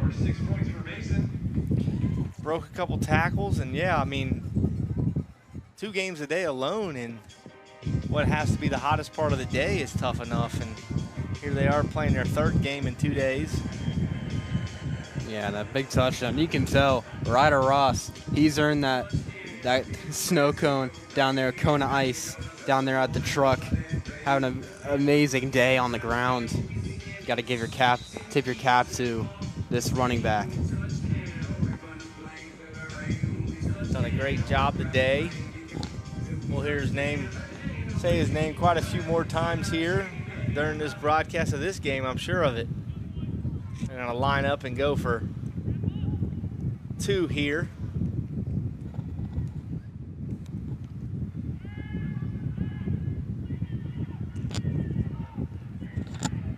Looks like he's gonna bounce it outside. Is he gonna get there or not? Yeah, he did, and got into the end zone there. I don't know, maybe at 5th grade they move him back farther for an extra point, but gonna make it 7-0. 30 seconds left to go till the halftime. Mason 7, Blanchester 0.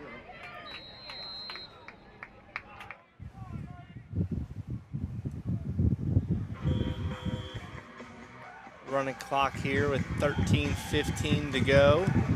Now Blanchester's gonna get a shot at running an offense. So it's a very quick drive for the Comets offensively, with Ryder Ross being able to just take one, breaking a multitude of tackles. And so just about 13-15 left in this first half. Comets, they get the extra point, have a quick 7-0 lead.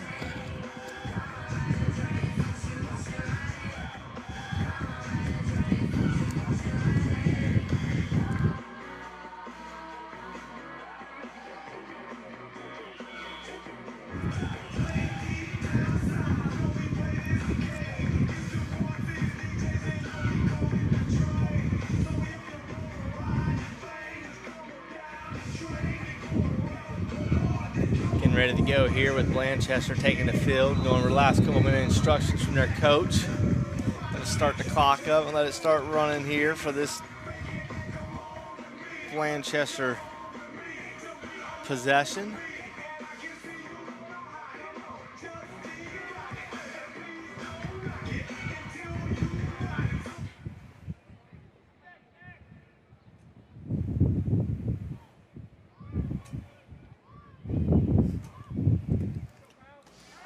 Toss out, and Mason defense is just all over it. I think we saw a bunch of this in the game before that they had.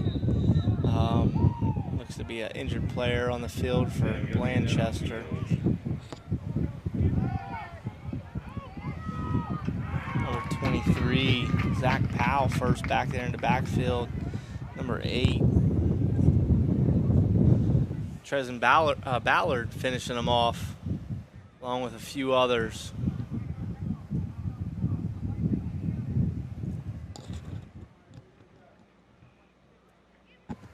Hope that it's nothing too bad with this injury. We've seen a plethora of water breaks being given out due to the heat.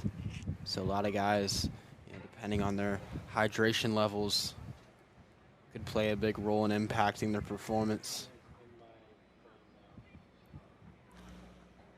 I'm not sure when the last time this Blanchester team played, if it was earlier yesterday but I'm sure they're all pretty gassed here by the end of all this. It looks like he's up, moving, and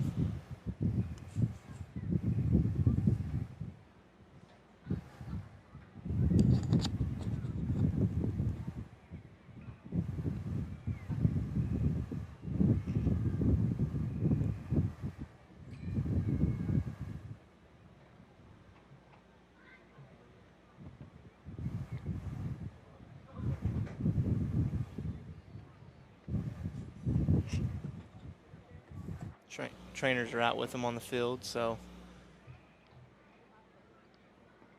he's going to slowly limp off the sideline there. It's nice to see him being able to get up, Seems to be walking on his own power. That's a very good sign to see.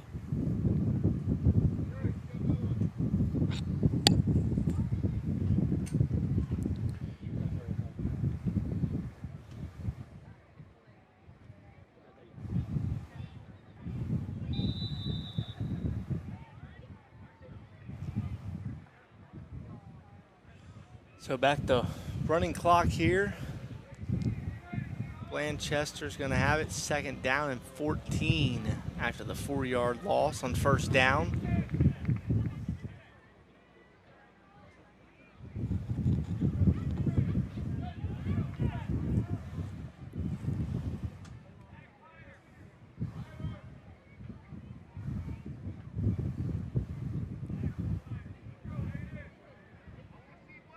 Quarterback trying to get everybody set in the right position. Gets in the shotgun position, puts the man in motion. He's going to keep this one. Run to the outside. Gets spun down on the outside out there. And number 3, Mason Stigman, your ball carrier. By a few Mason comments. Tackle on the field by number 43, William Johnson.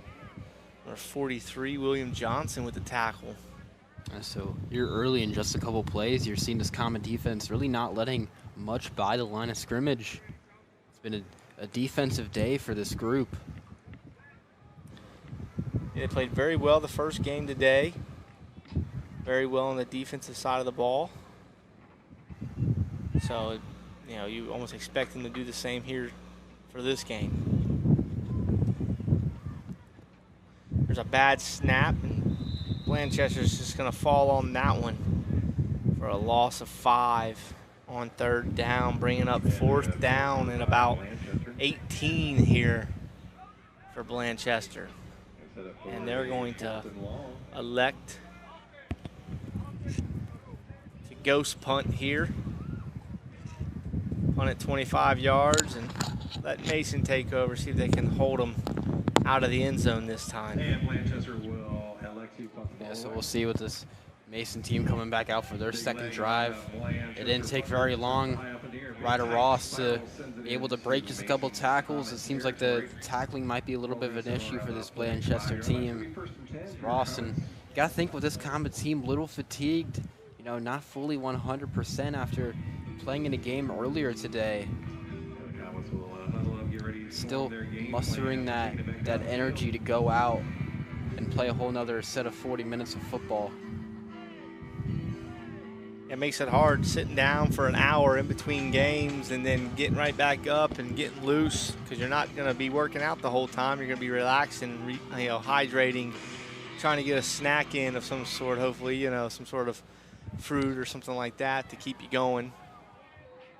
The Gatorades probably came in very big during that little intermission. There's a flag on the field on this jet sweep, and another flag comes out. And it's all run there by number 89, Ben Nolan, but we do have a couple of flags on the field. Holding on Mason. Gonna be like holding on the offense. Replay 1st down.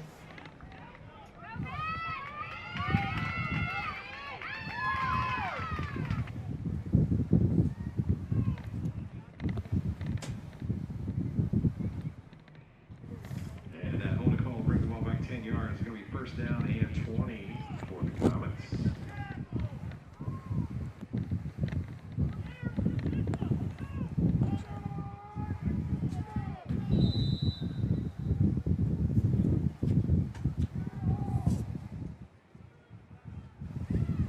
So Mason's going to be 1st down and 20 here, but it looks like Mason's going to take a timeout before we get there.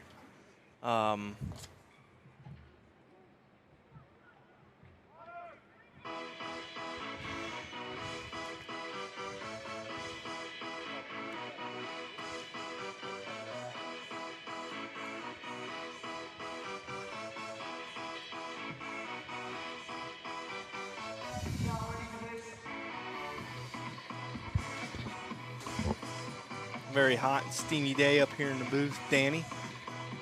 Sun's right in our face now, making it very difficult to see any players' numbers out here.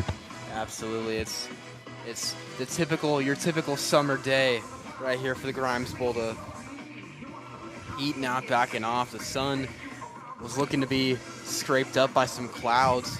Those seem to be gone. It's that classic hot summer football weather. All in all, it's been a good day, some good football games. Last couple here have been really good at Dwire Field. Comets look to have success in their youth program this year. Hopefully build on in the junior high and in the high school. And that's what it's all about, is keeping the kids, wanting to play football all the way to hopefully the varsity level.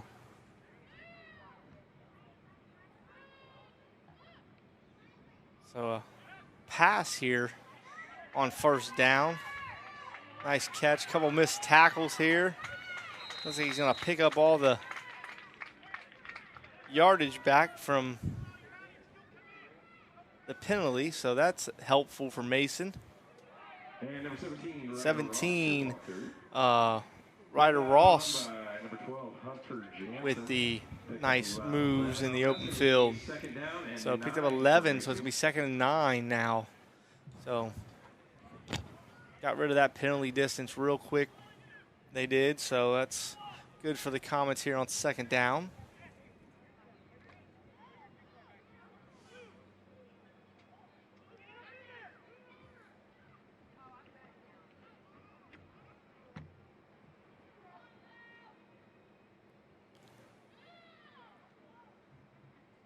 Go shotgun again here. Low snap, but a nice pickup by the QB and a run to the outside here.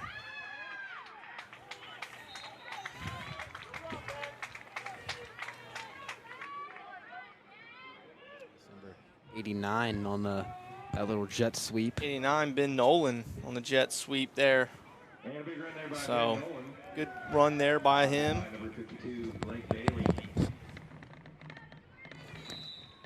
A run that'll set up 3rd down, about 5 left to go. Ball spotted around midfield.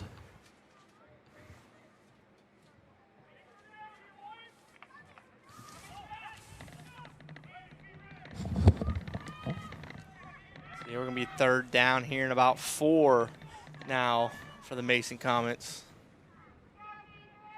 So see what they have drawn up here for them on 3rd down. They're hoping to pick up some here and then maybe go for it on 4th on the 50-yard line.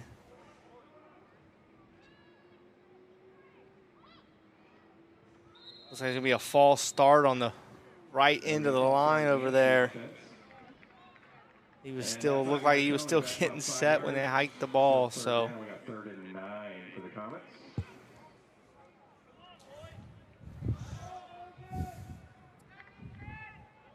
Only time you never want to hear your name called when you're an offensive lineman. Nobody likes to hear offensive lineman name called because you're probably done something wrong. Yeah, if that PA announcer is saying your name up there 10 times out of 10, really, from my experience, it's never really going your way. No, they don't usually praise you. It's usually when you false start. Here comes a jet sweep around. Nice block on the outside. He's out and free. It looks like he's going to run it all the way into the end zone here for a touchdown for Mason. Number 21, Jamison Moss on that. That's a huge play. Has that breakaway speed. And Moss doing what Randy would do in the NFL, taking balls to the house. The Comets extend their lead now 13-0. What a big day for this Comet team. Yeah, this team's had an amazing day today. Like we spoke about earlier, they shut out the Lebanon Warriors earlier. Played great defense, had a safety in the first game, first and only safety of the day. And then here they are up 13-0 with about 4 minutes and 45 seconds to go in the first half. They're going to go ahead and line up and go for the extra point here.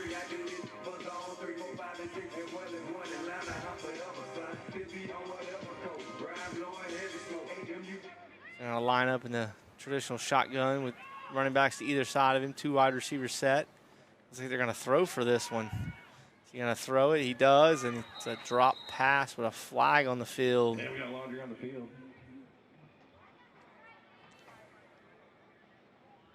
Bodie Tance, number 87, is who he was looking for right there. Looks like it's going to be an illegal man downfield on that offensive line. They're going to decline it. Blanchester's going to take over after Mason scores the long touchdown. 13-0. Nice run out there by Jamison Moss. Put the Comets up 2 scores. We're going to take a timeout for Blanchester here with 3:46 to go. Let them get some water in here, and all the boys get hydrated during the water break or timeout break here.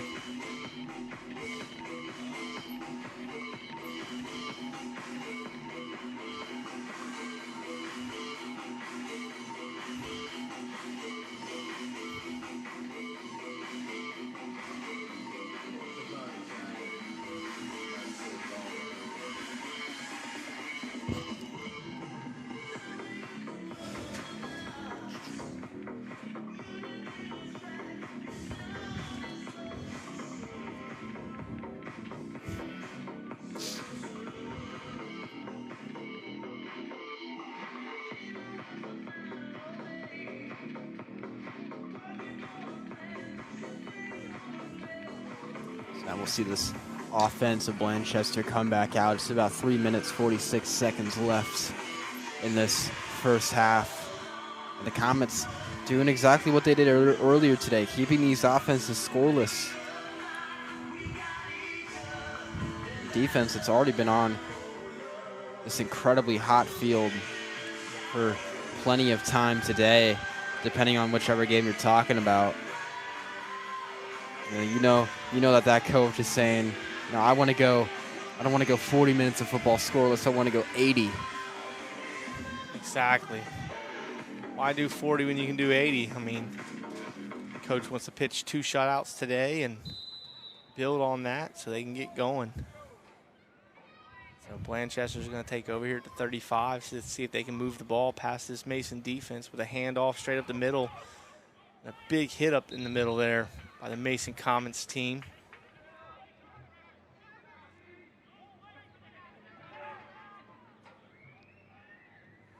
And the run up the middle, broken up by a wall of Mason Comets. Back on the field led by number 10, Isaiah Wyatt, one of the guys, one of the many in there on that tackle.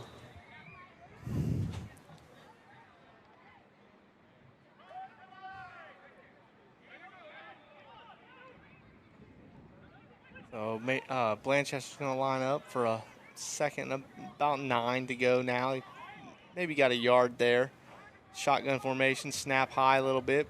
Fielded by the QB, though. It runs it out for a couple yards. And number 3, Mason Speakman, your ball carrier. Pick up of a couple yards on that Wyatt run. in on that tackle again. Couple of Comets. Number 36, Nolan Weimer is in there as well.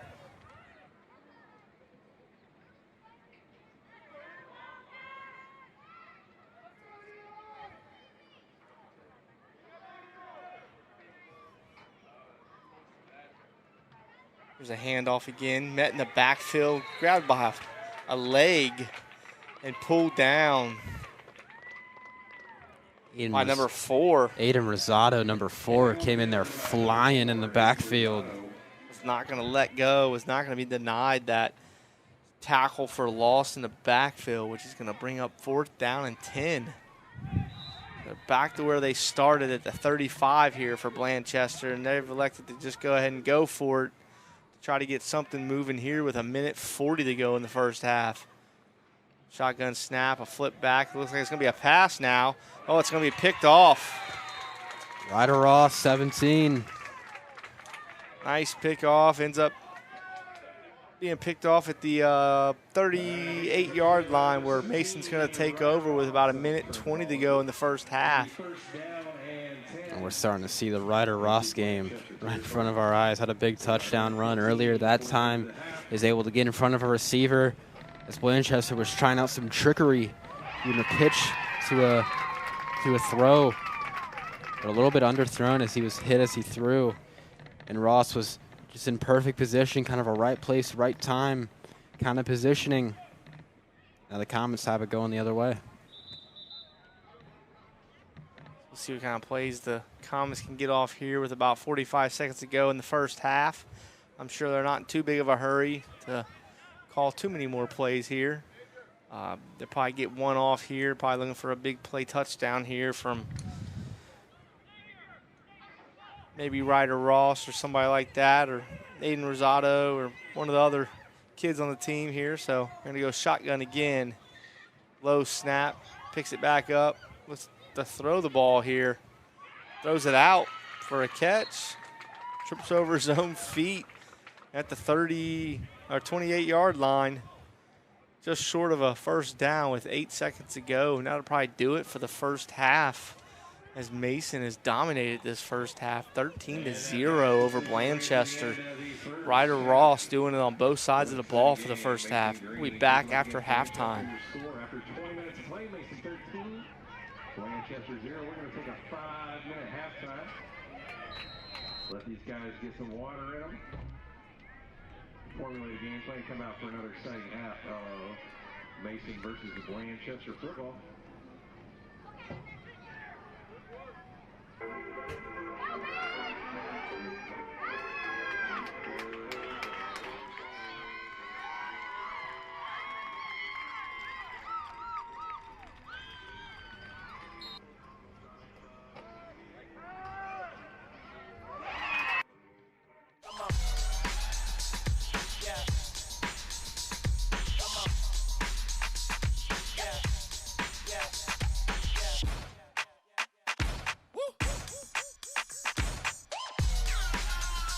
You're not going to get it all right.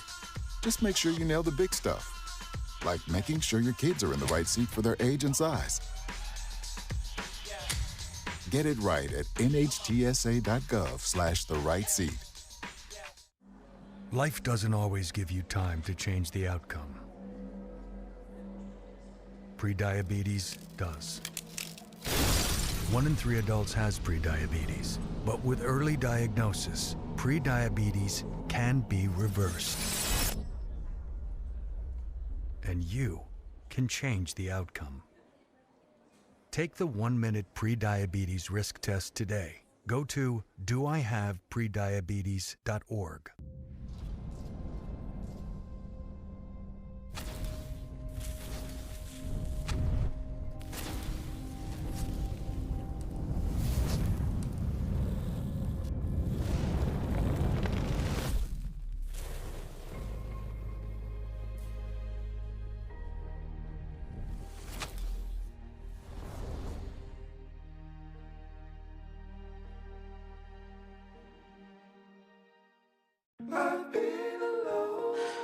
I wonder if you know that I want the best for you. But how long will you fight solo? I wonder if you know that we can get help. Not wondering anymore. Love, your mind.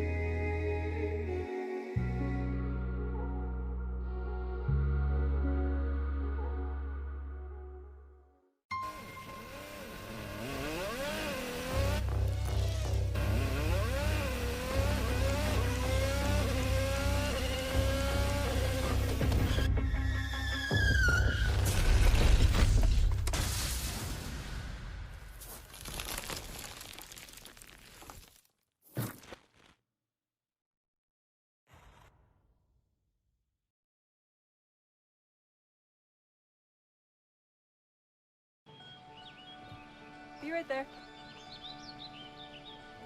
Wait. Use the shovel and bucket of water, remember? Drown, stir, drown, feel. Then make sure it's cool.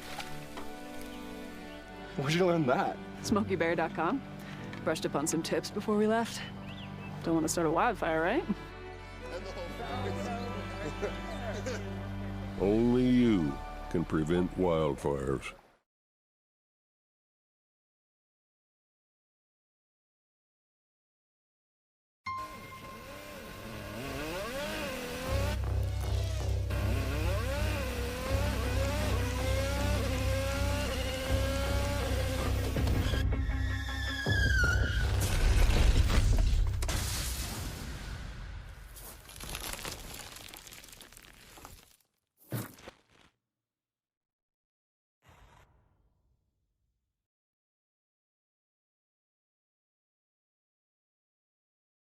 Can't believe you're doing this alone. I've done it before. I remember.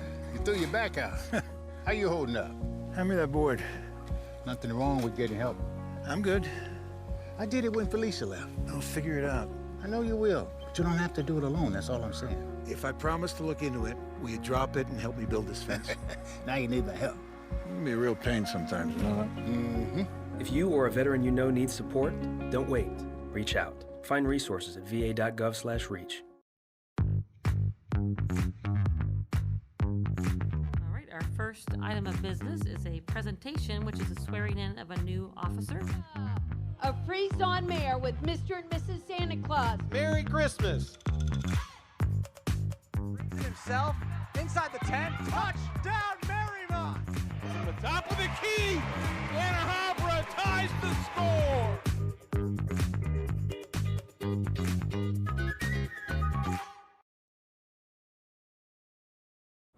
People couldn't see my potential, so I had to show them.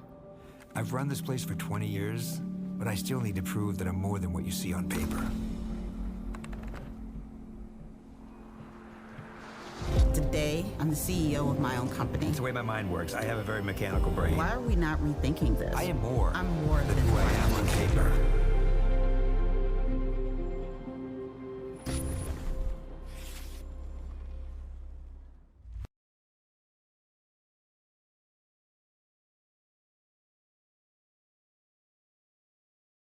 They line up on their 35-yard line. It's going to be 1st and 10 for Mason.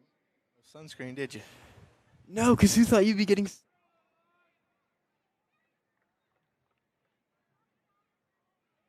We're back here at Dwire Field for the second half of this 5th grade contest between the Mason Comets and the Blanchester, I can't remember their name now, Wildcats, right?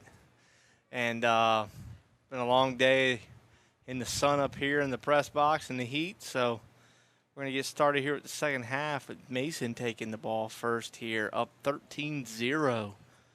Yeah, it was a big first half for the Mason Comets, and playing this group, playing their second game of the day, and having such a nice showing. You know, Ryder Ross having a big day on the ground. So Mason's going to come out lined up in that shotgun split tailback formation here. Send the guy in motion. It's a rolled snap. Nice handle by the quarterback.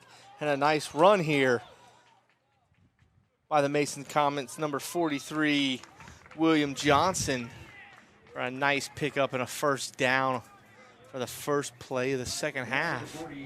Yeah, we haven't seen a whole lot of William Johnson so far today. And that time he gets that jet sweep.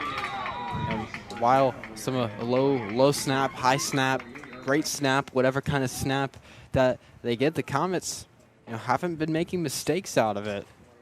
It's like they've almost kind of used to it being a low snap, and they're ready for it. The QB has done a great job today. And hey, as long as you and the center being on the same page, that's all that matters for these beginnings. Good snap there. Number 17 around the corner. Going to run outside and get shoestring tackled there at the end. Ryder Ross. Usually he doesn't get tackled that easily. That's actually a surprising one right there. Yeah, you can see number 21, Jamison Moss, trying to keep him up as he's dropping to a knee, trying to hold on, saying, "Don't let me touch the ground."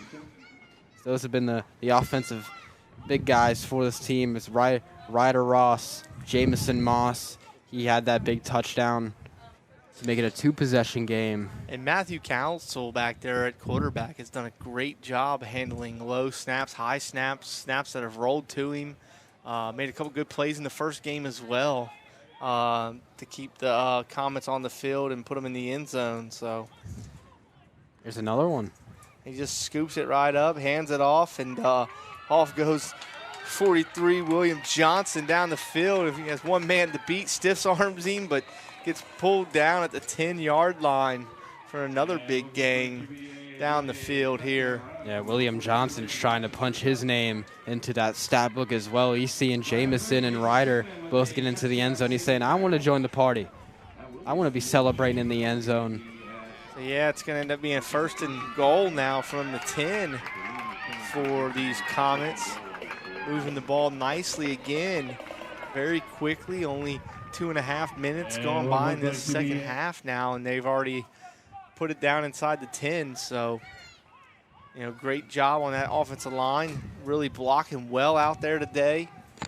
These guys are really moving the guys around.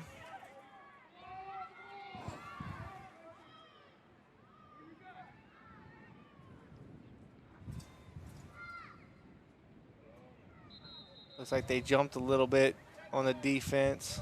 And looks like encroachment on the defense will give Mason a 5-yard move forward. Bodie Tant there on the end, the tackle, 87, doing a great job. The guards inside, number 8, Trezin Ballard, and others really moving guys off the line and then working their way to the second level to pick up second-level blocks that allow the Ryder Ross and William Johnson to spring loose and get up the field more. Yeah, that second-level blocking is really going to start being hammered down in the 5th grade level. And probably a few grades before, you're in practice, you're having those tackling dummies. It's all right. Get that push on the defensive lineman. Go out, get your assignment. Another great run-off tackle there for a touchdown. There's William Johnson, 43. He punches his way in. They pretty much ran him the whole time that time, besides one play to one of the Ryder Ross there on the one play, and then the rest was pretty much William Johnson all the way down the field. Pretty much ran him down the field and gained, 90% of the yards on that drive for the Comets to put them up 19-0 with 15:30 approaching here left in the second and in the game. So, yeah, that puts it very hard for Blanchester to make a comeback with a running clock. They're going to line up and go for the extra point. Another low snap. Looks to be a pass this time. Or maybe he's going to run it. Council's going to take off and run for the end zone and ends up into the end zone for the extra point. Matthew Council runs it in for the extra point, making it 20-0 now. Mason with 15 to go. And this Comet offense is just not having any trouble moving it down the field. This is just a textbook, good offense and a great defense setting behind them. A team that's going to walk out of here today with 2 wins on just one Sunday. The best you could ask for day 2 of the Grimes Bowl for this 5th grade club. They got a great season in front of them, and we're just seeing the beginning right now.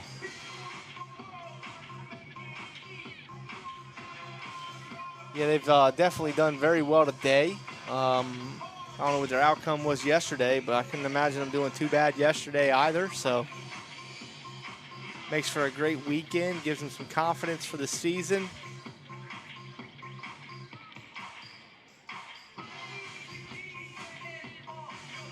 It's got to be a little nice. Probably the only time that this team, being at the 5th grade, usually playing earlier in the day. So kind of seeing that little bit of, definitely not reaching the sunset area, not under the lights, but you're having that little bit of cloud coverage that you wouldn't really see at those 1 o'clock, those 2 o'clock games. So it's a little bit of a different atmosphere for both of these teams.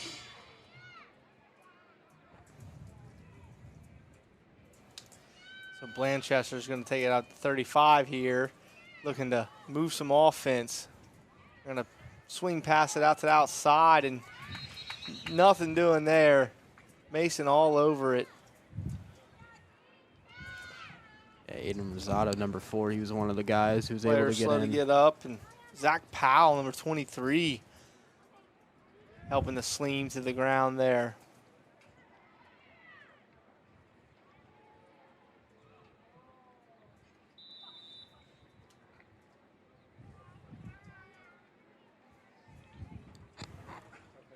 As Blanchester lines up to run their next play for 2nd down and 12 now after the 2-yard loss on 1st down.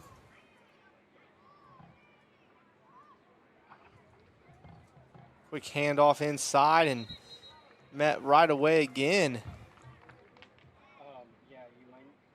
by number 23, Zach Powell. 2 plays in a row, he's been right there on top of things to hold this Blanchester team to no yards or negative yards.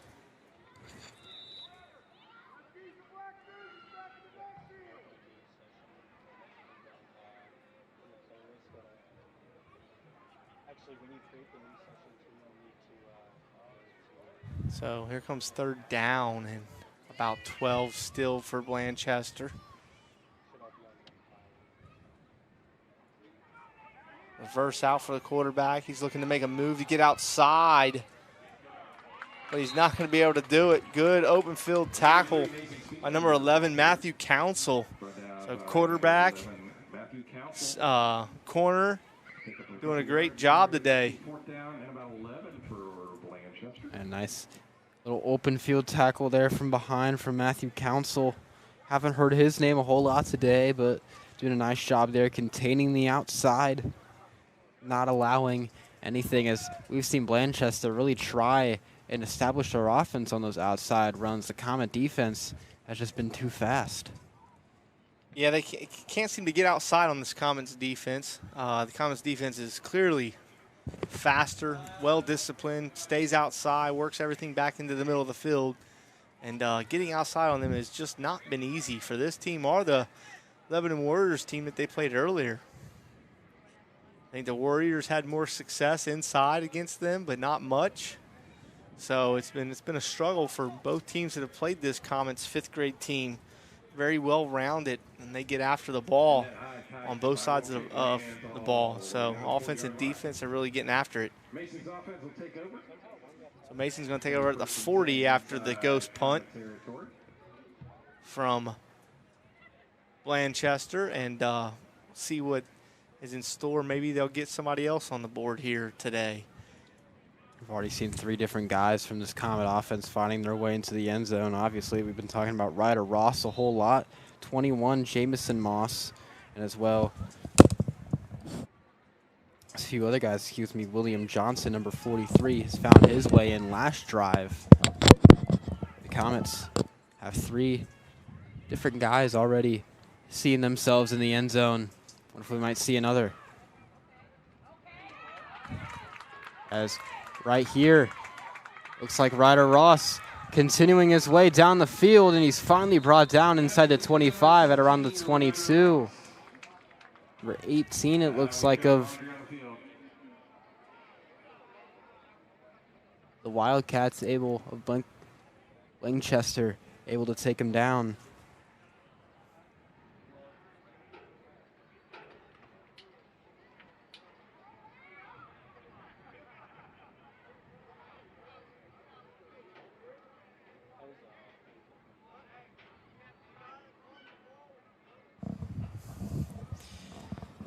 So it looks like that one's coming way back here.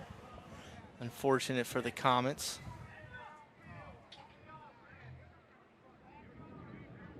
This was a big run by Ryder Ross, 17. Looks like it might be coming back. All right, unfortunately, that is an offensive, what could be an ineligible receiver. Ineligible receiver downfield is what they are calling it as. So the big run from Ross will be taken back. This Comet offense, they've had no trouble creating that open space. See how long it might potentially take to have another one of those runs. Yeah, 1st and 15 is, I don't think, a problem for this team. You got 3 wide receivers out to the bottom side of the screen here. So maybe a pass attempt here. Nope, looks like he's just going to run it. nobody's out there for Blanchester. Instead of running out of bounds, he decides to pinball off a few guys and pick up some more yards. Ends up getting another 10 or 15 there instead of running out of bounds. That's looks to be Isaiah Wyatt, number 10. Just keeping his feet in bounds. What a nice little play there from the 5th grader, and being able to break so many tackles, spinning off some defenders, not going out of bounds, flipping the field, getting into enemy territory. That's a textbook little run right there after that snap. He rolled out the pass, realized there was nobody open, and then realized quickly that there was nobody in front of him. So time to run down the field for a little bit of gain. Great job there by Isaiah Wyatt on his own to kind of make that and go about it.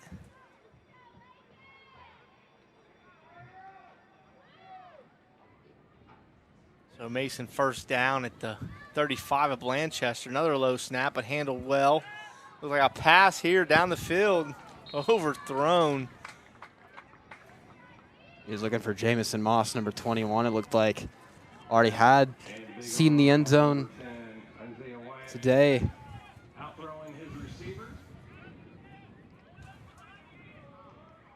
Ball stays at the 35-yard line. Sorry, second and 10.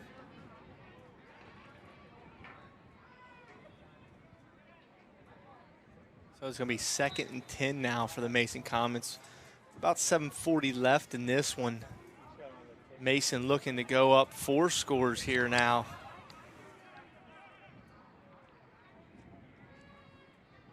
Shotgun snap here. Oh, it's rolled past Council, or Isaiah Wyatt, I'm sorry, but he was able to bounce on top of the ball there and save a potential turnover. It's going to bring up 3rd down now. You saw 56 of the Wildcats started running in there, but just decided not to fall on it. It looked like he thought the Mason quarterback was going to pick it up and start running with it himself.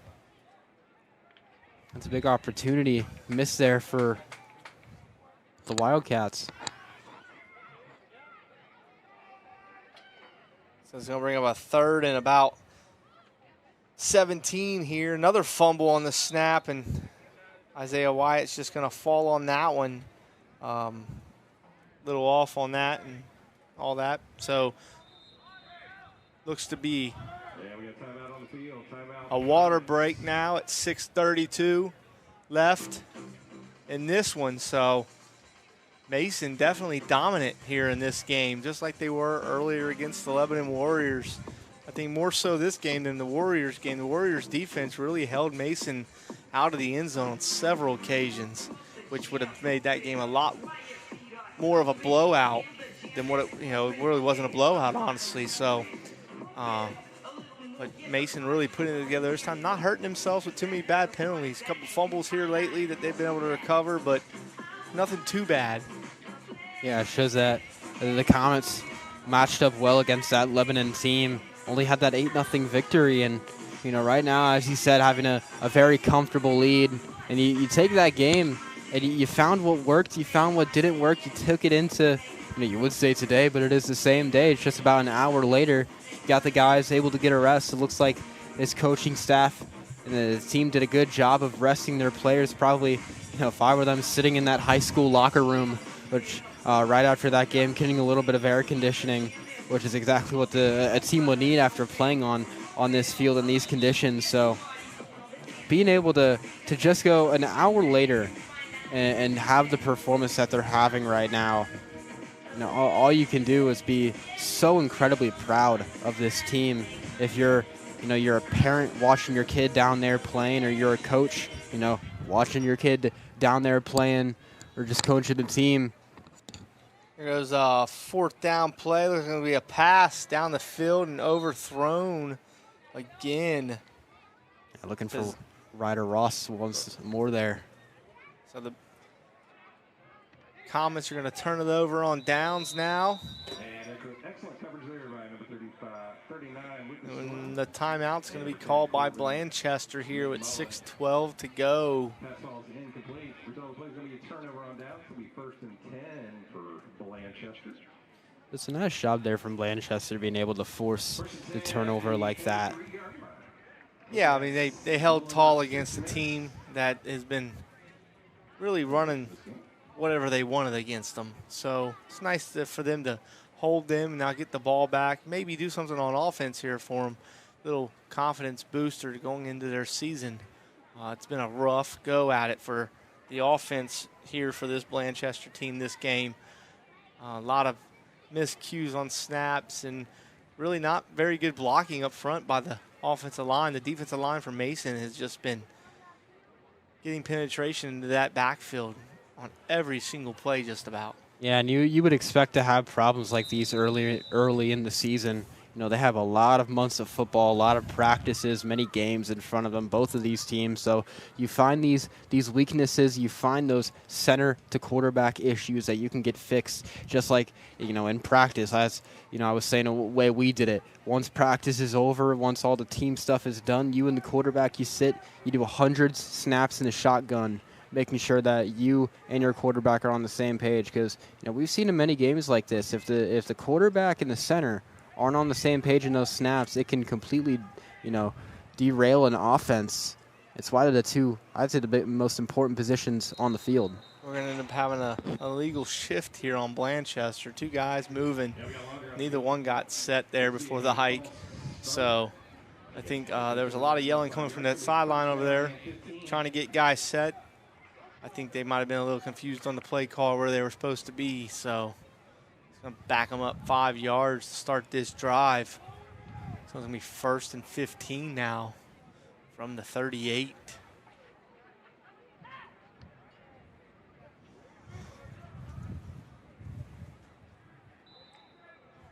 Down to 5 minutes to go in this one. Blanchester looks to move the ball a little bit here.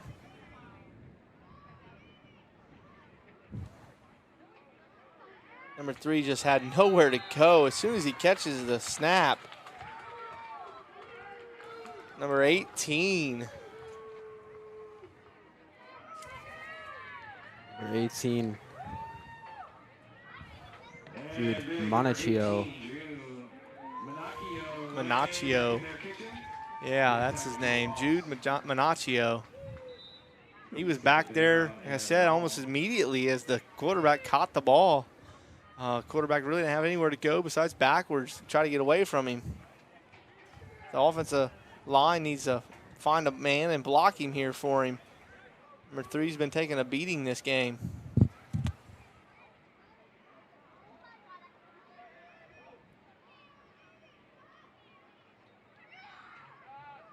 And once again, looks like the ball came out. Jude Monacchio again. Looks like he's going to be down by contact. They're going to roll him down for what's going to be a 3rd down and a long way to go. So, yeah, the offensive line just having an immense amount of trouble trying to stop this Comet front 7. They have just been running right through the line the entire time. 3rd and 25 now for Blanchester. Right up the middle, too. Right over the guard, the center, which is the worst spot for a quarterback to get rushed. Another flag on the field, another big hit out on the edge by number 11, Matthew Council out there.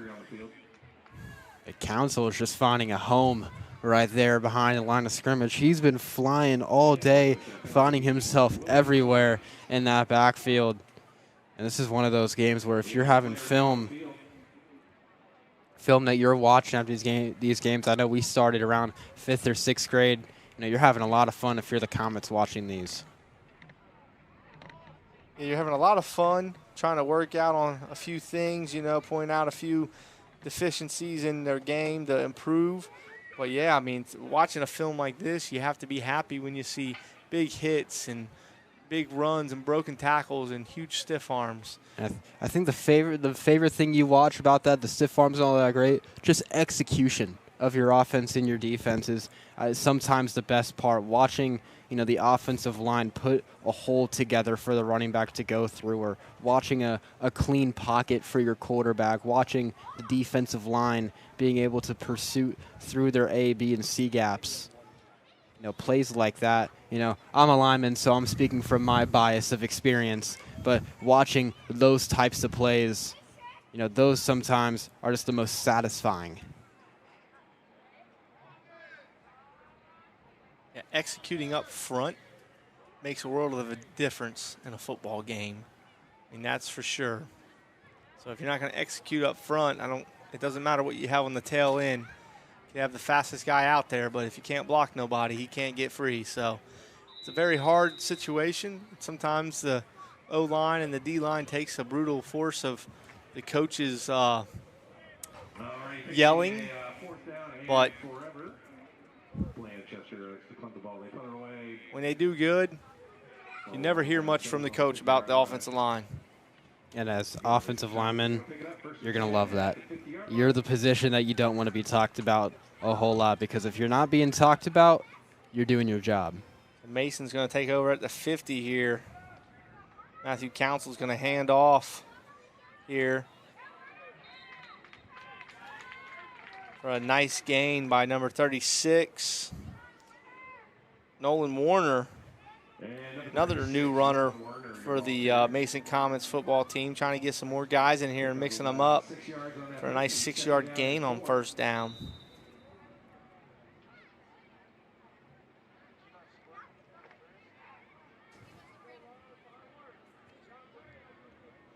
So brings up 2nd and 4 here with about 1:30 to go in this one. Another handoff to 89 here. Ben Nolan with a big run. Bounces it outside. Couple guys miss and tackles for another Comets first down. Yeah, just about 1:10 left in this game. Looks like the Comets probably not in much of a rush to try and put up another score. But I hope once this game is over, they get a nice ovation from this crowd. And then, if I'm them, I'm going straight down to that Kona ice truck, because, man, 2 games in 1 day in this type of heat, and I would say you earn it. It's either Kona ice truck or an ice bath, one of the two, because you're going to need either or, maybe both.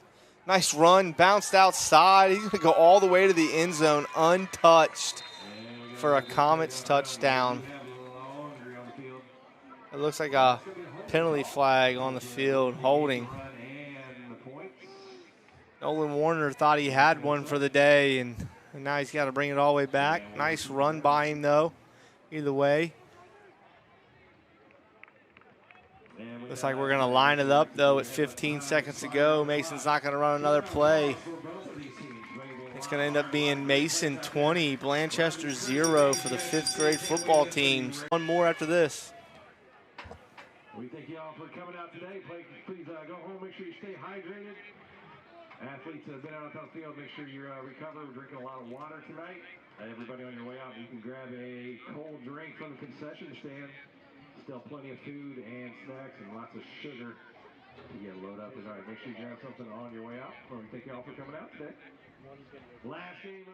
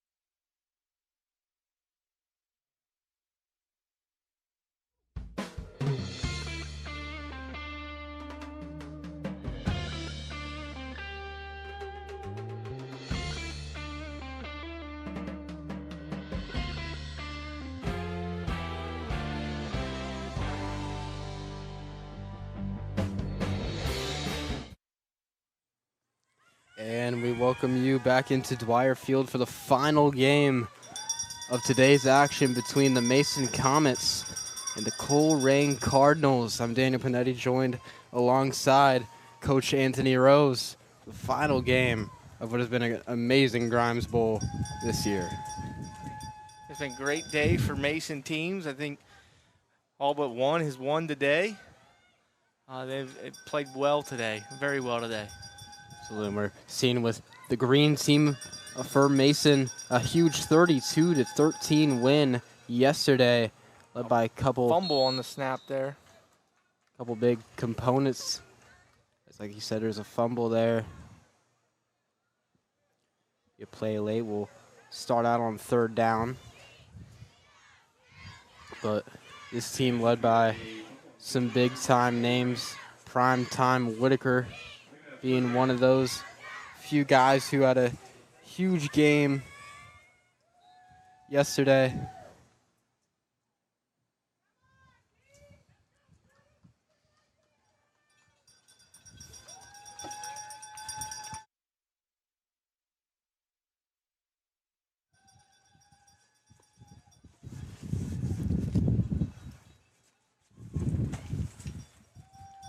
So here's a run to the outside by the Colerain Cardinals. Oh, he's going to get loose here.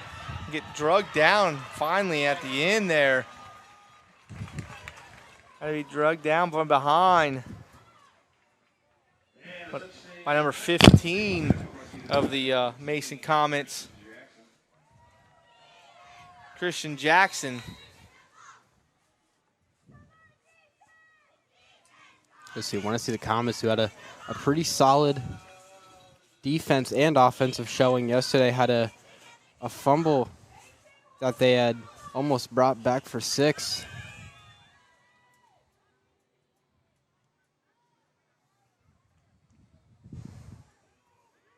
Colerain will now come up to the ball. Look to be playing in some practice jerseys. Very hard to get jerseys nowadays, trust me. Baseball side, you're always waiting on somebody to bring something to you.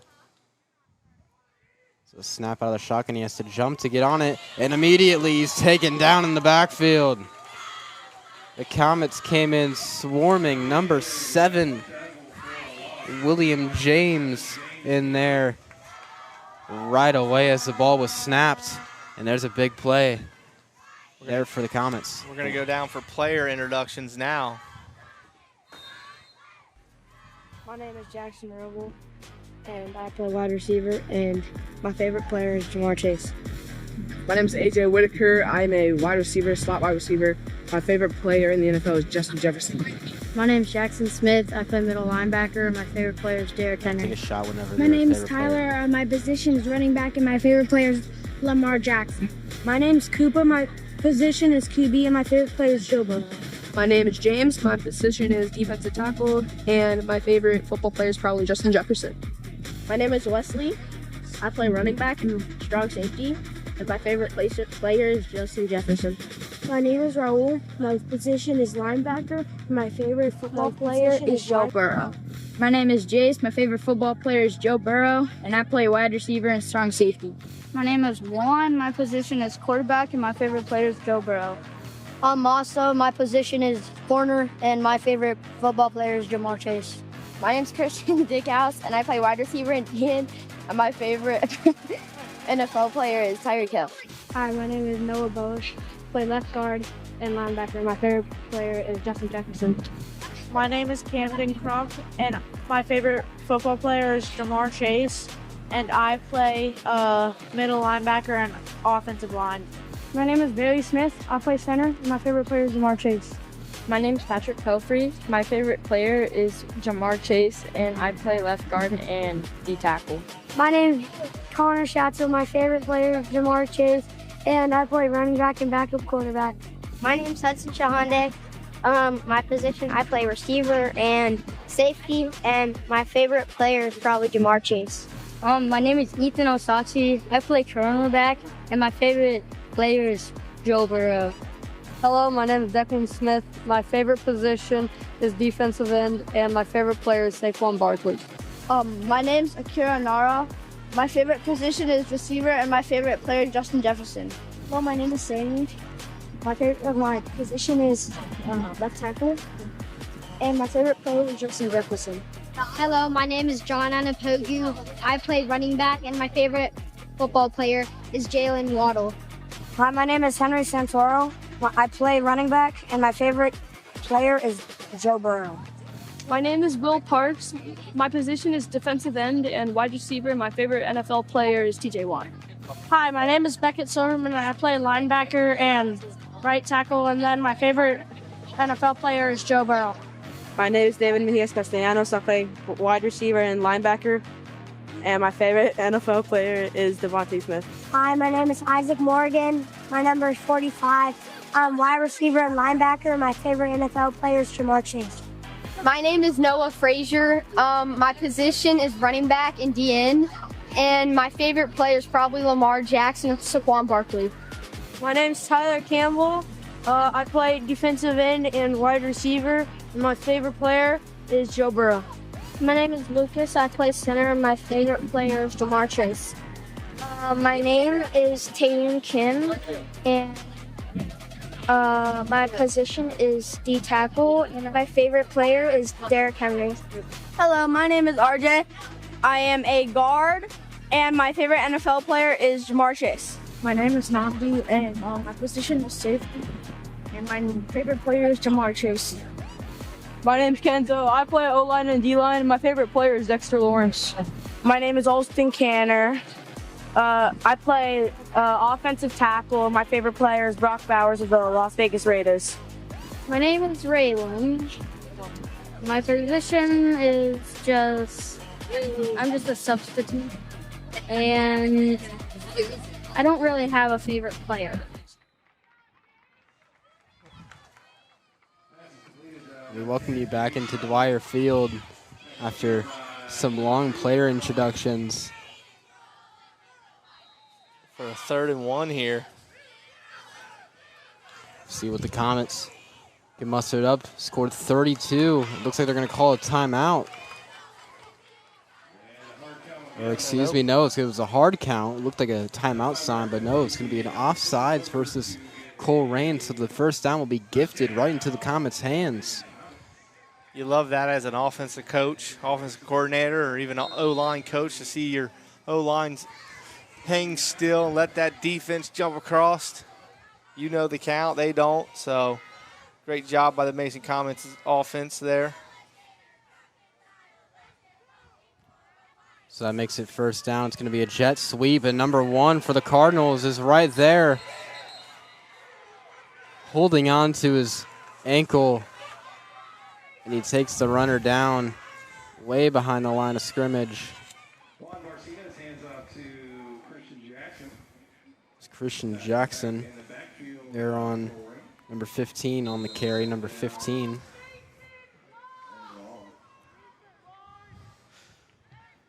Looks like this Mason team sticking to the concept of getting outside as quickly as they can. Take the snap. He's going to fire it down the right side, and it's off the hands of A.J. Whitaker right around the 40. That's a drop you don't see a whole lot from a guy, especially who had such a great game yesterday in Whitaker. Yeah, he was, I think, more worried about getting the ball upfield than he was catching it there maybe, and, off the fingertips. And now down to 3rd down and 16 to go. A 3rd down will be play action, trying to set up the screen, and that one's dropped again. That time, number 21, Miles Vordamesh. That one was going to be a hard one to catch. If he had caught it, it would have been a nice one-handed snag. But it's going to bring up 4th down for the Comets. You got to think they're just punting this away. You would think so, but I don't know. They're still lined up like they're going to go for it. Coaches are speaking about it, saying, what do you want to do? This is almost 4th and 19. Do you want to punt it? Do you want to ghost punt it? Or what's going on? It looks like Mason's going to punt. This is the age where they allow him to punt.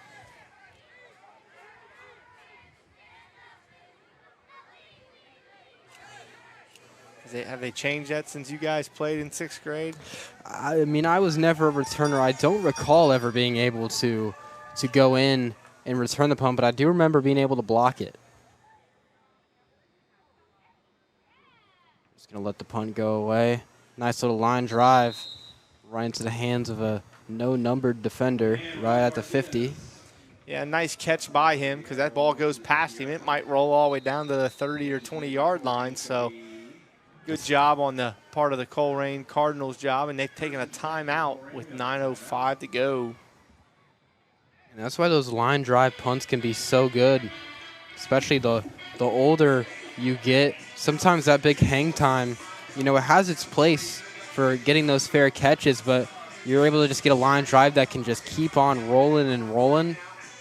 It can turn what looks like, a not so great punt into something pinning a team back all the way against the red zone. But nice catch there at the 50 gives Colerain some nice starting field position.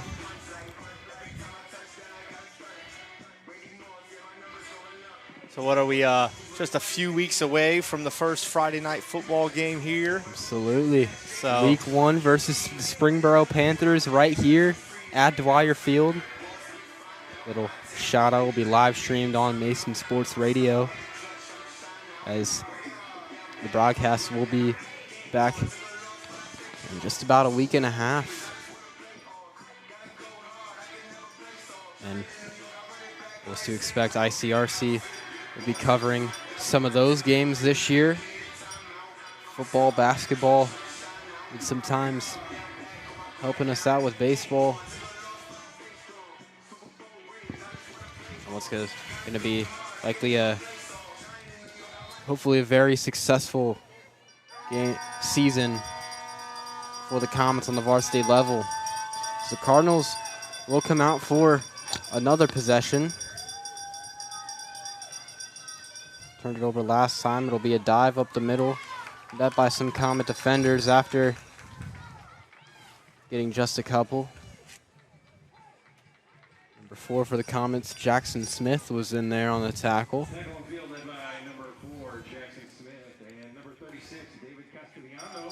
As well as Castellanos.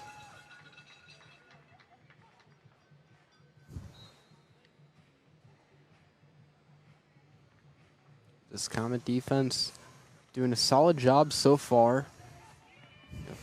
Seeing the Colerain offense, a lot of times they love bouncing it out to the outside. Comets trying to keep him in. Second down from the shotgun in Mason territory. Number 7 will hand it off. The ball's on the ground. Looks like the Comets may have jumped on top of it. They think they have it. And it is Comet football. A handoff that was bobbled all the way from the snap. It felt like once he tried to give it off, he got to around the line of scrimmage. Declan Smith with the recovery, number 26 for the Comets. Kind of fell right into his lap almost here. Bounces right up, takes a good bounce, and he falls on top of it. So Mason's going to take over at the 49 here. Great field position. We'll see if they can make the most out of the turnover. It's going to go to Whitaker on the left side, trying to find some room, but he's tackled down by quarterback number 7. It's like Gilmore gets him down. And Whitaker, a dangerous threat out there. Had some big plays yesterday. That time being able to get chased down. So go to the right side. The 21 of the Comets nowhere near for him. Connor Schatzel had a pretty solid game yesterday too. He looks to be a little shaken up over there on the sideline. Looks to be holding a leg or something.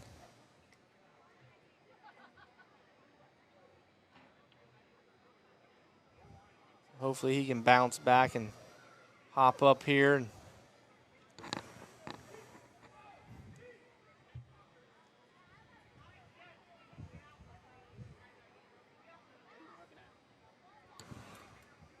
Now I know why you brought 2 shirts.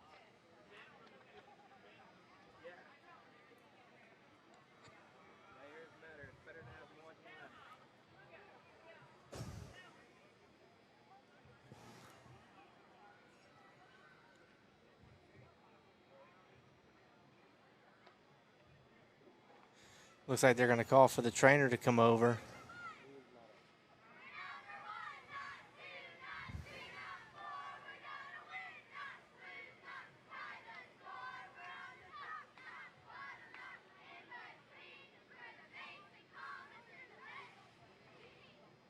Looks like that right knee's in a bit of pain for him, so hopefully he's able to walk it off and continue here, or at least continue the season here.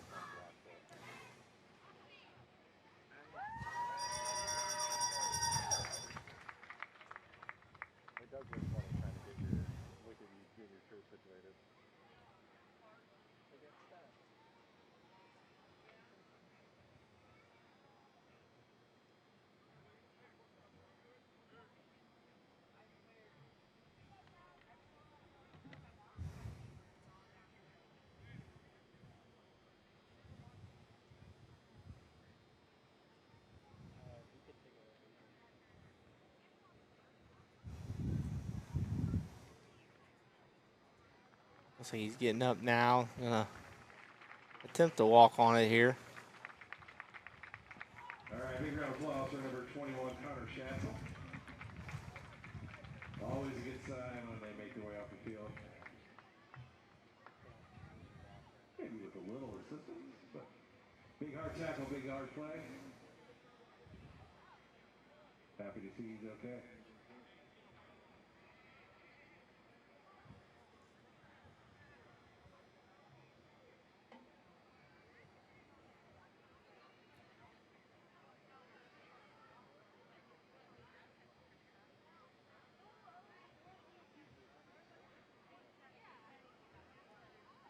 I say they're going to walk him over to the cart there, let him ride the cart back to the locker room.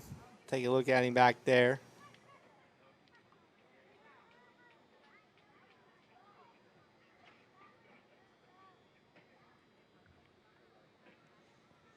You absolutely hate to see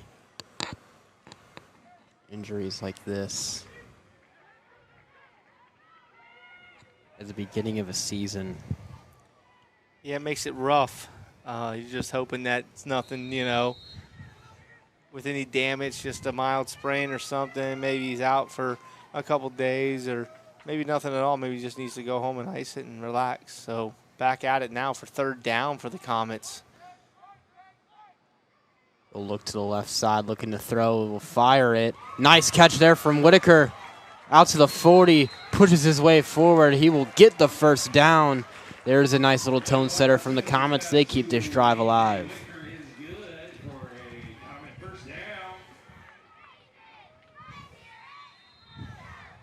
Nice throw there, nice catch, and then running out into the open field there.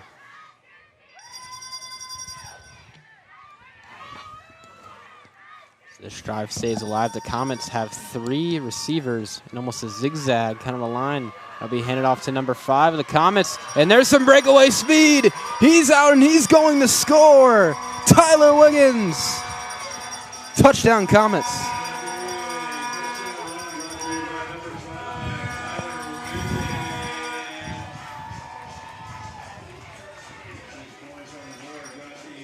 It's a very good run there by Tyler Wiggins. Got up the field and just hit the hole as hard as he could. Nice burst of speed there. Took it all the way to the house for 6 for Mason. His brother Torian up here in the middle of the press box said he's going to have a big one today. And he did right there. It's going to be a direct snap. So number 4, Jackson Smith. He gets into the end zone. The Comets strike first. It's a 7-0 lead.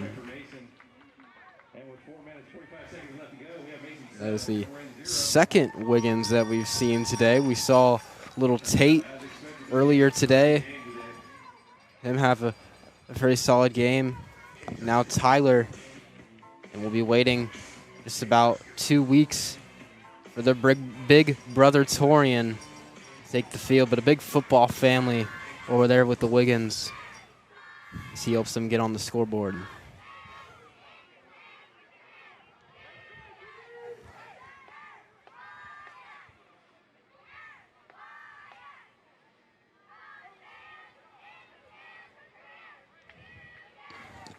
So Colerain's going to get another go out of here from the 35 with just under 4 minutes to go in this first half.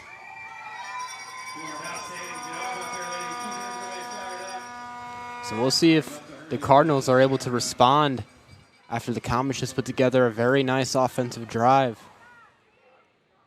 It will start under center. Here on first down will be a handoff up the middle. And a lot of Comets in there swarming down. And tackle him, looks like just a little behind the line of scrimmage.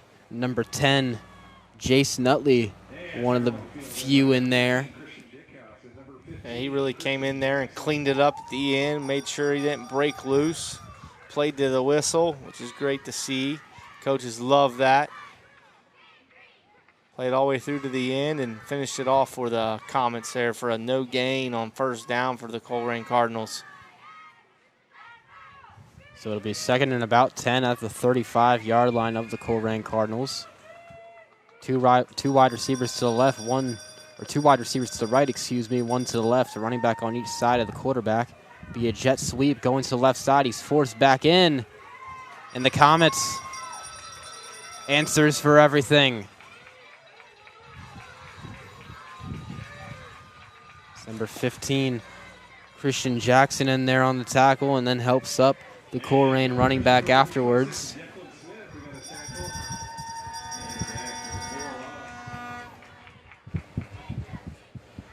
Nice little sportsmanship there.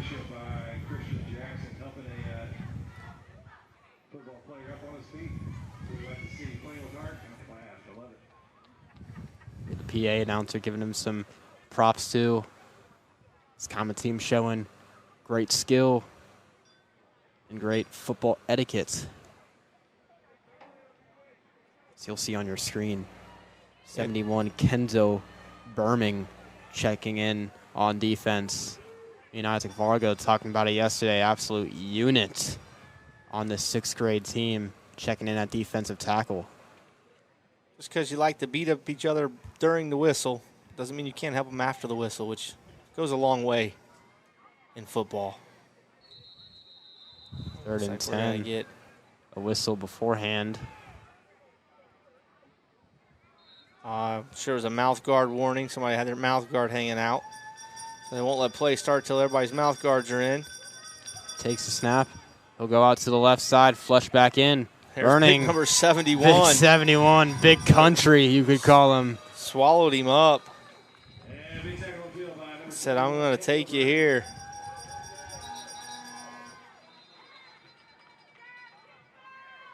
Big defensive front. Show some love for your D lineman. Number 13, Christian Jacobs. Number 7, James Pinkett. Number 71, Like Kenzo Burning. timeout here by Colerain for 4th down play with 58 seconds to go in the first half. So far, Mason's been doing very good on defense. One very nice long run for a touchdown. So Mason's looking to build on top of that. Wonder if Colerain's going to punt or if they're going to go for it on 4th down and 4th and 11 or not.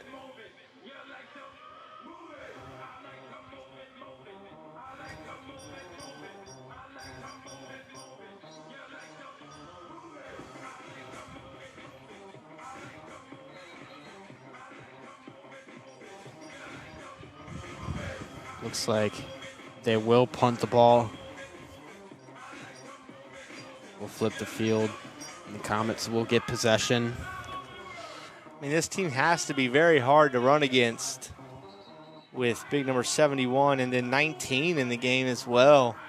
I mean, those two guys take up a lot of room there on the inside. That's Patrick Belfry, number 19.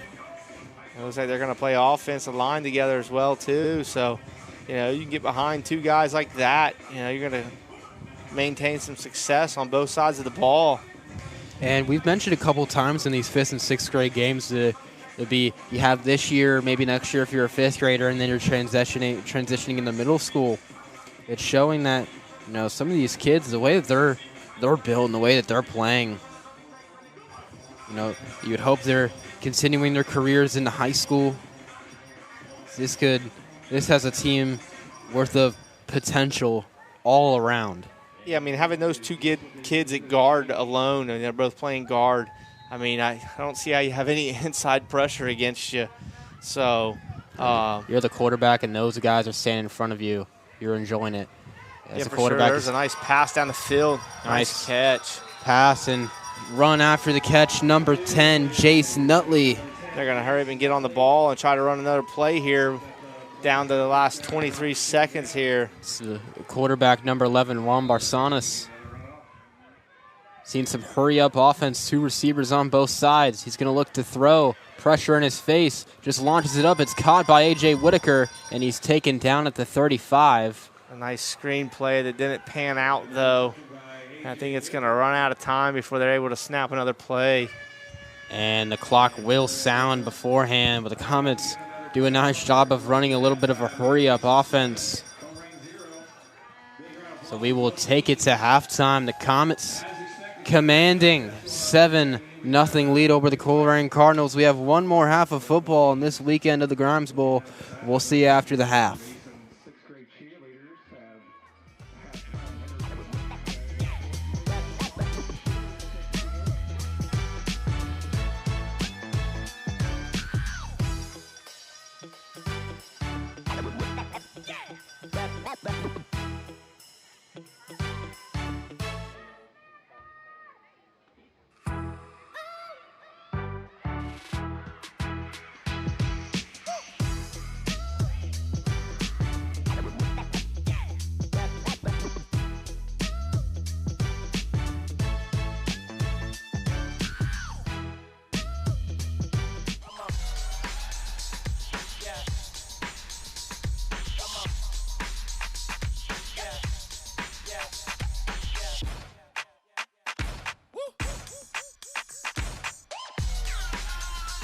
You're not going to get it all right. Just make sure you nail the big stuff, like making sure your kids are in the right seat for their age and size. Get it right at nhtsa.gov/the-right seat. Life doesn't always give you time to change the outcome. Prediabetes does. 1 in 3 adults has prediabetes, but with early diagnosis, prediabetes can be reversed. And you can change the outcome. Take the 1-minute prediabetes risk test today. Go to doihaveprediabetes.org.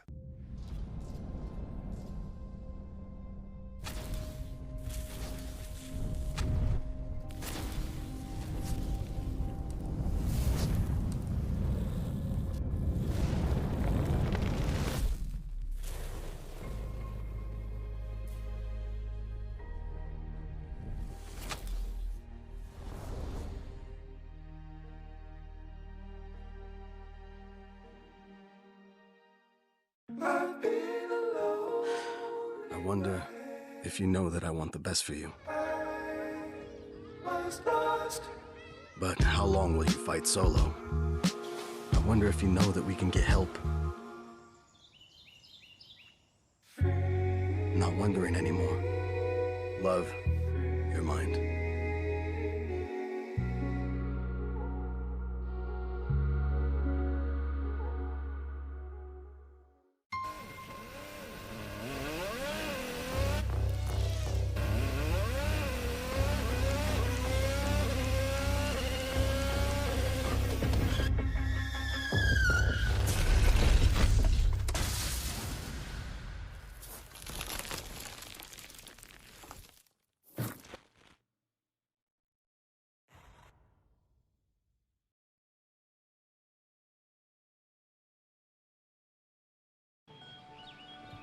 Be right there.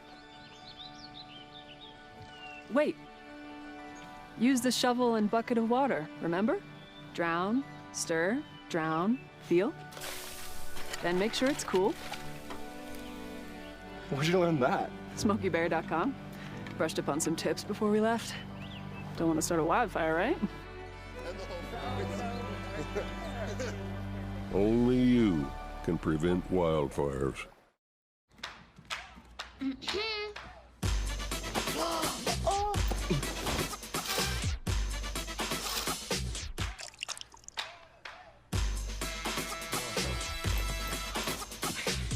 You're not going to get it all right. Just make sure you nail the big stuff. Mama! Like making sure your kids are in the right seat for their age and size. Get it right at nhtsa.gov/the-right-seat.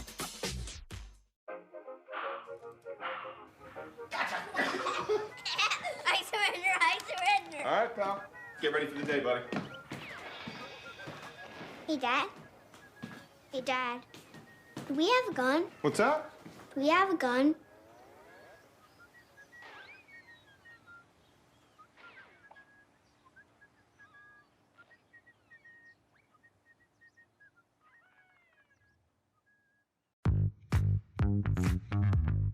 All right, our first item of business is a presentation, which is a swearing in of a new officer.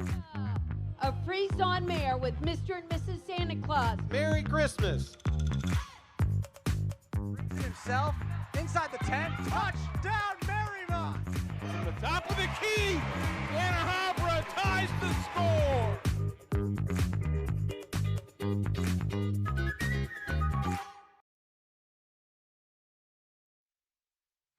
All right, we're back here at Dwire Field for the second half of this 6th grade football game against Mason against Colerain. Mason dominated the first half, put up a touchdown late in the first half to go up 7. So Mason's gonna start with the ball this time. Colerain's gonna be on defense. That was a great first half by the Comets. Made some defensive stops, had some big offensive plays. Were threatening to punch the ball into the end zone to end the first half. Had to run their hurry-up offense, and were just unable to punch it in after time expired. But now you're starting off with the ball. Here's a chance to make right.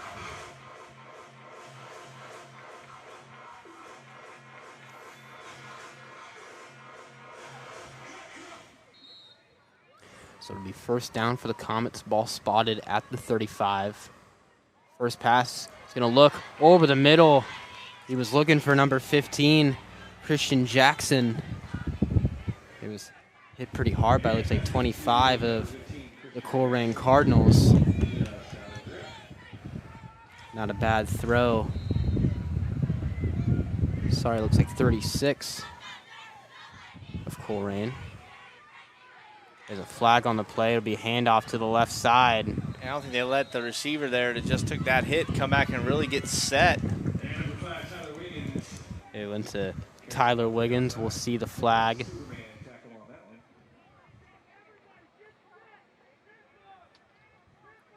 Now that's what it's going to be, is 2-minute motion, not set.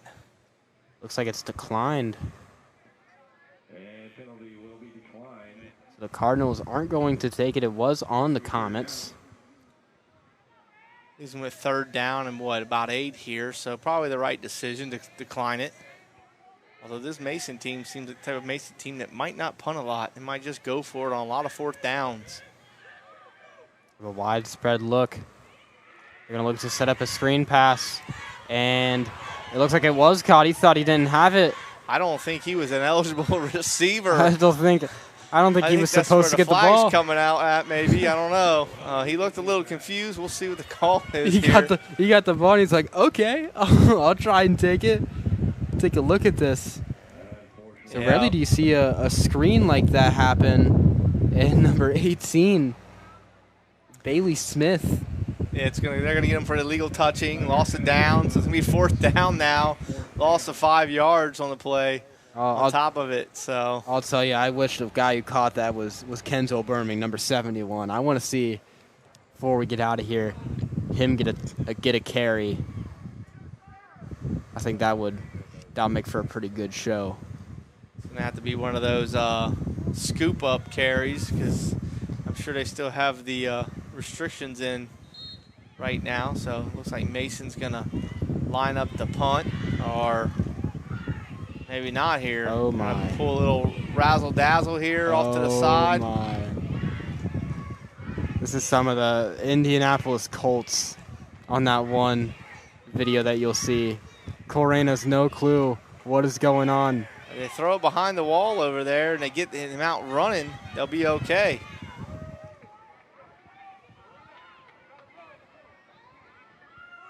And now some late subs coming onto the field, and they're all going to the left side.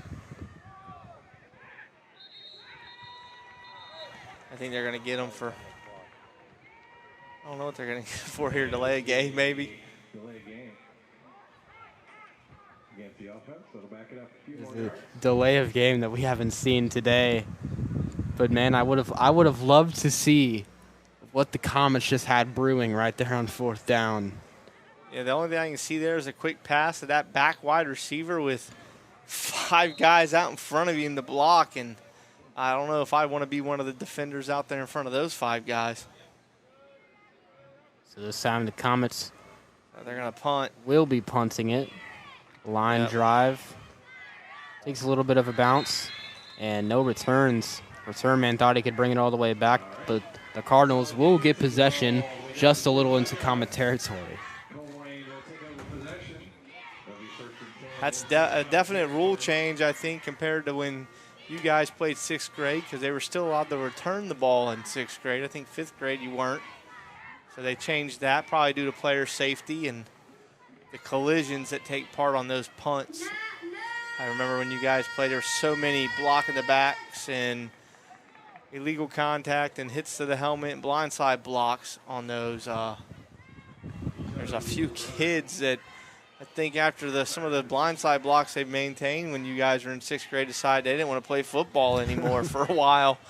I had some headache issues, I think, from some of those types of plays. I'll say I do not regret that decision, but it is fun seeing the younger guys having their shot.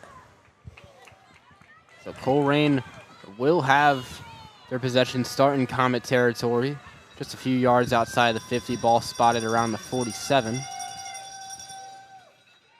So first drive of the second half for the Cardinals. Touchdown and an extra point would tie it. It's a bad snap, and they have to just fall on the ball at their own 45. So there's a bit of a loss on 1st down. The snapping issues for this day continue. Yeah, I mean, that ball was a little high. I think catchable by the quarterback, but, definitely not where you want it as a quarterback when you're trying to hand the ball off. And, yes, you're right. Today's been a full day of bad snaps from centers and bad handling from quarterbacks. The only game we've seen with good handling was the last game with Council under center. He seemed like anything that was rolled to him, he just kind of picked it up and went with it. As a center, I have full empathy for those centers.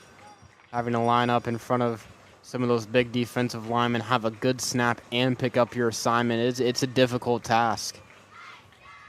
Number 7 will take that out of the shotgun, now looks up the middle. The ball's on the ground, and the Comets fall on top of it. Number 4 for the Comets. It was confusion everywhere, and number 4, Jackson Smith, found his way on top of the football.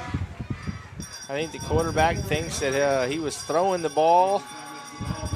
Not sure if his arm was moving forward or not, but definite plus for Mason to take over here on the 45 of the Cardinals.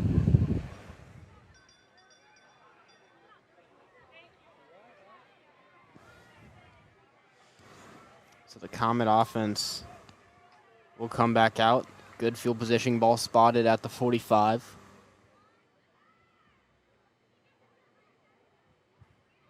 They might have to check. It looks like the receiver on the left side is offsides. Colerain's going to take a timeout here.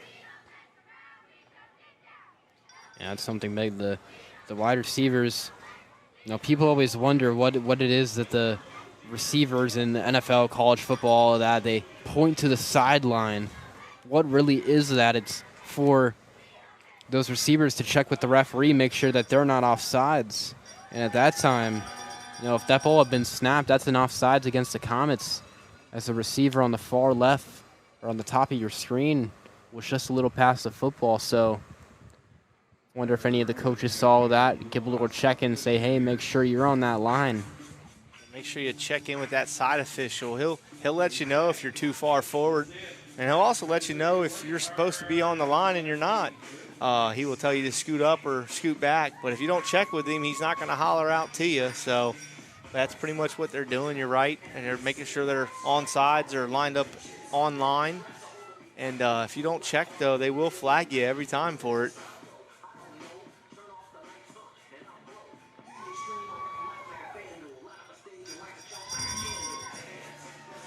You really don't have an excuse for it to coach. Just say, Coach, I didn't know. Coach is going to look at you and go, aren't you supposed to ask? So it's those big learning moments. Yeah, it's like being a defensive lineman and having your head over top of the ball. The ball is right in front of you. Your head shouldn't be over it, right? Play action. Nice pass. Caught by Whitaker, still on his feet, and he's brought down a little bit short of the 40-yard line, around the 42. Spun down nicely there by the Cardinals. I think they kind of know they're going to have to get to him quickly. We got an injured Comet on the field again.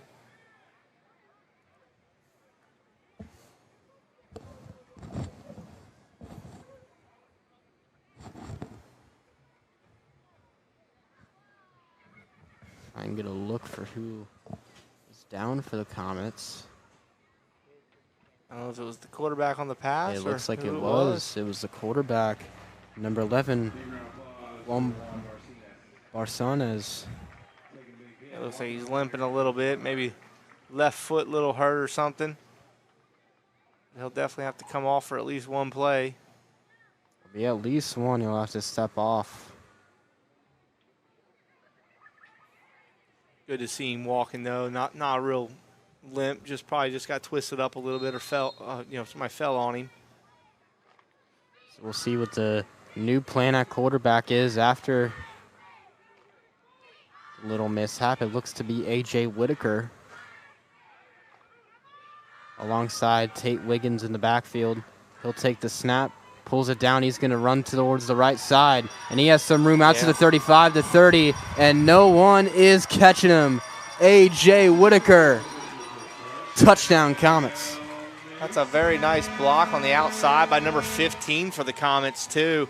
Really sealed the edge for him. Christian Jackson, 15 on the block. Let's take another look at this. He had a full lane, and it looks like a Comet had to be sacrificed on the way down there on the offensive line. But Whitaker, nobody around him. The PA announcer giving Jackson his flowers there on that lead block.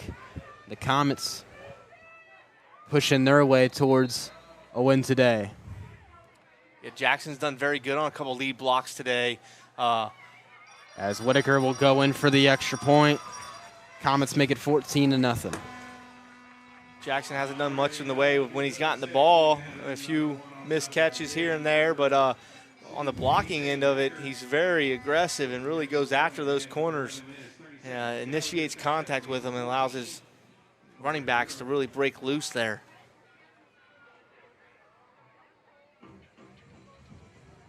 So the Comets make most of the fumbles surrendered by the Colerain Cardinals.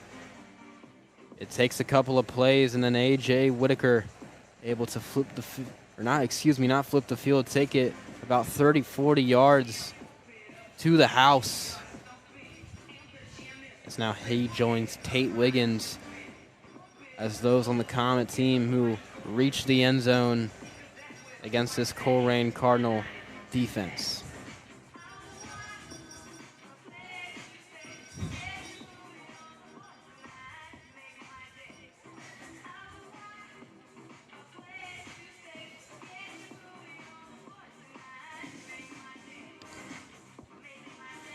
So the Comet defense is ready. The Colerain offense breaks from their huddle. Look at the time, about 10 minutes and 30 seconds remaining left in this one. Got to think, if you're trying to get back in this game, you're going to have to get a touchdown here. Yeah, Colerain would definitely need a touchdown here to get back into this one. They line up in the shotgun, a receiver way at the top of your screen. One towards the slot on the left side. Running backs on both sides of the quarterback. He brings one in motion towards his right. Takes a snap. He's going to be a handoff and a tackle up near the neck. 26 on Mason, getting after it there. Declan Smith, no flag, but a nice tackle there. Playing that little edge area. Not allowing anything outside, and sees him go inside. He does get that arm kind of under the shoulder of the running back. Nice play there on defense.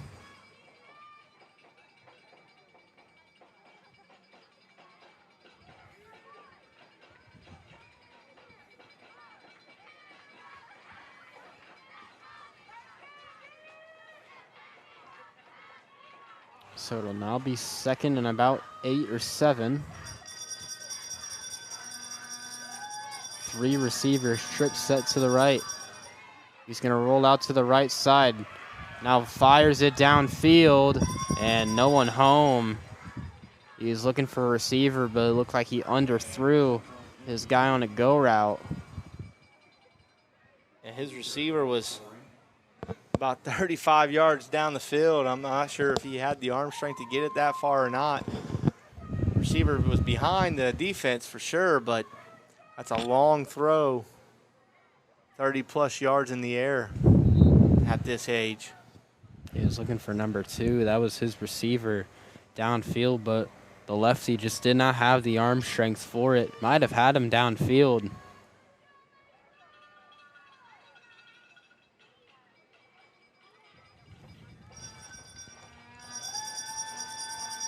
So now it'll be 3rd down with about 7 yards to go.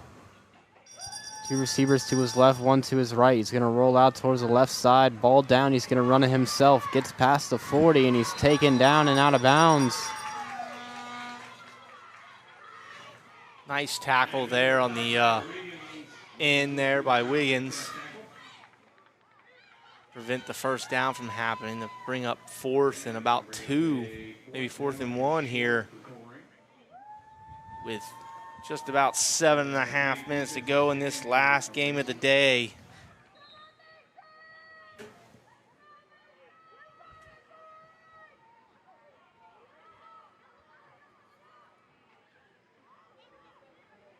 Looks like Mason's going to run in a few subs.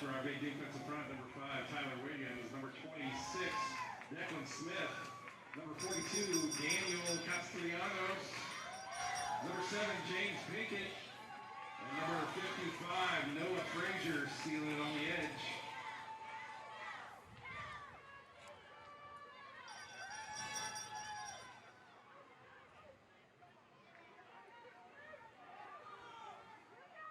I think the field umpire is trying to get him to move along a little bit, give him 10 seconds to get this snap off before he calls a delay game here on the Colerain Cardinals.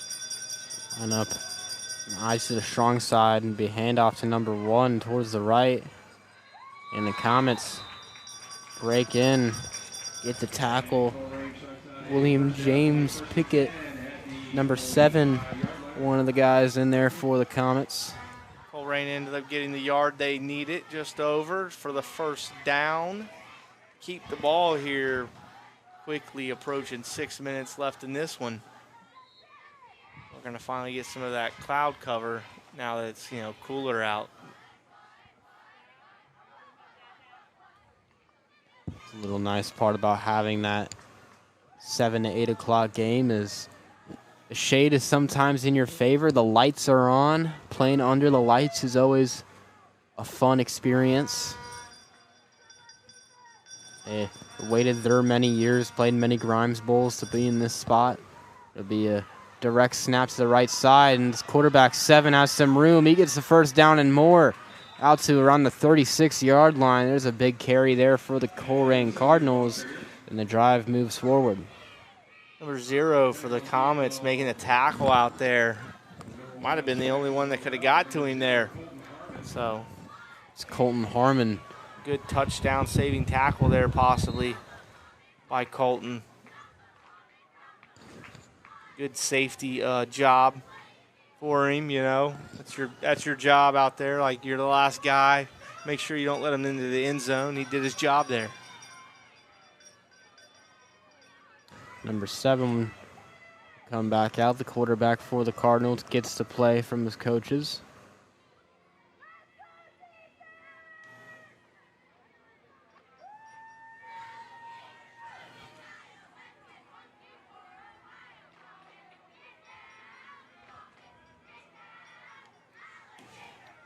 So 1st and 10 in common territory. Ball spotted at the 37.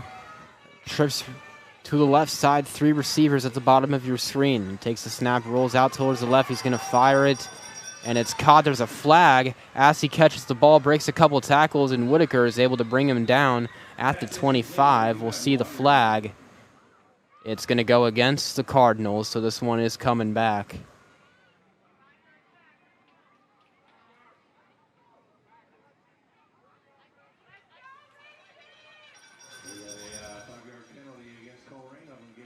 Illegal touching again. He must have been covered up by a receiver, which makes him ineligible. So it's a 5-yard penalty and a loss of down for the Colerain Cardinals. Not what you want to see as a coach. So pretty much a pre-snap penalty because you covered up your receiver that you're going to throw the ball to. So a big gain ends up being a loss of 5 and a loss of a down. So not what the Cardinals were wanting there on 1st down. Instead it pushes it back to 2nd.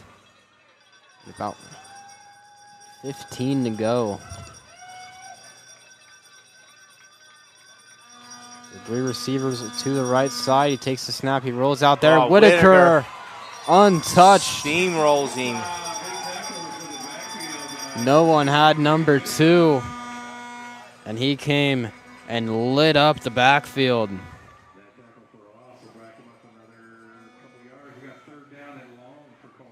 Look at this again.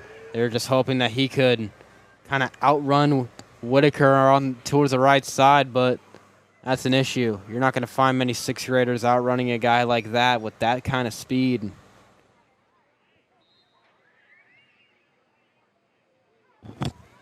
Whitaker came off on that corner blitz there and untouched. Made the Colerain Cardinals quarterback pay for it too.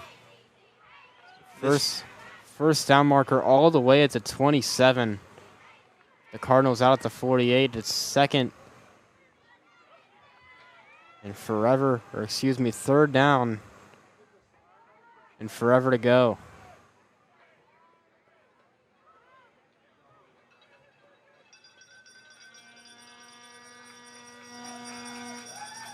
3rd and 21. The cowbells and horns going crazy on the Comet side. There'll be a handoff to number 1 up the middle, and he's brought down. Many Comets in there. Or 15 again. 15. For the Mason Comets. Christian Jackson, he's been everywhere offensively and defensively. Had that big lead block for the touchdown from Whitaker. A player a little slow to get up for the Cardinals. It was number 1, the ball carrier. Well, he might have hurt his hand on that play there. Not sure he got stepped on or what happened, but he definitely hurt shaking that hand. So we're going to go timeout here with 1:29 left in the game here at Dwire Field, and the last of 11 today for the Grimes Bowl on Dwire Field's high school field. Of course, there are games on the all-purpose field behind us, as well as across the street at the middle school field today. So a lot of football in Mason today. Seems like big events going on all over town in Mason, whether it be the Grimes Bowl, the tennis tournament, or even the VOA concert.